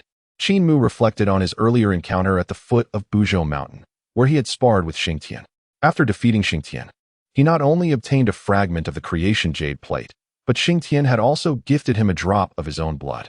It was precisely this drop of blood that enabled Qin Mu to perform the transformation of freedom technique, thus evolving into the form of Xingtian. This transformation possessed strength indistinguishable from his original self. At that moment, the remnant soul of the yin-yang ancestor regained its composure, and with a piercing gaze, fixed upon Qin Mu's transformed figure. "Who are you? Why do you carry the essence of Pangu?" he inquired solemnly, utterly perplexed. After all, in the era he had lived, the witch tribe had yet to emerge from the primordial chaos, and thus, he was unaware of the secrets surrounding the transformation of Pangu's blood into the witch tribe. Hearing the inquiry from the yin-yang ancestor, Qin Mu let out a cold laugh and replied, "I am the one who seeks your life." No sooner had he spoken than he bellowed with fury, "Axe, come." With this thunderous command, from the void, a colossal axe materialized in his grasp, its blade entwined with chaotic malevolence. In the next instant, without further ado, Qin Mu unleashed the heaven-cleaving axe technique. Boom! The axe cleaved through the air, its brilliance akin to a radiant rainbow. Under the overwhelming force of the axe, it seemed as though the primordial chaos was being reenacted. The yin-yang ancestor, witnessing this, wore an expression of utmost gravity. With a flick of his hand, streams of yin-yang power surged forth like chains, intertwining with the force of the axe. Bang! In less than a breath, the two forces collided, producing a deafening roar that echoed throughout the cosmos. As if time and space themselves were on the verge of collapse amidst this violent collision, to the astonishment of the ancestor of Yin and Yang. The power he summoned from the laws of Yin and Yang was unexpectedly shattered by the might of the axe. Witnessing this, the ancestor's mind was thrown into turmoil. His face painted with disbelief. Without a moment to ponder further, he hastily summoned the yin-yang mirror. The mirror gleamed as the ancestor invoked the treasure. A tapestry of black and white divine light intertwined upon its surface. The dark side brought death, while the light side bestowed life. Boom! In an instant, a radiant light erupted from the dark side of the yin-yang mirror, enveloping Qin Mu entirely. Logically, being illuminated by the dark side of the mirror meant certain death, even for a great Luo golden immortal. Yet, to the ancestor's utter shock, Qin Mu remained motionless and unscathed. What? The ancestor was rendered speechless, his face a canvas of incredulity. How could this be? Why was he unharmed? The ancestor was completely bewildered, caught off guard by the spectacle before him. You are merely a great Luo golden immortal. Why do you not perish? Stunned, the ancestor voiced his astonishment, his mind buzzing with confusion. Previously, he had used the yin-yang mirror to extinguish countless beings from the primordial realm, proving its efficacy time and again. However, the mystery lay in why it had failed against Qin Mu. The illumination from the dark side of the mirror had no effect on him. Unbeknownst to the ancestor, the yin-yang mirror had a particular law. It was only effective against beings native to the primordial realm. As a transmigrator, Qin Mu's soul did not belong to this world, rendering him immune. Regarding the ancestor's doubts, Qin Mu offered no elaborate explanation. His gaze sharpened, and he bellowed, "Perish, yin and yang." No sooner had the words left his lips than Qin Mu seized the opportunity, bringing down the colossal axe once more. Boom! This strike embodied the entirety of his power as he transformed into the avatar of Xingtian. After all, with his cultivation at the mid-stage of the great Luo golden immortal, he could not sustain this form for long. A swift resolution was imperative. As Qin Mu's axe descended, the radiance of the strike resembled the primordial chaos parting, the heavens and earth being forged anew. A brilliant arc of axe light traversed the sky, as though it aimed to cleave the entire miniature world in twain. Whoosh! As the axe fell, time and space shattered, and all things returned to chaos. The miniature world swirled with tumultuous chaos, reminiscent of the cataclysmic scene of Pangu's creation. HM? Upon witnessing this, the ancestor's expression darkened, and he roared, "Yin-yang mirror, protect." He promptly invoked the light side of the yin-yang mirror. In less than a moment, a protective domain materialized before him. "You shall not kill me. I possess the protective domain of the light side of the yin-yang realm. Your feeble power cannot breach it." Yet, before the ancestor could finish his proclamation, Qin Mu's axe force had already pierced through, striking the mirror's surface directly. Crack! Subsequently, the protective domain conjured by the light side of the yin-yang realm was shattered by the axe's might. Had this been the ancestor at the height of his power? Such force would undoubtedly have been insufficient to break through. Alas, he was but a remnant of his former self. Before the yin-yang ancestor could react, the overwhelming force of the axe pierced through his body. Bang!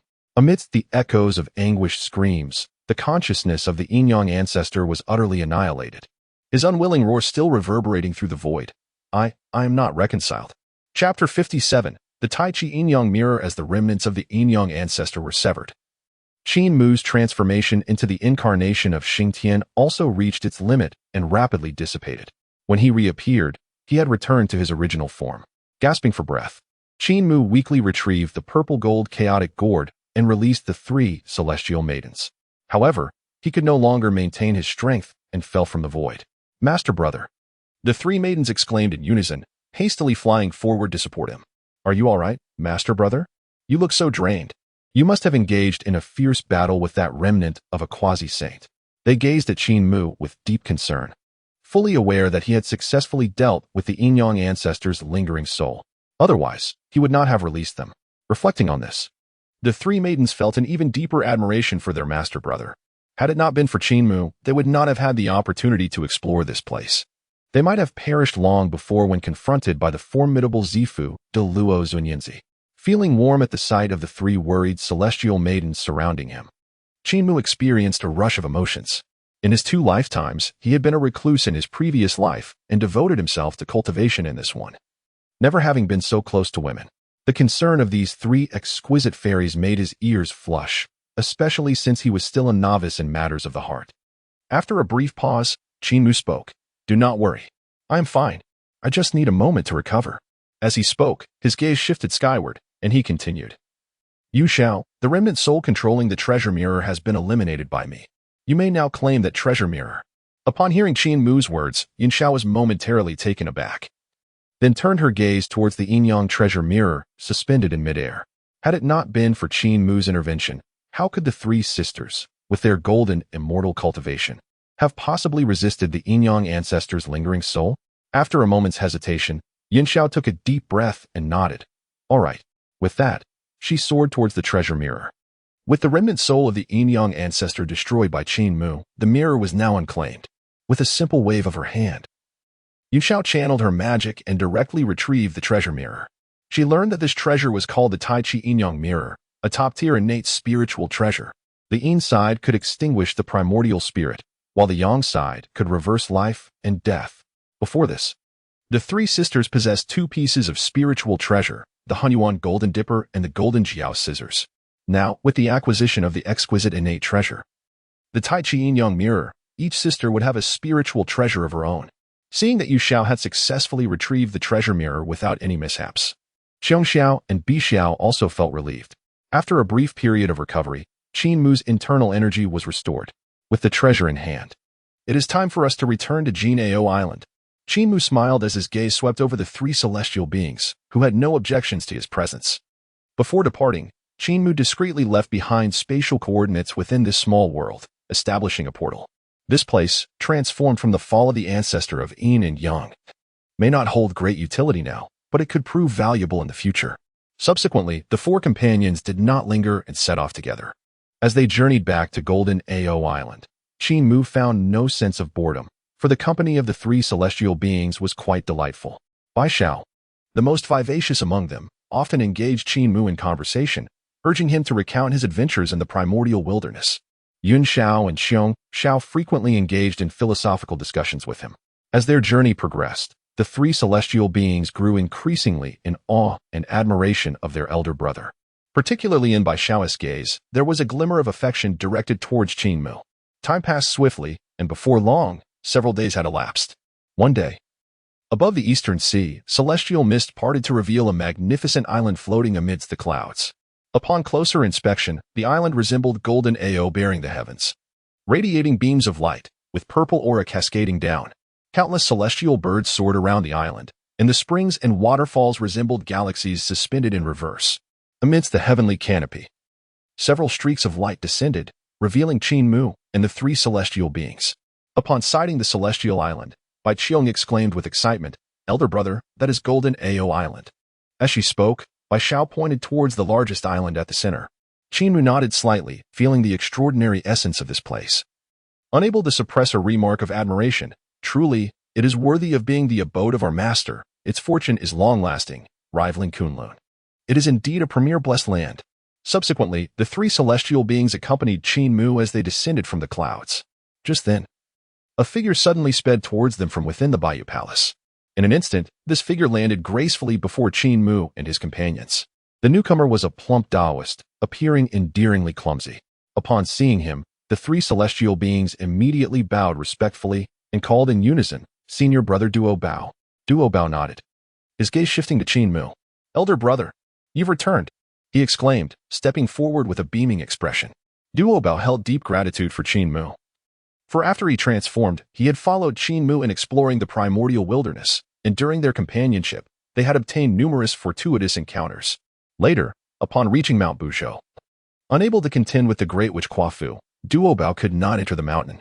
After Qin Mu defeated Kuafu, he advised Duo Bao to go to Kunlun, suggesting that there might be opportunities awaiting him there. Following Qin Mu's guidance, Duo Bao went to Kunlun with Yuding, eventually becoming a disciple of Shangqing Tongtian. In Duo Bao's eyes, had it not been for Qin Mu's counsel, he might still be a mere solitary cultivator. Seeing Duo Bao approach, Qin Mu smiled gently, taking a moment to assess him. After years apart, he noticed that Duo Bao's cultivation had advanced to the level of Tai Golden Immortal, his aura robust. Clearly the result of diligent practice. After a brief pause, Qin Mu patted Duo Bao's shoulder and remarked with a smile, "Well done. It seems you haven't been idle." Upon hearing Qin Mu's words, Duo Bao chuckled sheepishly, scratching his head, eager to catch up with his elder brother. At that moment, a clear and resonant voice suddenly echoed from within the Bo Palace. Have you returned yet failed to enter? Upon hearing the voice, Qin Mu's expression tightened, for he instantly recognized that the speaker was none other than his revered master, Tong Tian. Junior brothers and sisters, I shall first pay my respects to master, and we shall converse later. The four of them nodded in agreement. Without further delay, Qin Mu extended his form and soared directly into the Bo Palace. In no time, he arrived within the great hall. Upon settling his gaze, he beheld a figure seated upon the main seat, clad in a purple robe and adorned with a jade crown. This individual possessed eyes that sparkled like lightning. Although no oppressive aura was released, the innate rhythm of Tao emanating from him rendered the surrounding space momentarily stagnant. Surely, it was none other than the illustrious Tong Tian. Upon seeing Tong Tian, Qin Mu hastily bowed in greeting. Disciple Qin Mu pays homage to master. Tong Tian nodded lightly, his gaze sweeping over Qin Mu, instantly discerning his current cultivation level. A satisfied smile graced his lips. Not bad. After years of trials, your cultivation has reached the mid-stage of the Great Luo Golden Immortal. Your foundation is solid. You have not tarnished your master's reputation. Chapter 58. If Tong Tian were to attain sanctification a second time? Hearing Tong Tian's praise, Qin Mu offered a modest smile and replied, Master's compliments are unwarranted. I merely encountered some minor opportunities. In response, Tong Tian narrowed his eyes slightly and said, if it were merely minor opportunities, you would not have reached the mid-stage of the Great Luo Golden Immortal. I presume your travels over the years have yielded substantial gains, have they not? Come, share with me in detail the experiences you have encountered on your journey. Qin Mu nodded and, without hesitation, recounted the tale of his travels since departing from Ling Mountain. After listening to Qin Mu's experiences, a glimmer of astonishment flickered in Tong Tian's eyes. Although he did not believe Qin Mu's achievements stemmed solely from minor opportunities, he was nonetheless taken aback by the richness of Qin Mu's experiences and the profound blessings he had received. Particularly, upon hearing that Qin Mu had recently slain the remnant soul of the ancestor of Yin and Yang, Tong Tian was truly astonished. You actually managed to slay his remnant soul? Tong Tian was well acquainted with the ancestor of Yin and Yang, a dominant figure from the Primordial era.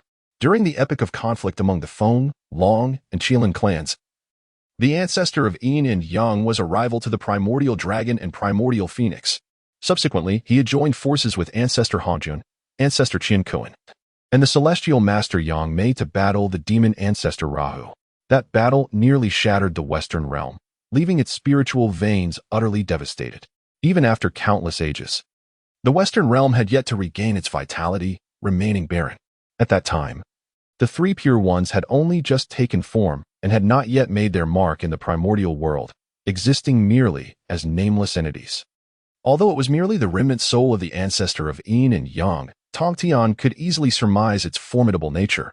The fact that Qin Mu, with the cultivation of a great Luo Golden Immortal, could slay it spoke volumes of his extraordinary capabilities. Witnessing Tong Tian's astonishment, Qin Mu offered a gentle smile and responded, Master, it was merely fortune on my part. Had he not been just a remnant soul of the ancestor of Yin and Yang, and only regained a third of his original strength, I fear it would have been impossible for me to vanquish him. Upon hearing Qin Mu's words, Tong Tian's eyes flashed with a hint of admiration. Deep down, he understood that Qin Mu was being modest. Even a remnant soul of the Yin-Yang ancestor possessed strength far beyond what an ordinary Deluo could contend with. Not to mention, the remnant soul of the Yin-Yang ancestor still wielded the supreme innate spiritual treasure, the Taiji Yin-Yang realm. After a moment of contemplation, Tong Tian returned to his senses and said calmly, This is all your fortune. It is also a blessing for the Three Xiao to encounter you. Qin Mu smiled faintly and refrained from elaborating on his own experiences. Instead, he shifted the conversation, inquiring, By the way, Master, after all these years, have you comprehended the path to sanctification? Upon hearing this question, Tong Tian's expression suddenly darkened. After Hong Jun's third sermon at the Xiao Palace, he distributed the positions of saints, and among the 6 saints of the heavens, Tong Tian secured his place. Ever since, he had devoted himself entirely to the understanding of the sacred path. Yet, despite the passage of time, he had yet to attain enlightenment. After a brief silence, Tong Tian sighed helplessly and shook his head, lamenting, The path to sanctification is fraught with difficulty. Although I have had some insights, I remain a hair's breadth away from the crucial opportunity. It seems the time for my sanctification has not yet arrived. A flicker of unusual emotion flashed across Qin Mu's eyes upon hearing Tong Tian's words. While others were unaware, Qin Mu was acutely aware of the historical context. According to the chronicles of the Primordial Era, Hong Jun was the first heavenly Dao saint, and following him, Nuwa achieved sanctification through her merits in creating humanity, becoming the second saint of the primordial realm. As for the three purities, they established their own great teachings, also following the path of merit to attain sanctification. Qin Mu pondered silently. If I were to reveal the opportunity for Master S sanctification, would it have any repercussions? After a moment of thought, his gaze flickered, and he murmured softly, it would merely alter the sequence of sanctification. Surely, that would not be problematic? Throughout the years, Qin Mu had refrained from disclosing the opportunity for sanctification to Tong Tian, fearing that he might become entangled in significant karmic consequences. However, upon reflection, he realized that Tong Tian's eventual sanctification was inevitable. Even if he informed him now, it would only expedite Tong Tian's path to becoming a saint. With his thoughts settled, a flicker of determination shone in Qin Mu's eyes. After a brief pause, he spoke, Master, during my travels in the primordial realm, I have had some insights that I am uncertain whether to share. Taken aback by Qin Mu's statement, Tong Tian raised an eyebrow and asked, What insights do you have? Speak freely. Taking a deep breath and without hesitation, Qin Mu stated solemnly, I have observed the myriad beings in the primordial realm, where the strong, like dragons and phoenixes, possess their own bloodline heritage. Yet, the weaker creatures lack any means to cultivate and live in ignorance. If someone were to emulate the Dao ancestors' teachings at Zishu Palace, establishing a great sect to enlighten the beings of the world, would that not be a splendid endeavor? As Qin Mu articulated these thoughts, Tong Tian's expression became grave. In an instant, a surge of primordial purple energy flooded Tong Tian's mind, causing even his primordial spirit to tremble. Enlightening the world? Establishing a great sect? Tong Tian murmured to himself, as he fell into a peculiar state of contemplation. In that moment, it seemed as though he had touched upon something profound. Regrettably, the fleeting opportunity slipped away once more. Qin Mu stood still, refraining from disturbing Tong Tian. In his view, he had articulated his thoughts with utmost clarity. If Tong Tian remained oblivious, then he could not be held accountable. After a considerable pause, Tong Tian finally emerged from his reverie, his eyes shimmering with brilliance as he fixated on Qin Mu. Although he had failed to seize that moment of enlightenment, a vivid path to sanctification began to crystallize in his mind, establish a doctrine, gather momentum, and attain the Tao. As he contemplated, Tong Tian suddenly erupted into hearty laughter. Ha ha ha. Excellent. Excellent. Truly, you are a remarkable disciple. Your words today have illuminated the path to sanctification for me. Upon hearing this, Qin Mu maintained a tranquil demeanor and bowed deeply to Tong Tian, replying, Master, you flatter me. I merely conveyed my humble insights. Tong Tian nodded lightly, choosing to say no more. The next moment, with a graceful sweep of his sleeve, a golden bell materialized from his palm. He gently tossed it, and the bell soared towards the dome of the Bo Palace. In a mere breath, the magnificent golden bell hovered in the air. Dong. Then, a resounding chime echoed throughout, melodious and powerful, reverberating across the entirety of Golden Ao Island. At this moment, many disciples who were cultivating on the island were roused by the sound of the bell.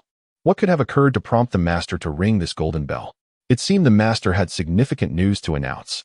In a state of astonishment, numerous disciples of Tong Tian rose and made their way to the Bo Palace.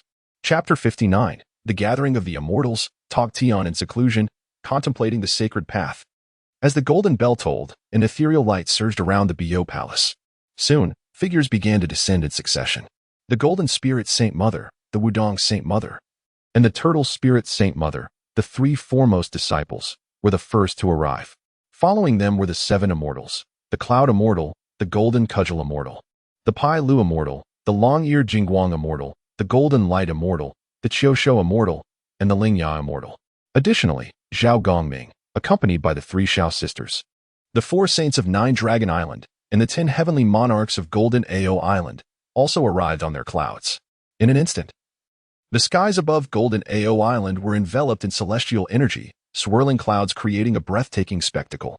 Upon their arrival, the gathered disciples congregated, with the Golden Spirit Saint Mother approaching Dao Bao and softly inquiring, Dao Bao, why has the master summoned us so suddenly? Clad in a golden patterned robe, her beauty was striking. She held a position just beneath Dao Bao in Tong Tian's teachings, being the third direct disciple of Tong Tian. Upon hearing the Golden Spirit Saint Mother's question, all eyes turned to Dao Bao. Observing this, Dao Bao shook his head, a look of perplexity adorning his chubby face. Junior sister, I am equally in the dark. Yet, given that the master has rung the golden bell, there must be significant matters afoot. The others nodded in agreement. For the tolling of the golden bell signified the occurrence of momentous events. Meanwhile, Zhao Gongming and the Three Xiao Sisters were present. Earlier, the eldest brother had gone to seek an audience with the master, and shortly thereafter, the master had rung the bell. Could this be related to the eldest brother? Yunxiao voiced her doubts. After returning from Jinao Island, Qin Mu went to see Tong Tian. The three sisters had just met Zhao Gongming and had not yet had a chance to reminisce when the golden bell rang. Hearing Yunxiao's words, Zhao Gongming cast a sidelong glance and said, "Do not indulge in wild speculation. If master is anxious for us, there must be an important matter to announce. Let us proceed inside." Upon hearing this, the three sisters nodded in agreement, refraining from further contemplation. Subsequently, everyone, unwilling to delay, stepped into the Bio Palace. Before long, the disciples under Tong Tian had entered the grand hall. As they entered, all eyes instinctively fell upon the figure standing beside Tong Tian, clad in azure robes. He stood with his hands clasped behind his back, exuding an air of profound mystery. Who else could it be but Qin Mu? Upon seeing him, the many disciples were filled with curiosity and whispered among themselves, "Who is the person standing next to Master? He appears quite extraordinary. Could Master's summoning of us be related to him?" The disciples were rife with speculation.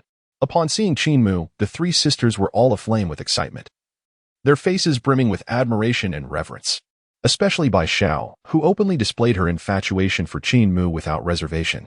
Zhao Gongming scrutinized Qin Mu and murmured to himself, "Is this the esteemed senior brother Qin Mu, the first disciple of Master? He certainly possesses striking demeanor." The three sisters naturally shared with Zhao Gongming the news of Qin Mu's return. The other disciples, not daring to be remiss, collectively bowed in greeting. "We pay our respects to Master." Tong Tian nodded slightly, gesturing for them to rise, then shifted his gaze to Qin Mu at his side. "The purpose of gathering you all here today is to announce two matters.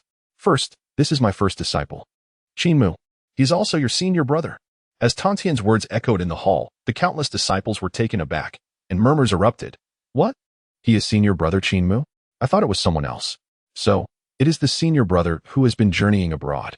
He indeed appears to be unfathomable." The disciples could not help but express their admiration. They had been under Tong Tian's tutelage for many years and had heard mention of this esteemed disciple, but had never encountered him until now. Seeing him in person, they were indeed struck by his remarkable presence. At that moment, Duo Bao was the first to regain composure, hastening forward to bow deeply to Qin Mu, saying, "I pay my respects to senior brother." Duo Bao felt immense gratitude towards Qin Mu, for had it not been for Qin Mu's guidance back then, he might still be merely a wandering cultivator. Seeing Duo Bao bow, the other disciples quickly followed suit, all bowing in unison. "We pay our respects to senior brother." Noticing this, Qin Mu smiled gently and returned the gesture, saying, "There is no need for such formalities, my dear junior brothers and sisters." After rising, although the disciples wore smiles, a multitude of questions lingered in their hearts. They pondered why their master, Tong Tian, would summon them with the golden bell merely to introduce Qin Mu, their senior brother. Just as everyone was lost in thought, Tong Tian surveyed the disciples and spoke.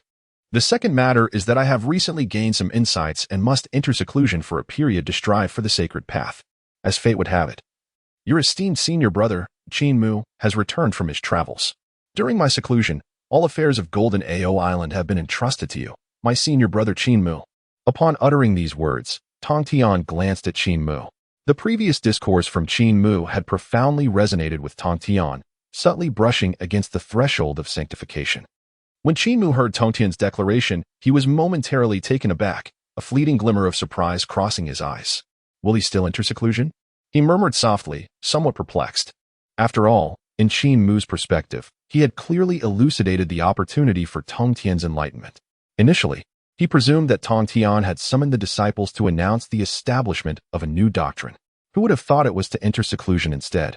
Perhaps I have underestimated the complexity of the matter. For my master, even the act of establishing a doctrine necessitates careful contemplation of numerous aspects. For instance, what would the tenets of the doctrine entail? Qin Mu mused, quickly returning to the present. While he was well aware of the opportunities for sanctification that the three clear ones possessed, he recognized that for Tong Tian himself, deeper understanding was indeed required. At that moment, as Qin Mu pondered, the disciples, including Duobao, felt a sudden surge of intensity, especially upon hearing that Tong Tian would enter seclusion to pursue the path of sainthood. Their gazes burned with fervor. It is essential to acknowledge that in the vast expanse of the primordial world, a sage is the pinnacle of existence. Should Tong Tian truly attain enlightenment, they would be disciples of a sage, destined to walk the primordial realm with unparalleled glory. In their exhilaration, the disciples collectively bowed deeply to Tong Tian, exclaiming in unison, "Disciples shall faithfully adhere to the master's command." Observing this, Tong Tian nodded in satisfaction and then waved his wide sleeves. A melodious sound of a sword resonated through the air. When they looked again, a verdant long sword materialized from thin air. The sword's blade and sheath were entirely obsidian, adorned with azure lotus petals. Its sharpness reigned in yet exuding an overwhelming aura capable of obliterating myriad laws. It was none other than Tong Tian's treasured sword, the Qingping sword. "Qin Mu, this sword shall be entrusted to you for the time being," Tong Tian stated with a calm demeanor. Qin Mu accepted the Qingping sword with both hands, bowing deeply, and replied, "Rest assured, Master. During your seclusion, I shall not fail in my duty to look after our fellow disciples." Tong Tian gave a slight nod and remarked, "While I am away, you must watch over them closely." Having said this, Tong Tian uttered no more words, and in the blink of an eye, his figure vanished without a trace. Chapter 60, Leading the Celestials. The Purple Mansion in fury, plotting against the Dragon Clan. With Tong Tian's departure into seclusion, the atmosphere within the Bo Palace instantly became lively. Duobao, with a jovial demeanor, approached Qin Mu. "Senior brother, after so many years apart, I have missed you dearly."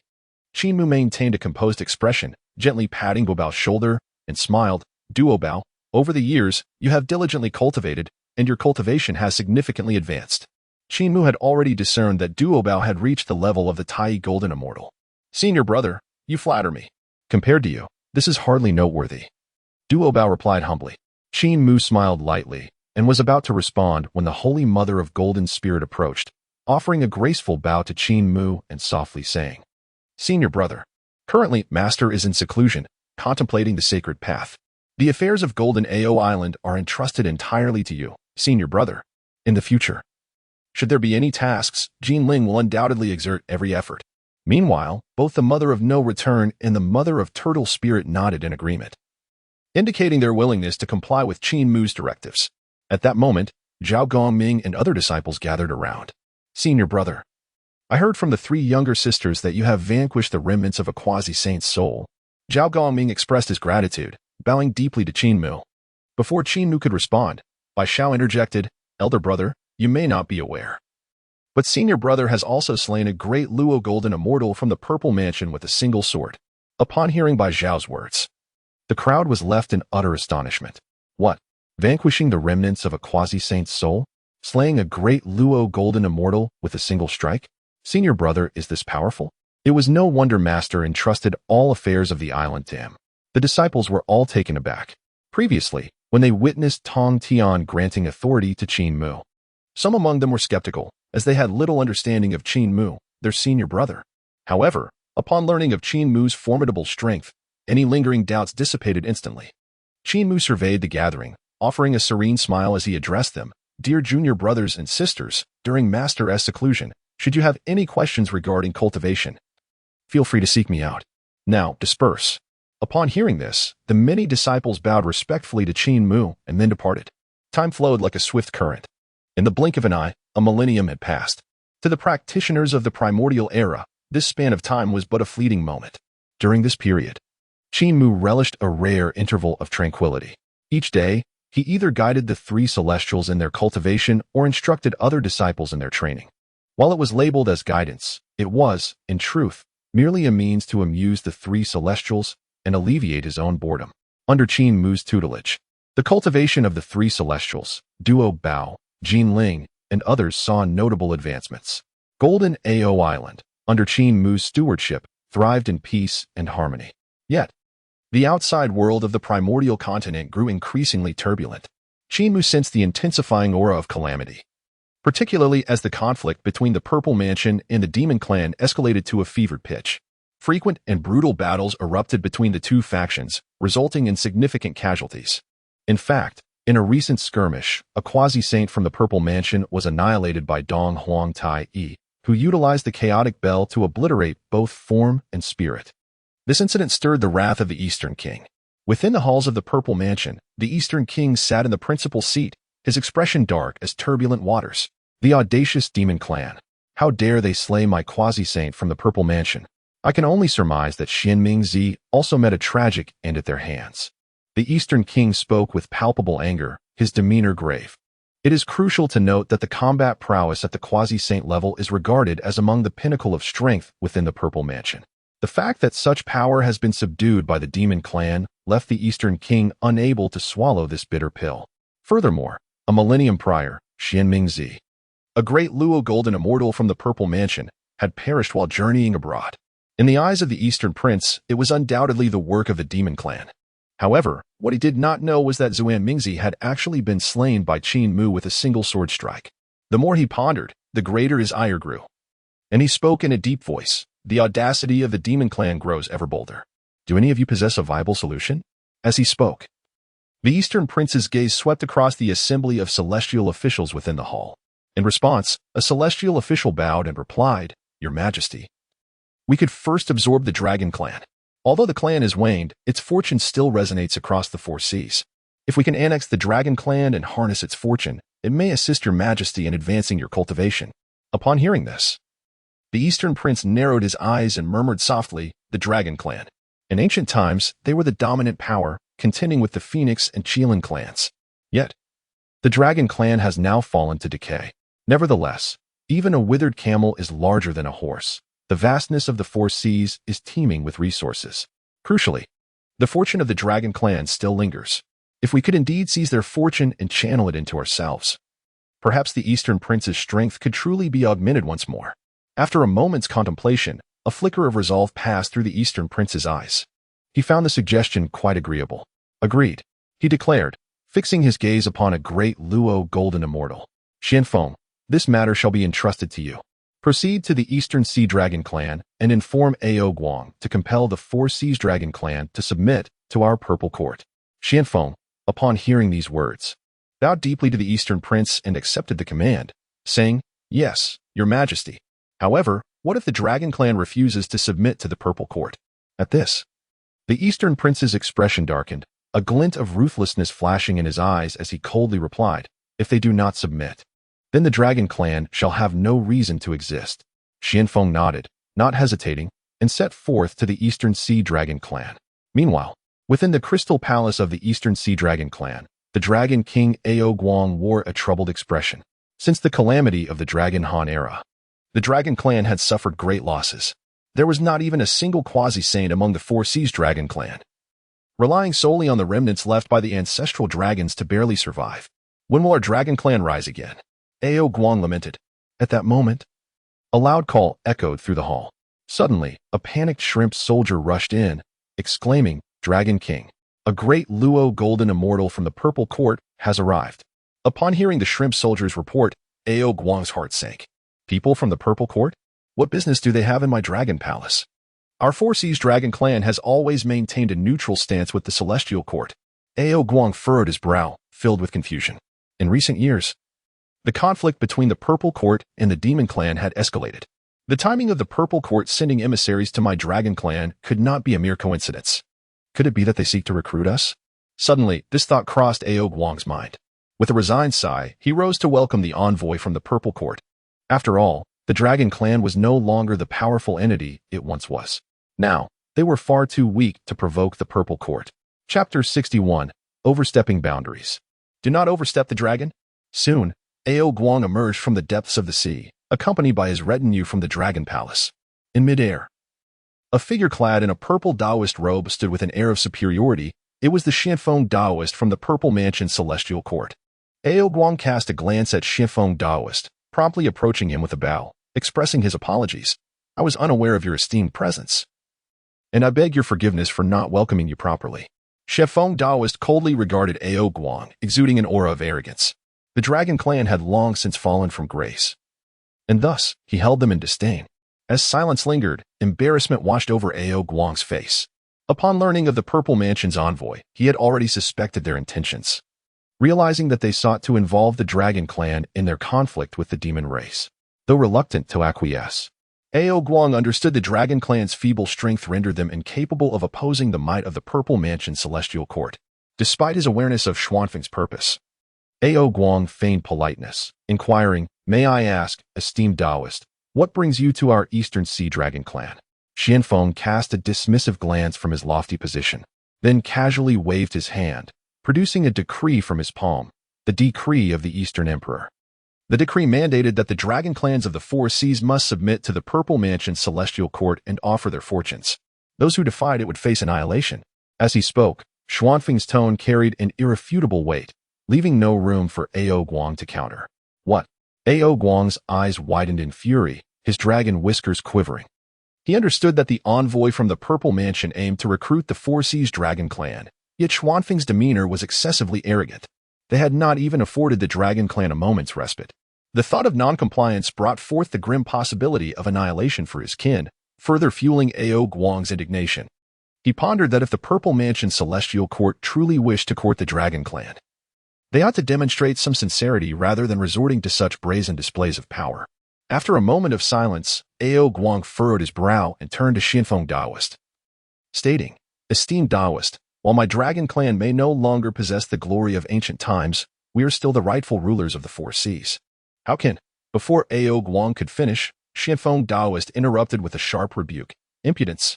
As the words fell, an overwhelming aura of power emanated from Xuanfeng Taoist, engulfing Ao Guang and his Eastern Sea Dragon clan in its oppressive might.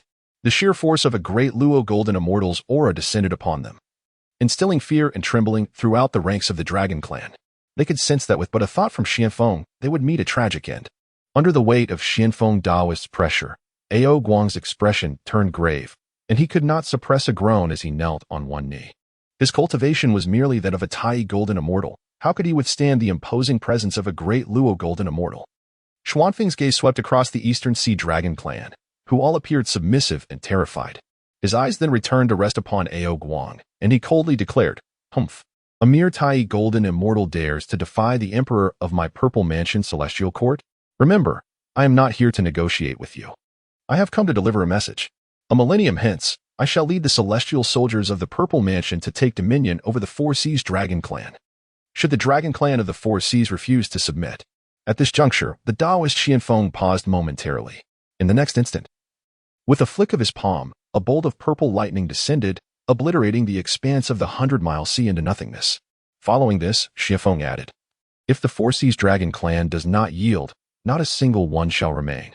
Having uttered these words, Xuanfeng did not await Ao Guang's response. With a sweeping motion of his flowing sleeves, he transformed into a streak of light and vanished. With Xuanfeng's departure, the immense pressure that had previously enveloped Ao Guang and the others dissipated entirely.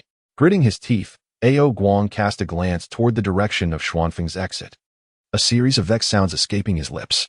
Infuriating. The Purple Mansion Celestial Court is truly overstepping their bounds. They take advantage of our Dragon clan's weakened state. Ao Guang seethed with indignation, reflecting on how, in the ancient times, a mere Grand Luo Golden Immortal would have dared not flaunt their power before the Dragon clan. Yet, times have changed, and the Dragon clan is no longer the illustrious entity it once was. Sighing heavily, Ao Guang could not suppress a lingering lament. In the next moment, he waved his hand lightly, revealing a jade shard that materialized from his palm. With a decisive crunch, Ao Guang shattered the jade fragment without hesitation. This jade shard was an heirloom of the Dragon clan, held by each Dragon King of the Four Seas.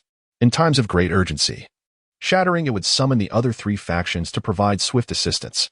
After breaking the jade shard, Ao Guang did not linger above water, returning instead to the crystalline palace beneath the sea to await the arrival of his kin. Before long, the Dragon Kings from the other three seas arrived at the Eastern Sea Dragon Palace. The West Sea Dragon King Ao Run, the South Sea Dragon King Ao Qin, and the North Sea Dragon King Ao Shun. In an instant, the Four Sea Dragon Kings were gathered together. "Elder brother, what has transpired that compelled you to shatter the heirloom of our clan?" Ao Shun inquired first, his expression one of astonishment. Ao Guang did not conceal the truth, promptly recounting the earlier encounter with the emissary from the Purple Mansion Celestial Court. Humph. Upon hearing Ao Guang's account, the West Sea Dragon King Ao Run, incensed, slammed his hand on the table and exclaimed, "The Eastern Prince intends to obliterate the foundation of our dragon clan. How dare he covet the fortune of the Four Seas Dragon Clan?" Simultaneously, the South Sea Dragon King Ao Qin spoke gravely, "Elder brother, the Purple Mansion Celestial Court is indeed egregiously overstepping their bounds. We, as dragons, must unite against this foe and not yield easily." At these words, Ao Guang let out a resigned sigh, surveying the three dragon kings before finally speaking, "I have no desire to submit to the Purple Mansion Celestial Court. However, the Eastern Prince is a figure appointed by the Tao ancestor as the foremost male immortal, possessing immense strength. The elite warriors under his command are countless. Even if we, the Four Seas Dragon Clan, were to resist, we would likely not stand a chance against them." Upon hearing Ao Guang's assessment, the faces of the three dragon kings darkened. They understood that even uniting the strength of the Four Seas Dragon Clan would be insufficient to confront the Purple Mansion Celestial Court. After a prolonged silence, Ao Guang, his expression laden with concern, asked, "What shall we do, esteemed brethren? A millennium hence, the forces of the Purple Mansion shall descend to claim dominion over our dragon clan of the Four Seas. Should we refuse to submit, annihilation would be our only fate. Yet, if we do not yield to the Purple Mansion, how shall we muster the strength to oppose them?" Upon hearing Ao Guang's words, the Dragon King of the Northern Sea, Ao Xuan, was suddenly struck by an idea, and his eyes brightened as he exclaimed, "Elder brother, our clan is currently weakened, and a direct confrontation would spell our doom. We must seek external aid. Perhaps we should approach the esteemed Tong Tian of Golden Ao Island. If we were to gain his support, what fear would we have of the mere Eastern King?" Chapter 62. The Arrival of Nuwa at Kunlun, Seeking the Sacred Item of Enlightenment. In the early days following the division of the Three Pure Ones, Tong Tian established his new sanctuary upon Golden Ao Island. The rulers of the Four Seas were naturally aware of this development. In Ao Xuan's view, should they secure the protection of Tong Tian, even the venerable Eastern King would not dare to threaten the Dragon Clan of the Four Seas. Upon hearing this, the Dragon Kings of the Western and Southern Seas, Ao Luan and Ao Qin, nodded in agreement, perceiving Ao Xuan's suggestion as exceedingly astute. It was indeed a promising strategy. Tong Tian is a future saint appointed by the Tao ancestor, one of the Three Pure Ones. With him backing us, what fear would we have of the Purple Mansion? Ao Luan spoke with enthusiasm. Subsequently, the Southern Sea Dragon King Ao Qin turned swiftly to Ao Guang. "Elder brother, let us proceed with this plan." Ao Guang, momentarily contemplative, adopted a thoughtful expression. After a brief consideration, he finally voiced, "What stature does Tong Tian possess? As one of the future saints, he is unlikely to readily agree to safeguard our clan." Upon hearing this, Ao Xuan quickly replied, "Tong Tian has established his sanctuary in the Eastern Sea, adjacent to our Four Seas. If we were to offer the fortunes of the Four Seas, perhaps we could entice him to intervene." With Ao Xuan's assertion, Ao Guang's brow furrowed. Previously, the Taoist Qianfeng from the Purple Mansion had also proclaimed intentions to seize control of the Dragon Clan. The price the Dragon Clan of the Four Seas would be required to pay was far beyond merely offering their fortunes. If yielding their fortunes could indeed procure the protection of Tong Tian, it might not be an unreasonable sacrifice for the Dragon Clan. Just as Ao Guang pondered this, Ao Qin interjected, "Elder brother, hesitate no longer. The power of fortune is immensely alluring to those on the path to sainthood, and I trust Tong Tian is no exception. Even if we were to bestow the fortunes of the Four Seas upon him, we shall not capitulate to the coercion of the Purple Mansion." At Ao Qin's words, a glimmer of resolve flashed in Ao Guang's eyes, and he nodded affirmatively. "Very well. It is settled. Allow me to venture to Golden Ao Island and test the waters." With that, Ao Guang made no delay, setting forth immediately toward Golden Ao Island. Meanwhile, as Ao Guang journeyed to the island, a remarkable guest arrived at the foot of Kunlun Mountain. A radiant beam of seven-colored light descended from the heavens, within which emerged a woman with the head of a human and the body of a serpent. Her features were exquisite, and she exuded an aura of creation and transformation. It was none other than Nuwa, the sovereign of the palace of Nuwa, traversing the vast lands of antiquity. In a short time, Nuwa gracefully alighted at the entrance of Kunlun Mountain. After establishing her stance, Nuwa gazed down upon Kunlun Mountain, a fleeting glimmer of confusion passing through her beautiful eyes. Where indeed lies the path to sanctification? Since her departure from the Huahuang Palace, she had traversed the vast wilderness, seeking to comprehend the creations of heaven and earth in hopes of discovering her own opportunity for enlightenment. Yet, despite the passage of countless years, she had been unable to grasp that elusive moment of transcendence. Recently, she received a cryptic guidance from the Celestial Tao, directing her to Kunlun Mountain. Although Nuwa was uncertain of its significance, she obeyed the celestial directive and arrived here. Could it be that within Kunlun Mountain lies her chance for sanctification? Suddenly, such a thought emerged in Nuwa's mind. Before she could ponder further, the guidance from the Tao echoed in her mind once more. The three radiant divine water? With a slight perception, Nuwa's eyes brightened, murmuring to herself, "What the Tao indicates must indeed be the three radiant divine water. Could this substance be related to my path to sanctification?" With this thought, Nuwa wasted no time and promptly released her own aura. Boom. Soon, the protective formation of Kunlun Mountain opened. Following this, a figure descended upon the clouds. The visitor was none other than the lantern holder. Upon seeing Nuwa, the lantern holder bowed respectfully and greeted her. "Taoist friend Nuwa, it is a pleasure to see you well." Upon recognizing the lantern holder as her greeter, Nuwa was slightly taken aback and inquired, "Lantern holder, what brings you to Kunlun Mountain?"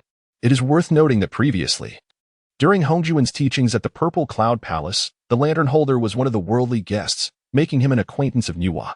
Nuwa did not expect that the one coming to greet her would be the lantern holder. Observing Nuwa's hesitance, the lantern holder smiled gently and explained, "Taoist friend Nuwa, I have now taken refuge under the Primordial Lord and am responsible for managing the affairs of Kunlun Mountain." With this revelation, Nuwa understood, though she did not dwell on it. She was well aware that although the lantern holder possessed the cultivation of a quasi-saint, the prospect of achieving true sanctification seemed unlikely. After all, during Hongjun Daozu's third teaching, the positions of sanctity had already been allocated, and the lantern holder was not among them. His choice to join Kunlun Mountain was undoubtedly a strategy to seek protection under a future saint. After a brief moment of contemplation, Nuwa regained her composure and stated plainly, "I wish to meet my senior brother, the Primordial Lord. I hope you will guide me." "Certainly. Taoist friend Nuwa, please follow me," the lantern holder replied with a nod. He understood well that Nuwa was no ordinary person. She was destined to be one of the 6 saints of the heavens. Thus, it was only fitting that he would introduce her to the Primordial Lord. In no time, under the lantern holder's guidance, Nuwa arrived at the Jade Void Palace. At this moment, the Primordial Lord sat high upon a cloud bed, his heart filled with puzzlement upon Nuwa's arrival.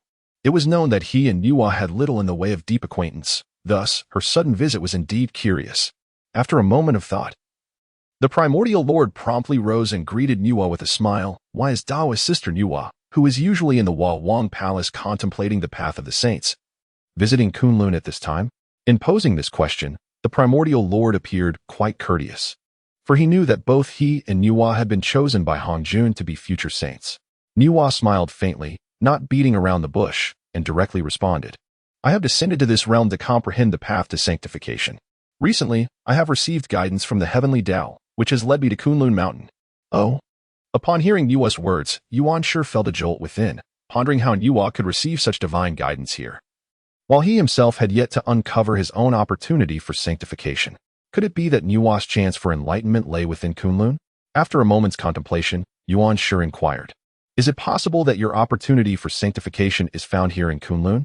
Nuwa shook her head, uncertainty flickering across her features, before she continued, "Brother Yuan sure, I have come seeking a particular item from you. I hope you will not hesitate to grant it to me." Upon hearing this, Yuan sure raised an eyebrow and asked, "What item do you seek?" "The 3 light divine water." Nuwa did not conceal her request, stating it plainly. Yuan Shu's expression shifted to one of surprise, tinged with difficulty. Observing his demeanor, Nuwa quickly added, "Please rest assured, Brother Yuan Shu, I will not take this item without due compensation. I am willing to exchange it for an item of equal worth from the innate treasures." With a graceful wave of her hand, an innate treasure materialized before them. Nuwa was acutely aware that the 3 light divine water was no ordinary substance. It was a rare treasure of heaven and earth. The sunlight divine water could refine one's blood and flesh, the moonlight divine water could corrode the soul, and the starlight divine water could unravel the true spirit's thoughts. Moreover, even if a quasi-saint's soul were to sustain injury, it could facilitate recovery. Chapter 63. Nuwa feared she might become the second saint in this realm. Seeing Nuwa's determination, Yuan Shu shook his head in resignation and said, "Sister Nuwa, I am truly sorry. It is not that I am unwilling to grant you the 3 light divine water. Rather, it is that this item is no longer in my possession." At Yuan Shu's revelation, Nuwa's expression changed abruptly. "What?" she exclaimed, anxiety gripping her heart. It was crucial to note that the heavenly Tao had guided her to Kunlun Mountain specifically to obtain the three light divine water. Although she did not fully comprehend the implications of this guidance, she was certain that the three light divine water was intimately connected to her path to sanctification. It might even be the key to her enlightenment. How could it be that the three light divine water was no longer in Yuanshi's possession? Did Brother Yuanshi deceive me? A sudden thought flashed through Nuwa's mind, contemplating whether Yuanshi was intentionally obstructing her path to sanctification.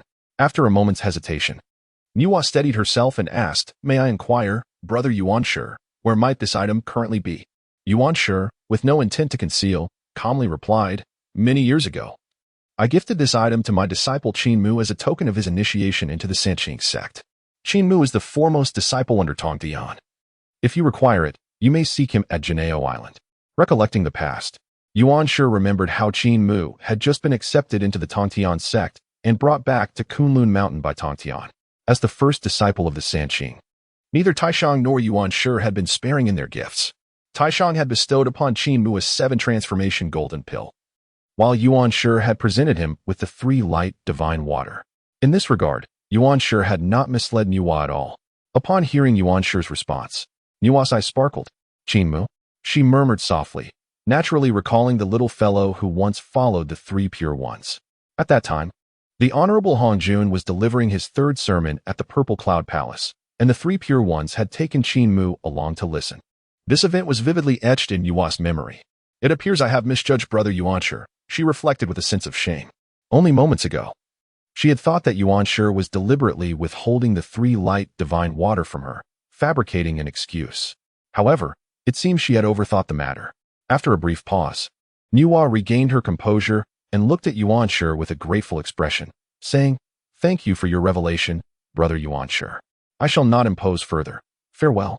With that, Nuwa performed a respectful bow to Yuanshi and, without lingering, transformed into a streak of light, departing swiftly. Yuanshi observed Nuwa's retreating figure, his brow furrowing slightly as he whispered to himself, "How peculiar. What does Nuwa require the 3 light divine water for? Earlier, she claimed to be guided by the way of heaven. Could this substance be of great significance to her sanctification?" Upon this realization, Yuanshi felt a tremor within his heart. After all, he had been seeking his own opportunity for sanctification over the years. Unfortunately, despite years of contemplation, he had made little progress. Now, it appeared that Nuwa had received divine guidance, evidently advancing on the path to sanctification ahead of him. If my suspicions are correct, Nuwa might very well become the 2nd sage in this realm. As he pondered, Yuanshi could not help but lament, reflecting on the whereabouts of his own path to sanctification. After leaving Kunlun Mountain, Nuwa wasted no time and headed directly to the Golden Turtle Island in the Eastern Sea. She had heard whispers of the 3 Pure Ones division. It was only after Tongtian took his disciples away from Kunlun that he established a separate dojo on Golden Turtle Island in the Eastern Sea. Little did she expect that the 3 light divine water would end up in the hands of that young fellow, Qin Mu. She reasoned that as long as the substance had not been utilized, her direct approach to request it would likely not be refused. However, she feared that the 3 light divine water might have already been employed by him. With this thought, anxiety deepened on Nuwa's face. After all, the 3 light divine water was crucial to her sanctification. She could not afford to be careless or negligent. Subsequently, Nuwa quickened her pace towards the overseas destination. Meanwhile, on the outskirts of Golden Turtle Island in the Eastern Sea, a figure soared through the clouds. The newcomer had the head of a dragon and the body of a man, with majestic deer antlers, a prominent lion-like nose, golden dragon eyes that shone brightly, and flowing whiskers with a pearl faintly visible beneath its chin. Clad in indigo dragon scales and draped in a deep blue brocade robe embroidered with wave patterns, cinched with a jade belt and sporting cloud-treading boots, it was none other than Ao Guang, the Dragon King of the Eastern Sea. Finally, he had arrived. Ao Guang beamed with joy as he beheld the nearby Golden Turtle Island. Previously, the celestial court of the Purple Mansion had dispatched the Taoist Xianfeng, a great Luo Jingxian, to the Dragon Palace. He demanded the complete submission of the Four Seas Dragon Clan to the celestial court, along with the offering of the fortunes of the Four Seas. Should the Four Seas Dragon Clan fail to comply within a millennium, annihilation awaited them. In light of this, Ao Guang convened a discussion with the other 3 Dragon Kings. The final course of action contemplated was to seek the protection of Tongtian on Jinao Island. After all, Tong Tian is destined to become one of the 6 celestial saints in the future, a being whom even the Purple Court would not dare to provoke lightly. If the Four Seas Dragon clan could gain Tong Tian's favor, they might weather this calamity. After a moment of reflection, Ao Guang exhaled deeply and raised his gaze towards the Jinao Island, shrouded in myriad rays of dawn, feeling a twinge of anxiety within. Would the esteemed Tong Tian agree to meet him? Without further delay, Ao Guang rose and flew towards Jinao Island. Not long after he took to the skies, a figure emerged from within the island. This individual, round and endearing in appearance, was none other than Duo Bao. Upon seeing Ao Guang, Duo Bao was momentarily taken aback. Murmuring to himself, the Dragon King of the East Sea, Ao Guang? What brings him to my Jinao Island?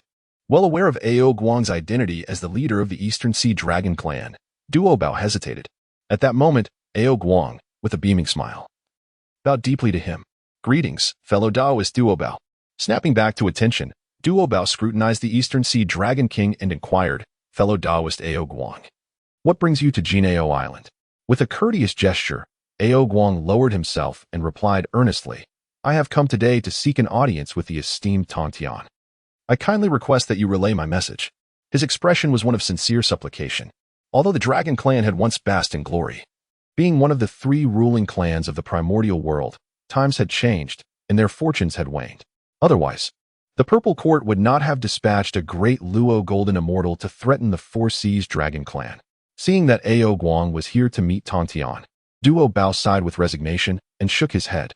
It seems you have come at an unfortunate time. My master has recently entered seclusion to comprehend the sacred path. Currently, all matters of Jinao Island are overseen by my senior brother, Qin Mu. Ao Guang's countenance darkened, for he had not anticipated such a timing. Tong Tian was in seclusion. It is well known that beings of Tong Tian's caliber might retreat for thousands of years. He could not afford to wait for Tong Tian's return. As the Purple Court had set a deadline of merely 1,000 years for the Four Seas Dragon clan, noticing Ao Guang's troubled expression, Duo Bao offered a slight smile and suggested, if you truly have pressing matters, why not accompany me to meet my senior brother? Let us see what he proposes. Upon hearing this, Ao Guang regained his composure, pondered briefly, and nodded in agreement. Very well, I would be grateful if you could lead the way, fellow Daoist Duo Bao. Duo Bao smiled lightly and, without hesitation, guided Ao Guang towards Sansin Island. This island, formed from the essence of the primordial chaos at the dawn of creation, was enveloped in 9 layers of innate formations. For an ordinary cultivator, the pursuit of this island could consume a lifetime without success. The island's foundation was composed of chaotic green jade, supporting 36 peaks, atop which golden palaces and jade towers emerged, shrouded in ethereal clouds. Surrounding the island, purple mist swirled, while the sky was adorned with cascading rays of light, and the sea of clouds roiled like dragons and serpents rising from the earth. Upon the jade tower, Qin Mu reclined lazily upon a cloud bed. Beside him, the 3 heavens were engaged in their respective pursuits. Yun Xiao was brewing tea, Qiong Xiao was playing the zither, while Bishi was eagerly coaxing Qin Mu into recounting tales. Suddenly, as Qin Mu narrated, he furrowed his brow. Elder brother, why have you ceased? Bishi inquired, her face etched with confusion. Your second brother has arrived, Qin Mu replied with a smile, internally pondering the purpose of Duo Bao's visit at such a time. Before his retreat into seclusion, he had entrusted the affairs of Golden Ao Island entirely to Qin Mu. Yet, Qin Mu was not one to be entangled in trivial matters. After such prolonged cultivation, what harm was there in enjoying a leisurely respite? Thus, he promptly delegated the responsibilities of managing the disciples to Duo Bao.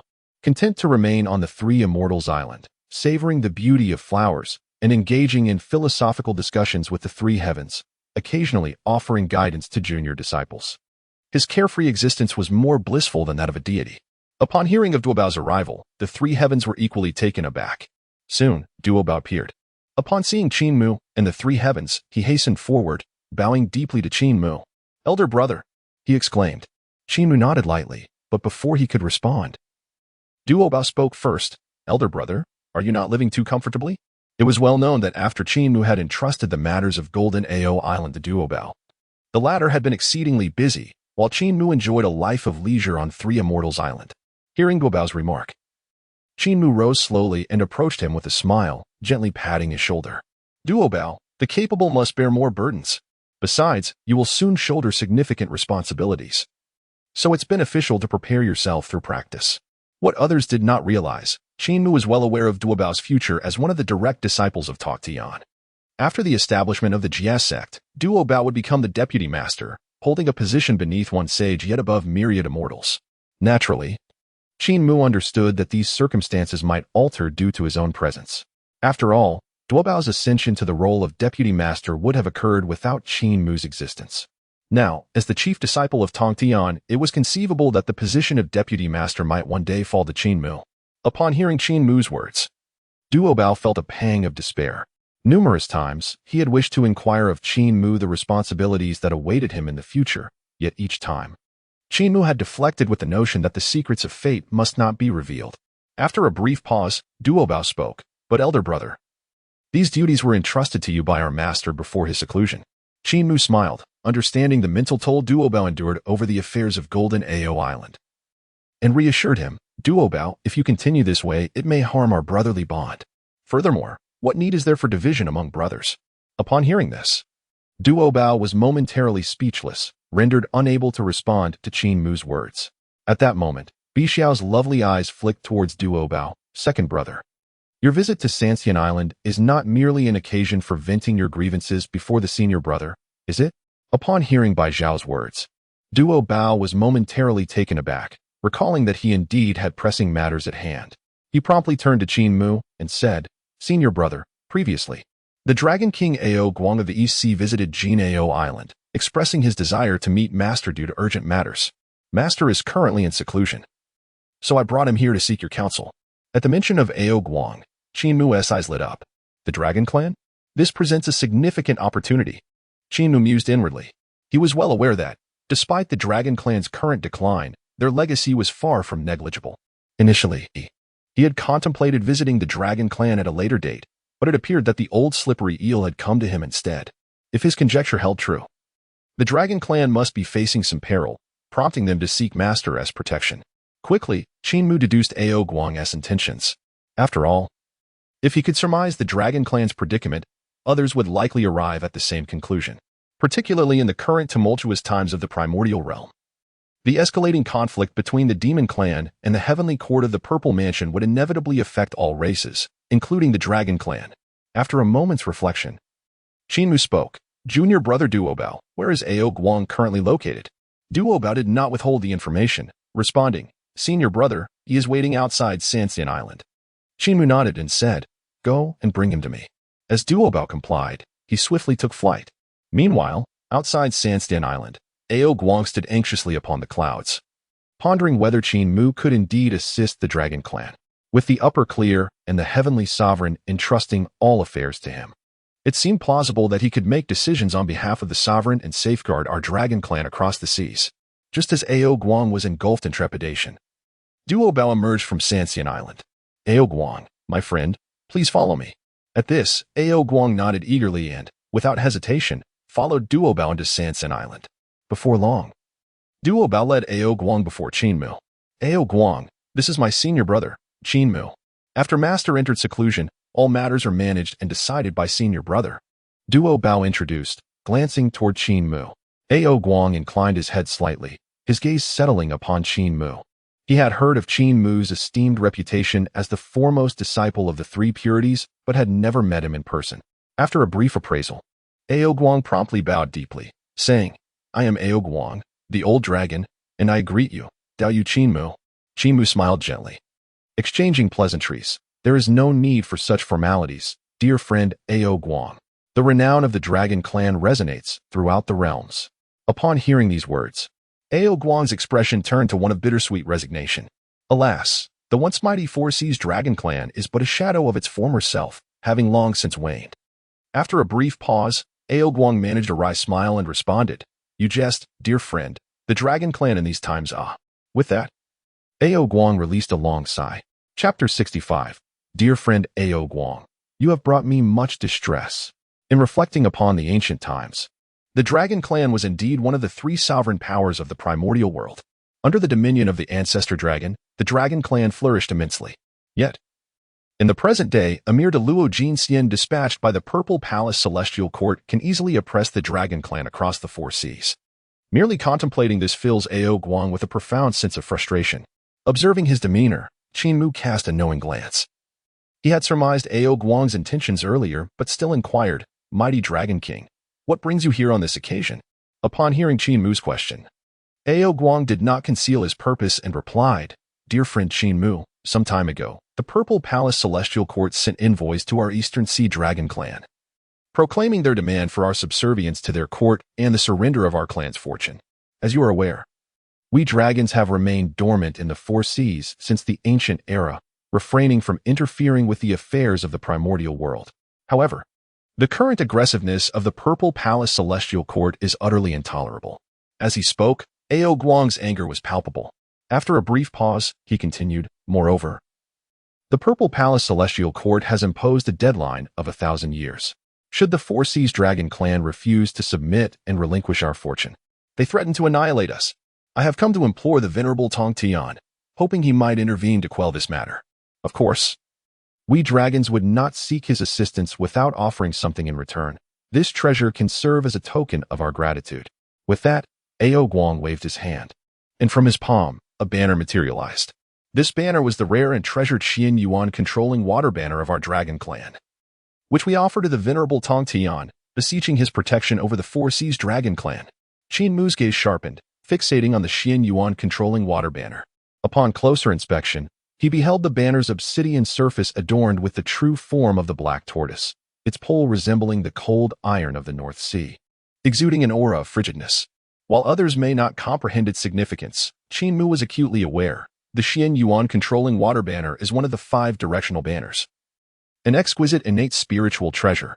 The 5 directional banners are manifestations of the innate 5 elements, each possessing unparalleled potency. They serve not only as defensive treasures, but also embody the principles of the heavenly Tao. The Xian Yuan controlling water banner allows for the manipulation of all waters, reversing rivers, overturning the seas, and even summoning corrosive waters to erode one's primordial spirit.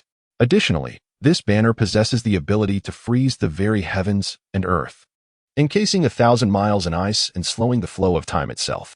This Xian Yuan controlling water banner is indeed a remarkable artifact. However, to think the Four Seas Dragon clan could secure the protection of their master through such an innate spiritual treasure seems rather petty. Qin Mu mused inwardly.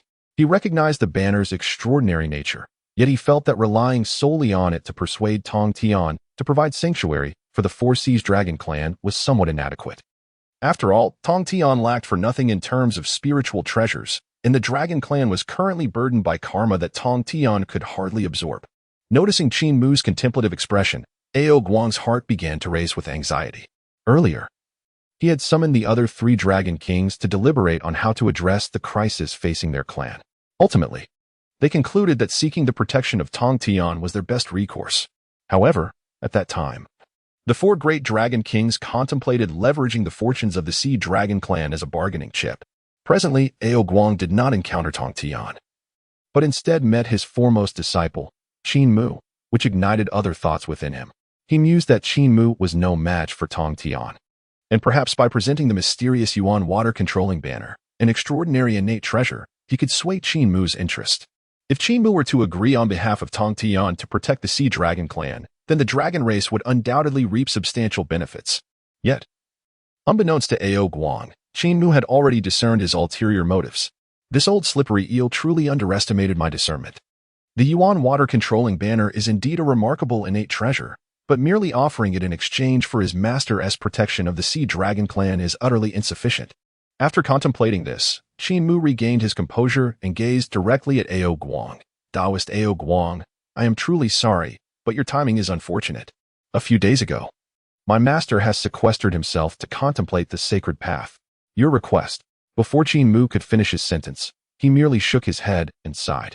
Upon hearing this, Ao Guang's expression instantly turned ashen.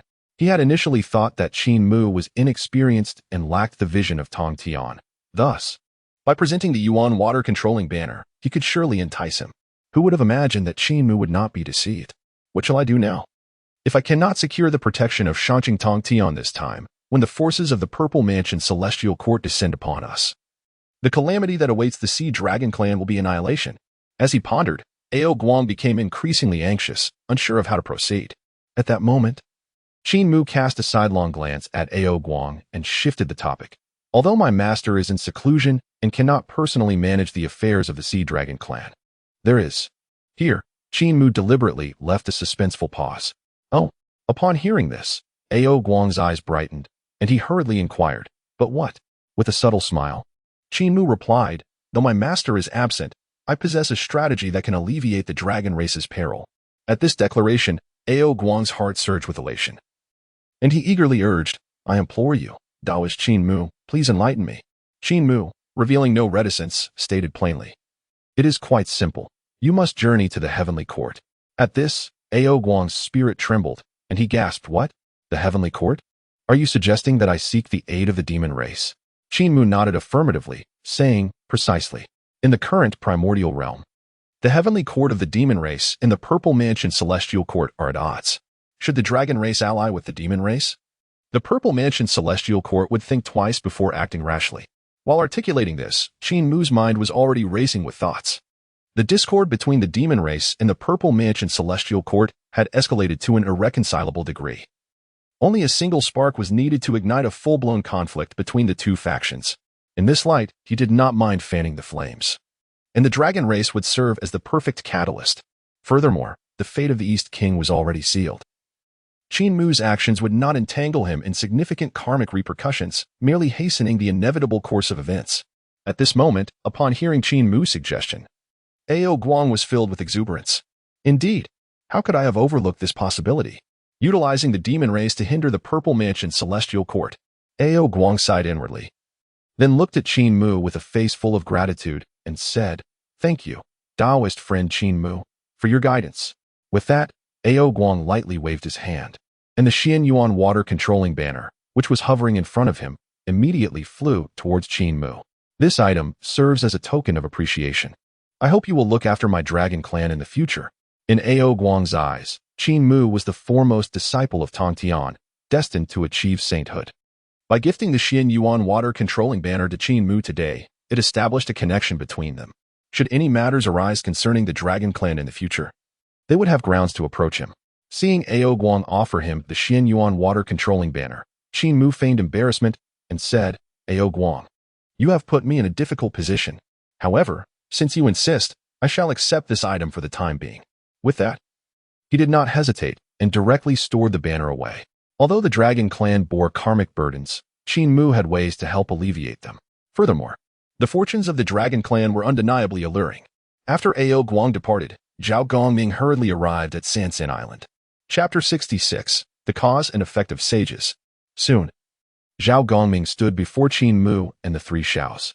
Elder brother, the Three Xiaos exclaimed joyfully upon seeing Zhao Gongming. Qin Mu noticed the urgency etched on Zhao Gongming's face and furrowed his brow slightly. It was evident that something significant had transpired. Zhao Gongming offered a faint smile to the Three Xiaos before turning to Qin Mu and bowing in respect, saying, Elder brother. Qin Mu nodded and inquired, why does junior brother Zhao appear so flustered? At this question from Qin Mu, the Three Xiaos also turned their curious gazes towards Zhao Gongming. In their understanding, their elder brother was typically composed and reserved. Zhao Gongming pursed his lips and, without delay, responded, Elder brother, the revered Nuwa master has arrived at Jinao Island, specifically seeking you by name. Upon hearing this, Qin Mu was taken aback. Nuwa master? What could you want with me?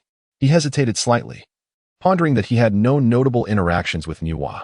After entering the Tongtian sect, he had accompanied the three purities to the Purple Clouds Palace to listen to Hong Jundaozu's teachings. It was during that time that he had seen Nuwa once. But since then, they had not crossed paths again. The Three Xiaos were equally puzzled. What could Nuwa master want with elder brother? Hasn't she joined the demon race's celestial court? Wasn't she conferred the title of Nuwa Empress by the demon emperor Dijuan? Could it be related to matters concerning the demon race? The Three Xiaos speculated, casting glances at Qin Mu. Qin Mu adopted a contemplative demeanor. After a moment of thought, he suddenly recalled an incident. After joining the Tongtian sect, when he first met Yuan Shi, the latter had gifted him the 3 light divine water as a welcoming present. Could it be that she came for this treasure? Qin Mu murmured to himself, while others were unaware. He understood well that Nuwa was sanctified through the merit of creating humanity from clay, with the 3 light divine water playing a crucial role in that process.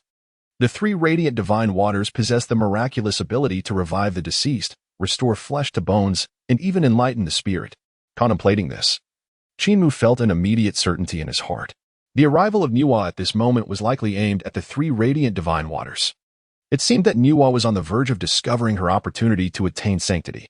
It would not be long before the human race emerged into existence. With this thought, Qin Mu composed himself and turned his focus back.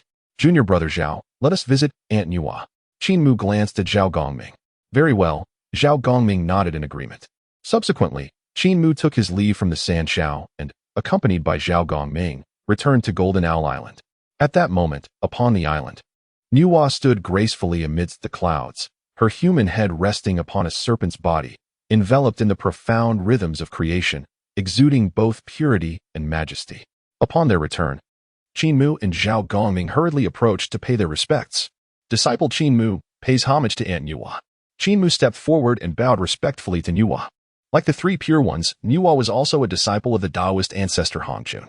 Thus, it was entirely fitting for Qin Mu to refer to her as his aunt. Furthermore, in the presence of Nuwa, Qin Mu exhibited profound reverence, for she was destined to become the mother of humanity, and in his previous life, he had been a member of the human race.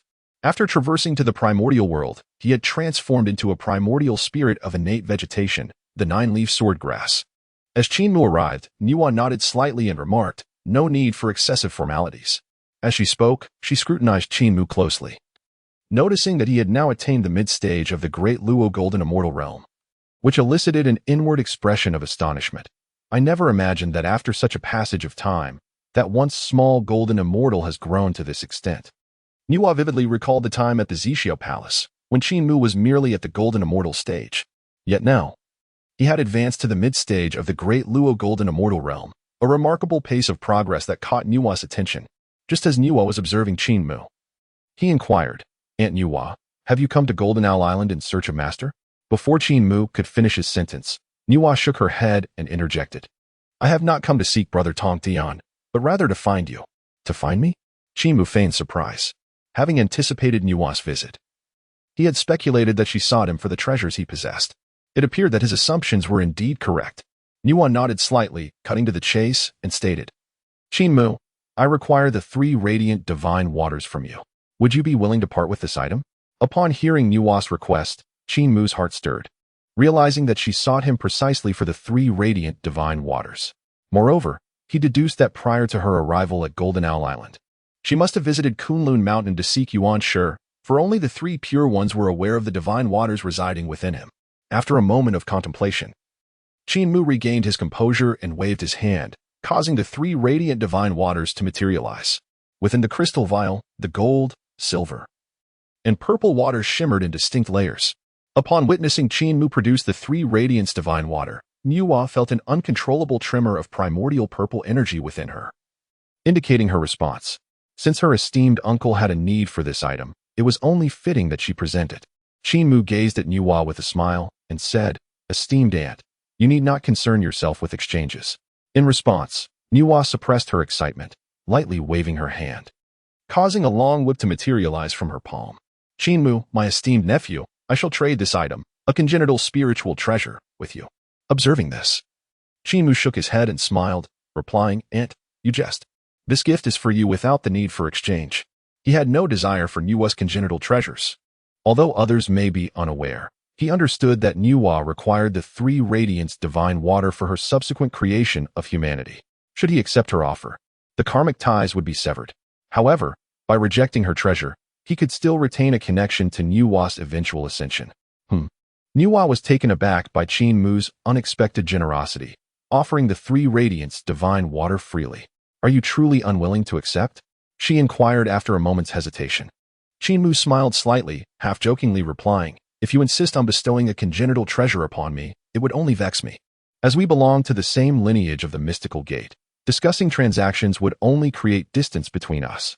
Hearing this, a glimmer of appreciation flashed in Nuwa's eyes, and she ceased her refusals, responding, "Very well, I shall remember this karmic bond." After saying this, Nuwa did not linger on the matter and directly accepted the three radiance divine water. She then changed the subject, "Esteemed nephew Qin Mu, may I remain here to contemplate for a time?"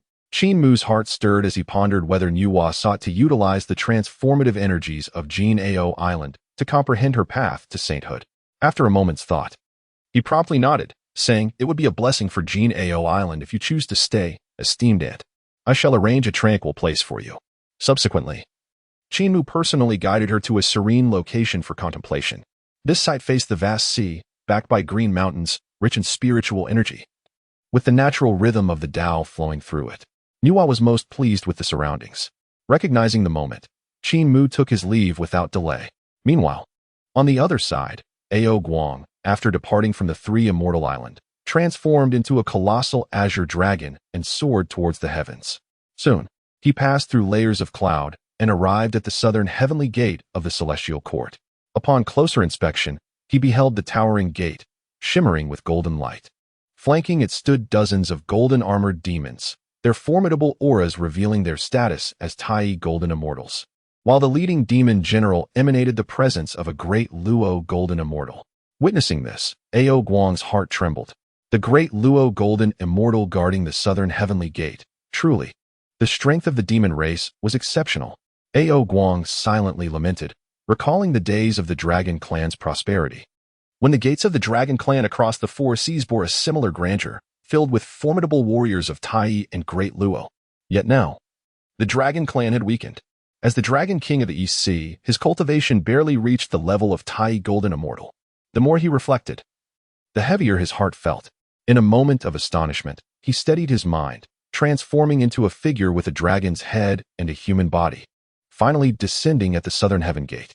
Who approaches? The foremost of the great Luo Golden Immortal demon generals barked, prompting the other guarding demons to assume a vigilant stance. A deep sigh escaped Ao Guang as he bowed respectfully to the great Luo Golden Immortal, stating, "Might I trouble you, esteemed immortal, to convey to the demon emperor that Ao Guang of the Dragon Clan seeks an urgent audience." Upon hearing this, the leading great Luo Golden Immortal scrutinized Ao Guang with a knowing gaze, a smirk playing at the corners of his mouth. The Dragon Clan? How rare indeed.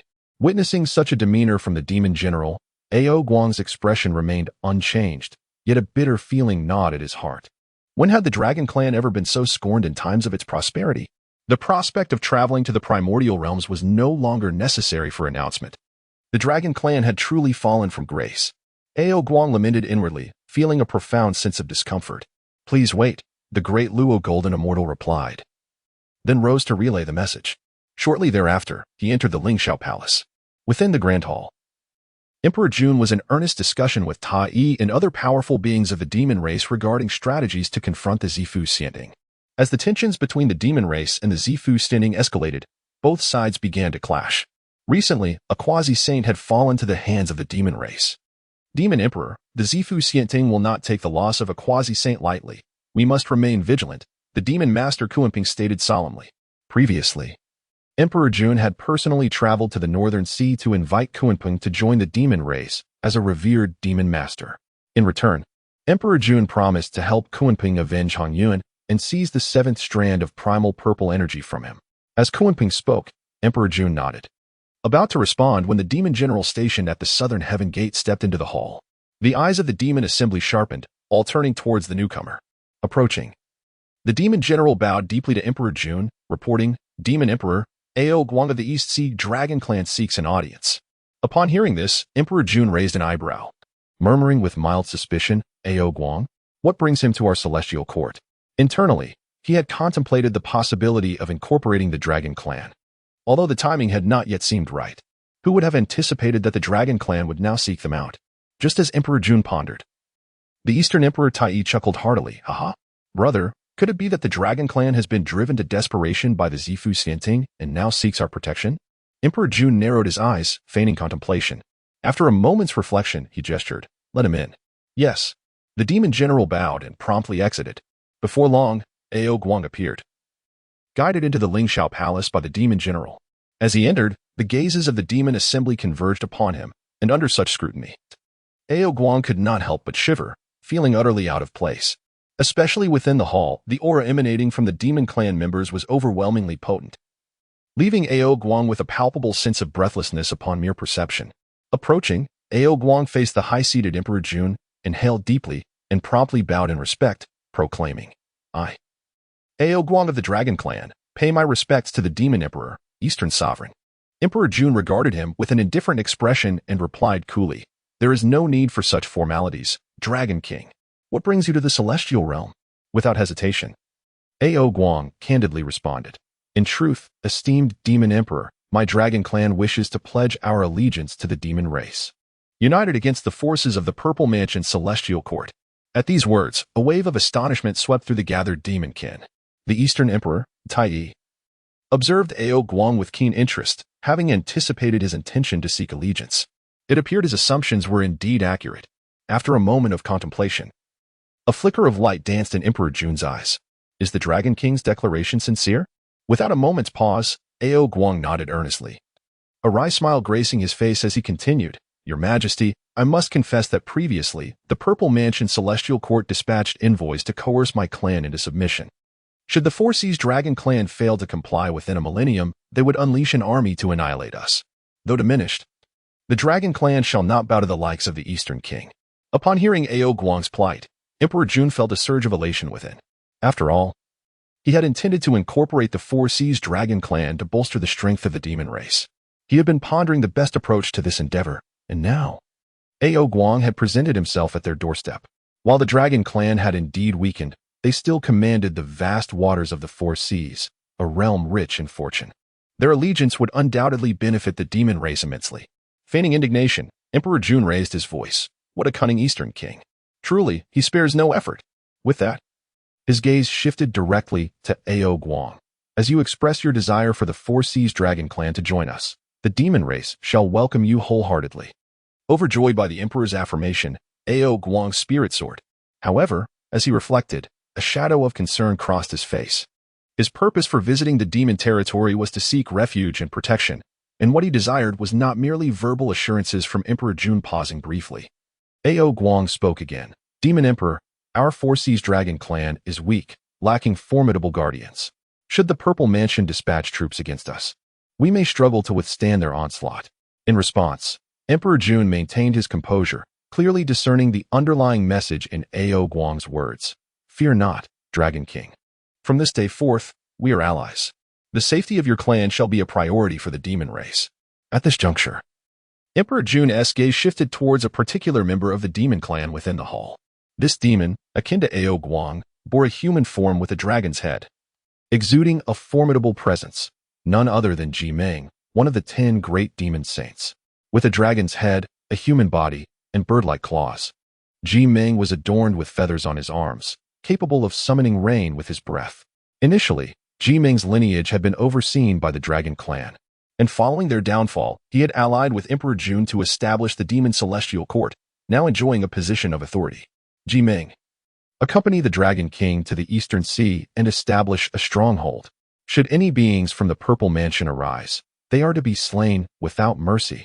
Ao Guang was filled with joy upon seeing Emperor Jun dispatch Jie Meng to accompany him to the Eastern Sea to oversee the Dragon Clan.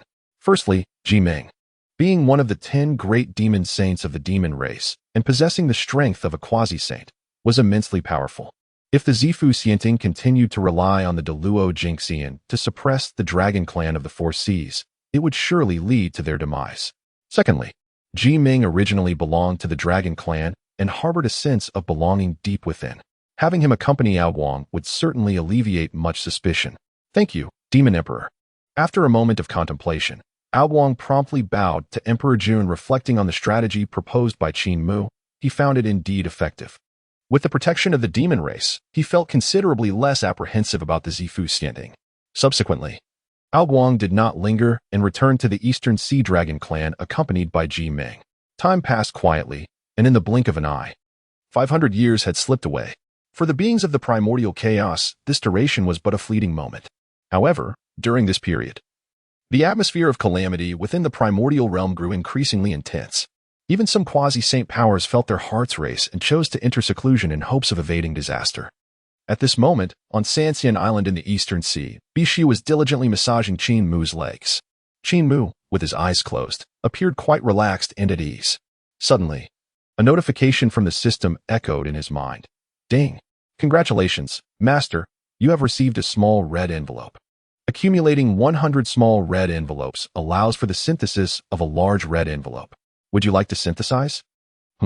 Upon hearing the system's prompt, Qin Mu was taken aback and chose to fuse them directly. Every 1,000 years, the system would grant him a small red envelope. After years of accumulation, the number of small red envelopes had reached the threshold for synthesis into a large one. As Qin Mu projected his thoughts, the system's notification chimed again. Ding. Synthesis of large red envelope successful. Detected that the master possesses 10 large red envelopes. Would you like to synthesize a super large red envelope? A super large red envelope? Qin Mu's heart trembled at the announcement, and he suddenly opened his eyes. Previously, during his return to Janeo Island and his first visit to Sansan Island, he had received large red envelopes. With 10 large red envelopes, he could finally synthesize a new super large red envelope. Qin Mu couldn't help but marvel at the moment. It is worth noting that since acquiring the system, he had only obtained a super large red envelope once before, during his visit to the Three Xiao Palace with the three purities.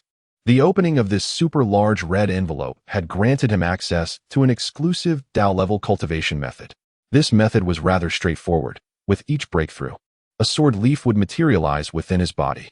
Once he condensed 9 sword leaves, he could advance to the Dao. Moreover, each sword leaf could give rise to various divine abilities and special effects. Certainly, this exclusive Dao-level cultivation method was of utmost importance to Qin Mu. After all, following the 3 lectures at the Hongjun Zhixiao Palace, the sacred positions and the primordial purple energy foundational to the Dao had been distributed. Without this exclusive Dao-level method, it might prove exceedingly difficult for Qin Mu to attain sainthood. System, synthesize for me.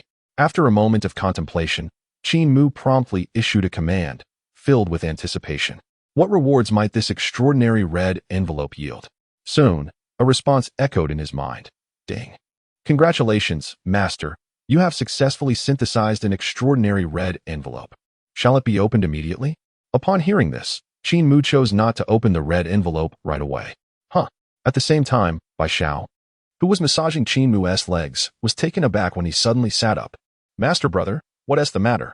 Bai Xiao inquired, her tone laced with surprise. Coming back to his senses, Qin Mu gently ruffled Bai Xiao's hair, causing her to blush deeply, her cheeks flushed with a rosy hue. Bai Xiao, I have suddenly come to a realization and need to enter seclusion for some time. Bai Xiao nodded in response. All right.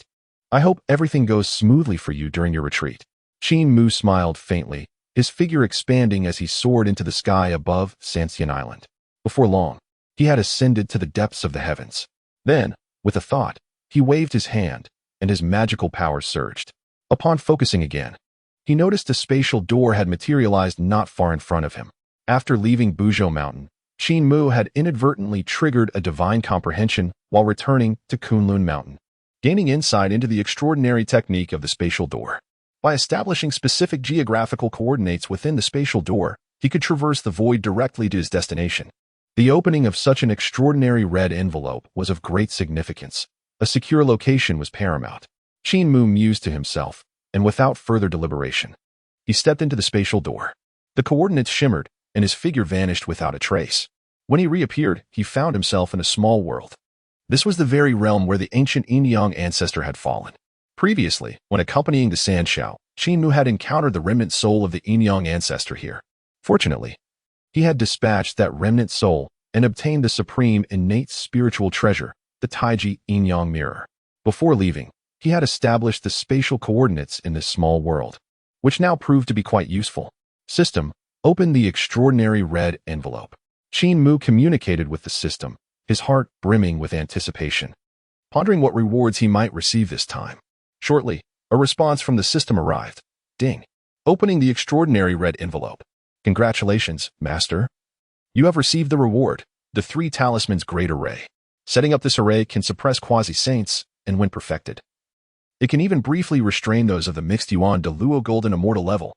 It requires 3 individuals in unity to execute. Congratulations, Master. You have received the reward, the human sovereign technique, a cultivation method for the rulers of humanity, encompassing the path of human cultivation. Achieving great perfection grants dominion over the human realm. Congratulations, Master. You have received the reward, the Water Spirit Pearl, one of the innate 5 elements spiritual pearls. It allows the wielder to control all sources of water in the world. Congratulations, Master. You have received the reward, a Chaos Yuan fruit, harvested from a chaotic spiritual root. Consuming it below the quasi-saint level allows one to break through realms without any side effects. Upon hearing the system's notifications, Qin Mu's spirit surged with exhilaration. What on earth? Indeed, such a magnificent red envelope. Each reward is truly extraordinary. Qin Mu was overwhelmed with excitement. He never anticipated that this grand red envelope would yield a remarkable 4 consecutive explosions. Could this 3 talents formation momentarily suppress even the existence of a Hanyuan Daluo Jingxian? Is it necessary to establish it with a trinity? Qin Mu pondered deeply, beginning to assess the fruits of his labor.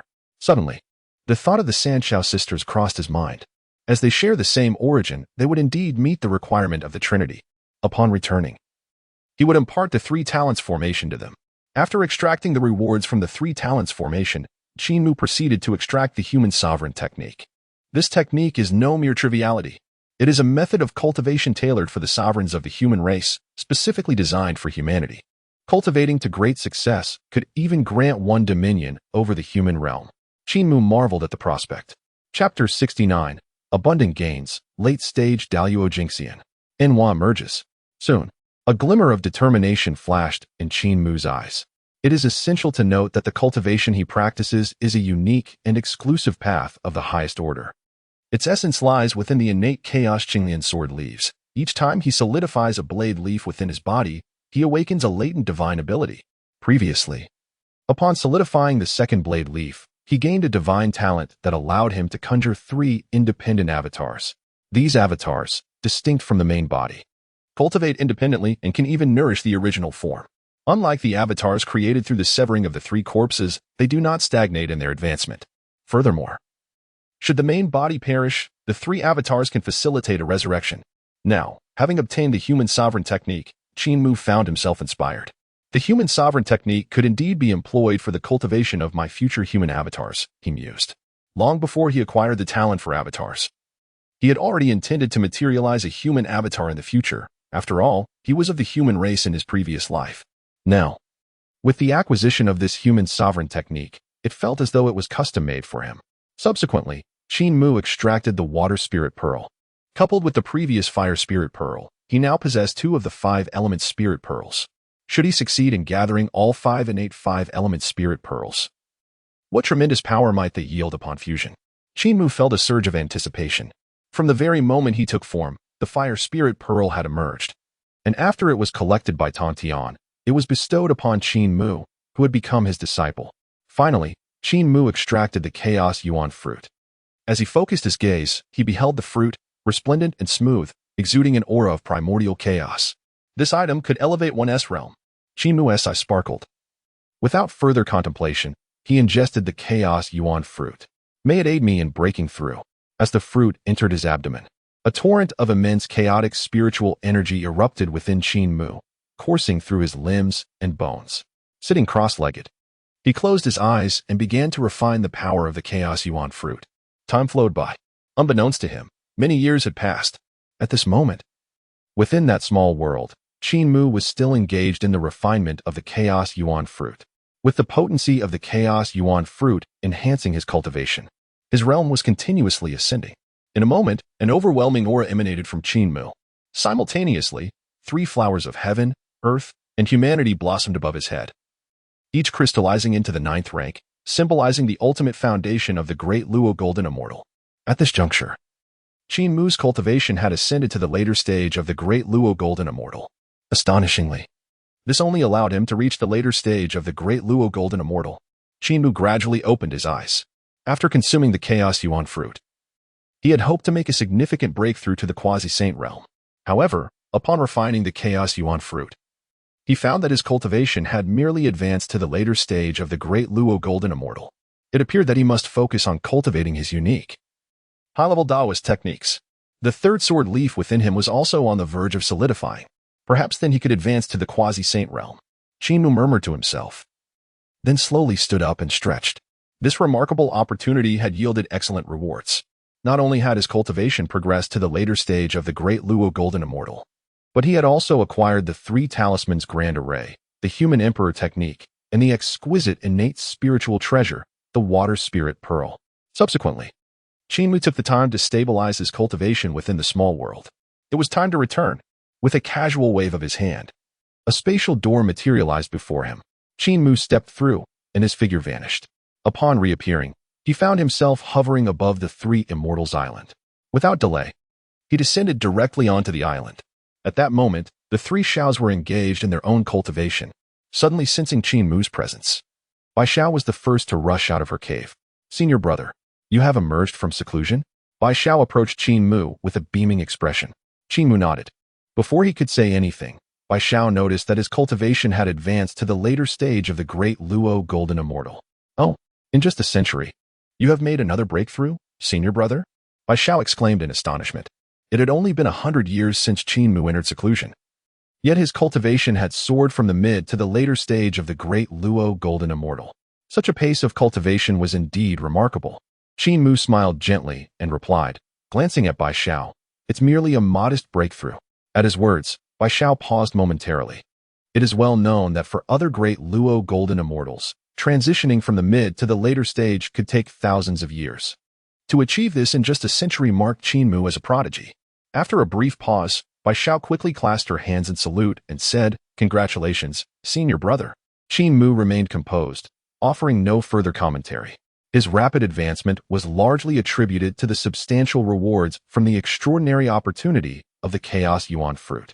Otherwise, it would have likely taken him a considerable amount of time to achieve such a breakthrough. "What of Yun Xiao and Xiong Xiao?" After a brief silence, Qin Mu inquired. Before Bai Xiao could respond, two streaks of light descended from afar. Soon, Yun Xiao and Xiong Xiao landed before Qin Mu. "Master brother." The two women approached, bowing respectfully to him. Following that, Yun Xiao and Xiong Xiao also realized Qin Mu's breakthrough, and they were astonished. "Senior brother, you have made a breakthrough. Congratulations." Qin Mu nodded gently, his gaze sweeping over the three sisters of Sanxiao, and he spoke. "During my recent seclusion, I have comprehended a formation. Today, I shall impart it to you three. Are you willing?" Upon hearing Qin Mu's words, the three sisters nodded in delight. Subsequently, Qin Mu raised his hand slightly and pointed towards them, after which they witnessed three streams of light merging into their foreheads. This formation is known as the Sankai Great Formation. When you three join forces to wield it, its might is formidable enough to suppress a quasi-saint. Qin Mu's words resonated in the ears of the Sanxiao.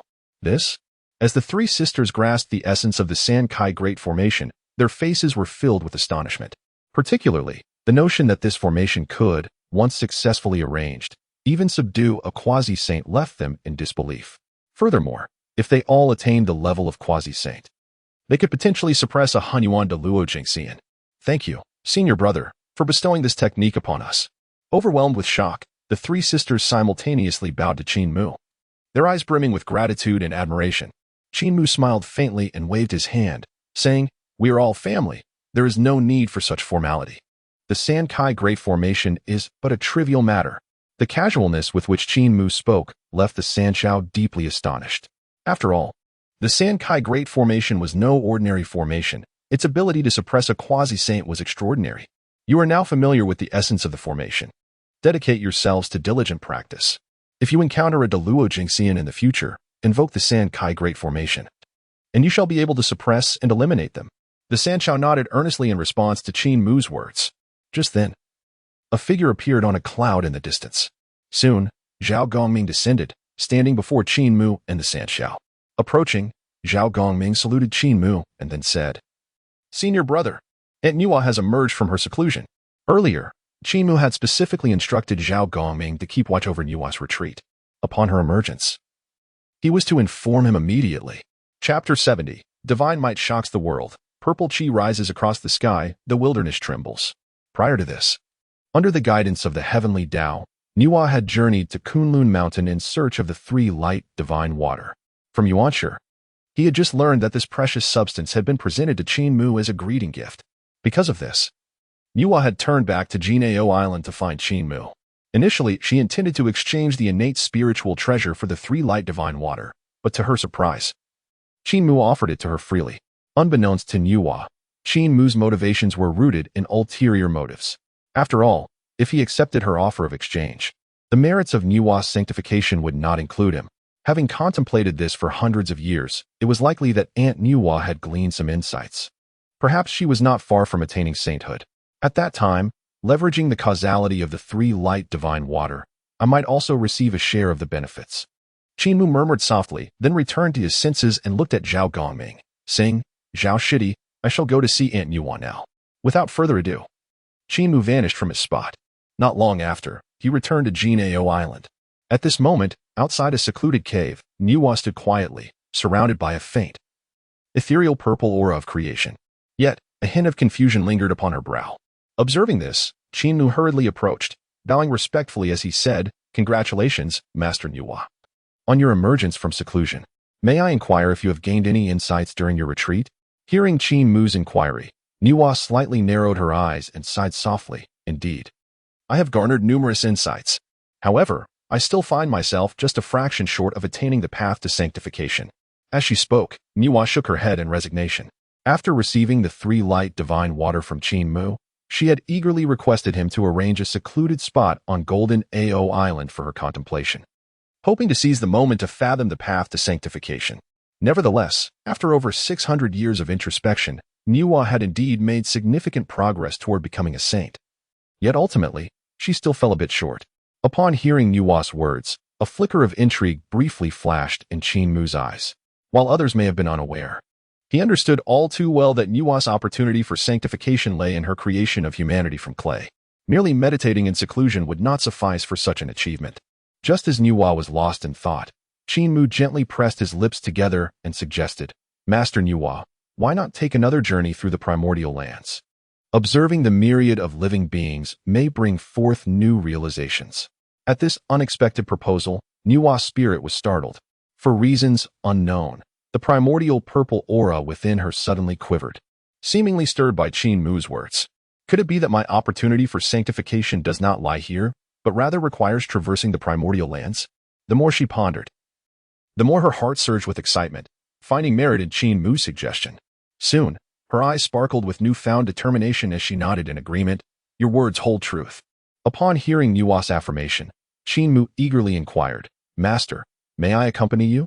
It would be an invaluable opportunity to learn the ways of creation from you. Without much hesitation, Nuwa nodded slightly, certainly. Her agreement stemmed not only from her favorable impression of Qin Mu, but also from the gratitude she felt for his earlier gift of the 3 light divine water.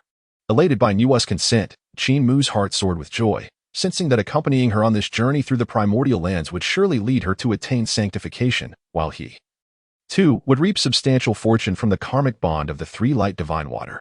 Thank you, Master Nuwa, for your kindness. Qin Mu bowed deeply. Nuwa smiled gently, unconcerned, and prepared to rise. However, at that moment, an unexpected disturbance erupted. Boom! A vast wave of pressure surged from Golden Ao Island, instantly sweeping across the entire primordial realm. In an instant, the eastern sea roiled, and the heavens cracked. Centered around Golden Ao Island, all beings within a billion-mile radius, whether golden immortals or Deluo, were compelled to prostrate themselves upon the ground. What is happening? Nuwa's pupils constricted upon sensing this overwhelming pressure, her expression filled with astonishment. With her current peak quasi-saint cultivation, she felt a heart-stopping tremor beneath this immense force. Upon perceiving the extraordinary phenomenon, Qin Mu's heart raced with fervor as he whispered in astonishment, Goodness! Could it be that my master is on the verge of attaining sainthood? Earlier, Qin Mu had hinted at the opportunity for Tong Tian to achieve this divine status. Initially, he believed that Tong Tian would grasp the insight immediately, but to his surprise, Tong Tian chose to seclude himself. Now, with the sudden eruption of such an overwhelming aura from Jinao Island, it seemed highly probable that Tong Tian was indeed preparing to validate his path to sanctity. As Qin Mu became lost in contemplation, an endless stream of violet energy surged forth from the void, transforming into a magnificent river that spanned the heavens.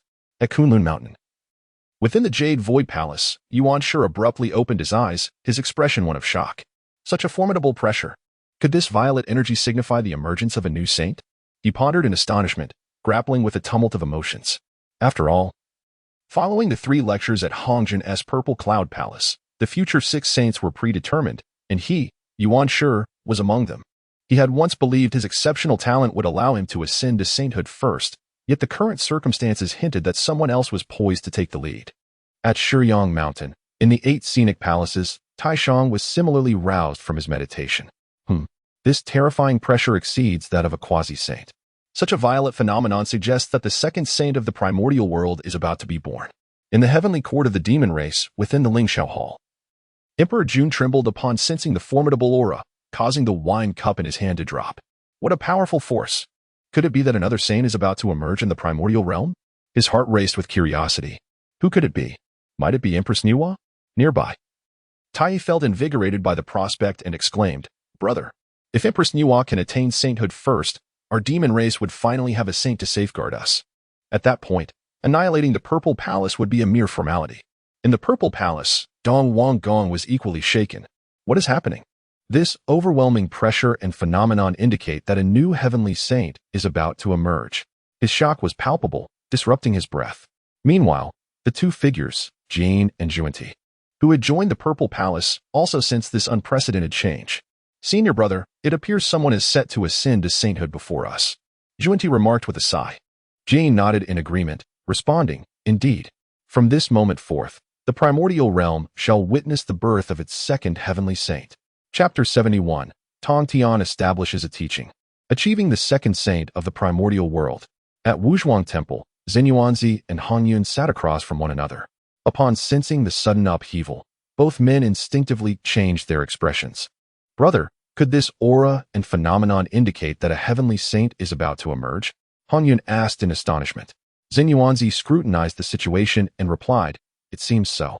The only uncertainty lies in which of the six chosen by the Tao ancestor will ascend first. From the depths of the blood sea of the underworld, the ancestor of the dark river slowly rose, signifying the momentous events unfolding in the cosmos.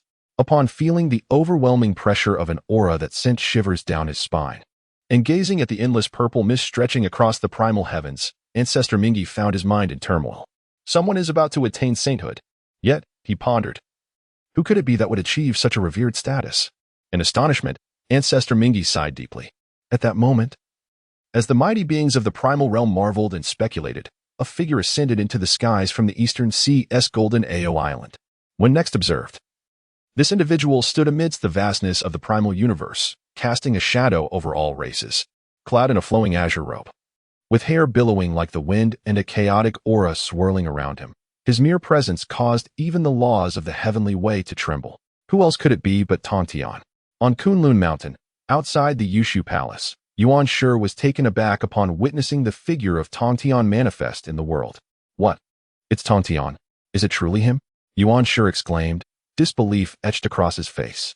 Little did he expect that the second saint of the primal realm would be none other than Tong Tian. How could it be him? Tong Tian has achieved enlightenment before me? Yuan Shi murmured in a daze, struggling to accept this startling reality. At Shiyang Mountain, outside the Eight Scenery Palace, Taishang was equally astonished. "It is indeed my third brother. I cannot believe that after all these years, he has reached such heights, surpassing both me and Yuan Shi." Taishang lamented. Earlier, he had been contemplating who would become the second saint of the primal realm.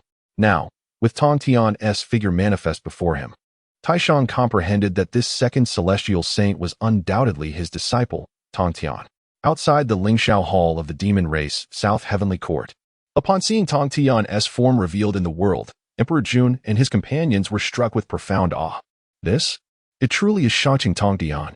He is about to become the second saint of the primal realm. Emperor Jun and the others were incredulous. Just moments ago, they had hoped that Niwa would attain sainthood. Little did they know that it would be Tong Tian who would soon ascend. With a heavy sigh amidst the shock, Emperor Jun remarked, "As long as it is not Jie or Zhunti who achieve sainthood first, it is acceptable. One must understand that Jie and Zhunti had already aligned themselves with the Purple Mansion Celestial Court.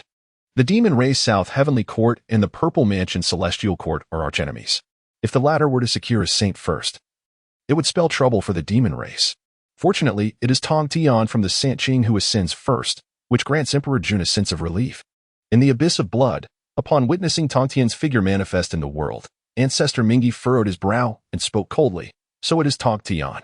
This is indeed unexpected. I wonder if there is still a chance for me to attain sainthood?" Contemplating the prospect of enlightenment, Ancestor Mingi felt a profound sense of lament. Although Hongjun had already determined the future of the six saints of the heavens, he remained undeterred. He still harbored thoughts of contending for celestial sainthood. Within the Wuzhuang Temple, upon seeing the figure of Tong Tian, Xinyuanzi and Hongyun were equally taken aback. "Brother, it is indeed shocking Tong Tian," Hongyun exclaimed in astonishment. Xinyuanzi nodded slightly, uttering a soft "hm." and remarked, "The three pure ones are indeed the true lineage of Pangu." It would be no surprise for any of the three to attain sanctification first. Pausing momentarily, he then sighed. It seems the era of saints is about to descend upon the primordial chaos. In the purple, upon recognizing Tong Tian, Dong Wanggong and the others were utterly astonished. Goodness! It is indeed the supreme pure Tong Tian. I never imagined that the second saint of this primordial realm would be him. Clearly, Tong Tian must have encountered immense fortune to achieve enlightenment first. The crowd gasped in awe. Observing this, Dong Wanggong felt a secret sigh of relief. Earlier, he had harbored concerns, fearing that the second saint might be Nuwa of the demon race. If that were the case, it would spell trouble for the purple. Thankfully, the one on the verge of sanctification was none other than the supreme pure Tong Tian among the three pure ones. Meanwhile, Jiejin and Zhunti exchanged glances. "Brother, Tong Tian truly possesses profound opportunities," Zhunti exclaimed. Jiejin, with a slight squint, nodded in agreement, saying, "Indeed. Yet, we wonder where our own chances for sanctification lie." Beyond the 33 heavens, in the chaotic void of the Zishu Palace, Daozu Hongjun, sensing the anomaly, opened his eyes. His gaze pierced through the vastness of the chaotic void, landing squarely upon Tong Tian. Strange. Why is it him? Why is Tong Tian the first among the six to attain sanctification? Hongjun voiced his doubts, his brow furrowed in confusion. Having established a preliminary unity with the heavenly Tao, he was well aware of the order of sanctification among the six saints. Logically, Nuwa should have been the second to achieve this status. Yet, here in the primordial realm, it was Tong Tian who had taken the lead, leaving Hongjun utterly bewildered. A variable indeed. He mused, unable to suppress a sigh. However, he did not dwell on it too much. After all, the heavenly Tao had not reacted, indicating its tacit approval of this deviation. Thus, he resolved to let events unfold naturally. On Golden Ao Island, Tong Tian stood amidst the celestial expanse. After a period of closed-door contemplation, he finally discerned the opportunity for his own sanctification. His gaze, like lightning, swept across the vastness of the primordial chaos, and then, with a voice like thunder, he declared to the heavens, "I am the true lineage of Pangu, supreme pure Tong Tian." Observing the myriad beings struggling without a path to cultivation, I feel the pulse of the heavenly Tao. Therefore, I shall establish a sect named Jie. Jie means to seize the one thread of life from the cosmos. Today, I shall suppress the fortunes of the Jie Sect with the four swords of extermination. Anyone with a heart aspiring towards the Tao may join my ranks. With Tong Tian's proclamation, the entire primordial realm trembled violently. Boom. His voice reverberated throughout the land, prompting countless beings to look up. They beheld the purple chi swirling above the heavens, and a vast cascade of merit descending like a celestial river, merging with the merit within Tong Tian.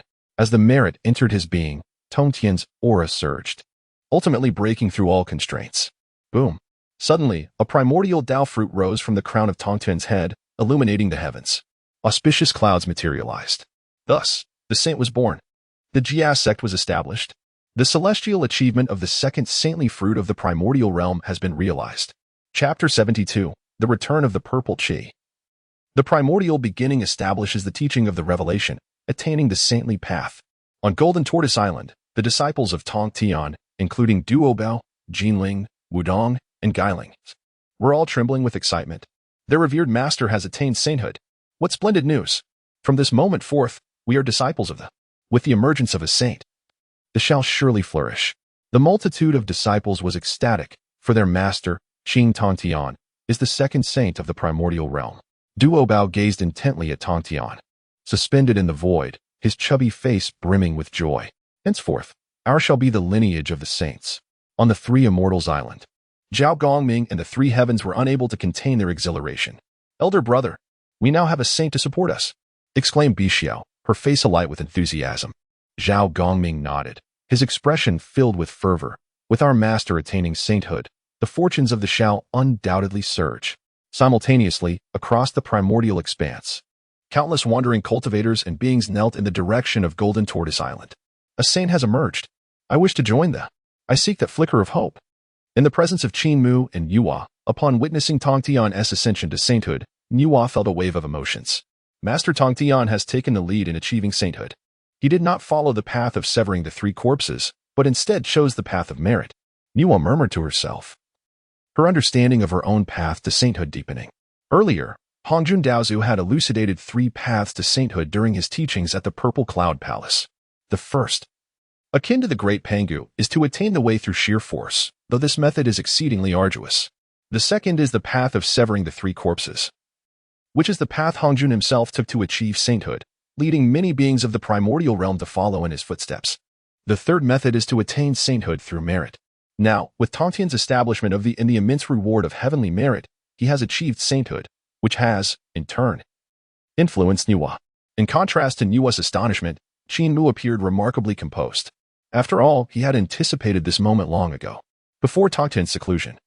It was he who had provided guidance, which allowed Tongtian to enhance his comprehension of the saintly path. Our master has now become a saint. Yet, the ominous aura of the impending calamity loomed ever stronger. It would not be long before the tribulation would commence, Qin Mu mused, fully aware of the tremendous trials that the primordial realm would soon face. However, the sole drawback was that the lacked a means to suppress its fortunes. Without such an object, the fortunes of the would gradually wane. It seems that I must seek a means to stabilize the fortunes of in the future. At this juncture, outside Yushu Palace on Kunlun Mountain, upon hearing Tongtian's declaration of establishing the Yuan Shi was momentarily taken aback. Establishing a teaching? Attaining sainthood through merit? Upon contemplation, Yuan Shi experienced a moment of enlightenment. Immediately, the primordial purple chi within him surged wildly, as if responding to an unseen pull. The 3 pure ones are inherently one, and now that Tongtian has attained great merit and sainthood through his establishment of the Yuan Shi too felt a resonance.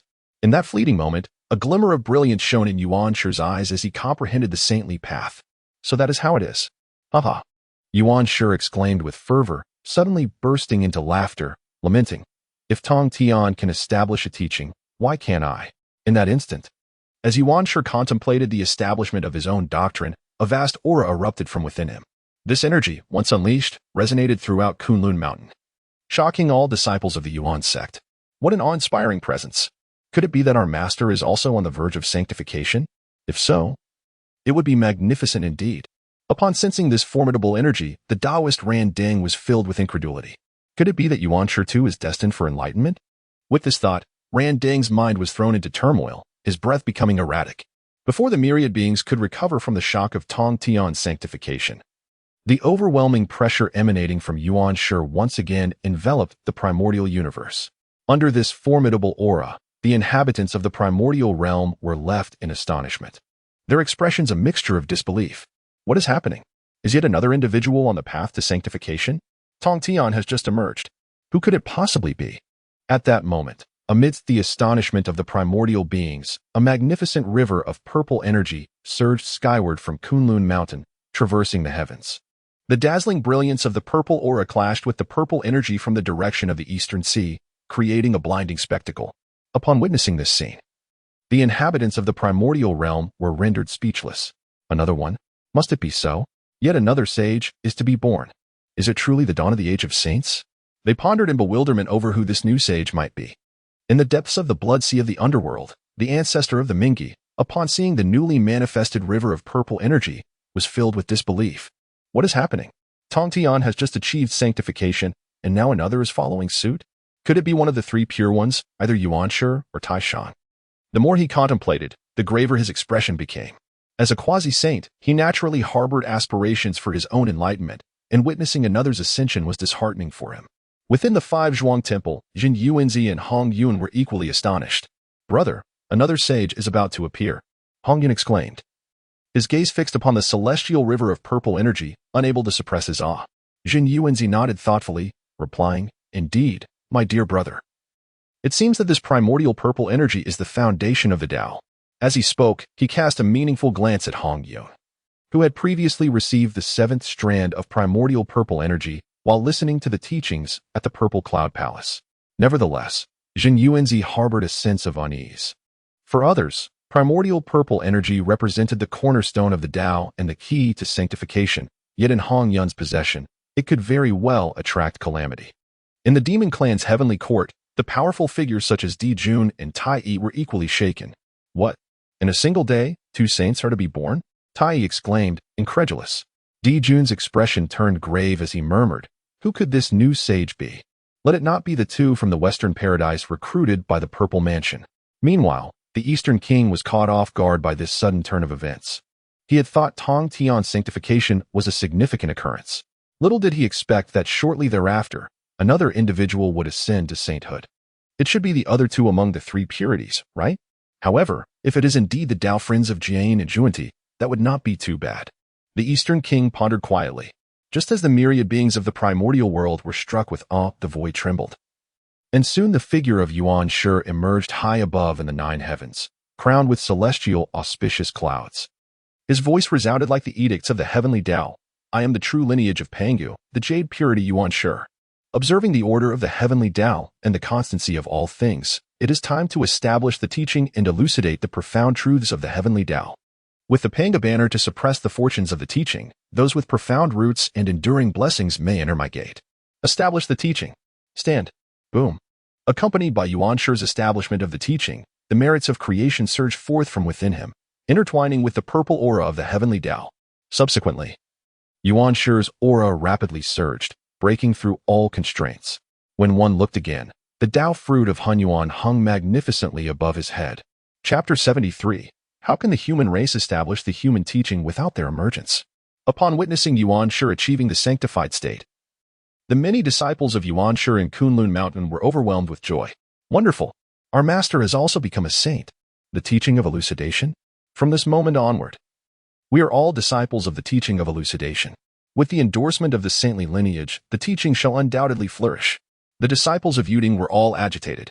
Earlier, when they saw Shangqing Tongtian attain sanctity, they felt a twinge of disappointment.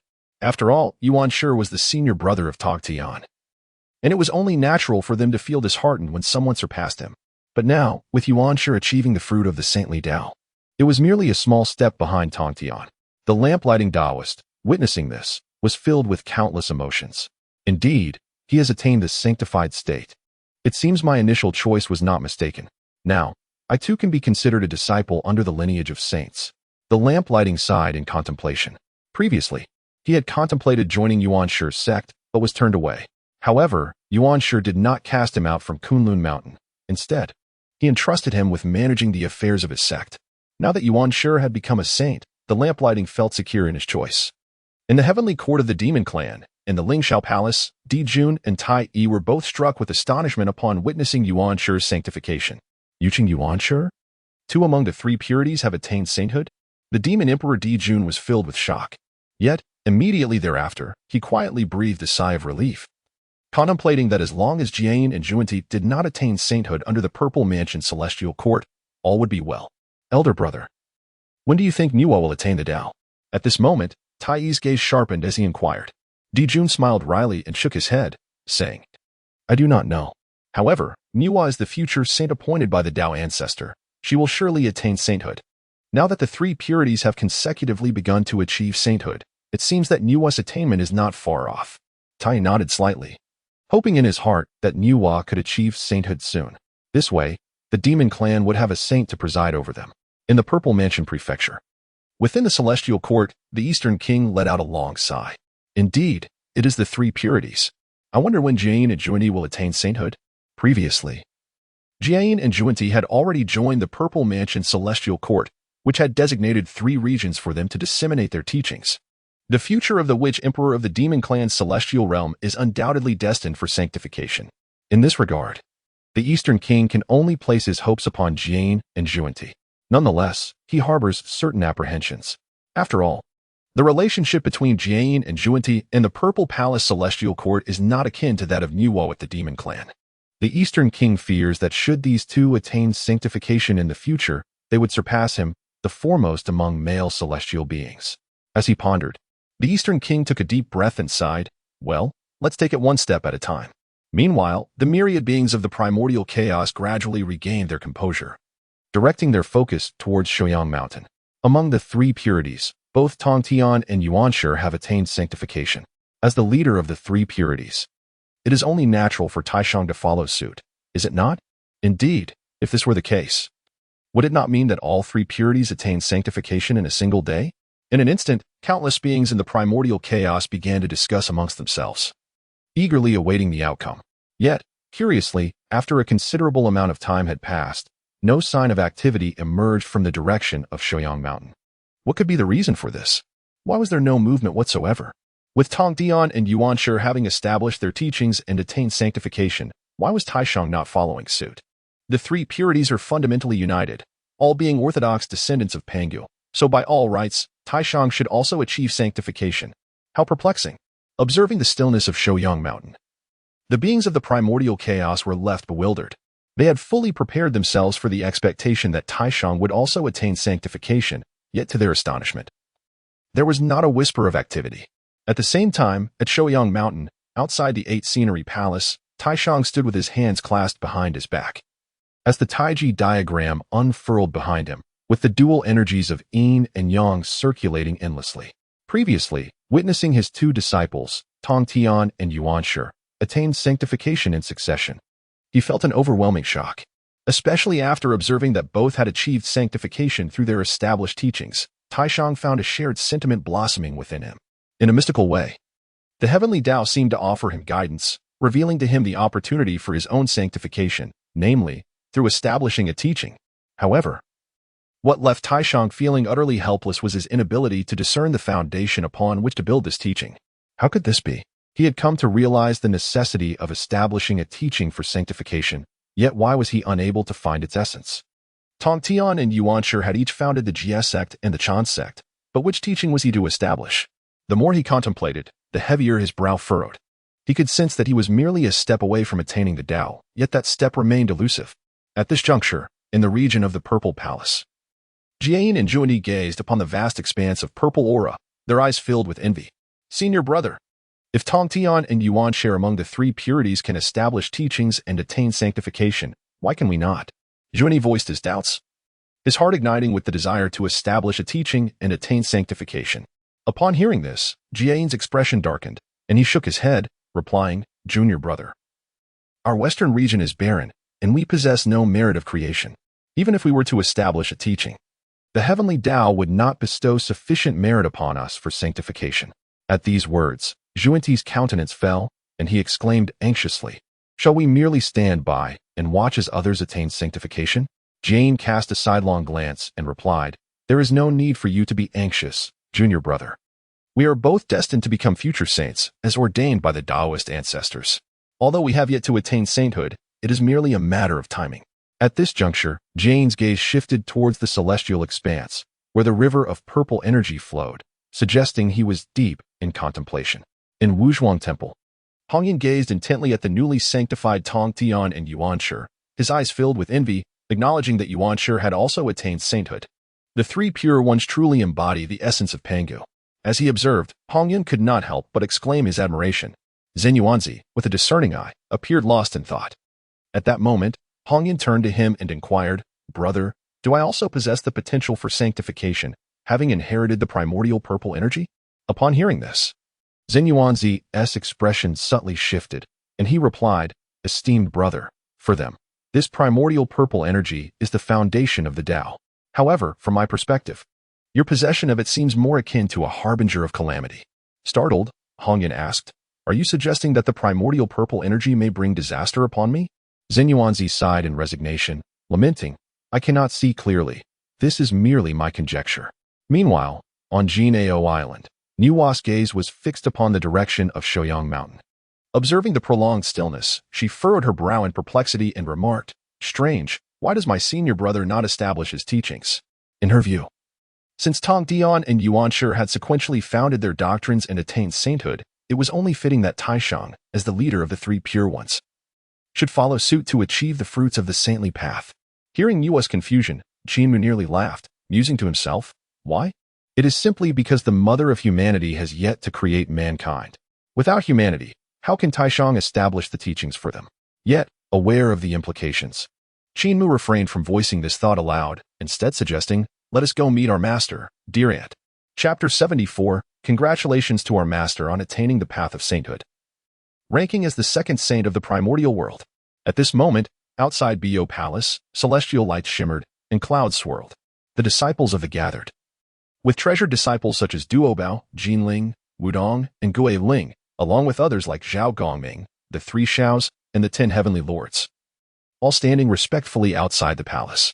Soon, Qin Mu and Nuwa arrived together. Upon seeing them, all disciples bowed in unison, exclaiming, "Salutations to the senior brother! Salutations to Aunt Nuwa!" Their voices echoed like thunder, resonating through the air. The faces of the disciples were alight with pride. For Tong Tian's attainment of sainthood meant that they would henceforth be recognized as disciples of a saint, a status worthy of reverence among all beings of the primordial world.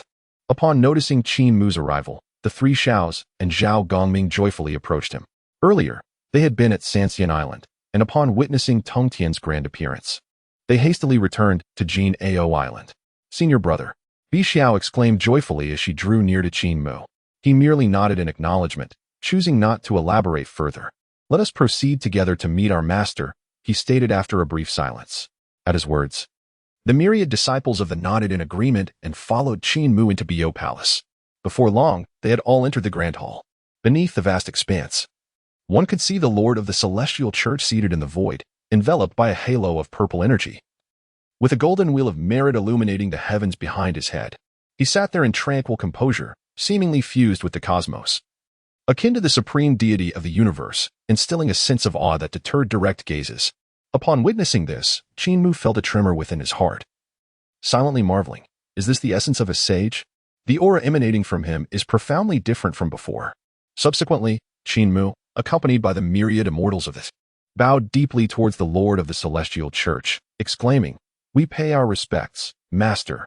Concurrently, Nuwa, who had come alongside Qin Mu, also inclined her body in a gesture of reverence, saying, "I pay my respects, senior brother." Observing this, the Lord of the Celestial Church nodded slightly, instructing, "You may all rise." With a graceful wave of his expansive sleeves, a divine aura radiated from him, transforming into countless profound energies that entered the bodies of each disciple present. "This is the power of the heavenly path that I acquired upon attaining sagehood, now bestowed upon you all, with the hope that you will glean insights from it." Sensing the infusion of heavenly power within them, the disciples rejoiced, expressing their gratitude. "Thank you, Master, for your generous gift." The Lord of the Celestial Church, unfazed, merely smiled gently and said, "Qin Mu and Sister Nuwa, you shall remain. The rest may withdraw." Following this, disciples such as Duobao and the Three Heavens did not linger, bowing respectfully before exiting the Bio Palace in unison. Soon, only Qin Mu, Nuwa, and the Lord of the Celestial Church remained in the hall. The Lord of the Celestial Church turned his gaze upon Qin Mu. But before he could utter a word, Qin Mu spoke first. "Congratulations, Master, on achieving sagehood and becoming the second sage of the Hongwang." Upon hearing this, the Lord of the Celestial Church let out a cold snort. "Humph. Spare me your flattery." Qin Mu chuckled, responding, "Master, your divine might is unparalleled. My admiration comes from the depths of my heart." The Lord of the Celestial Church managed a wry smile, saying, "Were it not for your enlightenment, how could I have taken the lead in attaining sagehood? I shall remember this contribution." Hearing the exchange between Qin Mu and the Lord of the Celestial Church, Nuwa felt a jolt of surprise. "What?" she thought, glancing incredulously at Qin Mu. Whispering, the Lord of the Celestial Church achieved sagehood through the awakening provided by this young man. Qin Mu, however, remained unfazed. After returning from his travels in the Unending Mountain, he had visited Kunlun Mountain and Shouyang Mountain, encountering both Yuan Shi and Taishang. After a discussion in the 8 scenic palaces with Taishang, he finally returned to Jin Ao Island. Upon meeting the Lord of the Celestial Church, Qin Mu had subtly shared some insights, which turned out to be the catalyst for the Lord's enlightenment. Initially, Qin Mu had believed that the Lord would soon grasp the sacred path and ascend to sagehood. Little did he expect that after a prolonged period of seclusion, the Lord would only now achieve true understanding and establish his teachings. At this moment, seeing Nuwa's astonished expression directed at him, Qin Mu merely smiled faintly, aware that she certainly did not anticipate the Lord's swift attainment of sagehood stemming from his guidance. Just as Nuwa was grappling with her surprise, the Lord of the Celestial Church shifted his gaze to her, inquiring, "Sister Nuwa, what brings you to my Jin Ao Island?" With this inquiry, Nuwa suppressed her astonishment and replied, "Brother Tong Tian, in earlier times, I was guided by the heavenly principles to journey to Kunlun Mountain in pursuit of the divine Three Lights water. Subsequently, upon learning from my senior brother, Yuan Shi, that this precious substance was in the possession of the disciple of Qin Mu, I made my way to Golden Ao Island. After acquiring the Three Lights water, I experienced a profound awakening, prompting me to remain here to contemplate the path to sanctity." At this juncture, Nuwa paused momentarily before continuing. I did not anticipate that Brother Tong Tian would precede us in attaining the path of sanctity. Truly, it is a cause for celebration. Upon hearing this, Tong Tian nodded lightly and inquired, "Is it so? Has my junior sister gleaned any insights?" Nuwa furrowed her brow slightly and replied, "There are indeed some insights. Yet I still feel a lingering distance from achieving sanctity. Disciple Qin Mu previously suggested that I embark once more on a journey through the primordial wilderness. Perhaps the opportunity for enlightenment lies within this venture." At these words, Tong Tian was taken aback and could not help but cast another glance at Qin Mu. It is well known that the reason he attained the path of sanctity so swiftly was largely due to Qin Mu's contributions. Now, Qin Mu was advising Nuwa to explore the myriad tribes of the primordial wilderness. My disciple remains an enigma even to his master. Could he truly be merely a spirit of innate vegetation? Tong Tian mused inwardly. Previously, when he acquired the fire spirit pearl from the innate five-element spirit pearl, it coincided with Qin Mu's transformation into his true form. Following that, Qin Mu became his disciple, and he gifted him the fire spirit pearl as a token of initiation. During the 3 lectures at the Zhixiu Palace by the Dao ancestor Hongjun, Qin Mu accompanied them as well. During this time, Hongjun had mentioned that even he could not fathom Qin Mu. As Tong Tian was lost in thought, Qin Mu stepped forward, bowed deeply, and addressed him, "Master, I wish to accompany Senior Aunt Nuwa on a journey through the vast lands of the primordial wilderness, and I hope for your approval. The affairs of the contemporarily be entrusted to my junior brother, Dao Bao." Upon hearing Qin Mu's request, Tong Tian returned to the present and nodded, "Very well. Go forth." With Tong Tian's consent, Qin Mu felt a surge of joy, while others may be unaware. He understood distinctly that this expedition into the primordial wilderness would allow him to witness Nuwa's attainment of sanctity firsthand. Furthermore, with the connection forged through the 3 lights water, he anticipated significant opportunities arising from this experience. Soon after, Nuwa did not linger, and after bidding farewell to Tong Tian, she departed with Qin Mu from the Bo Palace. At this moment, outside the Bo Palace, Dao Bao was assigning tasks to the disciples. Initially, during Tong Tian's seclusion, all matters had been entrusted to Qin Mu's stewardship. However, Qin Mu had surprisingly delegated all responsibilities to Dao Bao, choosing instead to become a hands-off manager on 3 Immortals Island. Junior brother Dao Bao. Upon seeing Dao Bao, Qin Mu waved. Dao Bao promptly approached with a smile, "Elder brother, what are your instructions?" Without delay, Qin Mu waved his hand, and the Qingping sword materialized before them. "This sword is a token from our master. For the time being, you shall oversee its management," he stated. Dao Bao was momentarily taken aback and seemed to struggle to comprehend the situation. Noticing his reaction, Qin Mu did not dwell on it and exchanged a glance with Nuwa.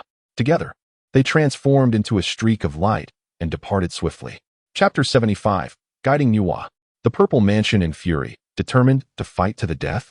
As Qin Mu and Nuwa departed, Dao Bao was left with a heart full of bitterness.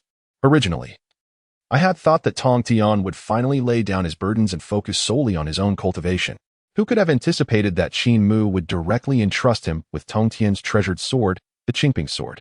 Astonishingly, he was also tasked with continuing to oversee the myriad immortals of the Zhejiao. Oh, how burdensome my fate is. Duo Bao sighed helplessly, sheathing the Qingping sword before swiftly departing. Meanwhile, Qin Mu and Nuwa ascended through the clouds, swiftly leaving Jinao Island behind. After flying for a while, Nuwa suddenly paused atop the cloud. Noticing her abrupt halt, Qin Mu furrowed his brow, perplexed, and inquired, "Master Uncle, why have we stopped?" At this, Nuwa appeared somewhat embarrassed and replied, "Dear nephew Qin Mu, I must confess, I am uncertain of our destination." Long ago, Nuwa had left the Huang Palace to wander the vast wilderness, hoping to discover her path to enlightenment. However, her journey yielded little.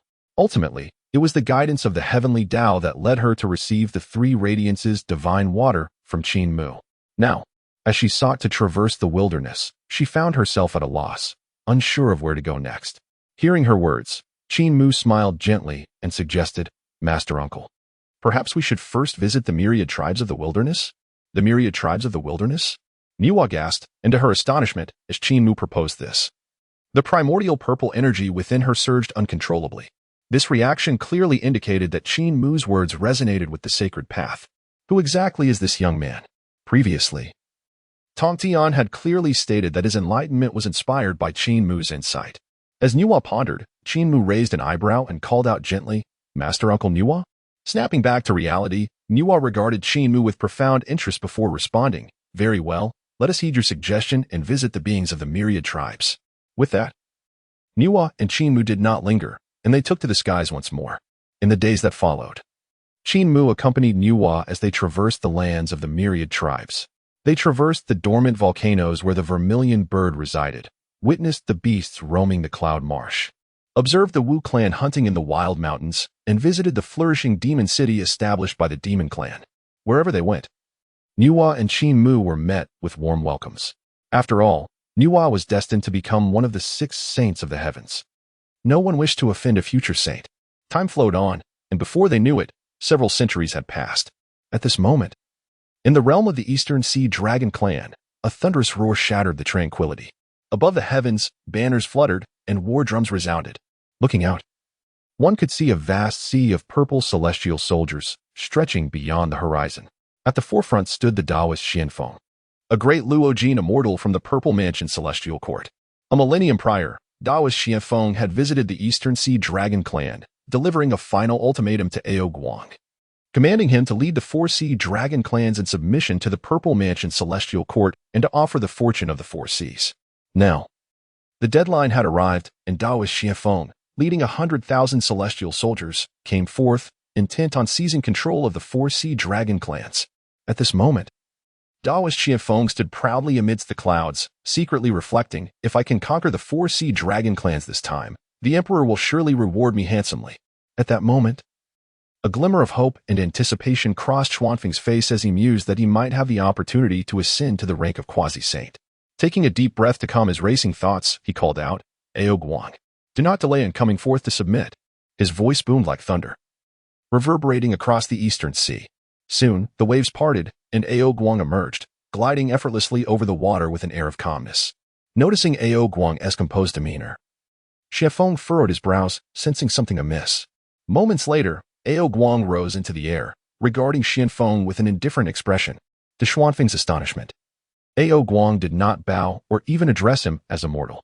Reflecting on this, Xuanfeng's countenance darkened, and he spoke in a grave tone. Ao Guang, the millennium deadline has expired. Have your 4 Seas Dragon clan made a decision? Will you choose to submit to the Azure Palace or face annihilation? As he spoke, Xuanfeng's face bore an icy sternness. In response, Ao Guang appeared unfazed, offering a chilling smirk as he declared, I have made my choice. Xianfeng, believing Ao Guang had decided to submit, felt a surge of joy and promptly said, in that case, surrender the fortune of the 4 Seas. From this day forth, the 4 Seas Dragon clan shall be entirely under the governance of my Azure Palace. To Xuanfeng's astonishment, Ao Guang suddenly chuckled coldly, saying, Ha, you are mistaken. What I mean by having made my choice is that you may leave. The 4 Seas Dragon clan will never submit to the Azure Palace. Xuanfeng's expression shifted to one of shock. What? Angered, he glared fiercely at Ao Guang, exclaiming, Old man Ao Guang, you seek death. Do you wish for your clan to be exterminated? Boom. As his words fell, a tremendous aura of Deluo erupted from Xianfeng, causing the waters below to roil violently. Just then, a cold snort pierced the air. What arrogance! The one seeking death here is you. With that, the figure of the demon god, Ji Ming, materialized before them. Boom. As soon as he appeared, the pressure of a quasi-saint radiated from him, effortlessly crushing Xuanfeng's Deluo aura into nothingness. Puff. Xianfeng, caught off guard, was forced to spit out a mouthful of blood from the overwhelming pressure. This, demon god Ji Ming? Xuanfeng's face drained of color, his eyes wide with horror. He never anticipated that the quasi-saint demon god Ji Ming would appear among the Eastern Sea Dragon clan. Before he could fully process this, Ji Ming's brow furrowed as he coldly stated, Go back and inform the Eastern King that the Dragon clan has returned under the dominion of the demon tribe. From this day forth, any person from the Azure Palace who dares to set foot in the 4 Seas shall be executed without mercy. Hearing this, Xuanfeng's heart filled with dread. With his mere Deluo golden immortal cultivation, he stood no chance against the quasi-saint's might. Should a conflict arise, his demise would be inevitable. Fortunately, it seemed Ji Ming had no intention of killing him. After a brief pause, Xianfeng quickly replied, Yes, yes. Subsequently, he dared not linger any longer and retreated with the forces of the Purple Mansion in disarray. Before long, Xianfeng returned to the celestial court of the Purple Mansion. Inside the Grand Hall, the Eastern King was discussing strategies against the demon clan's heavenly court with his celestial subordinates. At this moment, Xianfeng hurriedly entered the hall and reported the recent events that transpired in the East Sea. What? How dare the demon clan act with such audacity? The Eastern King was filled with rage, his celestial aura surging violently. This demon clan truly oversteps its bounds. If that is the case, let us sever ties completely. Proclaim my imperial decree. Assemble all celestial soldiers, and in a millennium, we shall engage the demon clan in a decisive battle to the death. Chapter 76. The Sealing of the Heavenly Tao, the Eastern King's Bargain. Soon, the challenge issued by the Purple Mansion soared towards the heavenly court of the demon clan. The final confrontation between the demon clan and the celestial court of the Purple Mansion was thus set in motion. At this juncture, the celestial beings of the Purple Mansion, having received their orders, dispersed to begin their preparations. Once they had departed, the Eastern King sat alone upon his imperial throne, his expression contemplative.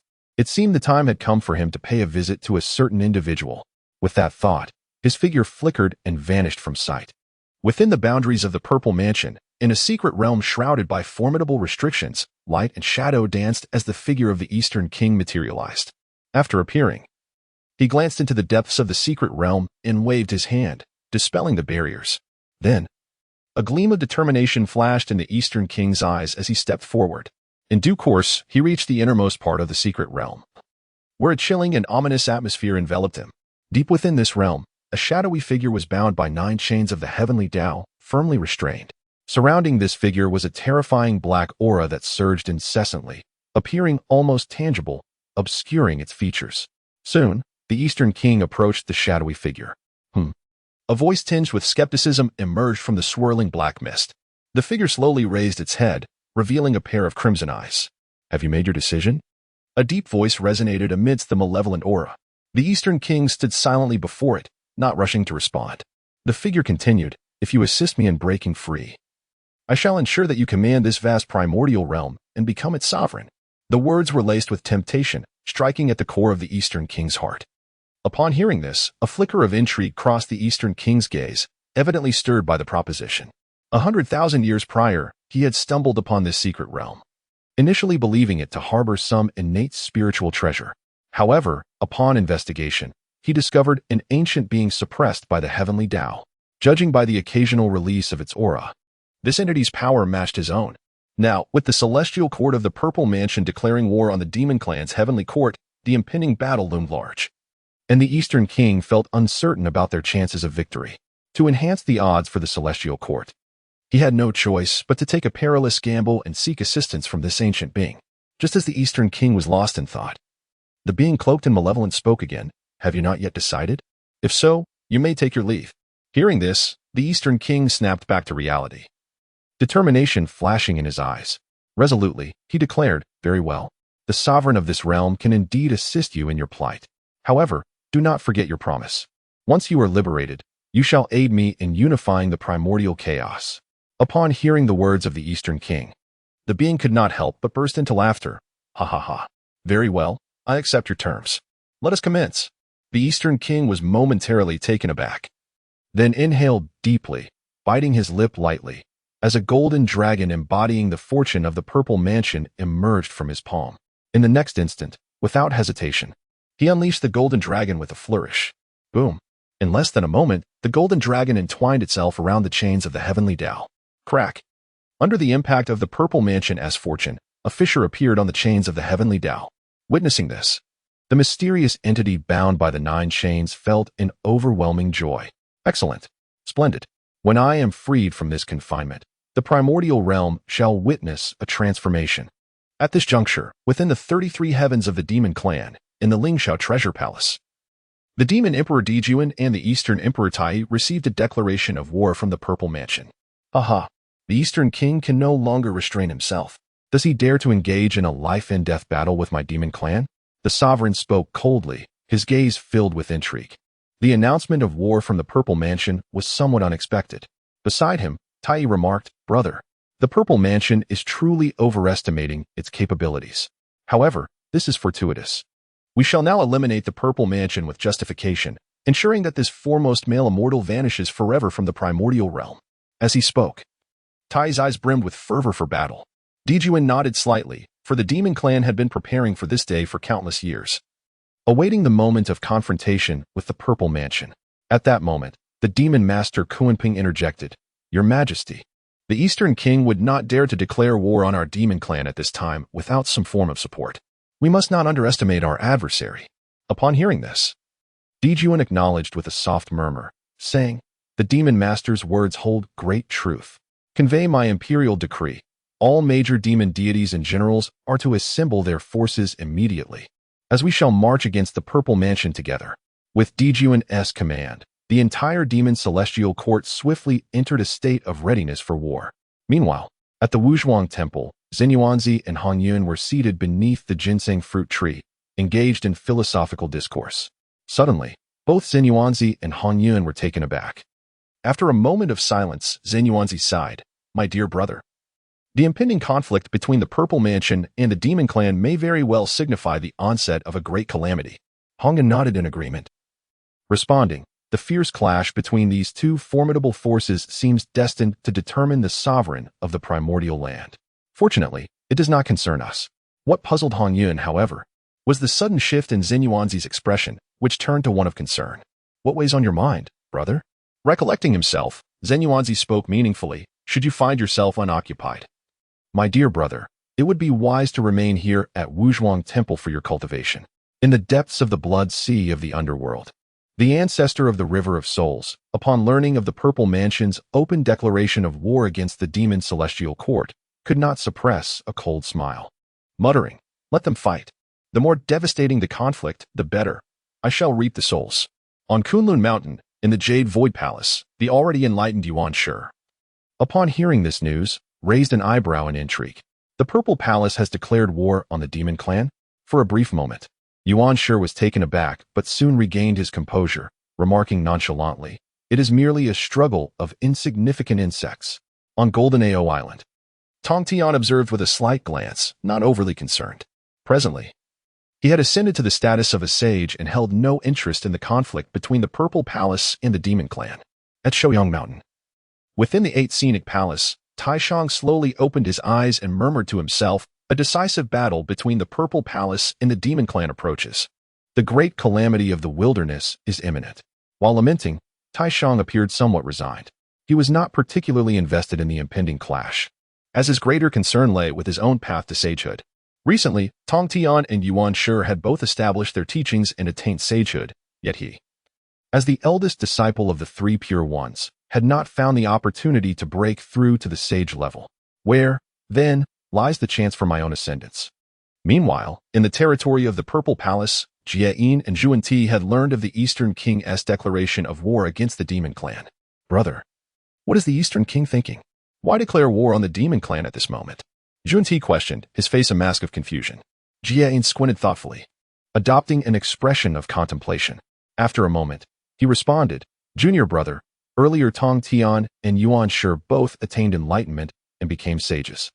The Eastern King's declaration of war against the Demon Clan at this time is likely an attempt to engage in a decisive battle with them before we attain sagehood. After all, once you and I achieve sagehood, the Eastern King, as the leader of male immortals, will find it difficult to command the sages." Chapter 77. The Emergence of Shirong. The ancestral source of Earth, a sacred artifact of humanity. Upon hearing Jieyin's words, Zhunti immediately understood and nodded, "I see. So what shall we do? Are we truly to heed the Eastern King's command and engage in battle with the Demon Clan?" Jie smiled slightly and replied, "In any case, we are now members of the Purple Palace. Furthermore, amidst the chaos, it presents an opportunity for the rise of our Western faction." At this moment, in an unnamed valley within the vast wilderness, Qin Mu and Nuwa were exploring the area. Prior to this, under Qin Mu's guidance, Nuwa had traversed numerous tribal communities and gained profound insights.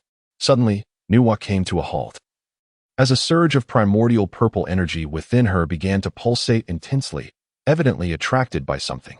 "Master Uncle, what is it?" Qin Mu inquired, perplexed. Nuwa's eyes sparkled with excitement as she exclaimed, "It seems there is something here that is beckoning me." Without waiting for Qin Mu's response, she followed the alluring call and dashed forward. Upon witnessing this, Qin Mu quickly followed in her wake. Before long, they arrived deep within the valley. Fixing their gaze ahead, They beheld a patch of yellow earth shimmering with 9-colored radiance under the sunlight. A fleeting look of astonishment crossed Qin Mu's eyes as he inwardly marveled. Could it be the 9 heaven Shirong? This substance is essential for Nuwa to mold humans. Before he could ponder further, Nuwa had already rushed towards the 9 heaven Shirong. Approaching it, she was filled with exhilaration, gazing down at the golden soil. It is this yellow earth that is calling to me. As she spoke, Nuwa wasted no time. With a graceful wave of her hand, a golden-purple gourd emerged, suspended in the air. Upon witnessing this, Qin Mu felt a sudden shock of recognition.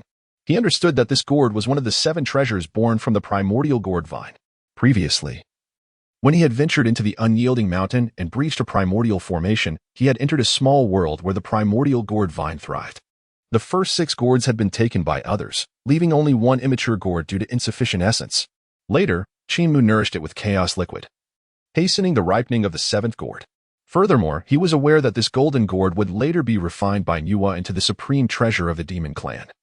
The summoning banner, a symbol of the demon lord's authority that could summon countless demonic beings with a mere shake, compelling all followers of the demon teachings to gather. Subsequently, Nuwa stored the 9 heaven soil within the golden gourd, preparing to depart with Qin Mu. Time flowed gently, and a millennium passed in the blink of an eye. At this moment, Qin Mu and Nuwa arrived before a divine mountain. Gazing upon it, they beheld its majestic form, radiant with hues of dawn. While ancient inscriptions glimmered upon the steep cliffs, spelling out the words, Kongong Mountain. As Qin Mu and Nuwa paused to observe, the divine mountain seemed to respond. Suddenly, a brilliant golden light erupted from within the mountain, soaring into the heavens. Whoosh! The aura of a primordial spiritual treasure. Nuwa's eyes brightened as she sensed the presence of a primordial artifact within the mountain. Qin Mu, let us go? With that, Nuwa and Qin Mu swiftly soared into Kongong Mountain. Before long, they followed the golden light into a blessed cave. Upon focusing their gaze, they saw a magnificent golden seal suspended in midair, intricately carved with entwined dragons, exuding immense fortune. What? An exquisite primordial spiritual treasure? Nuwa exclaimed in astonishment. Qin Mu, upon seeing it, felt a surge of recognition. The floating seal was the treasured Kongong seal, also known as the Emperor's Seal of the human race. According to its original trajectory, this treasure should have been bestowed upon the one who established the human Tao after the Great One, but now it had appeared prematurely. As he marveled at the sight, Qin Mu returned to his senses and turned to Nuwa, saying, Martial Ant, this treasure seems destined for you. To his surprise, Nuwa responded, Qin Mu, since I have received the soil, you shall take this treasure. Upon hearing Nuwa's words, Qin Mu's eyes sparkled with joy, and his heart swelled with gratitude. Thank you, Martial Ant. After bowing respectfully, Qin Mu accepted the Kongong seal without hesitation. While others may be unaware, Qin Mu knew all too well that this seal was a paramount treasure of the human race, capable of suppressing fortunes and sealing the human Tao, essentially a symbol of authority for humanity. Nuwa, however, did not place much importance on it. She possessed numerous treasures, and even an exquisite primordial spiritual treasure held little significance for her. After securing the Kongtong seal, Qin Mu turned to Nuwa and inquired, Martial Ant, have you gleaned any insights from observing the myriad beings of the 100 clans? In response, Nuwa shook her head and sighed softly. Earlier, upon witnessing Tong Tian and Yuan Share attain their divine status, she was filled with an overwhelming sense of aspiration. Subsequently, she embarked on a journey through the primordial chaos alongside Qin Mu, hoping to discover an opportunity for enlightenment. Noticing Nuwa's shake of the head, Qin Mu cast a sidelong glance, contemplating whether to offer her guidance. After all, it had been his suggestion for Nuwa to traverse the primordial realm. Should she return empty-handed? A twinge of guilt would linger in his heart. Furthermore, since both Tong Tian and Yuan Shi had achieved their sanctity, even if he were to enlighten Nuwa, it likely would not pose a significant issue. After a moment's reflection, a glint of determination flashed in Qin Mu's eyes, and he spoke. Master, throughout these years, we have traversed the myriad clans of the primordial realm. Although these beings are born of innate essence, they lack a certain spark of spirit. Upon hearing Qin Mu's words, Nuwa's spirit trembled, and she seemed to be stirred, nodding in agreement. You are indeed correct. Those beings are born as primal spirits, yet they are deficient in wisdom. Qin Mu smiled softly and continued to guide her. Master, why not create a new race to fill this void in the cosmos? The moment Qin Mu uttered this, Nuwa's heart was shaken profoundly, as if his words were thunder reverberating in her mind. Simultaneously, the primordial purple energy within her surged wildly. In the next moment, Nuwa entered a state of profound contemplation. The three light divine water, the nine heavens soil, the myriad experiences of various clans, her thoughts rapidly intertwined, connecting all that she had seen and learned along her journey. Observing Nuwa's awakening, a subtle smile curved Qin Mu's lips, revealing a hint of intrigue. He then quietly withdrew from the cave, stepping outside to establish a protective array. He understood well that, with his guidance, Nuwa would surely discern the opportunity for her own sanctification. When she emerged from her seclusion, it would herald the day of a sage's manifestation and the advent of the human race. Simultaneously, a cacophony of noise erupted from the heavens. Boom! The thunderous sound of war drums reverberated through the cosmos. Following the sound, one could see the demon race as countless soldiers gathering in a vast, unstoppable tide. Chapter 78. The demon race and the purple court are poised for war soon. The drumming intensified, echoing through the primordial realm. Boom, boom, boom. The war drums resonated, shaking the very fabric of the world. As dark clouds of demons rolled across the sky, obscuring the sun, all beings of the primordial clans trembled in fear at this sight. War was imminent between the demon race and the purple court. This battle would surely bring untold suffering to the denizens of the primordial realm.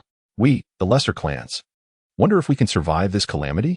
The various beings lamented, fully aware that the conflict between the demon race and the celestial court would inevitably engulf the entire primordial realm. Clans like theirs could only strive to survive in the cracks of existence. At this moment, Qin Mu stood guard outside the valley where Nuwa was in seclusion. Though others were unaware, he held a clear understanding of the outcome of this conflict. The tides of the primordial realm were not easily altered. I shall remain here diligently. Perhaps the day Nuwa emerges will coincide with her ascension to sanctity, and at that time, I may also reap considerable fortune from the events that unfold. Perhaps it may even transcend the realm of the great Luo Golden Immortal and ascend to the quasi-saint level. After a moment of contemplation, Qin Mu regained his focus and resumed his vigilant watch. Meanwhile, beyond the 33 heavens, thunderous roars echoed. The demonic clouds swirled like ink, as countless demon soldiers formed their battle formations, and a sinister aura coalesced into tangible blood-red lightning that erupted within the clouds. Demon Emperor Dijun and Dong Wangtai stood at the forefront of the formation, their spirits ablaze with martial fervor.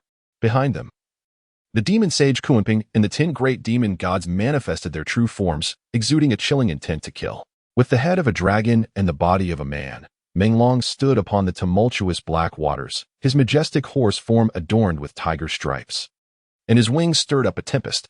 The nine-headed ghost chariot shrieked, and poisonous flames corroded the very fabric of the heavens and earth. All generals, heed my command.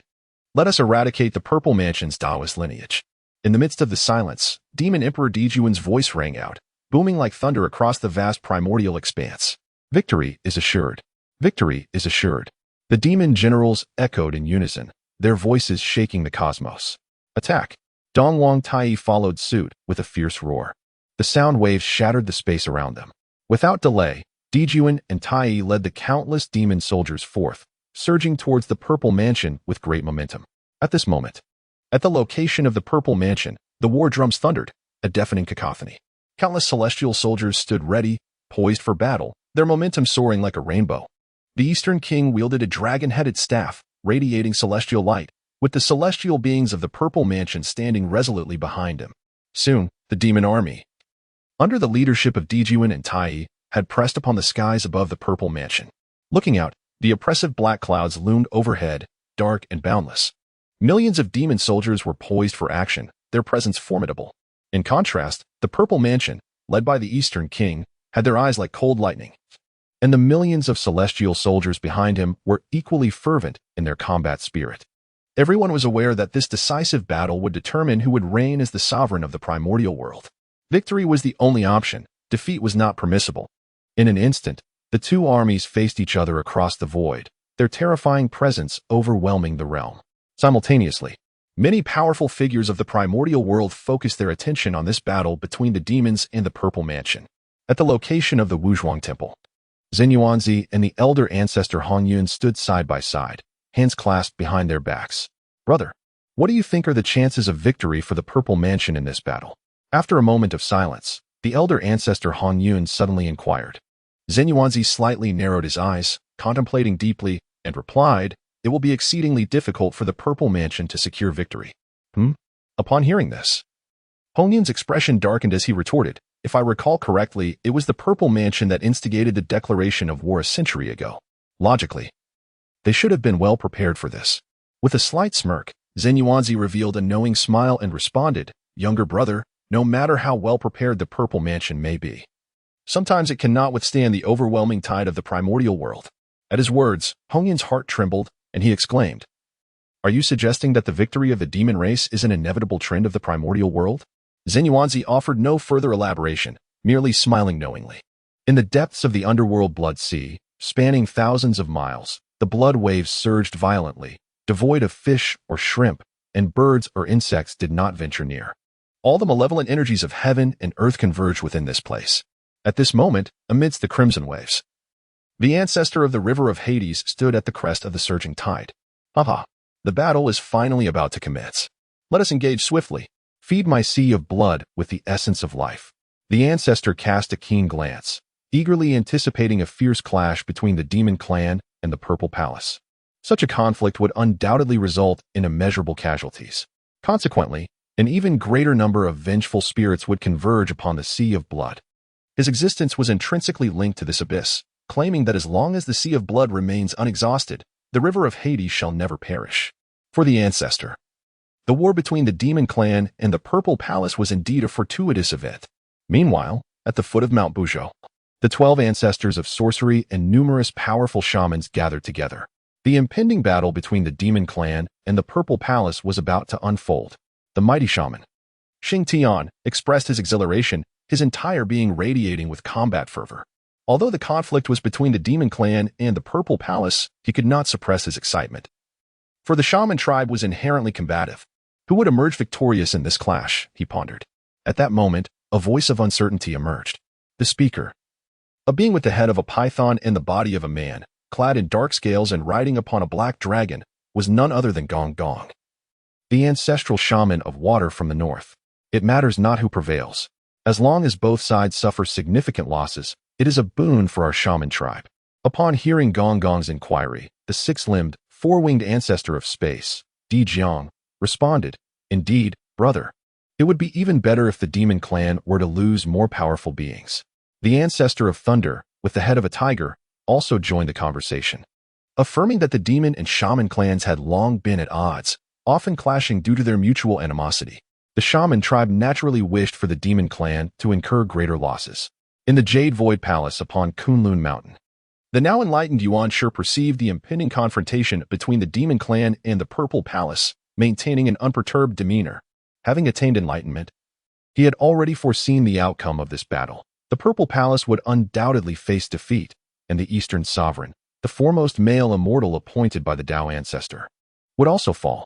The tides of fate were irreversible. Yuan Shi sighed softly, gradually closing his eyes. At Golden Ao Island, the myriad immortals of the were taken aback. The imminent battle between the demon clan and the Purple Palace would surely reverberate throughout the vast expanse of the primordial realm. Fortunately, they were already disciples of saints, with their master safeguarding Golden Ao Island, ensuring that neither the demon clan nor the Purple Palace would dare to act recklessly. Simultaneously, within the Bio Palace, Tong Tian maintained his usual composure. He seemed disinterested in the conflict between the demon clan and the Purple Palace. Like Yuan Shi, he had already anticipated the eventual outcome post-enlightenment. At Shiyang Mountain, within the 8 scenic palaces, Taishang gazed thoughtfully, as if deep in contemplation. In the blink of an eye, a millennium had passed, and the battle between the demon clan and the Purple Palace was about to commence. Why has my opportunity for enlightenment not yet manifested? Taishang lamented. Previously, Tong Tian and Yuan Shi had succeeded in their enlightenment, while he, the elder brother of the 3 pure ones, remained stagnant. He sensed that his enlightenment was linked to the establishment of doctrine, yet he could not grasp that final elusive point. Taishang felt as if he yearned to establish a doctrine but lacked the foundational roots, akin to a water lily without anchorage. Chapter 79. The Purple Palace continent is depleted. The two from the west are shameless. As the myriad powerful beings of the primordial world turned their attention to the unfolding conflict, the skies above Zifu Prefecture darkened, shrouded in an ominous aura of battle. On one side stood the formidable demon Emperor Dijuan alongside the Eastern Emperor Tai, poised at the forefront of their forces. Breaking the silence, Eastern Emperor Tai's gaze flashed like lightning, directed squarely at the Eastern Prince, as he declared with resolute ferocity, "Eastern Prince, today marks your demise." In response, the Eastern Prince, refusing to cower, coldly retorted with a disdainful smile, "Arrogance. A mere mixed-feathered bird dares to act so brazenly before me?" The moment these words escaped his lips, the fury of Eastern Emperor Tai ignited. Just then, Dijuan's expression darkened, and he raised his hand to command, "The demon clan shall obey. Follow me into battle." With Dijuan's command, millions of demon soldiers surged with fervor, the war drums reverberating through the air. Kill! Kill! Upon closer inspection, countless demon warriors launched themselves into the fray above. Humph! The Eastern Prince, witnessing this, tightened his expression and bellowed, "Immortals of Zifu, aid me in exterminating the treacherous demons." In response, the Immortals of Zifu surged forth. The clash was thunderous, as both armies collided like two torrential rivers. In an instant, celestial brilliance swept across the battlefield, magical energies soared, the heavens trembled, and the sounds of explosions echoed relentlessly. Among the demon ranks, the 10 great demon deities led the charge, Qin Mu wielding water, Ing Zhao commanding thunder, and the 9-headed ghost car unleashing poisonous flames. On the side of Zifu, several quasi-saint powers united to form a formidable formation, their celestial light cascading like waterfalls as they clashed with the demon clan. The earth shook and the skies rumbled as the two forces engaged in fierce combat, the land cracking beneath their might. With every passing moment, soldiers from both sides fell, their lifeless bodies plummeting from above, as torrential rains of blood poured down. In the midst of this cataclysmic battle between the demons and Zifu, Qin Mu observed the chaos, unable to suppress a feeling of melancholy. Such a terrifying war, even as a great Luo golden immortal at the heart of this conflict. I could be obliterated in an instant. Qin Mu, visibly shaken, struggled to calm his tumultuous spirit. After a prolonged moment, he inhaled deeply, striving to stabilize his mind. His gaze then shifted towards the depths of the valley, pondering when his master, Nuwa, would conclude her seclusion. Compared to the battle between the demons and Zifu, Qin Mu was far more concerned about Nuwa's progress. Previously, he had encouraged her to create a new lineage.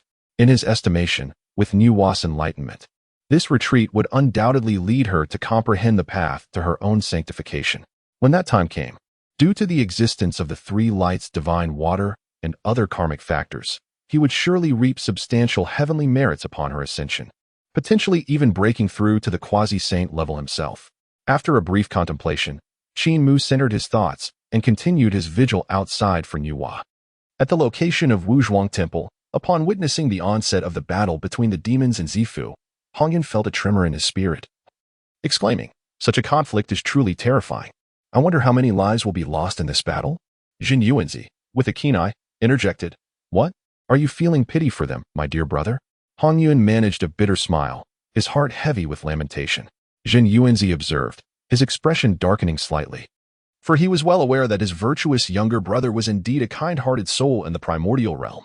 Previously, within the halls of the Purple Cloud Palace, he had selflessly offered his cushion to others. After a moment of contemplation, Jin Yuanzi returned to the present, his lips parting as if he wished to articulate something. Yet, the words lingered at the edge of his tongue, ultimately swallowed back.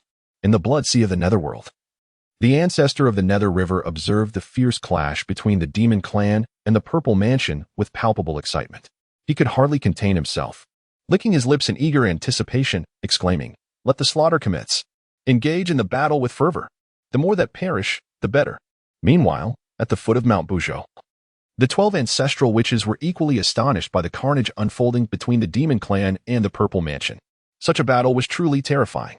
Ideally, both sides would annihilate one another, thus paving the way for the resurgence of our witch clan. For the time being, this presented a considerable opportunity for our lineage. I can hardly restrain my eagerness. The numerous ancestral witches sighed in awe, finding delight in the unfolding chaos. How many lives would be lost in such a fierce conflict? Even the aftermath of the battle would surely wreak havoc upon countless innocents. One ancestral witch mused quietly to herself, her serpent tail swaying. And behind her were 7 arms. She was the ancestral witch of the Central Earth, Hutu. At the very moment the demon clan and the Purple Mansion were embroiled in their fierce confrontation, 2 figures stealthily appeared within the confines of the Purple Mansion. These 2 were none other than the Taoist of guidance and the Taoist of proficiency from the Western realm. Long ago, they had been recruited by the Eastern Prince and had pledged allegiance to the celestial court of the Purple Mansion. In exchange, the Eastern Prince had granted them the territories of the three states within the Purple Mansion to disseminate their doctrines. At this juncture, on the boundless battlefield, both factions were locked in a fierce struggle, their eyes clouded with bloodlust, the sounds of screams and combat rising and falling in a cacophony. Brother, the moment has arrived. We may take action. The Taoist of Proficiency exclaimed, his excitement palpable as he gazed down at the three states of the Purple Mansion. The Taoist of Guidance nodded slightly, offering no further words. In the next instant, he spread his hands wide and commanded, "Arise, Buddha Kingdom." With a resounding boom, a colossal golden hand blotted out the sun, descending toward the three states of the Purple Mansion. Within those states, countless beings were caught unawares, swept away by the radiant light of the Buddha. Haha. Upon witnessing this, the Taoist of Proficiency burst into laughter, waving his wide sleeves to summon forth the seven treasures mysterious tree, which he brandished toward the ground. Soon after, innumerable beings were lifted into the air. Having completed their actions, the Taoist of Guidance and the Taoist of Proficiency exchanged knowing smiles, disregarding the fierce battle below, and swiftly took flight toward the Western realm. Meanwhile, the Eastern Prince was leading the celestial beings of the Purple Mansion in a fierce struggle against the demon clan. Why do I not see the Taoist friends of Guidance and Proficiency? Someone, hurry and summon them to join us in this battle for the celestial court of the Purple Mansion. The Eastern Prince bellowed in anger. Earlier, during their standoff, he had found it peculiar that the two saints had not yet arrived. Now, with the battle in full swing, their absence was even more conspicuous. Upon hearing the Eastern Prince's command, a Grand Luo from the Purple Mansion hurriedly departed. Before long, this Grand Luo arrived at the abode of the Taoist of Guidance and the Taoist of Proficiency. However, to his dismay, there was no sign of either of them. Moreover, what left the great Luo of the Purple Mansion utterly astonished was the inexplicable disappearance of the three states under the control of Jie and Zhunti. Had they fled? With a mere inquiry, the great Luo quickly comprehended the situation, taking advantage of the chaotic battle between the Purple Mansion and the demon race. Jie and Zhunti had absconded with the three states. In a state of shock, the great Luo dared not linger and swiftly retreated. Soon after, he returned to the battlefield. Emperor, a grave situation has arisen. The two from the west have fled the scene. They have also taken with them the three states and countless lives. Chapter 80. The Dongwang Bell emerges, invincible beneath the saints. Upon hearing the report from the great Luo of the Purple Mansion, the Eastern Prince was rendered speechless. What? Jie and Zhunti actually escaped? Infuriating. The Eastern Prince seethed with rage, swinging his dragon-headed staff with such force that celestial light erupted, shattering a mountain into dust. Initially, he had hoped that with the assistance of Jie and Zhunti, the Purple Mansion would have a heightened chance of victory. Little did he know, the two had no intention of intervening, instead seizing the opportunity to plunder before fleeing. The more he contemplated, the more his fury intensified. How shameless! He could not help but exclaim, deeming Jie and Zhunti utterly brazen. He recalled how, in an effort to win their favor, he had relinquished the three states of the Purple Mansion to them. Never did he expect such an ingratitude in return. Two shameless scoundrels. If our Purple Mansion emerges victorious in this battle, I shall personally lead my forces to lay waste to the west. As the Eastern Prince's anger soared, a sudden bell tolled from the heavens. Ding! Following the sound, he beheld the Eastern Emperor Tai descending through the air, bearing a grand bell above his head. The bell radiated an immeasurable golden light, adorned with the sun, moon, and stars, as well as the elements of earth, water, fire, and wind encircling it. Within the bell's body, mountains and rivers, along with myriad creatures of the primordial world, flickered into view. In an instant, a kaleidoscope of colors illuminated the skies, and the saintly might of chaos reverberated throughout the universe. Wherever it passed, space solidified, and time came to a standstill. Upon witnessing the Eastern Emperor summon this golden bell, the many powerful beings observing the ancient wilderness were taken aback. Everyone knew that this golden bell was the innate treasure of the Eastern Emperor, the Dongwang Bell, residing in the Wuzhuang Temple. Zhen Yuanzi, upon seeing this, could not help but exclaim, now that the Dongwang Bell has been summoned, this battle signifies that the demon race is determined to engage in a relentless struggle against the Purple Mansion. Hearing Zhen Yuanzi's words, the nearby Hong Yun furrowed his brow and remarked, Brother, this battle may indeed unfold as you say. The Purple Mansion is destined for defeat. Zhen Yuanzi slightly lifted the corners of his lips, speaking with profound significance. It is not my assertion. It is merely the inevitable trend of the primordial world. Hong Yun was momentarily taken aback, a look of confusion crossing his features, as if he sensed that Zhen Yuanzi had perceived something deeper. After a brief pause, he suddenly recalled something and, with a hint of uncertainty, inquired, "By the way, brother, why have Jie and Zhunti from the west not been seen in this great battle? Weren't they previously allied with the Purple Mansion? Furthermore, the demon race's Nuwa has also not made an appearance on the battlefield." Hong Yun vividly recalled that when Nuwa and Fuxi joined the demon clan's heavenly court, they were conferred titles by Emperor Jun as the Empress and Emperor of Nuwa and Fuxi, respectively. Additionally, when Jie and Zhunti became part of the Purple Palace, Dong Wanggong proclaimed it throughout the Primordial Realm, making it widely known. Now, a great battle has erupted between the two factions, in the absence of Nuwa, Jie, and Zhunti on the battlefield raises suspicions. Upon hearing Hong Yun's inquiry, Zhen Yuanzi shook his head, indicating his own uncertainty. In the blood sea of the underworld, the ancestor of the Dark River observed with growing excitement. This was splendid. The Eastern Emperor Tai had even summoned his companion treasure, the Eastern Emperor Bell. The bell's power was extraordinary, and under its might, many more beings would surely perish. Contemplating this, the ancestor of the Dark River felt a surge of exhilaration, naturally wishing for as many casualties on both sides as possible. At the location of Mount Buzhou, the 12 ancestors of sorcery and the formidable Xingtian were equally taken aback, fully aware of the Eastern Emperor Bell's formidable prowess. Meanwhile, above the battlefield of the Purple Palace, the Eastern Emperor Tai arrived, the Eastern Emperor Bell hovering above his head, his cold gaze fixed directly upon Dong Wanggong. "Dong Wanggong, today marks your demise." Before Dong Wanggong could respond, the forces of the Purple Palace activated their grand formations, surging towards the Eastern Emperor Tai. In response, he scoffed disdainfully, a swarm of ants, seeking death. With that, he raised his hand and summoned the Eastern Emperor Bell. Clang! The resonating sound of the bell echoed, and it instantly radiated boundless golden light. In the next moment, the celestial patterns of the sun, moon, and stars inscribed upon its surface suddenly illuminated, as if recreating the primordial scene of the universe's creation. Boom! Wherever the bell's waves traveled, space fractured, and time froze. The power of the grand formation summoned by the Purple Palace crumbled like thin paper beneath the toll of the bell. The celestial soldiers controlling the formation were instantly reduced to dust, and even the great Luo Golden Immortals found their physical forms disintegrating, their primordial spirits extinguished. Upon witnessing this scene, Dong Wanggong's expression turned exceedingly grim. Just then, a commanding voice rang out from nearby, "Eastern Emperor Tai, cease your arrogance." As the words fell, a figure clad in purple robes ascended into the sky. Above this figure's head, 3 flowers bloomed, and the 5 energies converged in his chest. Evidently, a powerful quasi-saint who had slain one of his kind. Boom! A terrifying quasi-saint aura erupted. The Taoist immediately summoned a thunderous artifact. With a rumble, 9 heavenly thunderbolts surged toward Eastern Emperor Tai. In response, Eastern Emperor Tai wore an expression of scorn and ridicule, taunting, "Do ants dare to bark at the sun? Prepare to die." With that, his eyes gleamed like lightning, and his golden robes billowed. He cradled the bell in one hand while forming a seal with the other. Upon gazing intently, the Eastern Emperor Bell expanded rapidly, soon reaching the size of a mountain, its mouth aimed at the Taoist, with chaotic energy churning within. Clang! In the next moment, the sound of the bell resonated once more. The 9 heavenly thunderbolts aimed at Eastern Emperor Tai were obliterated in response. What?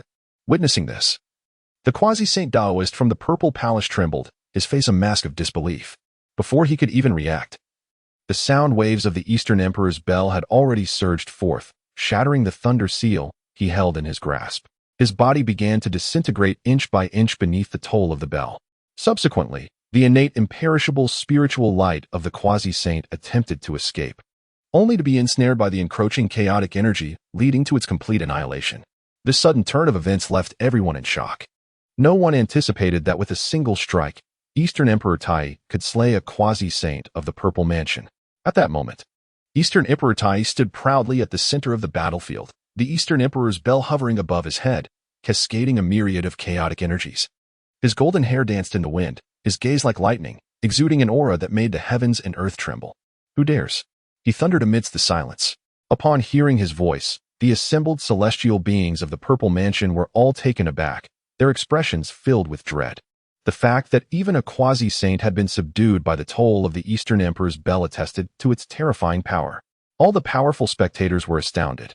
"What a remarkable Eastern Emperor Tai!" And what an extraordinary Eastern Emperor's bell. With the Eastern Emperor's bell in his possession, as long as he was not a saint. Once it was summoned, he would be invulnerable, standing undefeated. He could be considered the foremost being beneath the saints. Meanwhile, outside the valley, Qin Mu also witnessed this scene. Even from a great distance, he could feel the chaotic might emanating from the Eastern Emperor's bell. This bell, known as the chaotic bell, could suppress the primordial fortune and regulate the operation of the heavenly Tao. It possessed both offensive and defensive capabilities beneath the saints. Merely holding it above one's head would ensure invincibility. Truly, it deserved its reputation as the strongest under the saints. Qin Mu sighed in admiration. He was well aware of Eastern Emperor Tai's strength, especially since he wielded the accompanying treasure, the Eastern Emperor's bell. In the wake of his shock, Qin Mu took a deep breath, a glimmer of determination flashing in his eyes. Eastern Emperor Tai was indeed formidable, but one day, I shall surpass him. As he spoke, Qin Mu instinctively clenched his fists. Although his current cultivation was merely at the late stage of the Great Luo Golden Immortal, he practiced a unique Tao-level technique. For the other beings of the Primordial World, achieving sainthood was exceedingly difficult. After all, there were only so many saintly positions, and the foundational primordial purple energy of the Tao was equally limited. However, Qin Mu was entirely unrestrained. The path he traversed lay beyond the jurisdiction of the heavenly Tao. After pondering for a moment, Qin Mu returned to his senses, continuing to guard this place, patiently awaiting Yu's emergence. Simultaneously, above the purple mansion, Eastern Emperor Tai, with the chaotic bell aloft, radiated vigor and authority, intimidating the realm. Many of the purple mansion's celestial soldiers felt their courage wane. In that moment, none dared to approach him for a confrontation. After all, a quasi-saint of the purple mansion had just been felled by a single toll of the chaotic bell. To advance now would be akin to courting death. Seeing no challengers, Eastern Emperor Tai grew even more pleased. A horde of cowardly mice. Today, I shall send you to the afterlife. As soon as the words left his lips, Eastern Emperor Tai summoned the chaotic bell once more. With a resounding boom, the toll echoed across the cosmos, dimming the light of the heavens and earth, shaking the very fabric of the universe. With a thunderous roar, a brilliant golden light erupted from within the chaos bell, sweeping across the battlefield. In a moment, the purple mansion's celestial soldiers fell like waves of wheat, their lives extinguished at a mere touch from the great Luo Golden Immortals. Even the quasi-saints found it difficult to withstand its brilliance. Countless corpses plummeted from the heavens, blood raining down like a torrential downpour. In an instant, the purple mansion army began to retreat in disarray. Seeing this scene, the Eastern King gritted his teeth in fury. Eastern Emperor Tai, do not be so arrogant. The next moment, the Eastern King could no longer remain passive. If he allowed Eastern Emperor Tai to continue annihilating the purple mansion's celestial soldiers, this battle would be lost. With a roar of indignation, he stepped into the void. As the Eastern King charged towards him, Eastern Emperor Tai's eyes sparkled with battle fervor. Just in time. Today, I shall eradicate you, the foremost of the male immortals. With that, Eastern Emperor Tai lightly waved his hand, sending the ominous bell directly towards the Eastern King. The Eastern King, upon witnessing this, darkened his expression. With a flourish of his wide sleeves, a dragon-headed staff materialized in his grasp to meet the descending chaos bell. Bang! The two treasures collided, unleashing a boundless explosion, their terrifying might resonating throughout the universe, before they each fell back. Eastern Emperor Tai raised his hand to retrieve the returning chaos bell. Meanwhile, the Eastern King reclaimed his dragon-headed staff, bellowing, "You foul bird! Today marks your demise." As his words faded, boundless fortune from the purple mansion celestial court began to converge around the Eastern King. In mere breaths, this overwhelming fortune transformed into a purple-gold divine dragon that coiled around him. Boom! Simultaneously, bolstered by the purple mansion's fortune, the Eastern King's aura surged dramatically, almost brushing against the threshold of the primal unity. Eastern Emperor Tai noticed this, and his expression tightened, murmuring to himself, "This Eastern King possesses some skill. However, he shall die today." With that, his gaze fixated on the Eastern King. The Eastern King, equally determined, glared fiercely at Eastern Emperor Tai. "The Tao ancestor bestowed upon me this power. Today, I shall show you what it means to be the foremost of the male immortals." Without waiting for a response from Eastern Emperor Tai, the dragon-headed staff in his hand erupted with resplendent celestial light. In that instant, the purple-gold fortune dragon coiling around him intertwined with the staff. Boom! Following this, the Eastern King swung the staff, unleashing a terrifying force that threatened to collapse the very void for miles. Whoosh! A purple-gold celestial radiance cascaded down like a suspended river, aimed directly at Eastern Emperor Tai. Witnessing this, Eastern Emperor Tai's expression grew solemn. There was no time for hesitation. He quickly summoned the Chaos Bell to defend against the onslaught. Clang! Bang! Within moments, the purple-gold celestial radiance collided with the Chaos Bell. A deafening roar echoed through heaven and earth, the violent shockwave sweeping across all directions, obliterating countless beings into clouds of blood. After a considerable interval, the tumult finally subsided. Upon closer inspection, the Chaos Bell was securely in Eastern Emperor Tai's grasp. He could distinctly feel that the Eastern King's strength had escalated to an entirely new level since their last encounter. With the formidable control of the supreme innate spiritual treasure, the dragon-headed staff, he could actually contend with the Chaos Bell. Quite intriguing. Yet, it is merely that. After a brief pause, Dong Huangtai spoke coldly. Boom. Without delay, he lifted the Chaos Bell and stepped forward into the void. Thud. As his foot landed, the Chaos Bell resonated once more. Boom. This time, the sound waves transformed into tangible golden ripples. Upon being unleashed, they surged forth like a furious tide, pressing relentlessly towards Dong Wang Gong. Humph. Observing this, Dong Wang Gong let out a cold snort, channeling the energy of the purple to bolster himself, and positioned the dragon-headed staff horizontally against the void. Bang! In less than a moment, the tangible sound wave collided with the dragon-headed staff. This strike erupted with boundless celestial radiance. The surrounding space-time twisted and collapsed under the force of the impact. While defending, Dong Wang Gong's expression changed, and he let out a muffled groan, being forced back 1,000 miles by the terrifying sound wave. How infuriating! After regaining his stance, Dong Wang Gong's countenance darkened. He had not anticipated that despite wielding the energy of the purple and the dragon-headed staff, he would still struggle against Dong Huangtai. The origins of Dong Huangtai were extraordinary, and with the accompanying Chaos Bell, his combat prowess was unparalleled.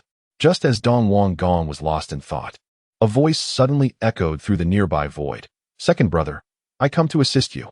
As the words fell, the Demon Emperor Di Jun swiftly approached, unfurling the He Tu and Luo Shu from his hands, summoning the power of the celestial bodies to lock onto Dong Wang Gong. Earlier, Fuxi had borrowed Di Jun's He Tu and Luo Shu to comprehend a grand formation. Before the decisive battle between the Demon Clan and the Purple Celestial Court, Di Jun had retrieved the He Tu and Luo Shu. In a fleeting moment, the Demon Emperor Di Jun joined forces with Dong Huangtai. Chapter 82. The Fall of Dong Wang Gong. The seal is lifted. Upon witnessing this situation, Dong Wang Gong's expression grew exceedingly grave.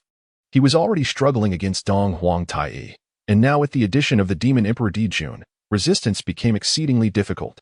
Glancing around, the celestial beings of the purple were all preoccupied with the powerful demon clan, leaving no one to lend him aid. In his panic, Dong Wang Gong noticed that both Di Jun and Dong Huang were fixated upon him. Dong Wang Gong, today, you shall find no escape. Prepare to meet your end. As they fixed their gaze upon him, the Demon Emperor Di Jun roared in fury and struck first. Rumble. Whoosh. In an instant, the power of countless stars transformed into endless chains, swiftly coiling around Dong Wang Gong. Simultaneously, Dong Huangtai was not idle, once again summoning the Chaos Bell. Thud. Boom. As the resounding chime echoed, the bell's mouth turned towards Dong Wang Gong, and waves of chaotic energy surged forth. What? Witnessing this scene, Dong Wang Gong's expression drastically changed. Despite the support of the purple's energy and the dragon-headed staff bestowed by the Dao ancestor, facing the combined might of two demon emperors was simply beyond his capacity. Is fate conspiring against me? A tremor coursed through Dong Wang Gong's heart, as he vaguely grasped the gravity of the situation. With little time to contemplate, two terrifyingly formidable attacks descended upon the Eastern King. Startled, he clenched his jaw, his expression contorting into a grimace. Hastily, he summoned the energy of the Purple House, channeling his magical power into the dragon-headed staff. As the oncoming strikes loomed, he swung the staff with fervor. Boom. A myriad of celestial lights erupted, the sound of dragon roars reverberating through the air. A golden chain entwined with the energy of the Purple House met the assaults of the Eastern Emperor and Emperor Jun head-on. Bang. Bang. Following this, an earth-shattering cacophony ensued. The violent shockwaves caused the very heavens to tremble, and beings in close proximity were obliterated by the residual force, their essence dissipating into the ether. Amidst the tumultuous vibrations, the Eastern King felt a crushing weight in his chest, and he was flung backward. Spitting a mouthful of blood, he sensed his spirit teetering on the brink of shattering. In stark contrast, the Eastern Emperor Tai and Emperor Jun remained unscathed. Damnable! Soon, the Eastern King regained his composure. Disheveled and bloodied, his eyes brimmed with indignation. He never anticipated that as the illustrious sovereign of the Purple House, the foremost male celestial of the primordial era, he would be driven to such depths. Still alive? At this moment, Eastern Emperor Tai voiced his disbelief. He had assumed that their combined strike would be sufficient to vanquish the Eastern King. Who would have thought he would withstand it? Brother, this Eastern King truly possesses remarkable resilience. Eastern Emperor Tai glanced at Emperor Jun beside him. Emperor Jun narrowed his eyes slightly, speaking in a hushed tone. Resilience? With one more strike, he shall undoubtedly perish. With that, Emperor Jun's gaze sharpened, preparing to unleash another attack on the Eastern King. You wish for my downfall. It shall not be so simple. The Eastern King gritted his teeth, a flicker of determination igniting in his eyes. In the next instant, he abruptly turned and transformed into a beam of golden light.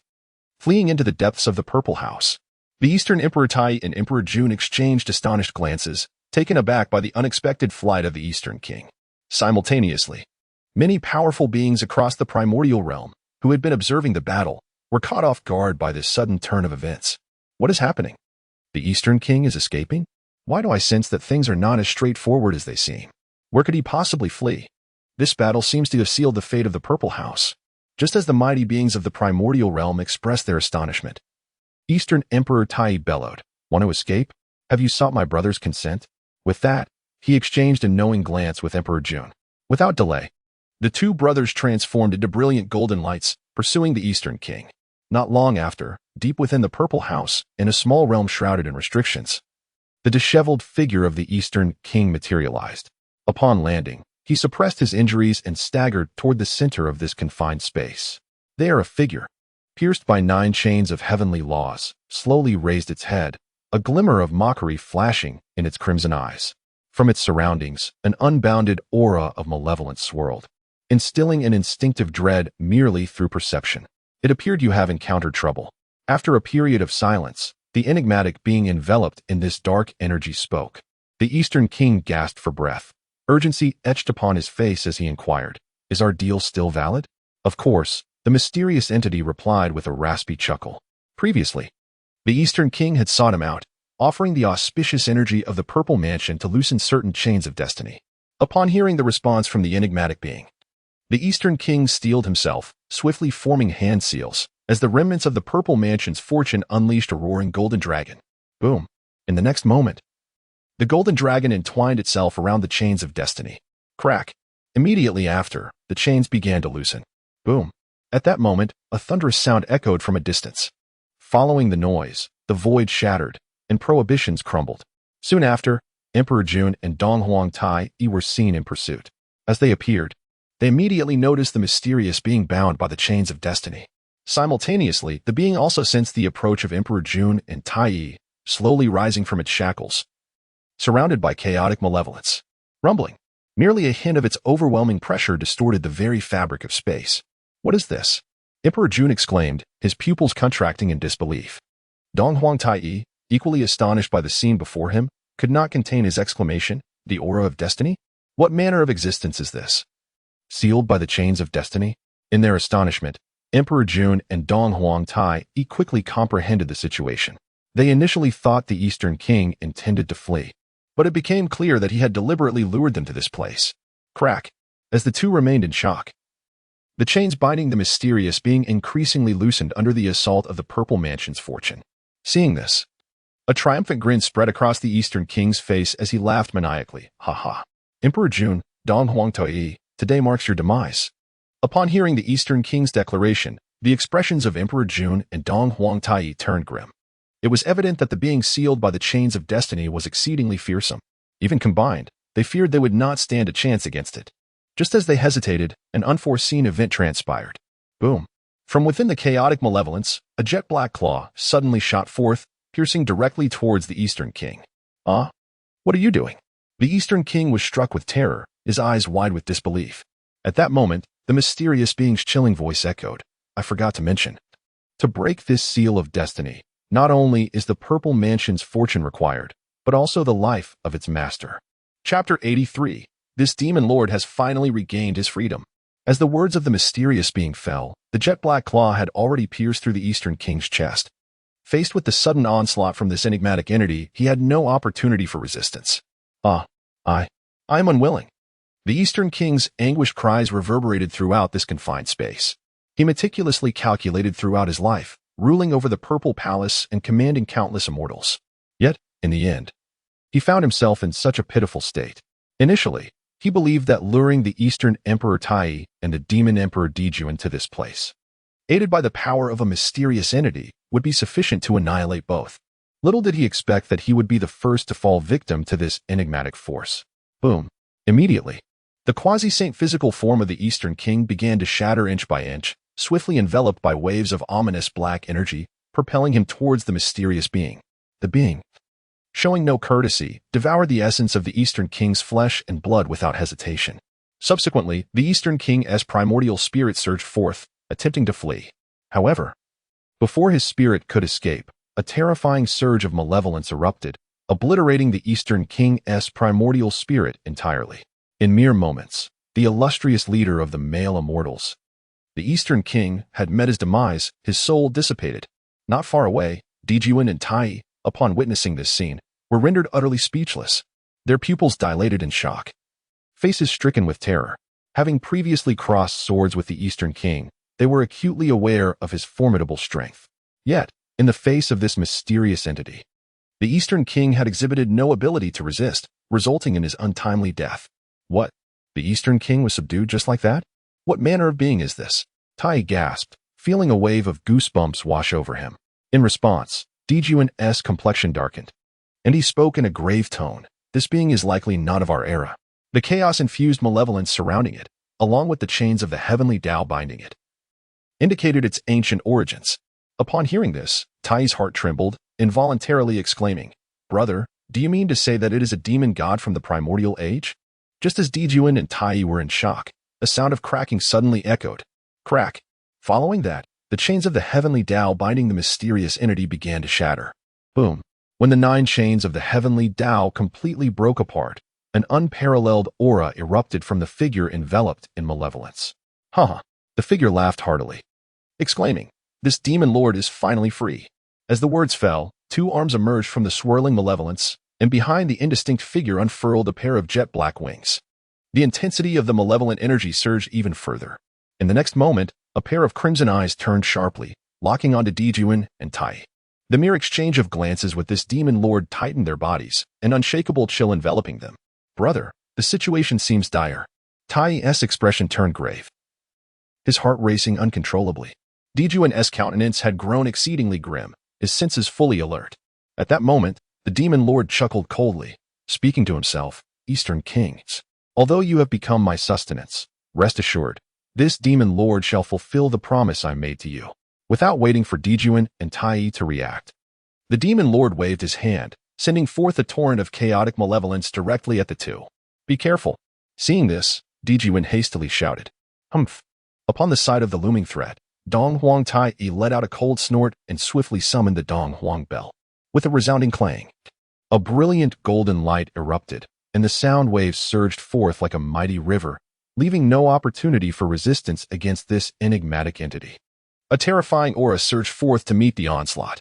Simultaneously, Dijun acted without hesitation, invoking the He Tu and Luo Shu to channel the power of the stars in an attempt to obstruct the attack. In an instant, the two forces collided with the chaotic malevolence emanating from the demon lord. However, to the astonishment of both Dijun and Dong Huang Tai, as soon as they made contact, the sound waves and stellar energy crumbled to dust. The residual might of the malevolence continued unabated, hurtling towards Dijun and Dong Huang Tai.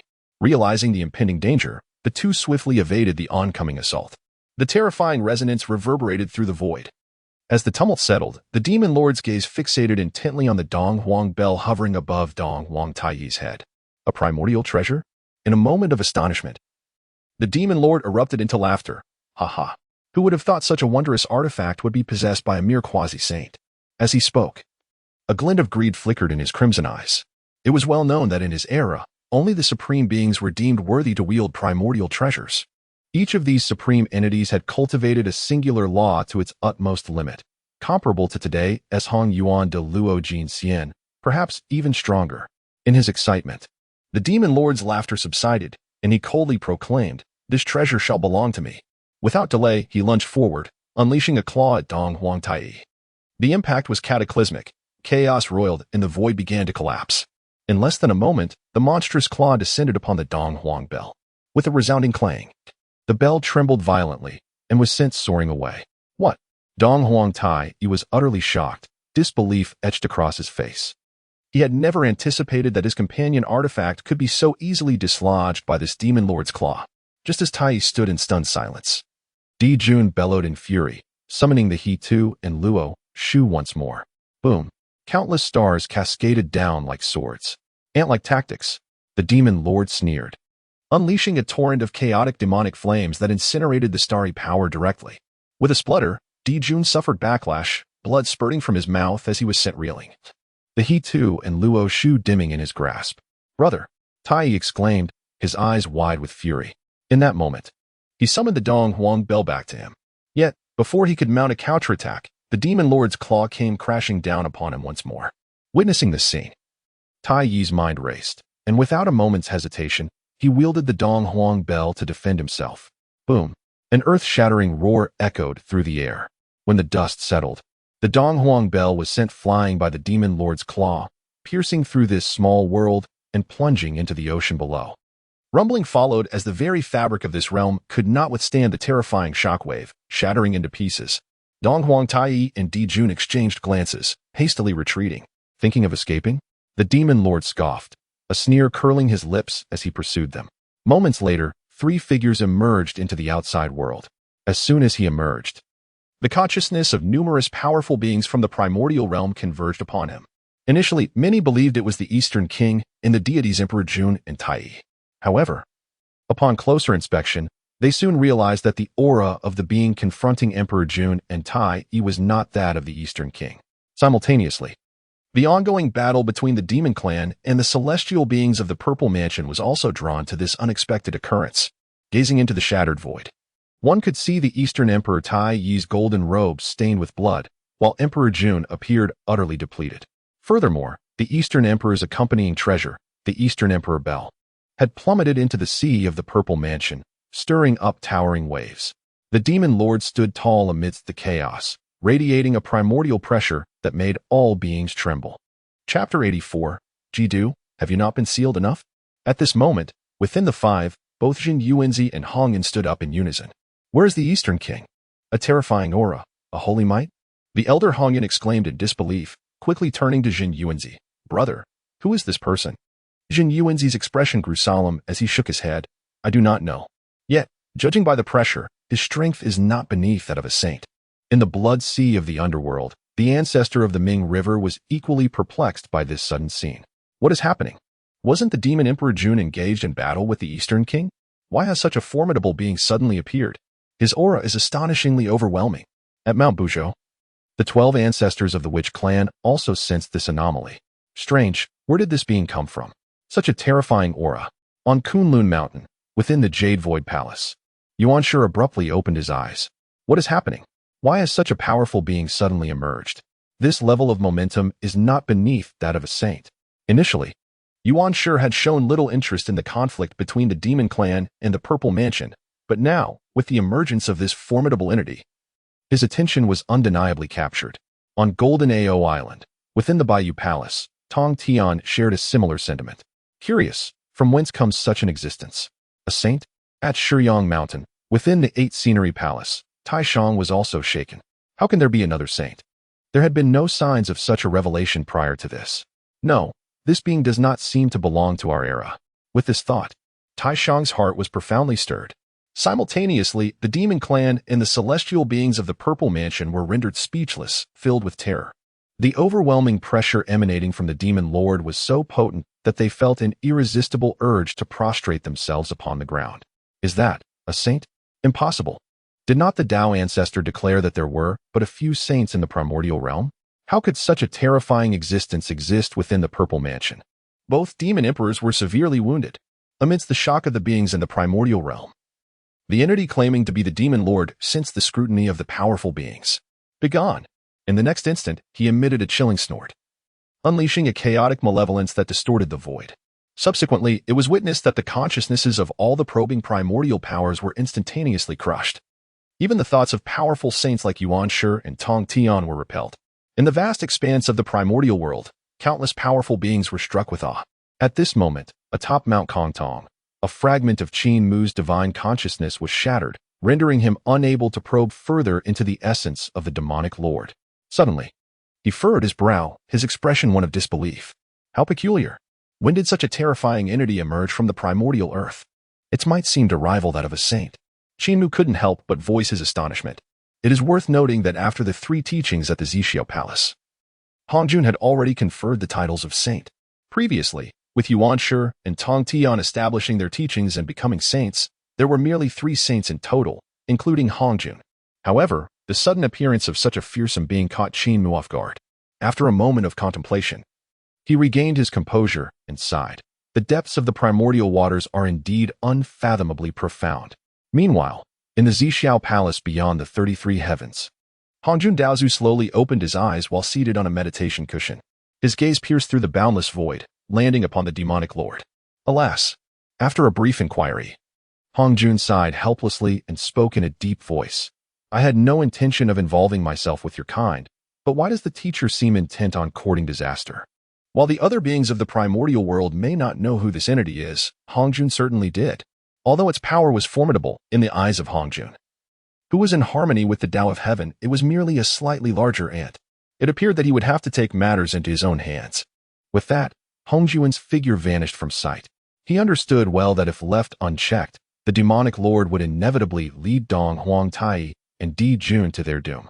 However, both Di Jun and Tai were pivotal figures in this calamity. The Tao of Heaven would not permit their demise at such a critical juncture.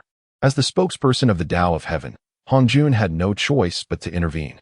Elsewhere, deep within the chaotic void, a towering willow tree swayed, upon which sat an elderly man clad in gray robes. Oh! Suddenly, the old man appeared slightly taken aback, having detected the aura of the demonic lord. After a moment's perception, he smiled knowingly and murmured, "Interesting. I did not expect this fellow to manifest in the primordial realm, since he has made his appearance. It seems that the other entity should also show itself, right?"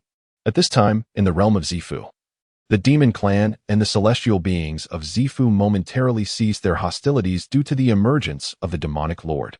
Every being was filled with trepidation, as the aura emanating from the demonic lord was overwhelmingly terrifying, comparable to the might of a saint.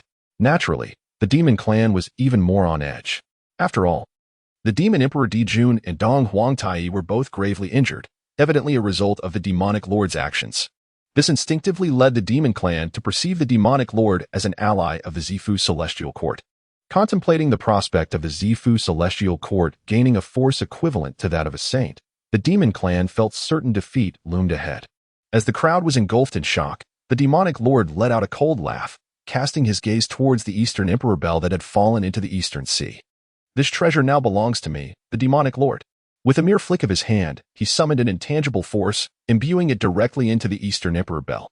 As the demon lord prepared to seize the Eastern Emperor Bell, the Eastern Emperor Tai became frantic, his eyes ablaze with fury as he roared, "How dare you!"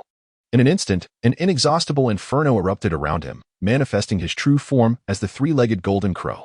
The solar flames scorched the heavens and boiled the seas. The demon lord merely sneered, his disdain evident as he remarked, "A mere bird dares to be audacious before me? Do you think you are that phoenix?" With that, he swiped at the Eastern Emperor Tai with a claw. Boom! A terrifying chaos energy descended like a torrential storm. Upon witnessing this, Eastern Emperor Tai summoned the solar flames to counter the onslaught. With a thunderous clash, the flames collided with the malevolent energy. The explosive sound reverberated through the sky, tearing the fabric of reality. Yet, to his dismay, the solar flames were obliterated under the weight of the malefic aura. With a pained gasp, Eastern Emperor Tai suffered a backlash, his golden feathers disintegrated, and blood spurted forth.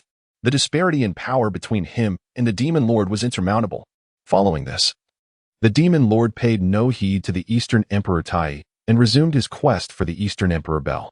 At that moment, a voice resonated from the void. "Jidu, have you not been sealed enough?"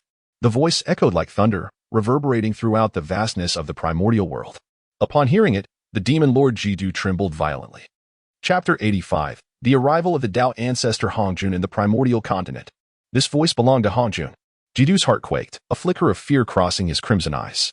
Simultaneously, many powerful beings in the primordial realm were taken aback. The Tao Ancestor. Had the Tao Ancestor intervened? Jidu?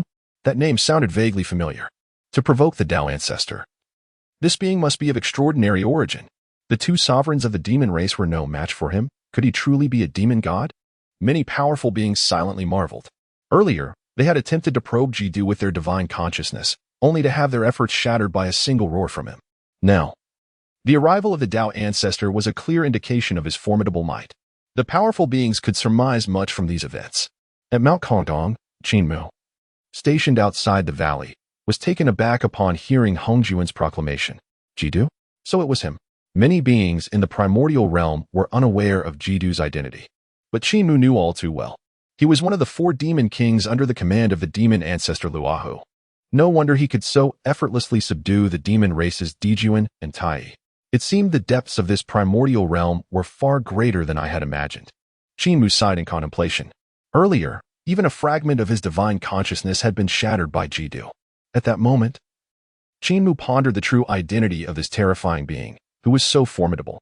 Taking a deep breath, he resolved not to dwell further on it.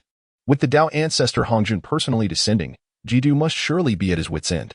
Meanwhile, in the region of Zifu Prefecture, Jidu was consumed by dread upon hearing Hongjuan's voice. The next instant, his scarlet eyes fixated intently on Dijuan and Tai. Boom. Without delay, Jidu waved his hand, and a torrent of black malevolent energy surged towards the two figures. The already injured Dijuan and Tai felt their pupils constrict at the sight. Just as the ominous energy was about to engulf them, an invisible aura emerged, safeguarding the 2 sovereigns of the demon clan.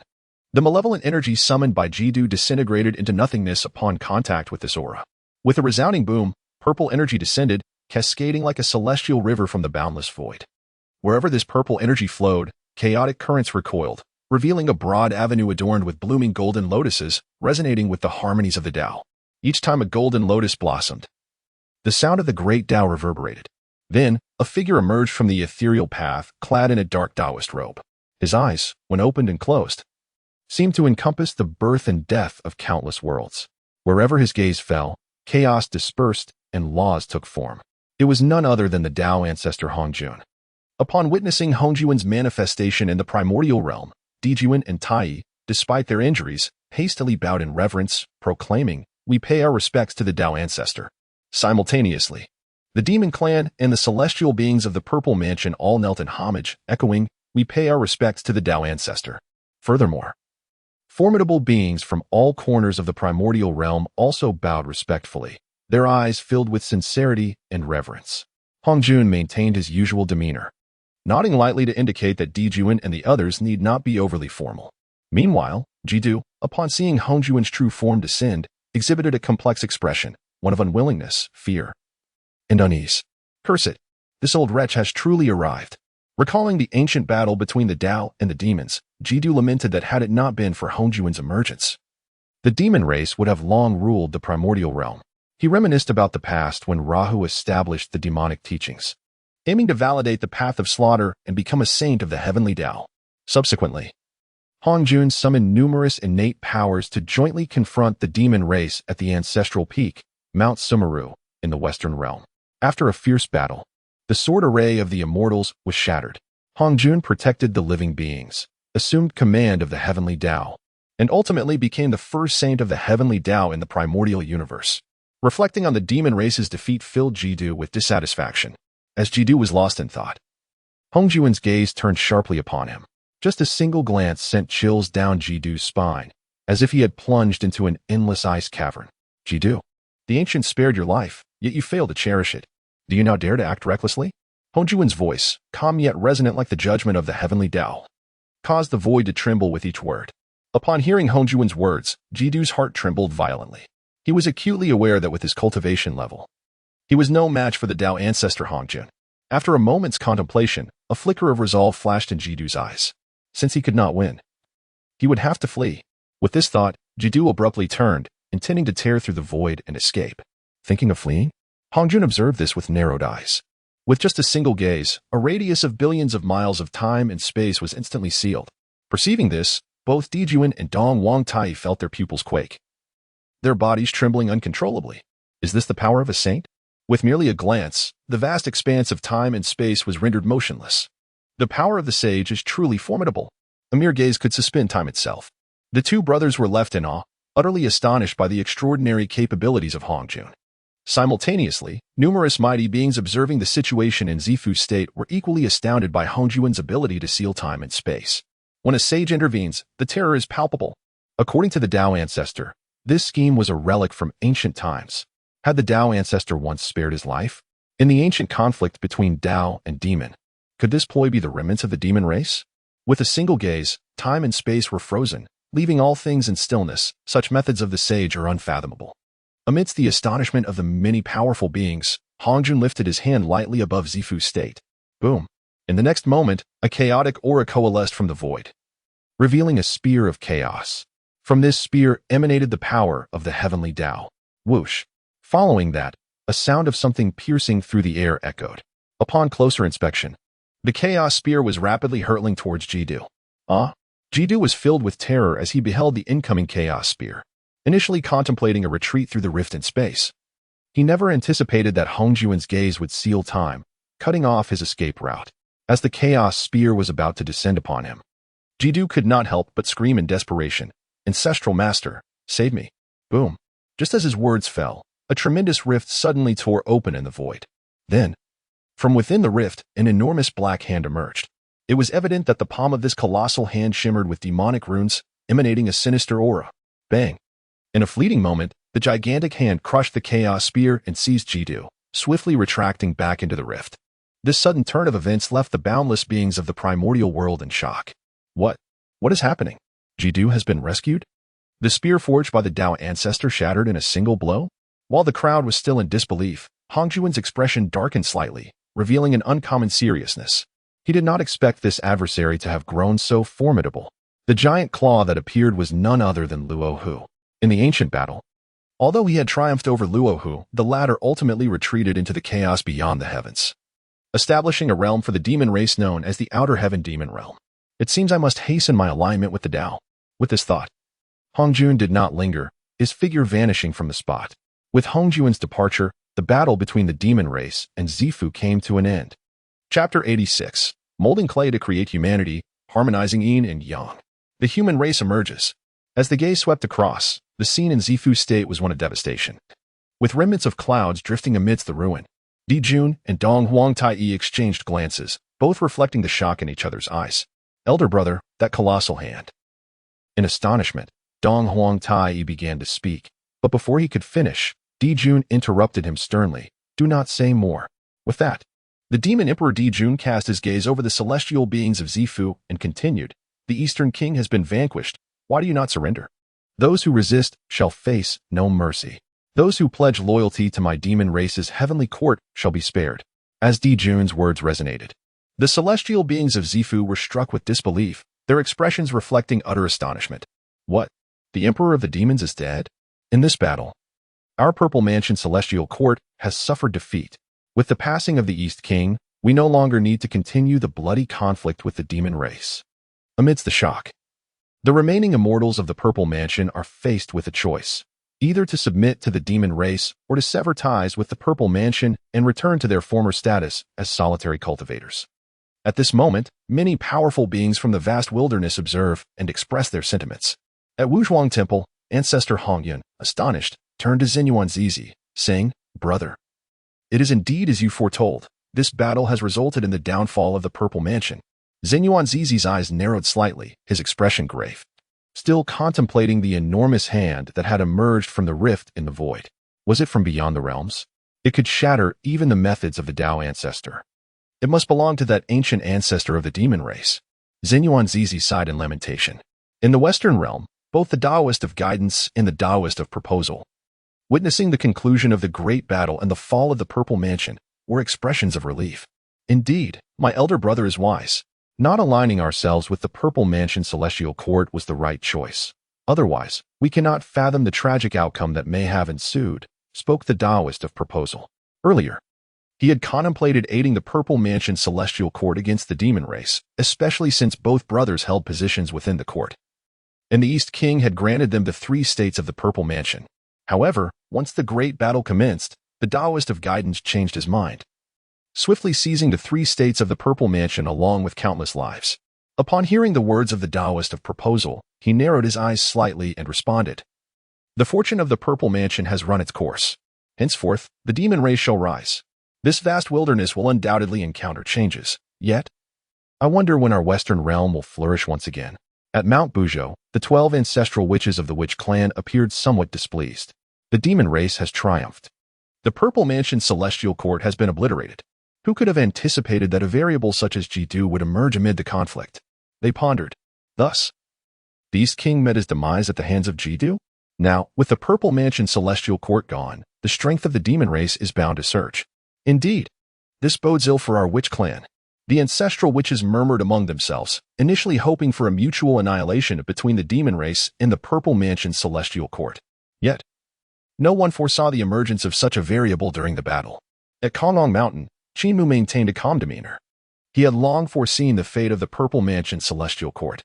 What he had not anticipated was the emergence of Jidu during the conflict. The one who rescued Jidu must have been the demon ancestor Lu, he thought. It seems he must hasten his cultivation to elevate his own strength. Qin Mu wore a serious expression, fully aware that a great calamity was approaching. With merely the cultivation of a great Luo golden immortal, he would be utterly incapable of safeguarding himself during the impending tribulation. Time passed quietly. Since the battle in the Purple Mansion state, the vast wilderness had entered a rare period of tranquility lasting a millennium. One day, within Ling Mountain, Qin Mu remained vigilant. Has my master, Aunt Yua, been in seclusion for 10,000 years and still not emerged? Qin Mu muttered to himself as he gazed into the depths of Ling Mountain. Boom. At that moment, an extraordinary occurrence erupted within the mountain. Whoosh. A divine light of creation shot into the sky, accompanied by an overwhelming aura. Qin Mu sensed an exhilarating surge of emotions, his gaze igniting with fervor. Was his master about to emerge from seclusion? Surely, she must be on the verge of attaining sainthood. Just as Qin Mu pondered this, Enhua gracefully stepped forth from the depths of Ling Mountain, the ethereal rhythms of her Tao resonating in harmony with the heavens and the earth. Observing this, Qin Mu's heart swelled with joy, and he hurried to greet her. Upon approaching, he bowed deeply and exclaimed, "Congratulations on your emergence from seclusion, master. May I inquire if you have comprehended the path to sainthood?" At Qin Mu's inquiry, Enhua smiled gently and nodded, replying, "I have attained understanding." Upon hearing this, Qin Mu was naturally elated. He had awaited this moment, the moment of Enhua's realization of her saintly path. Eons ago, it was he who had urged her to create a new race, which had led Enhua to profound insights and ultimately to her retreat for contemplation. Now, with the knowledge that she had grasped her path, the attainment of sainthood seemed inevitable. "Congratulations, master," Qin Mu exclaimed after a moment's reflection. Enhua nodded in acknowledgement and softly responded, "Nephew Qin Mu, my ability to comprehend the saintly path is greatly indebted to your prior enlightenment." Qin Mu smiled modestly. "That is solely your own merit, master. I dare not claim any credit." Enhua smiled faintly, choosing not to elaborate further, and retrieved the 9 heavens soil and the 3 luminaries divine water. With a graceful wave of her hand, she blended the earth and water together. Soon, she molded a series of clay figures, each embodying the essence of femininity, their features exquisite and full of life. However, as she continued her creation, Enhua furrowed her brow in mild confusion, murmuring, "Strange. Why do I feel that something is missing?" Hearing her words, Qin Mu smiled knowingly and replied, "Master, the solitary yin cannot endure, and the singular yang cannot flourish. There must exist a balance of yin and yang." With Qin Mu's words, Enhua experienced a moment of clarity and immediately began to shape male clay figures. Time passed as she diligently crafted, and under her guidance, the clay figures began to awaken with consciousness. Yet soon, Enhua appeared to grow impatient. The pace of creation was far too slow. Observing this, Qin Mu waved his hand and presented her with a vibrant green vine. Indeed, it was a primordial gourd vine. "Master, you can utilize this vine to dab in the clay and swing it, achieving twice the results with half the effort." "Oh," Enhua expressed mild surprise, a glimmer of intrigue flickering in her eyes. She had not anticipated such assistance from Qin Mu before her ascension. After a brief pause, Inwa accepted the vine from Qin Mu's hands, dipped it in the three luminaries' divine water and the nine heavens soil, and then with a swift motion, she flung it. In an instant, the clay droplets fell to the ground, transforming into countless living beings of the human race. Compared to the meticulously crafted clay figures, these beings lacked perfection but excelled in efficiency. Before long, the plain was bustling with human figures. In a short span, the population of these beings had surged to 12,000. They knelt or stood, awakening their intelligence, and reverently bowed to Inwa, proclaiming, "We pay homage to the Holy Mother." Boom. Suddenly, an overwhelming surge of energy erupted from Inwa's being. Following this, a purple aura spanned 30,000 miles across the skies above, as vast clouds of merit coalesced magnificently. Chapter 87. The creation of the human race. A magnificent purple aura surged forth from the peaks of Mount Kongtong, illuminating the vast expanse of the primordial world. In an instant, the radiant light bathed everything in brilliance, while the presence of a sage began to permeate the atmosphere. Countless formidable beings in the primordial realm lifted their gazes toward the heavens, their hearts trembling with astonishment. It was evident to them that another soul was on the verge of attaining sainthood. Who could it be? Was it the esteemed Taishang among the three purities? Or perhaps the Western figures, the Taoist of guidance and Zhunti? Could it be Nuwa? Speculations ran rampant among the myriad beings. Prior to this moment, the Tao ancestor Hongjun had designated the future 6 saints, and both Tongtian and Yuanshi from the upper and jade purities had already ascended to sainthood. Many believed that Taishang was the most likely candidate to achieve this milestone at this juncture. On Mount Shiryang, outside the 8 Scenery Palace, Taishang stood with his hands clasped behind his back, his gaze fixed intently on the swirling purple aura above. Enveloped by the sage's aura, he found it impossible to discern the source of the energy. Was it Nuwa or the two from the west? Taishang murmured to himself, his expression a blend of complexity and contemplation. After all, with Tongdian and Yuanshi having already attained sainthood, he, as the leader of the 3 purities, remained at the quasi-saint level. Why had the opportunity for his own ascension not yet arrived? Taishang pondered deeply. Initially, he had believed he would be among the first to achieve sainthood, but now, another was on the verge of it, and it was not him. After a moment of reflection, he exhaled a deep sigh, conceding, "Some matters cannot be rushed. I have already attained a sage's position. Becoming a saint is merely a question of timing." With this self-reassurance, Taishang felt considerably lighter in spirit.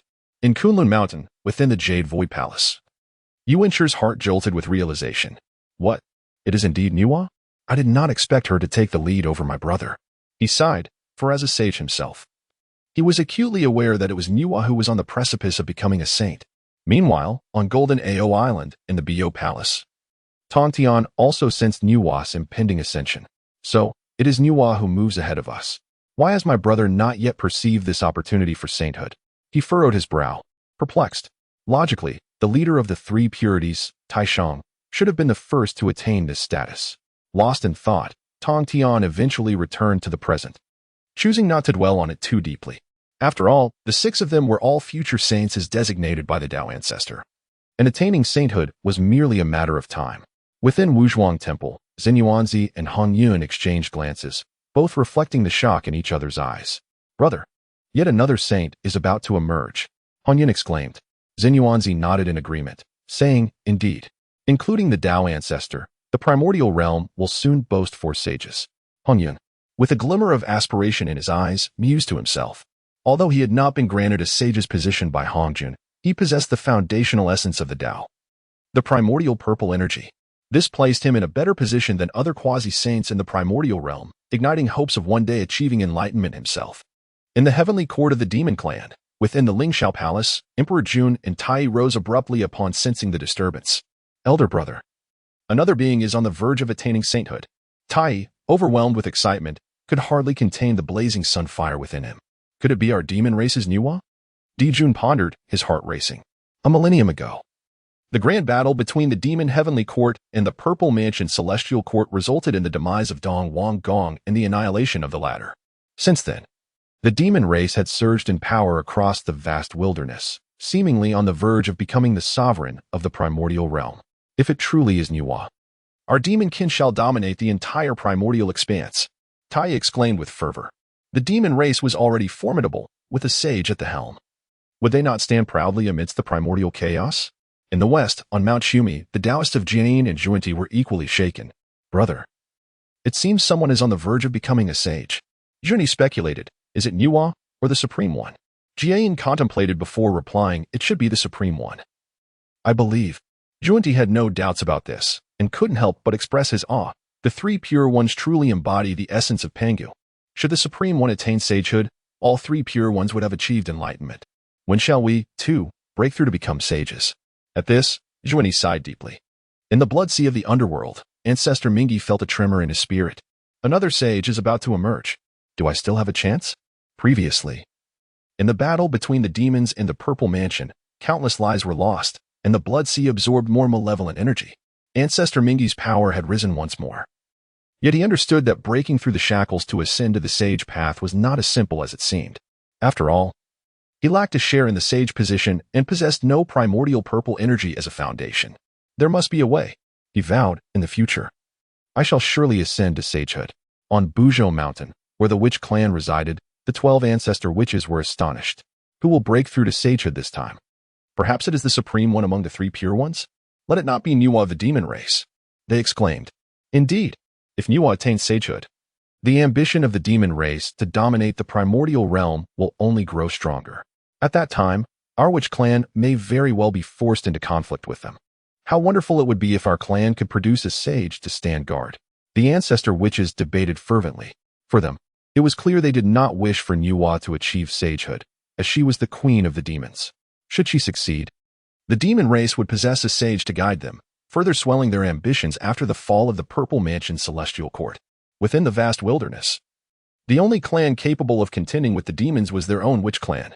Amidst the tremors of the primordial beings, a figure appeared in the skies above, the radiant Nuwa herself. Boom! A majestic aura of sanctity emanated from her being. Following this, her voice resonated throughout the primordial realm. I, Nuwa, observe the myriad races of the wilderness, upholding the creation of heaven and earth. Today, I shall create a new race, known as humanity. Let heaven and earth bear witness. The human race shall emerge. As her words fell, a vast cloud of merit descended from the heavens, enveloping Nuwa in an instant. Auspicious clouds blossomed, showering her with boundless virtue. 2/3 of it surged into her being, aiding her in the consolidation of her primordial Tao fruit. Boom! The essence of Nuwa ascended rapidly, swiftly breaking through to the level of a sage. 1/3 of the merits remaining surged forth, half directed towards Qin Mu, while the other half flowed into the innate gourd vine.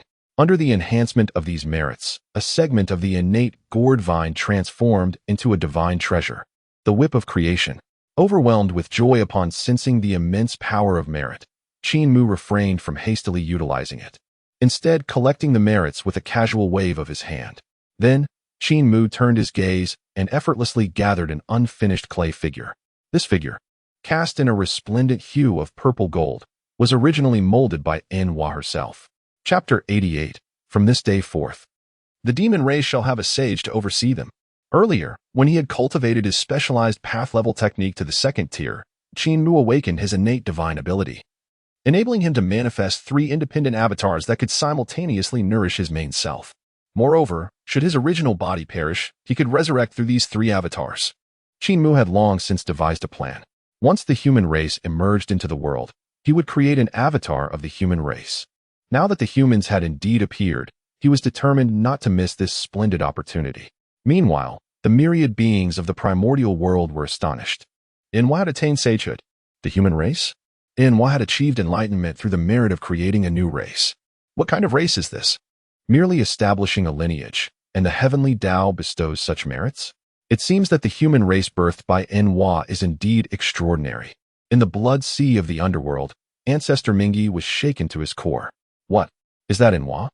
I had thought that the one to attain sagehood would be the Supreme One. Ancestor Mingi was astonished. Earlier, he had expected the Supreme One to achieve enlightenment. Yet it was Nuwa who followed in the footsteps of Togtian and Yuanshi to attain sagehood.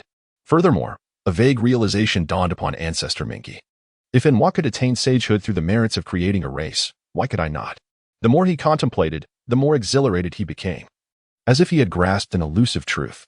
In the western realms, at Mount Shumi, both Jie and Zhunti were taken aback upon witnessing Nuwa's ascension. What? It is indeed the Nuwa of the demon race? I had thought it would be the Supreme One, Zhunti exclaimed. Previously, Both he and Jie had believed that the Supreme One would achieve enlightenment. Yet, beneath this manifestation, it was Enhua. Junior brother, it is no surprise who attained sagehood. We should now contemplate our own opportunities for enlightenment, Jie suggested. Zhunti could not refute this and nodded in agreement, stating, indeed, among the 6 sages appointed by our master, 3 have already attained sagehood. At Ling Mountain, outside the 8 Sceneries Palace, the Supreme One stood with his hands clasped behind his back. What? Is it truly my junior sister? Attaining sagehood through the merits of creating the human race?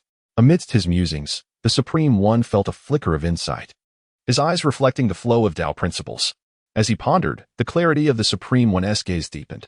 Having witnessed Tong Tian and Yuan Share consecutively establish teachings and attain sagehood, the Supreme One too sensed that his opportunity for enlightenment lay within the establishment of teachings.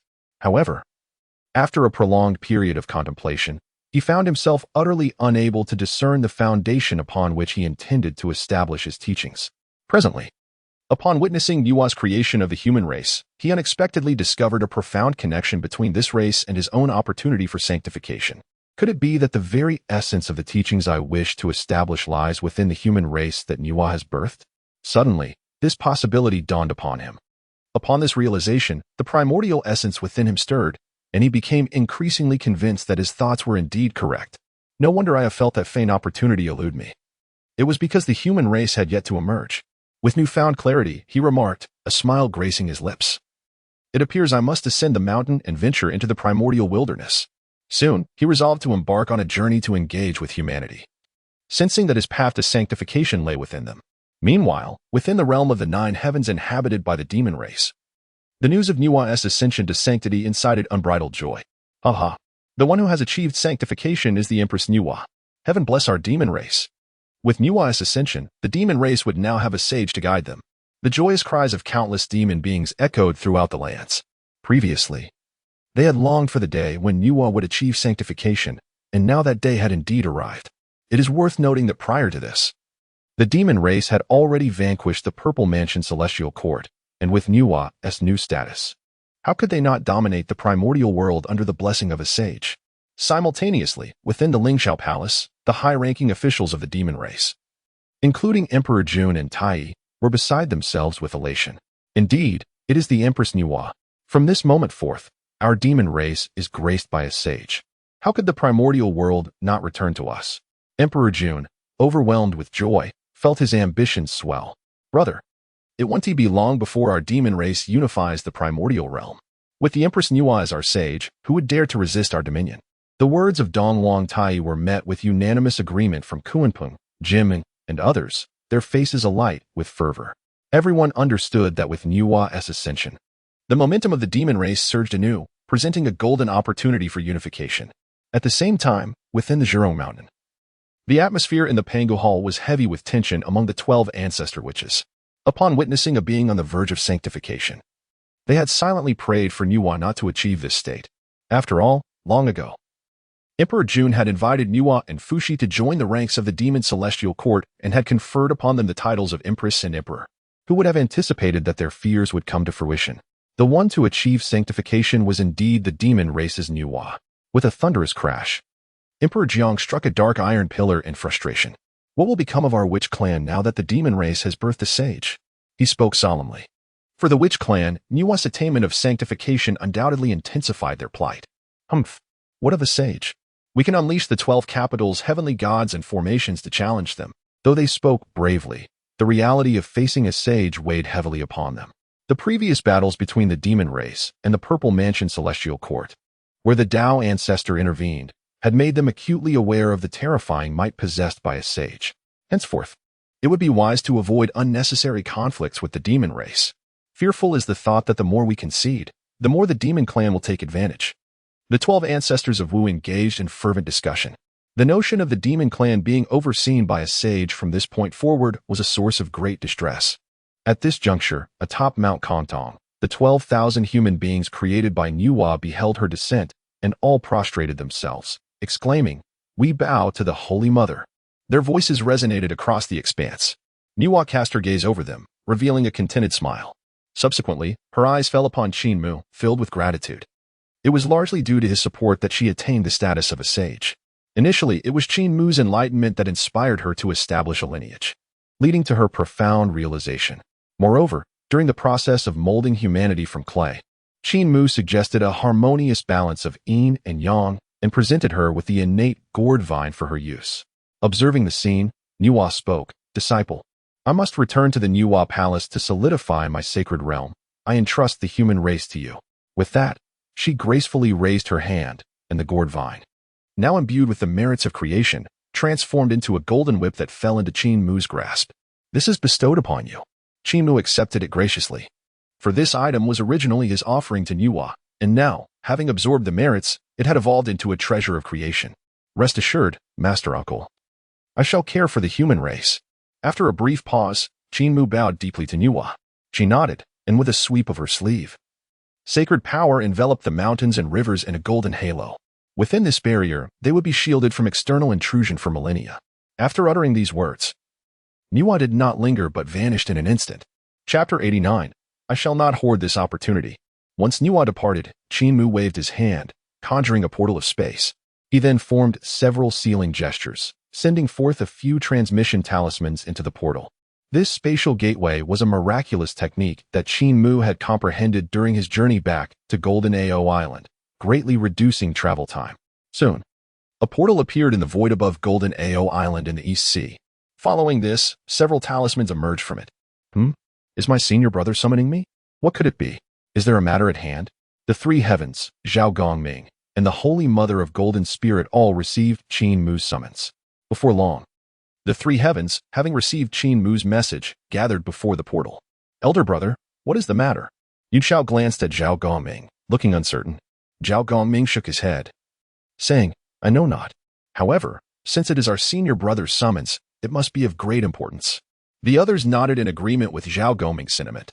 At this moment, Bixiao appeared particularly anxious and urged, "Let us depart swiftly. We must not keep our senior brother waiting." Over 10,000 years had passed since Qin Mu had left Golden Ao Island with Nuwa.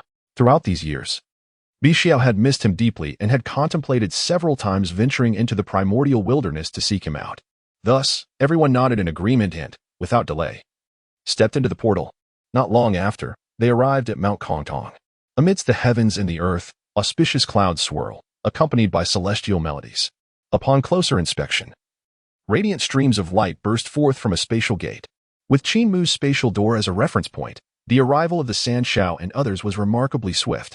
However, for Qin Mu, the act of opening such a spatial portal required a considerable expenditure of magical energy.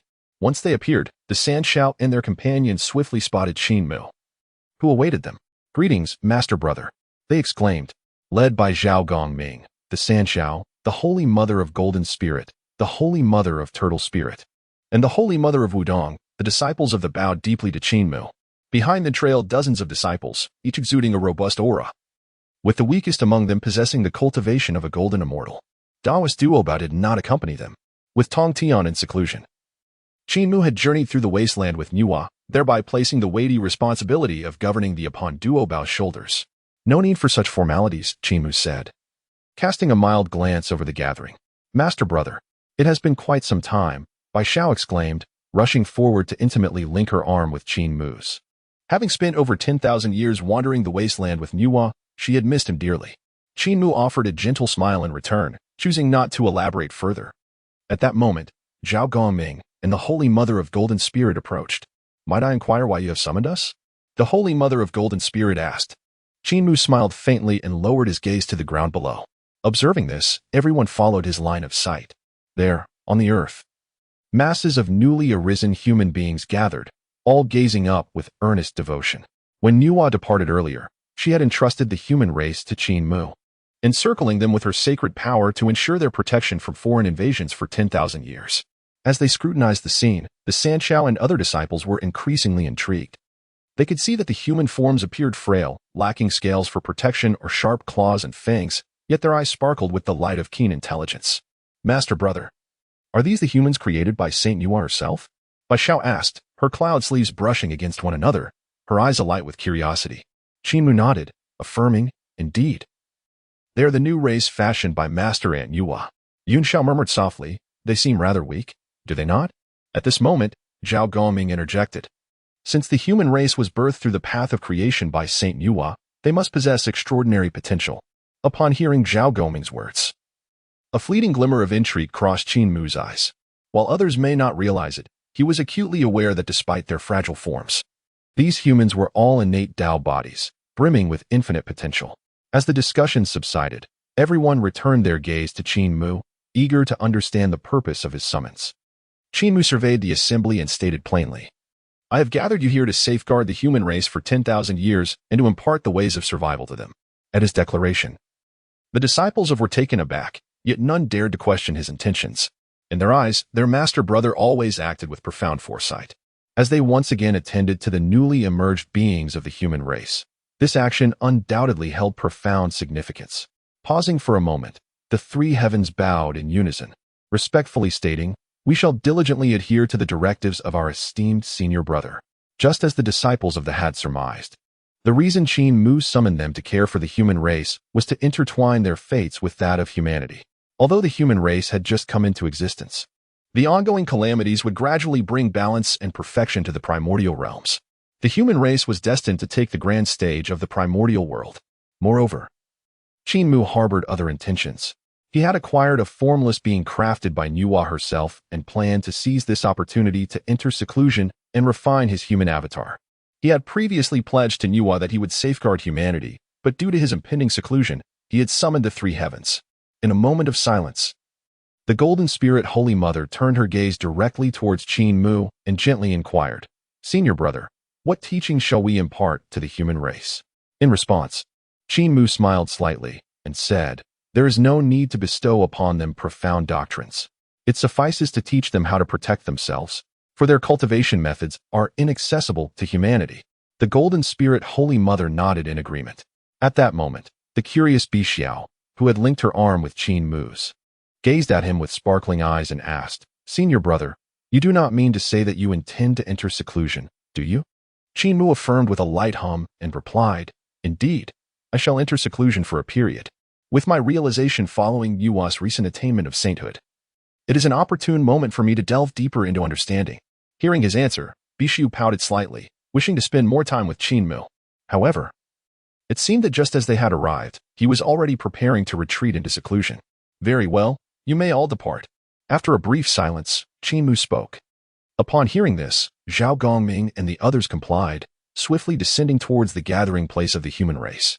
Bi Xiao cast a reluctant glance at Qin Mu before following Zhao Gongming and the others. Once everything was arranged, Qin Mu wasted no time and directly ascended into the depths of Mount Kongdong. With a wave of his hand, he established numerous prohibitions, then retrieved the small clay figure he had previously collected along with the Kongdong seal. It is time to condense my human avatar, Qin Mu murmured to himself with a sense of awe.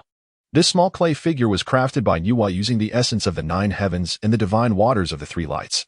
Though it was yet to take complete form, within the Kongtong seal resided a vast accumulation of merits bestowed by the Heavenly Tao. Chapter 90, Heavenly Tao Warning.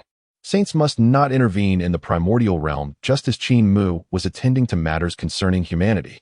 The Saintess Nuwa had returned to her palace in the demon race's heavenly court. Sensing Nuwa's presence, the demon emperor Dijuan and the eastern emperor Taiyu wasted no time in summoning the powerful beings of the demon race to extend their congratulations. Shi Longfushi, the demon master Kuanpeng, Jaimin, Ingzhao, Baze, and Faden soon arrived at Nuwa's palace. Seated atop her cloud platform, Nuwa radiated a holy aura. Congratulations to the Nuwa Empress on attaining sainthood. Dijuan was the first to voice his congratulations, bowing deeply to Nuwa, although he was the demon emperor. Yet now, Nuwa stands as a sage, deserving of utmost respect even from the likes of him. Upon hearing Emperor Jun's congratulatory voice, Tai and the others bowed deeply to Nuwa in unison, exclaiming, Congratulations to the Empress Nuwa on attaining sainthood. Their words resounded through the heavens. As the voices of homage echoed, Nuwa slowly rose, gracefully moving her lotus-like steps, her divine aura naturally radiating. You may all rise. At her command, the assembly stood upright. Fushi, positioned at the forefront of the myriad beings, brimmed with pride and joy, for he was Nuwa's brother, with his sister now a sage. His own standing in the primordial world had undoubtedly ascended, with a sage backing them, who would dare provoke the primordial beings. Today, our demon clan has produced a sage. Let all rejoice, he proclaimed, hoping for Nuwa to step forth for the celebration. After a moment of silence, Emperor Jun was the first to speak. Having witnessed Nuwa's ascension to sagehood, he had previously commanded a grand celebration in her honor. Nuwa initially intended to decline, yet reflecting on her role as the empress of the demon clan, she felt it would be somewhat disheartening to refuse, and thus acquiesced. Subsequently, accompanied by Emperor Jun and other powerful entities of the demon clan, Nuwa made her way to the Hall of Celestial Ascendancy. Outside the hall, 100,000 demon soldiers stood in formation, clad in golden armor that glinted in the sun, their silver weapons gleaming in the sky. They held banners depicting celestial bodies, standing tall like ancient pines, exuding a formidable presence. Each banner was adorned with the totem of the demon clan. The three-legged golden crow flapped its wings, casting a resplendent shadow across the sea of clouds. With the arrival of the sage Nuwa, the drums echoed, their sound reverberating through the heavens, resonating beyond the 33 skies. Countless demon beings gathered. The Qing spread its wings, the colorful phoenix sang in harmony, and the Qilin trod upon the clouds. As the centerpiece of the celebration, Nuwa sat prominently in the main seat. After a splendid celebration, she dismissed the multitude of demons, leaving only Emperor Jun and Fushi within the hall. Fushi furrowed his brow at this, uncertain of Nuwa's intentions. Simultaneously, Emperor Jun wore a puzzled expression, fixedly gazing at Nuwa. After a brief silence, Emperor Jun was the first to break it, saying, "Empress Nuwa, now that you have attained sainthood, our demon clan must flourish." His words were filled with excitement and fervor. It was known that the entire demon clan rejoiced upon learning of Nuwa's ascension. Earlier, in the battle against the Z Mansion, the demon clan had emerged victorious, annihilating their foes. Now, with the emergence of another sage, the demon clan stood unrivaled in the primordial realm. As the demon emperor, Emperor Jun's ambitions swelled, contemplating the unification of the primordial world by leveraging Nuwa's newfound power. However, to his astonishment, before he could articulate the remainder of his thoughts, Nuwa interjected, "Emperor Jun, after my ascension, I am bound by the laws of heaven and may no longer intervene in the affairs of the demon clan. This is a warning bestowed by the heavenly way post-sainthood. A sage must not meddle in the matters of the primordial realm." At Nuwa's unexpected declaration, Emperor Jun was left speechless, his expression freezing in disbelief. What? He had originally planned to harness Nuwa's sage authority to sweep across the primordial world, establishing the demon clan as its sovereign. Who would have thought that Nuwa would declare that, after attaining sanctity, she could no longer intervene in the affairs of the demon clan? The crux of the matter lies in the warning from the heavenly Tao. How could this be? Emperor Jun muttered in bewilderment, his shaken spirit unable to find peace for a long time. Simultaneously, Fushi, present at the scene, was equally astounded by Nuwa's words. Nuwa's ascension to sanctity should have been a cause for immense joy among the demon clan. However, if she could no longer engage in their affairs, then her enlightenment would, in fact, be a significant loss for them. Observing Emperor Jun's astonished expression, Nuwa sighed in resignation and continued, "Although I can no longer intervene in the matters of the demon clan, should they face the peril of extinction in the future, I may intervene once." For Nuwa, there exists a profound karmic connection with the demon clan. If they were truly threatened with annihilation, she could not remain indifferent. With Nuwa's declaration, Emperor Jun let out a long sigh. Although he felt a deep sense of reluctance, he recognized the futility of his feelings. After all, Nuwa's non-interference in the affairs of the Honghuang was a warning from the heavenly Tao, one that even a sage could not defy, let alone himself. Nuwa paid no mind to Emperor Jun's disappointment. She had clearly stated that she would intervene once if the demon clan faced a life-and-death crisis, which was, in itself, a measure of her commitment to them. Then, Nuwa's gaze drifted between Emperor Jun and Fushi, and she changed the subject. "By the way, a millennium hence, I shall venture into the chaos to establish my own sanctuary. The palace within the demon clan South Heavenly Court shall no longer serve as my sanctuary." Upon hearing this, Emperor Jun frowned slightly, pondering why Nuwa would not only refrain from intervening in the demon clan's affairs, but also choose to leave their heavenly court to establish a new sanctuary. Hesitant, he asked in confusion, "Empress Nuwa, why must you leave the heavenly court to open a new sanctuary? Even if you do not engage in the affairs of the demon clan, remaining in the heavenly court would suffice, would it not?" In Emperor Jun's view, as long as Nuwa was present in the demon clan's South Heavenly Court, her mere existence, even without direct intervention, would be enough to deter any sinister elements. However, if she were to depart and establish a new sanctuary, Wouldn't that effectively create a distance between her and the demon clan? Simultaneously, Fushi looked at Niwa with a puzzled expression. Niwa, with an unhurried demeanor, calmly explained, a sage's sanctuary must be grounded in the heavenly Tao. The karmic weight of the heavenly court is too heavy for prolonged residence. After hearing Niwa's reasoning, Emperor Jun felt a bitter sense of helplessness. However, he quickly adjusted his mindset and responded, Empress Niwa, please rest assured, we in the demon clan will manage this matter well. When the time comes, we shall hold a grand ceremony to celebrate your establishment of the sanctuary. What do you think, Empress Niwa? Upon hearing this, Niwa's eyes glimmered slightly. As she perceived Emperor Jun's intentions, he sought to leverage her sanctified presence to bolster the prestige of the demon clan. After a moment of contemplation, Niwa did not refuse. Nodding in agreement, very well. Subsequently, Niwa did not linger any longer and rose to leave with Fushi.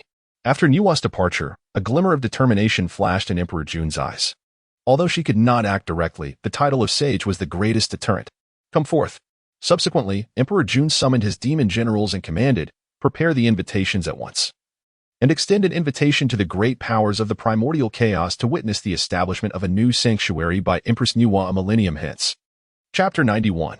The emergence of the three kings of humanity, unceasing merits before long, numerous formidable beings of the primordial chaos received the invitations from the demon clan. What is this? Empress Niwa is to establish a new sanctuary? Is she no longer residing in the heavenly court of the demon clan? It feels rather peculiar. After all, Empress Niwa is a being of the demon race. Logically, she should remain in their celestial domain, shouldn't she? Merely establishing a sanctuary, yet issuing widespread invitations for others to attend? The mighty speculate, pondering the unusual conduct of the demon clan. Despite their suspicions, many resolved to attend the event. After all, with the destruction of the Purple Mansion celestial court by the demon clan, the stature of their heavenly court had soared. And Emperor Jun along with Eastern Emperor Tai reigned supreme over myriad demons. Furthermore, with Niwa attaining sainthood, the fortunes of the demon race were at their zenith. Who would dare to slight the empress? At the 5, Zenyuanzi and ancestor Hongyan received the invitation from the demon clan. What scheme does the demon clan harbor? Empress Niwa establishing a sanctuary and inviting us to witness? Zenyuanzi's expression turned grave, his countenance darkening. Noticing this, Hongyan remarked, brother, the actions of the demon clan are merely to showcase the aura of the saint. It serves as a deterrent to the myriad powers of the primordial chaos. Does it not? Moreover, attending the inauguration of the saint's sanctuary could prove beneficial for our cultivation. Setting aside these considerations, we may also closely observe the saint's methods. As he spoke, Hongyan appeared somewhat eager. Upon hearing this, Zenyuanzi's brows furrowed even deeper, opening his mouth as if to speak, yet for reasons unknown. He swallowed the words back. What he did not reveal to Hongyan was that the demon master Kuanping harbored deep-seated animosity towards him. It was during the distribution of the lotus seats by Hong Jun at the Purple Cloud Palace that Kuanping lost his position due to Hong Yun's yielding. It was only later that they discovered these 6 lotus seats corresponded to 6 positions of sainthood. Thus, Kuanping's resentment towards Hong Yun had only deepened. Furthermore, during Hong Jiwen's 3rd sermon, Hong Yun unexpectedly acquired the 7th strand of primordial purple energy, which is the foundation of the great Tao and the key to attaining sainthood. In Zenyuanzi's view, should Hong Yun truly attend the demon clan's event to witness Empress Niwa's establishment of her new sanctuary, the dangers would be considerable.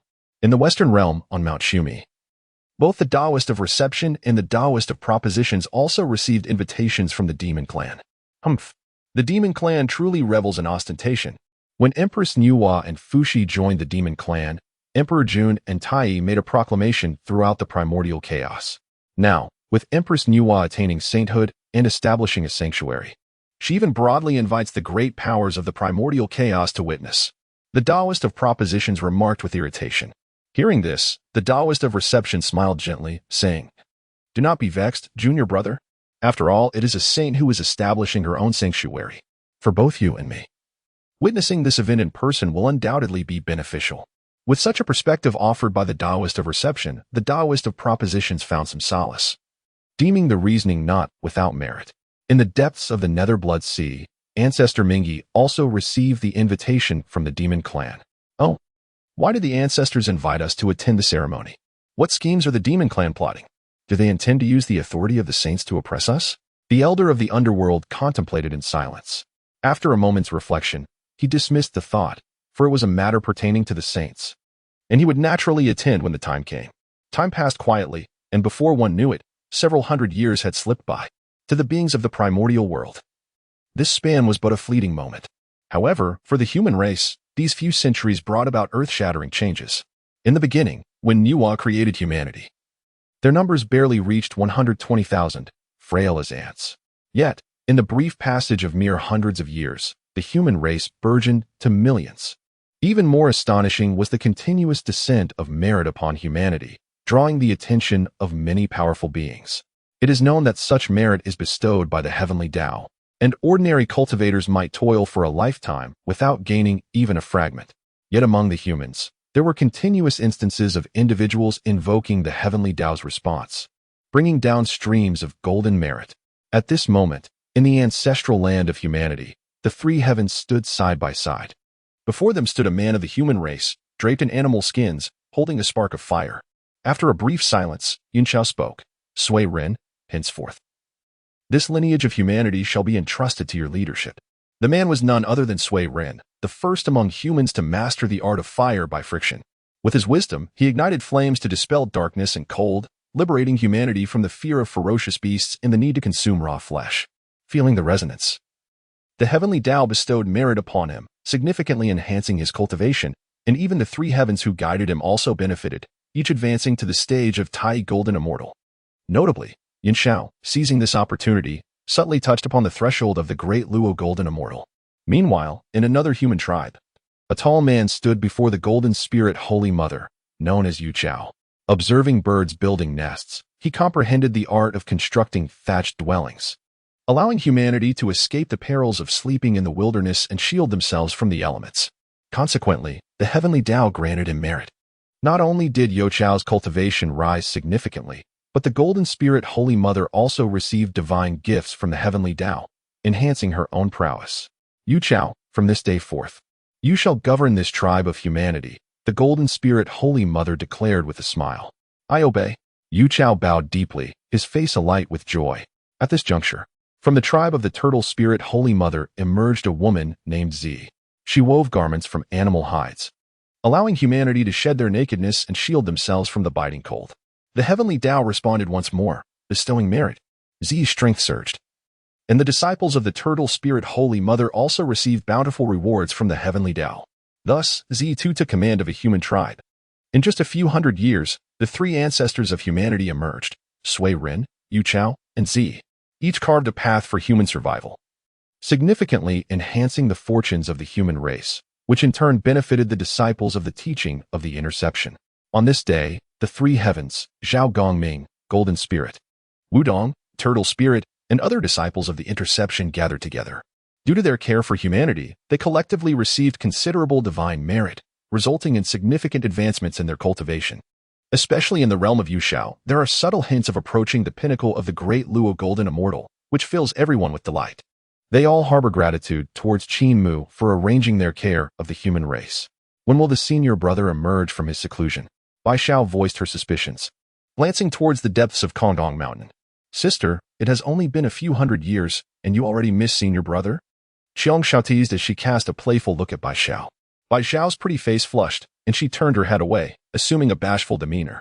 The other disciples of the Jie Sect exchanged knowing smiles, clearly perceiving Bai Xiao's admiration for Qin Mu. After a brief silence, Yin Xiao sighed. Indeed, the human race is extraordinary. To Yin Xiao's statement, no one could disagree.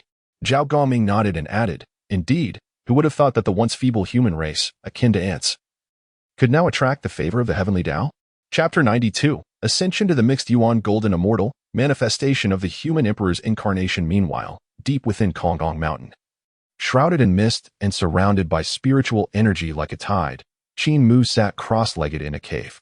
The rhythm of the Tao flowed around him. In a moment, he slowly opened his tightly shut eyes. Boom.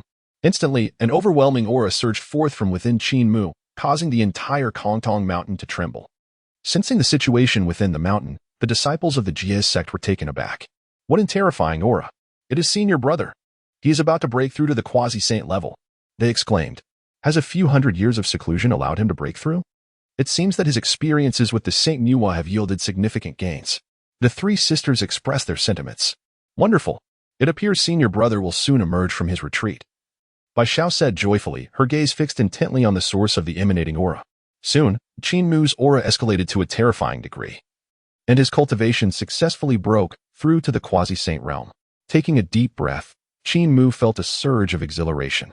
After several hundred years of seclusion, he had finally shattered the shackles of the great Luo Golden Immortal and attained the mixed Yuan Golden Immortal Dao fruit. I have become a mixed Yuan Golden Immortal. The toil of these years has not been in vain, he reflected with a sense of nostalgia. After awakening Nuwa, he had decided to travel through the wilderness alongside her.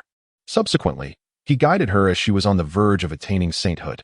It was precisely because of this that he reaped a substantial amount of heavenly merit when she achieved her saintly status. Now, through absorption and refinement, his cultivation had successfully transcended the great Luo Golden Immortal, stepping into the realm of the mixed Yuan Golden Immortal. His path of cultivation was not one taught by Hongjun. Amidst his reflections, Qin Mu fixed his gaze upon a figure not far away, which was none other than the incarnation of the human race he had manifested. Just as Qin Mu was observing, his incarnation slowly opened its eyes, emanating profound Tao rhythms from its being. Upon closer inspection, one could see that the features of this human being bore a striking resemblance to Qin Mu. Do you have a name? After a moment of silence, Qin Mu initiated the conversation. The incarnation pondered for a moment, its deep gaze locking with Qin Mu's, before responding, Huang Tian. It is essential to understand that after Qin Mu successfully advanced his exclusive path-level technique to the second tier, he acquired a divine ability that enabled him to refine 3 avatars. These avatars are not mere illusions, rather, they exist independently from the main body and can cultivate without restrictions. In fact, should Qin Mu's main body perish, he could utilize these avatars to resurrect himself. The term Emperor of Heaven is not a trivial designation. Under the Grand Celestial Order of the Primordial Chaos, this title signifies supreme authority, embodying unparalleled cause and effect. The mere utterance of this name implies a profound connection to both the heavenly and human realms. Amidst the shock, Qin Mu quickly regained his composure. A subtle smile gracing his lips, hinting at a deep contemplation. With a wave of his hand, a precious seal floated before the Emperor of Heaven. This object is for you, Qin Mu stated nonchalantly. When he had previously visited Ling Mountain with Nuwa, he discovered an innate treasure seal known as the Kongong seal. Nuwa had chosen not to claim it, instead bestowing it upon Qin Mu.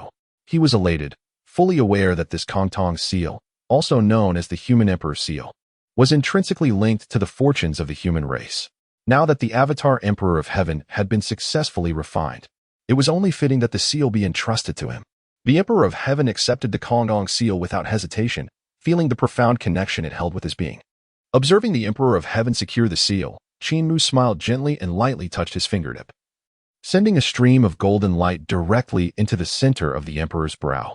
This is the Human Emperor technique. You shall cultivate it henceforth. Earlier, Qin Mu had amalgamated a grand fortune, which had granted him the 3 talents Great Formation, the Human Emperor technique, the Water Spirit Pearl, and a Chaos Origin fruit.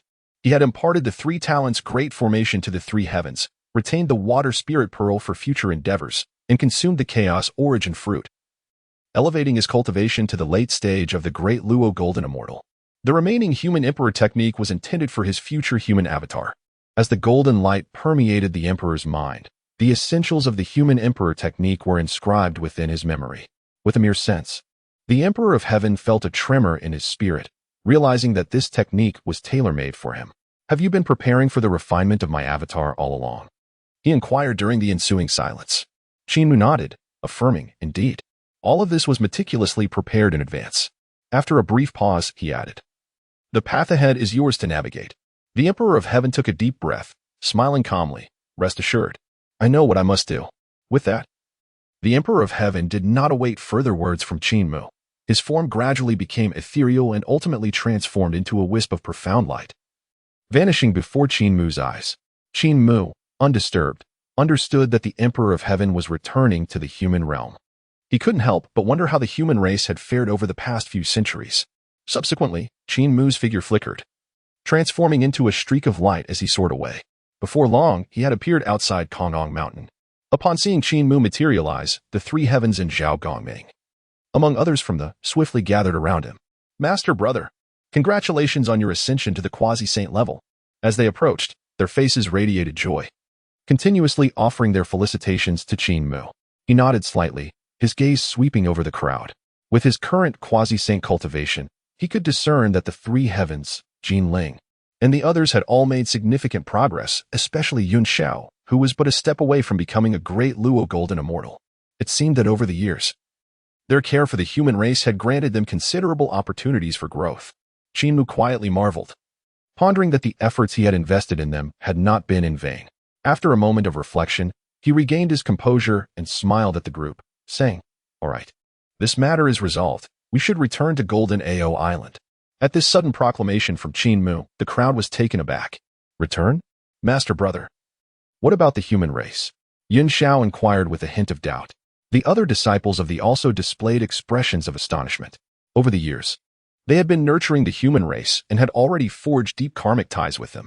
Now, with Qin Mu suddenly declaring his intention to leave, they felt an inevitable sense of reluctance. Qin Mu maintained his composure, his gaze shifting toward the ancestral land of the human race as he calmly stated, "The future path of the human race will be determined by themselves." In Qin Mu's view, he had done all that he could. Furthermore, the human race had already kindled its own fire, establishing nests and weaving garments. With the area consecrated by the holy woman Yuhua, it would not be a difficult task for the human race to grow and flourish. Moreover, with his avatar, Wang Tian, having returned to the human race, there was even less cause for concern.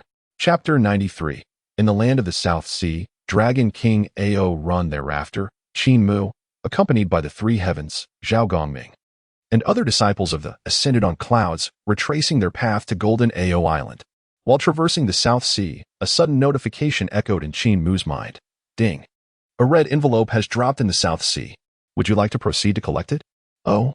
Upon hearing the system's prompt, Qin Mu raised an eyebrow, feeling a flicker of intrigue. A red envelope dropped? How fortuitous. Having just emerged from his seclusion, he stumbled upon a red envelope on his way back to Golden Ao Island. Naturally, Qin Mu would not decline such a stroke of good fortune. Contemplating this, he promptly halted his cloud. Witnessing this, the three heavens and other disciples of the followed suit. Their curiosity piqued as they gazed at Qin Mu. Regaining his focus, Qin Mu surveyed the group. "You all return to Golden Ao Island first. I must attend to some matters in the South Sea." Upon hearing this, Bai Xiao slightly furrowed her brow, a look of confusion crossing her face. "Master brother, what business do you have in the South Sea?" Qin Mu smiled gently, explaining, "I have some personal matters to address. You may proceed ahead." Though the group felt curious, they dared not press further, and all bowed respectfully. Bai Xiao bit her lip, quickly suggesting, "Shall I accompany you, master brother? It would be good to have someone to rely on." Qin Mu shook his head, responding, "There is no need. I can manage on my own." Upon witnessing Qin Mu's refusal, Bai Xiao pouted slightly, her displeasure evident. She was well aware that Qin Mu had recently ascended to the quasi-saint level, rendering her companionship unnecessary. Her desire to accompany him to the South Sea stemmed solely from a wish to spend more time with him. At that moment, Yun Xiao glanced at Qin Mu and bowed respectfully, saying, "Be cautious, senior brother." Without delay, Yun Xiao exchanged a look with Bai Xiao and departed with the others. Observing this, Qin Mu did not linger. With a flicker of his form, he transformed into a beam of celestial light and soared towards the South Sea. Shortly thereafter, guided by the system, Qin Mu arrived at the location of the South Sea. "Is it within the Dragon Palace?" he murmured softly as he sensed his surroundings. He pondered what level of reward might befall him this time, and, with that thought in mind, descended directly into the depths of the South Sea.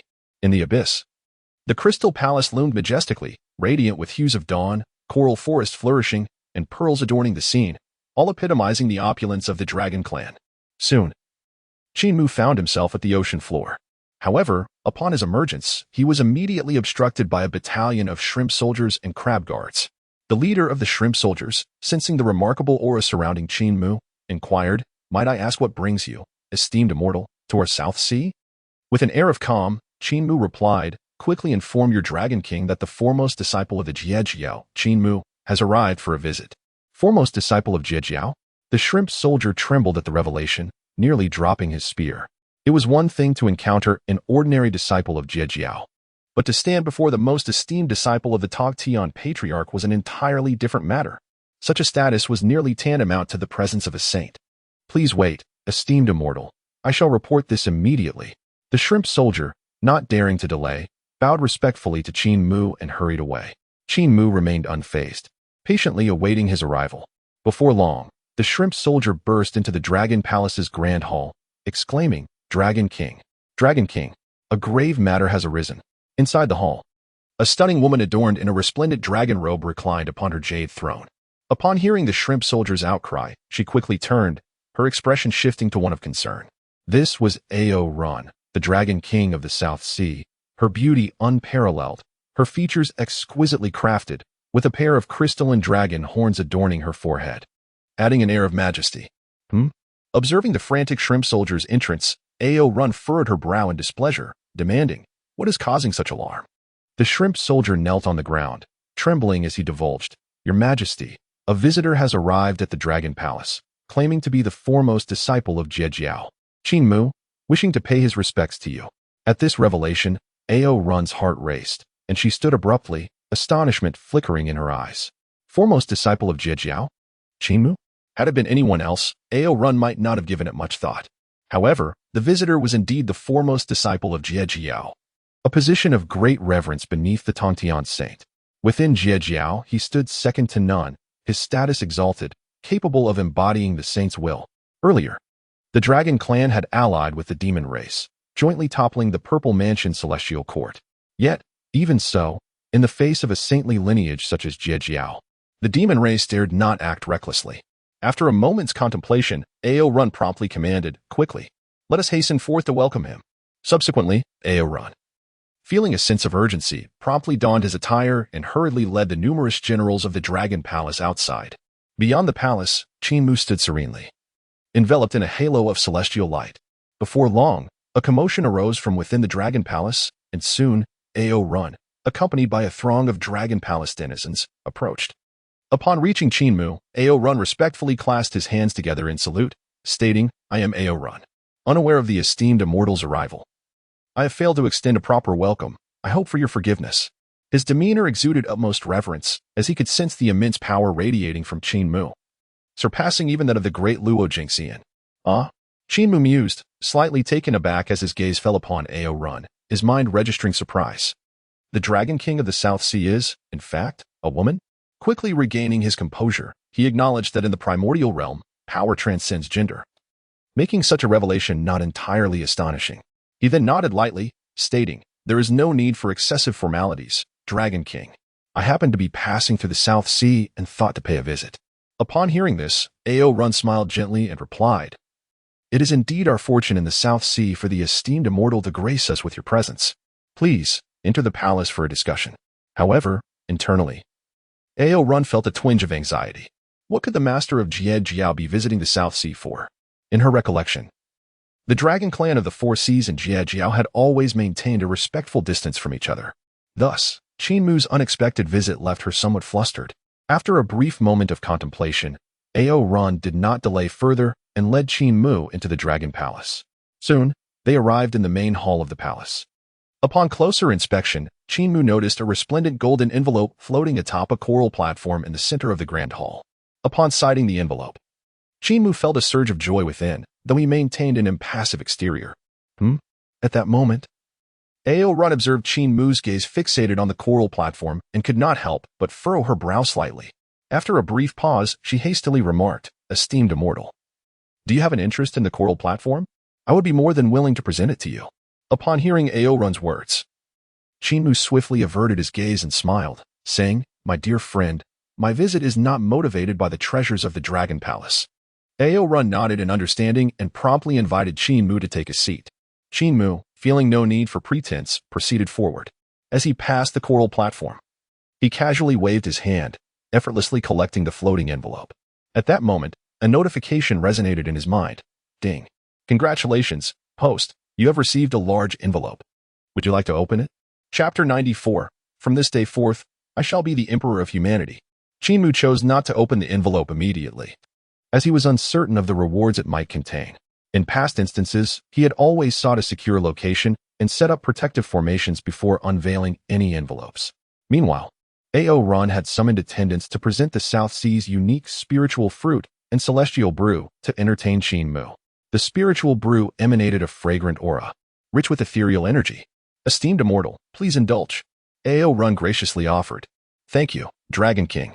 Qin Mu replied with a faint smile. not hesitating as he picked up a spiritual fruit and consumed it. Observing the situation, Ao Run smiled softly and gently inquired, "By the way, may I ask what brings you, esteemed immortal, to my South Sea today?" Although Qin Mu had previously mentioned that he was merely visiting, Ao Run perceived it as merely a casual remark. It was evident to her that Qin Mu's unannounced arrival held significance. Upon hearing Ao Run's inquiry, Qin Mu responded with a calm smile. "Dear friend Ao Run, there is no need for such formality. Simply call me Qin Mu. I happened to pass by the South Sea today and felt a surge of interest, hence my visit." Noticing Qin Mu's repetitive phrasing, a flicker of intrigue passed through Ao Run's eyes. Qin Mu remained composed, fully aware of her thoughts. After all, he had seldom visited the South Sea, and his sudden appearance was indeed suspicious. After a brief silence, Qin Mu spoke again. Dragon King, I have just recalled something important." Surprised, Ao Run promptly replied, "Please." Qin Mu, do share. Qin Mu, without delay, continued, "Since the great calamity of the past, the fortunes of the Dragon clan have suffered greatly. Although the four seas still command the waters, they no longer possess the glory of ancient times. I wonder, does the Dragon King harbor aspirations to rejuvenate the Dragon clan?" Upon hearing Qin Mu's words, Ao Run's eyes brightened momentarily. However, this was soon replaced by a hint of bitterness as she lamented, "Dear friend Qin Mu, you are aware that our Four Seas Dragon clan is now in a weakened state. Although I, as a young dragon, aspire to restore our former glory, alas." She abruptly halted, for as the Dragon King of the South Sea, how could she not desire to revive the prestige of her lineage? Qin Mu smiled gently and offered, "If the opportunity arises, I may be able to lend a helping hand to the Dragon clan." Startled, Ao Run's entire being vibrated with surprise, her eyes sparkling with hope. "Is this truly your intention, dear friend Qin Mu?" Qin Mu nodded affirmatively, responding, "Indeed. However, the right moment has yet to arrive. We shall see what the future holds." Ao Run nodded, maintaining her composure. At that very moment, an unexpected disturbance occurred. A thunderous roar echoed, causing the entire dragon palace to tremble violently. Simultaneously, the sea surged, and corals collapsed. Qin Mu, taken aback by this sudden turn of events, furrowed his brow and waved his sleeve. With a resounding boom, a vast surge of magical energy enveloped the surroundings, stabilizing the tumultuous dragon palace. "What is happening?" Qin Mu inquired, looking intently at Ao Run.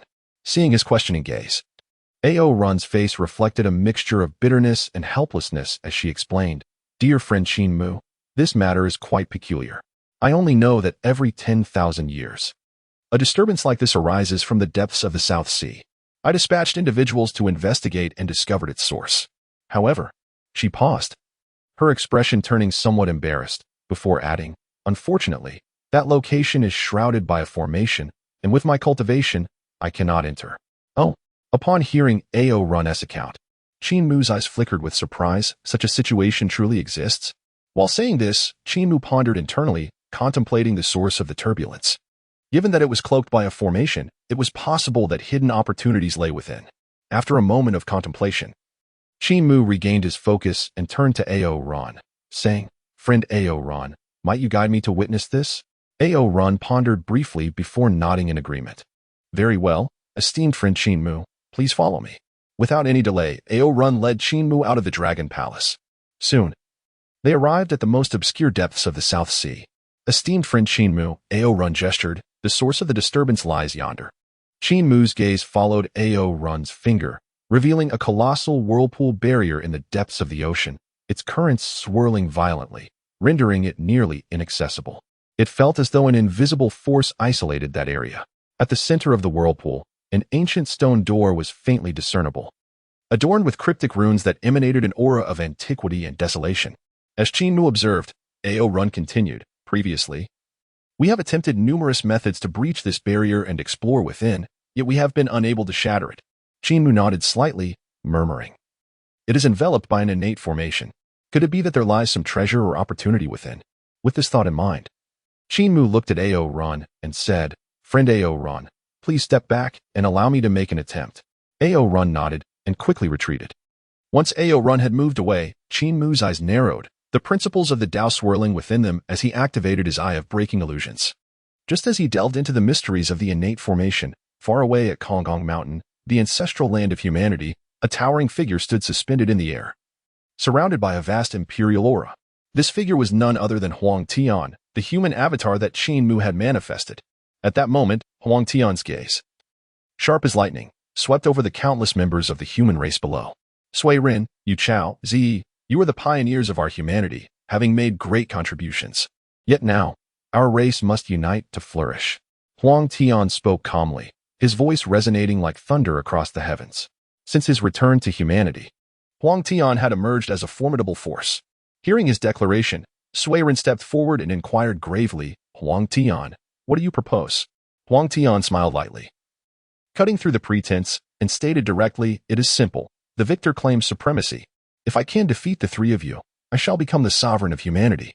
As soon as the words left his lips, Huang Tian stepped forward, his fist striking out like a dragon, targeting Sui Ren and the other two ancestral figures of humanity. Boom, boom, boom. In response, Sui Ren and his companions wasted no time in countering with their own attacks. With fire as their weapon, Sui Ren defended fiercely. Yu Chao utilized the terrain to fortify their position, and Zi transformed their garments into armor. The trio united their strength to assault Huang Tian.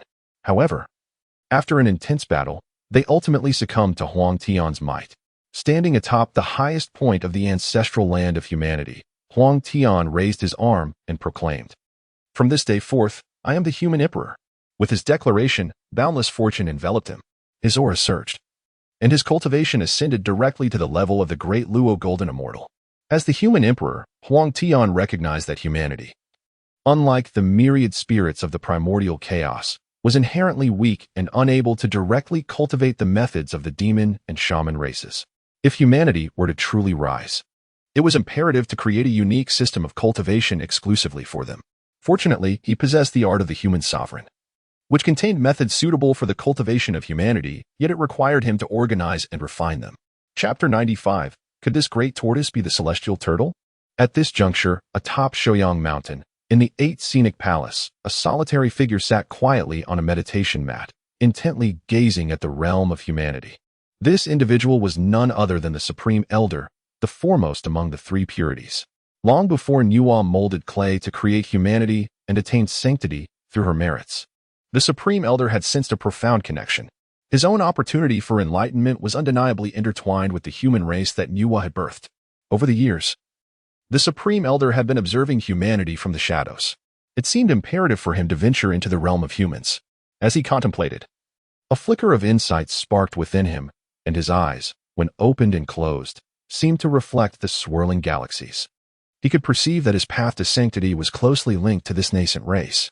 Previously, both Tong Tian and Yuan Shi had established their teachings and achieved sanctity.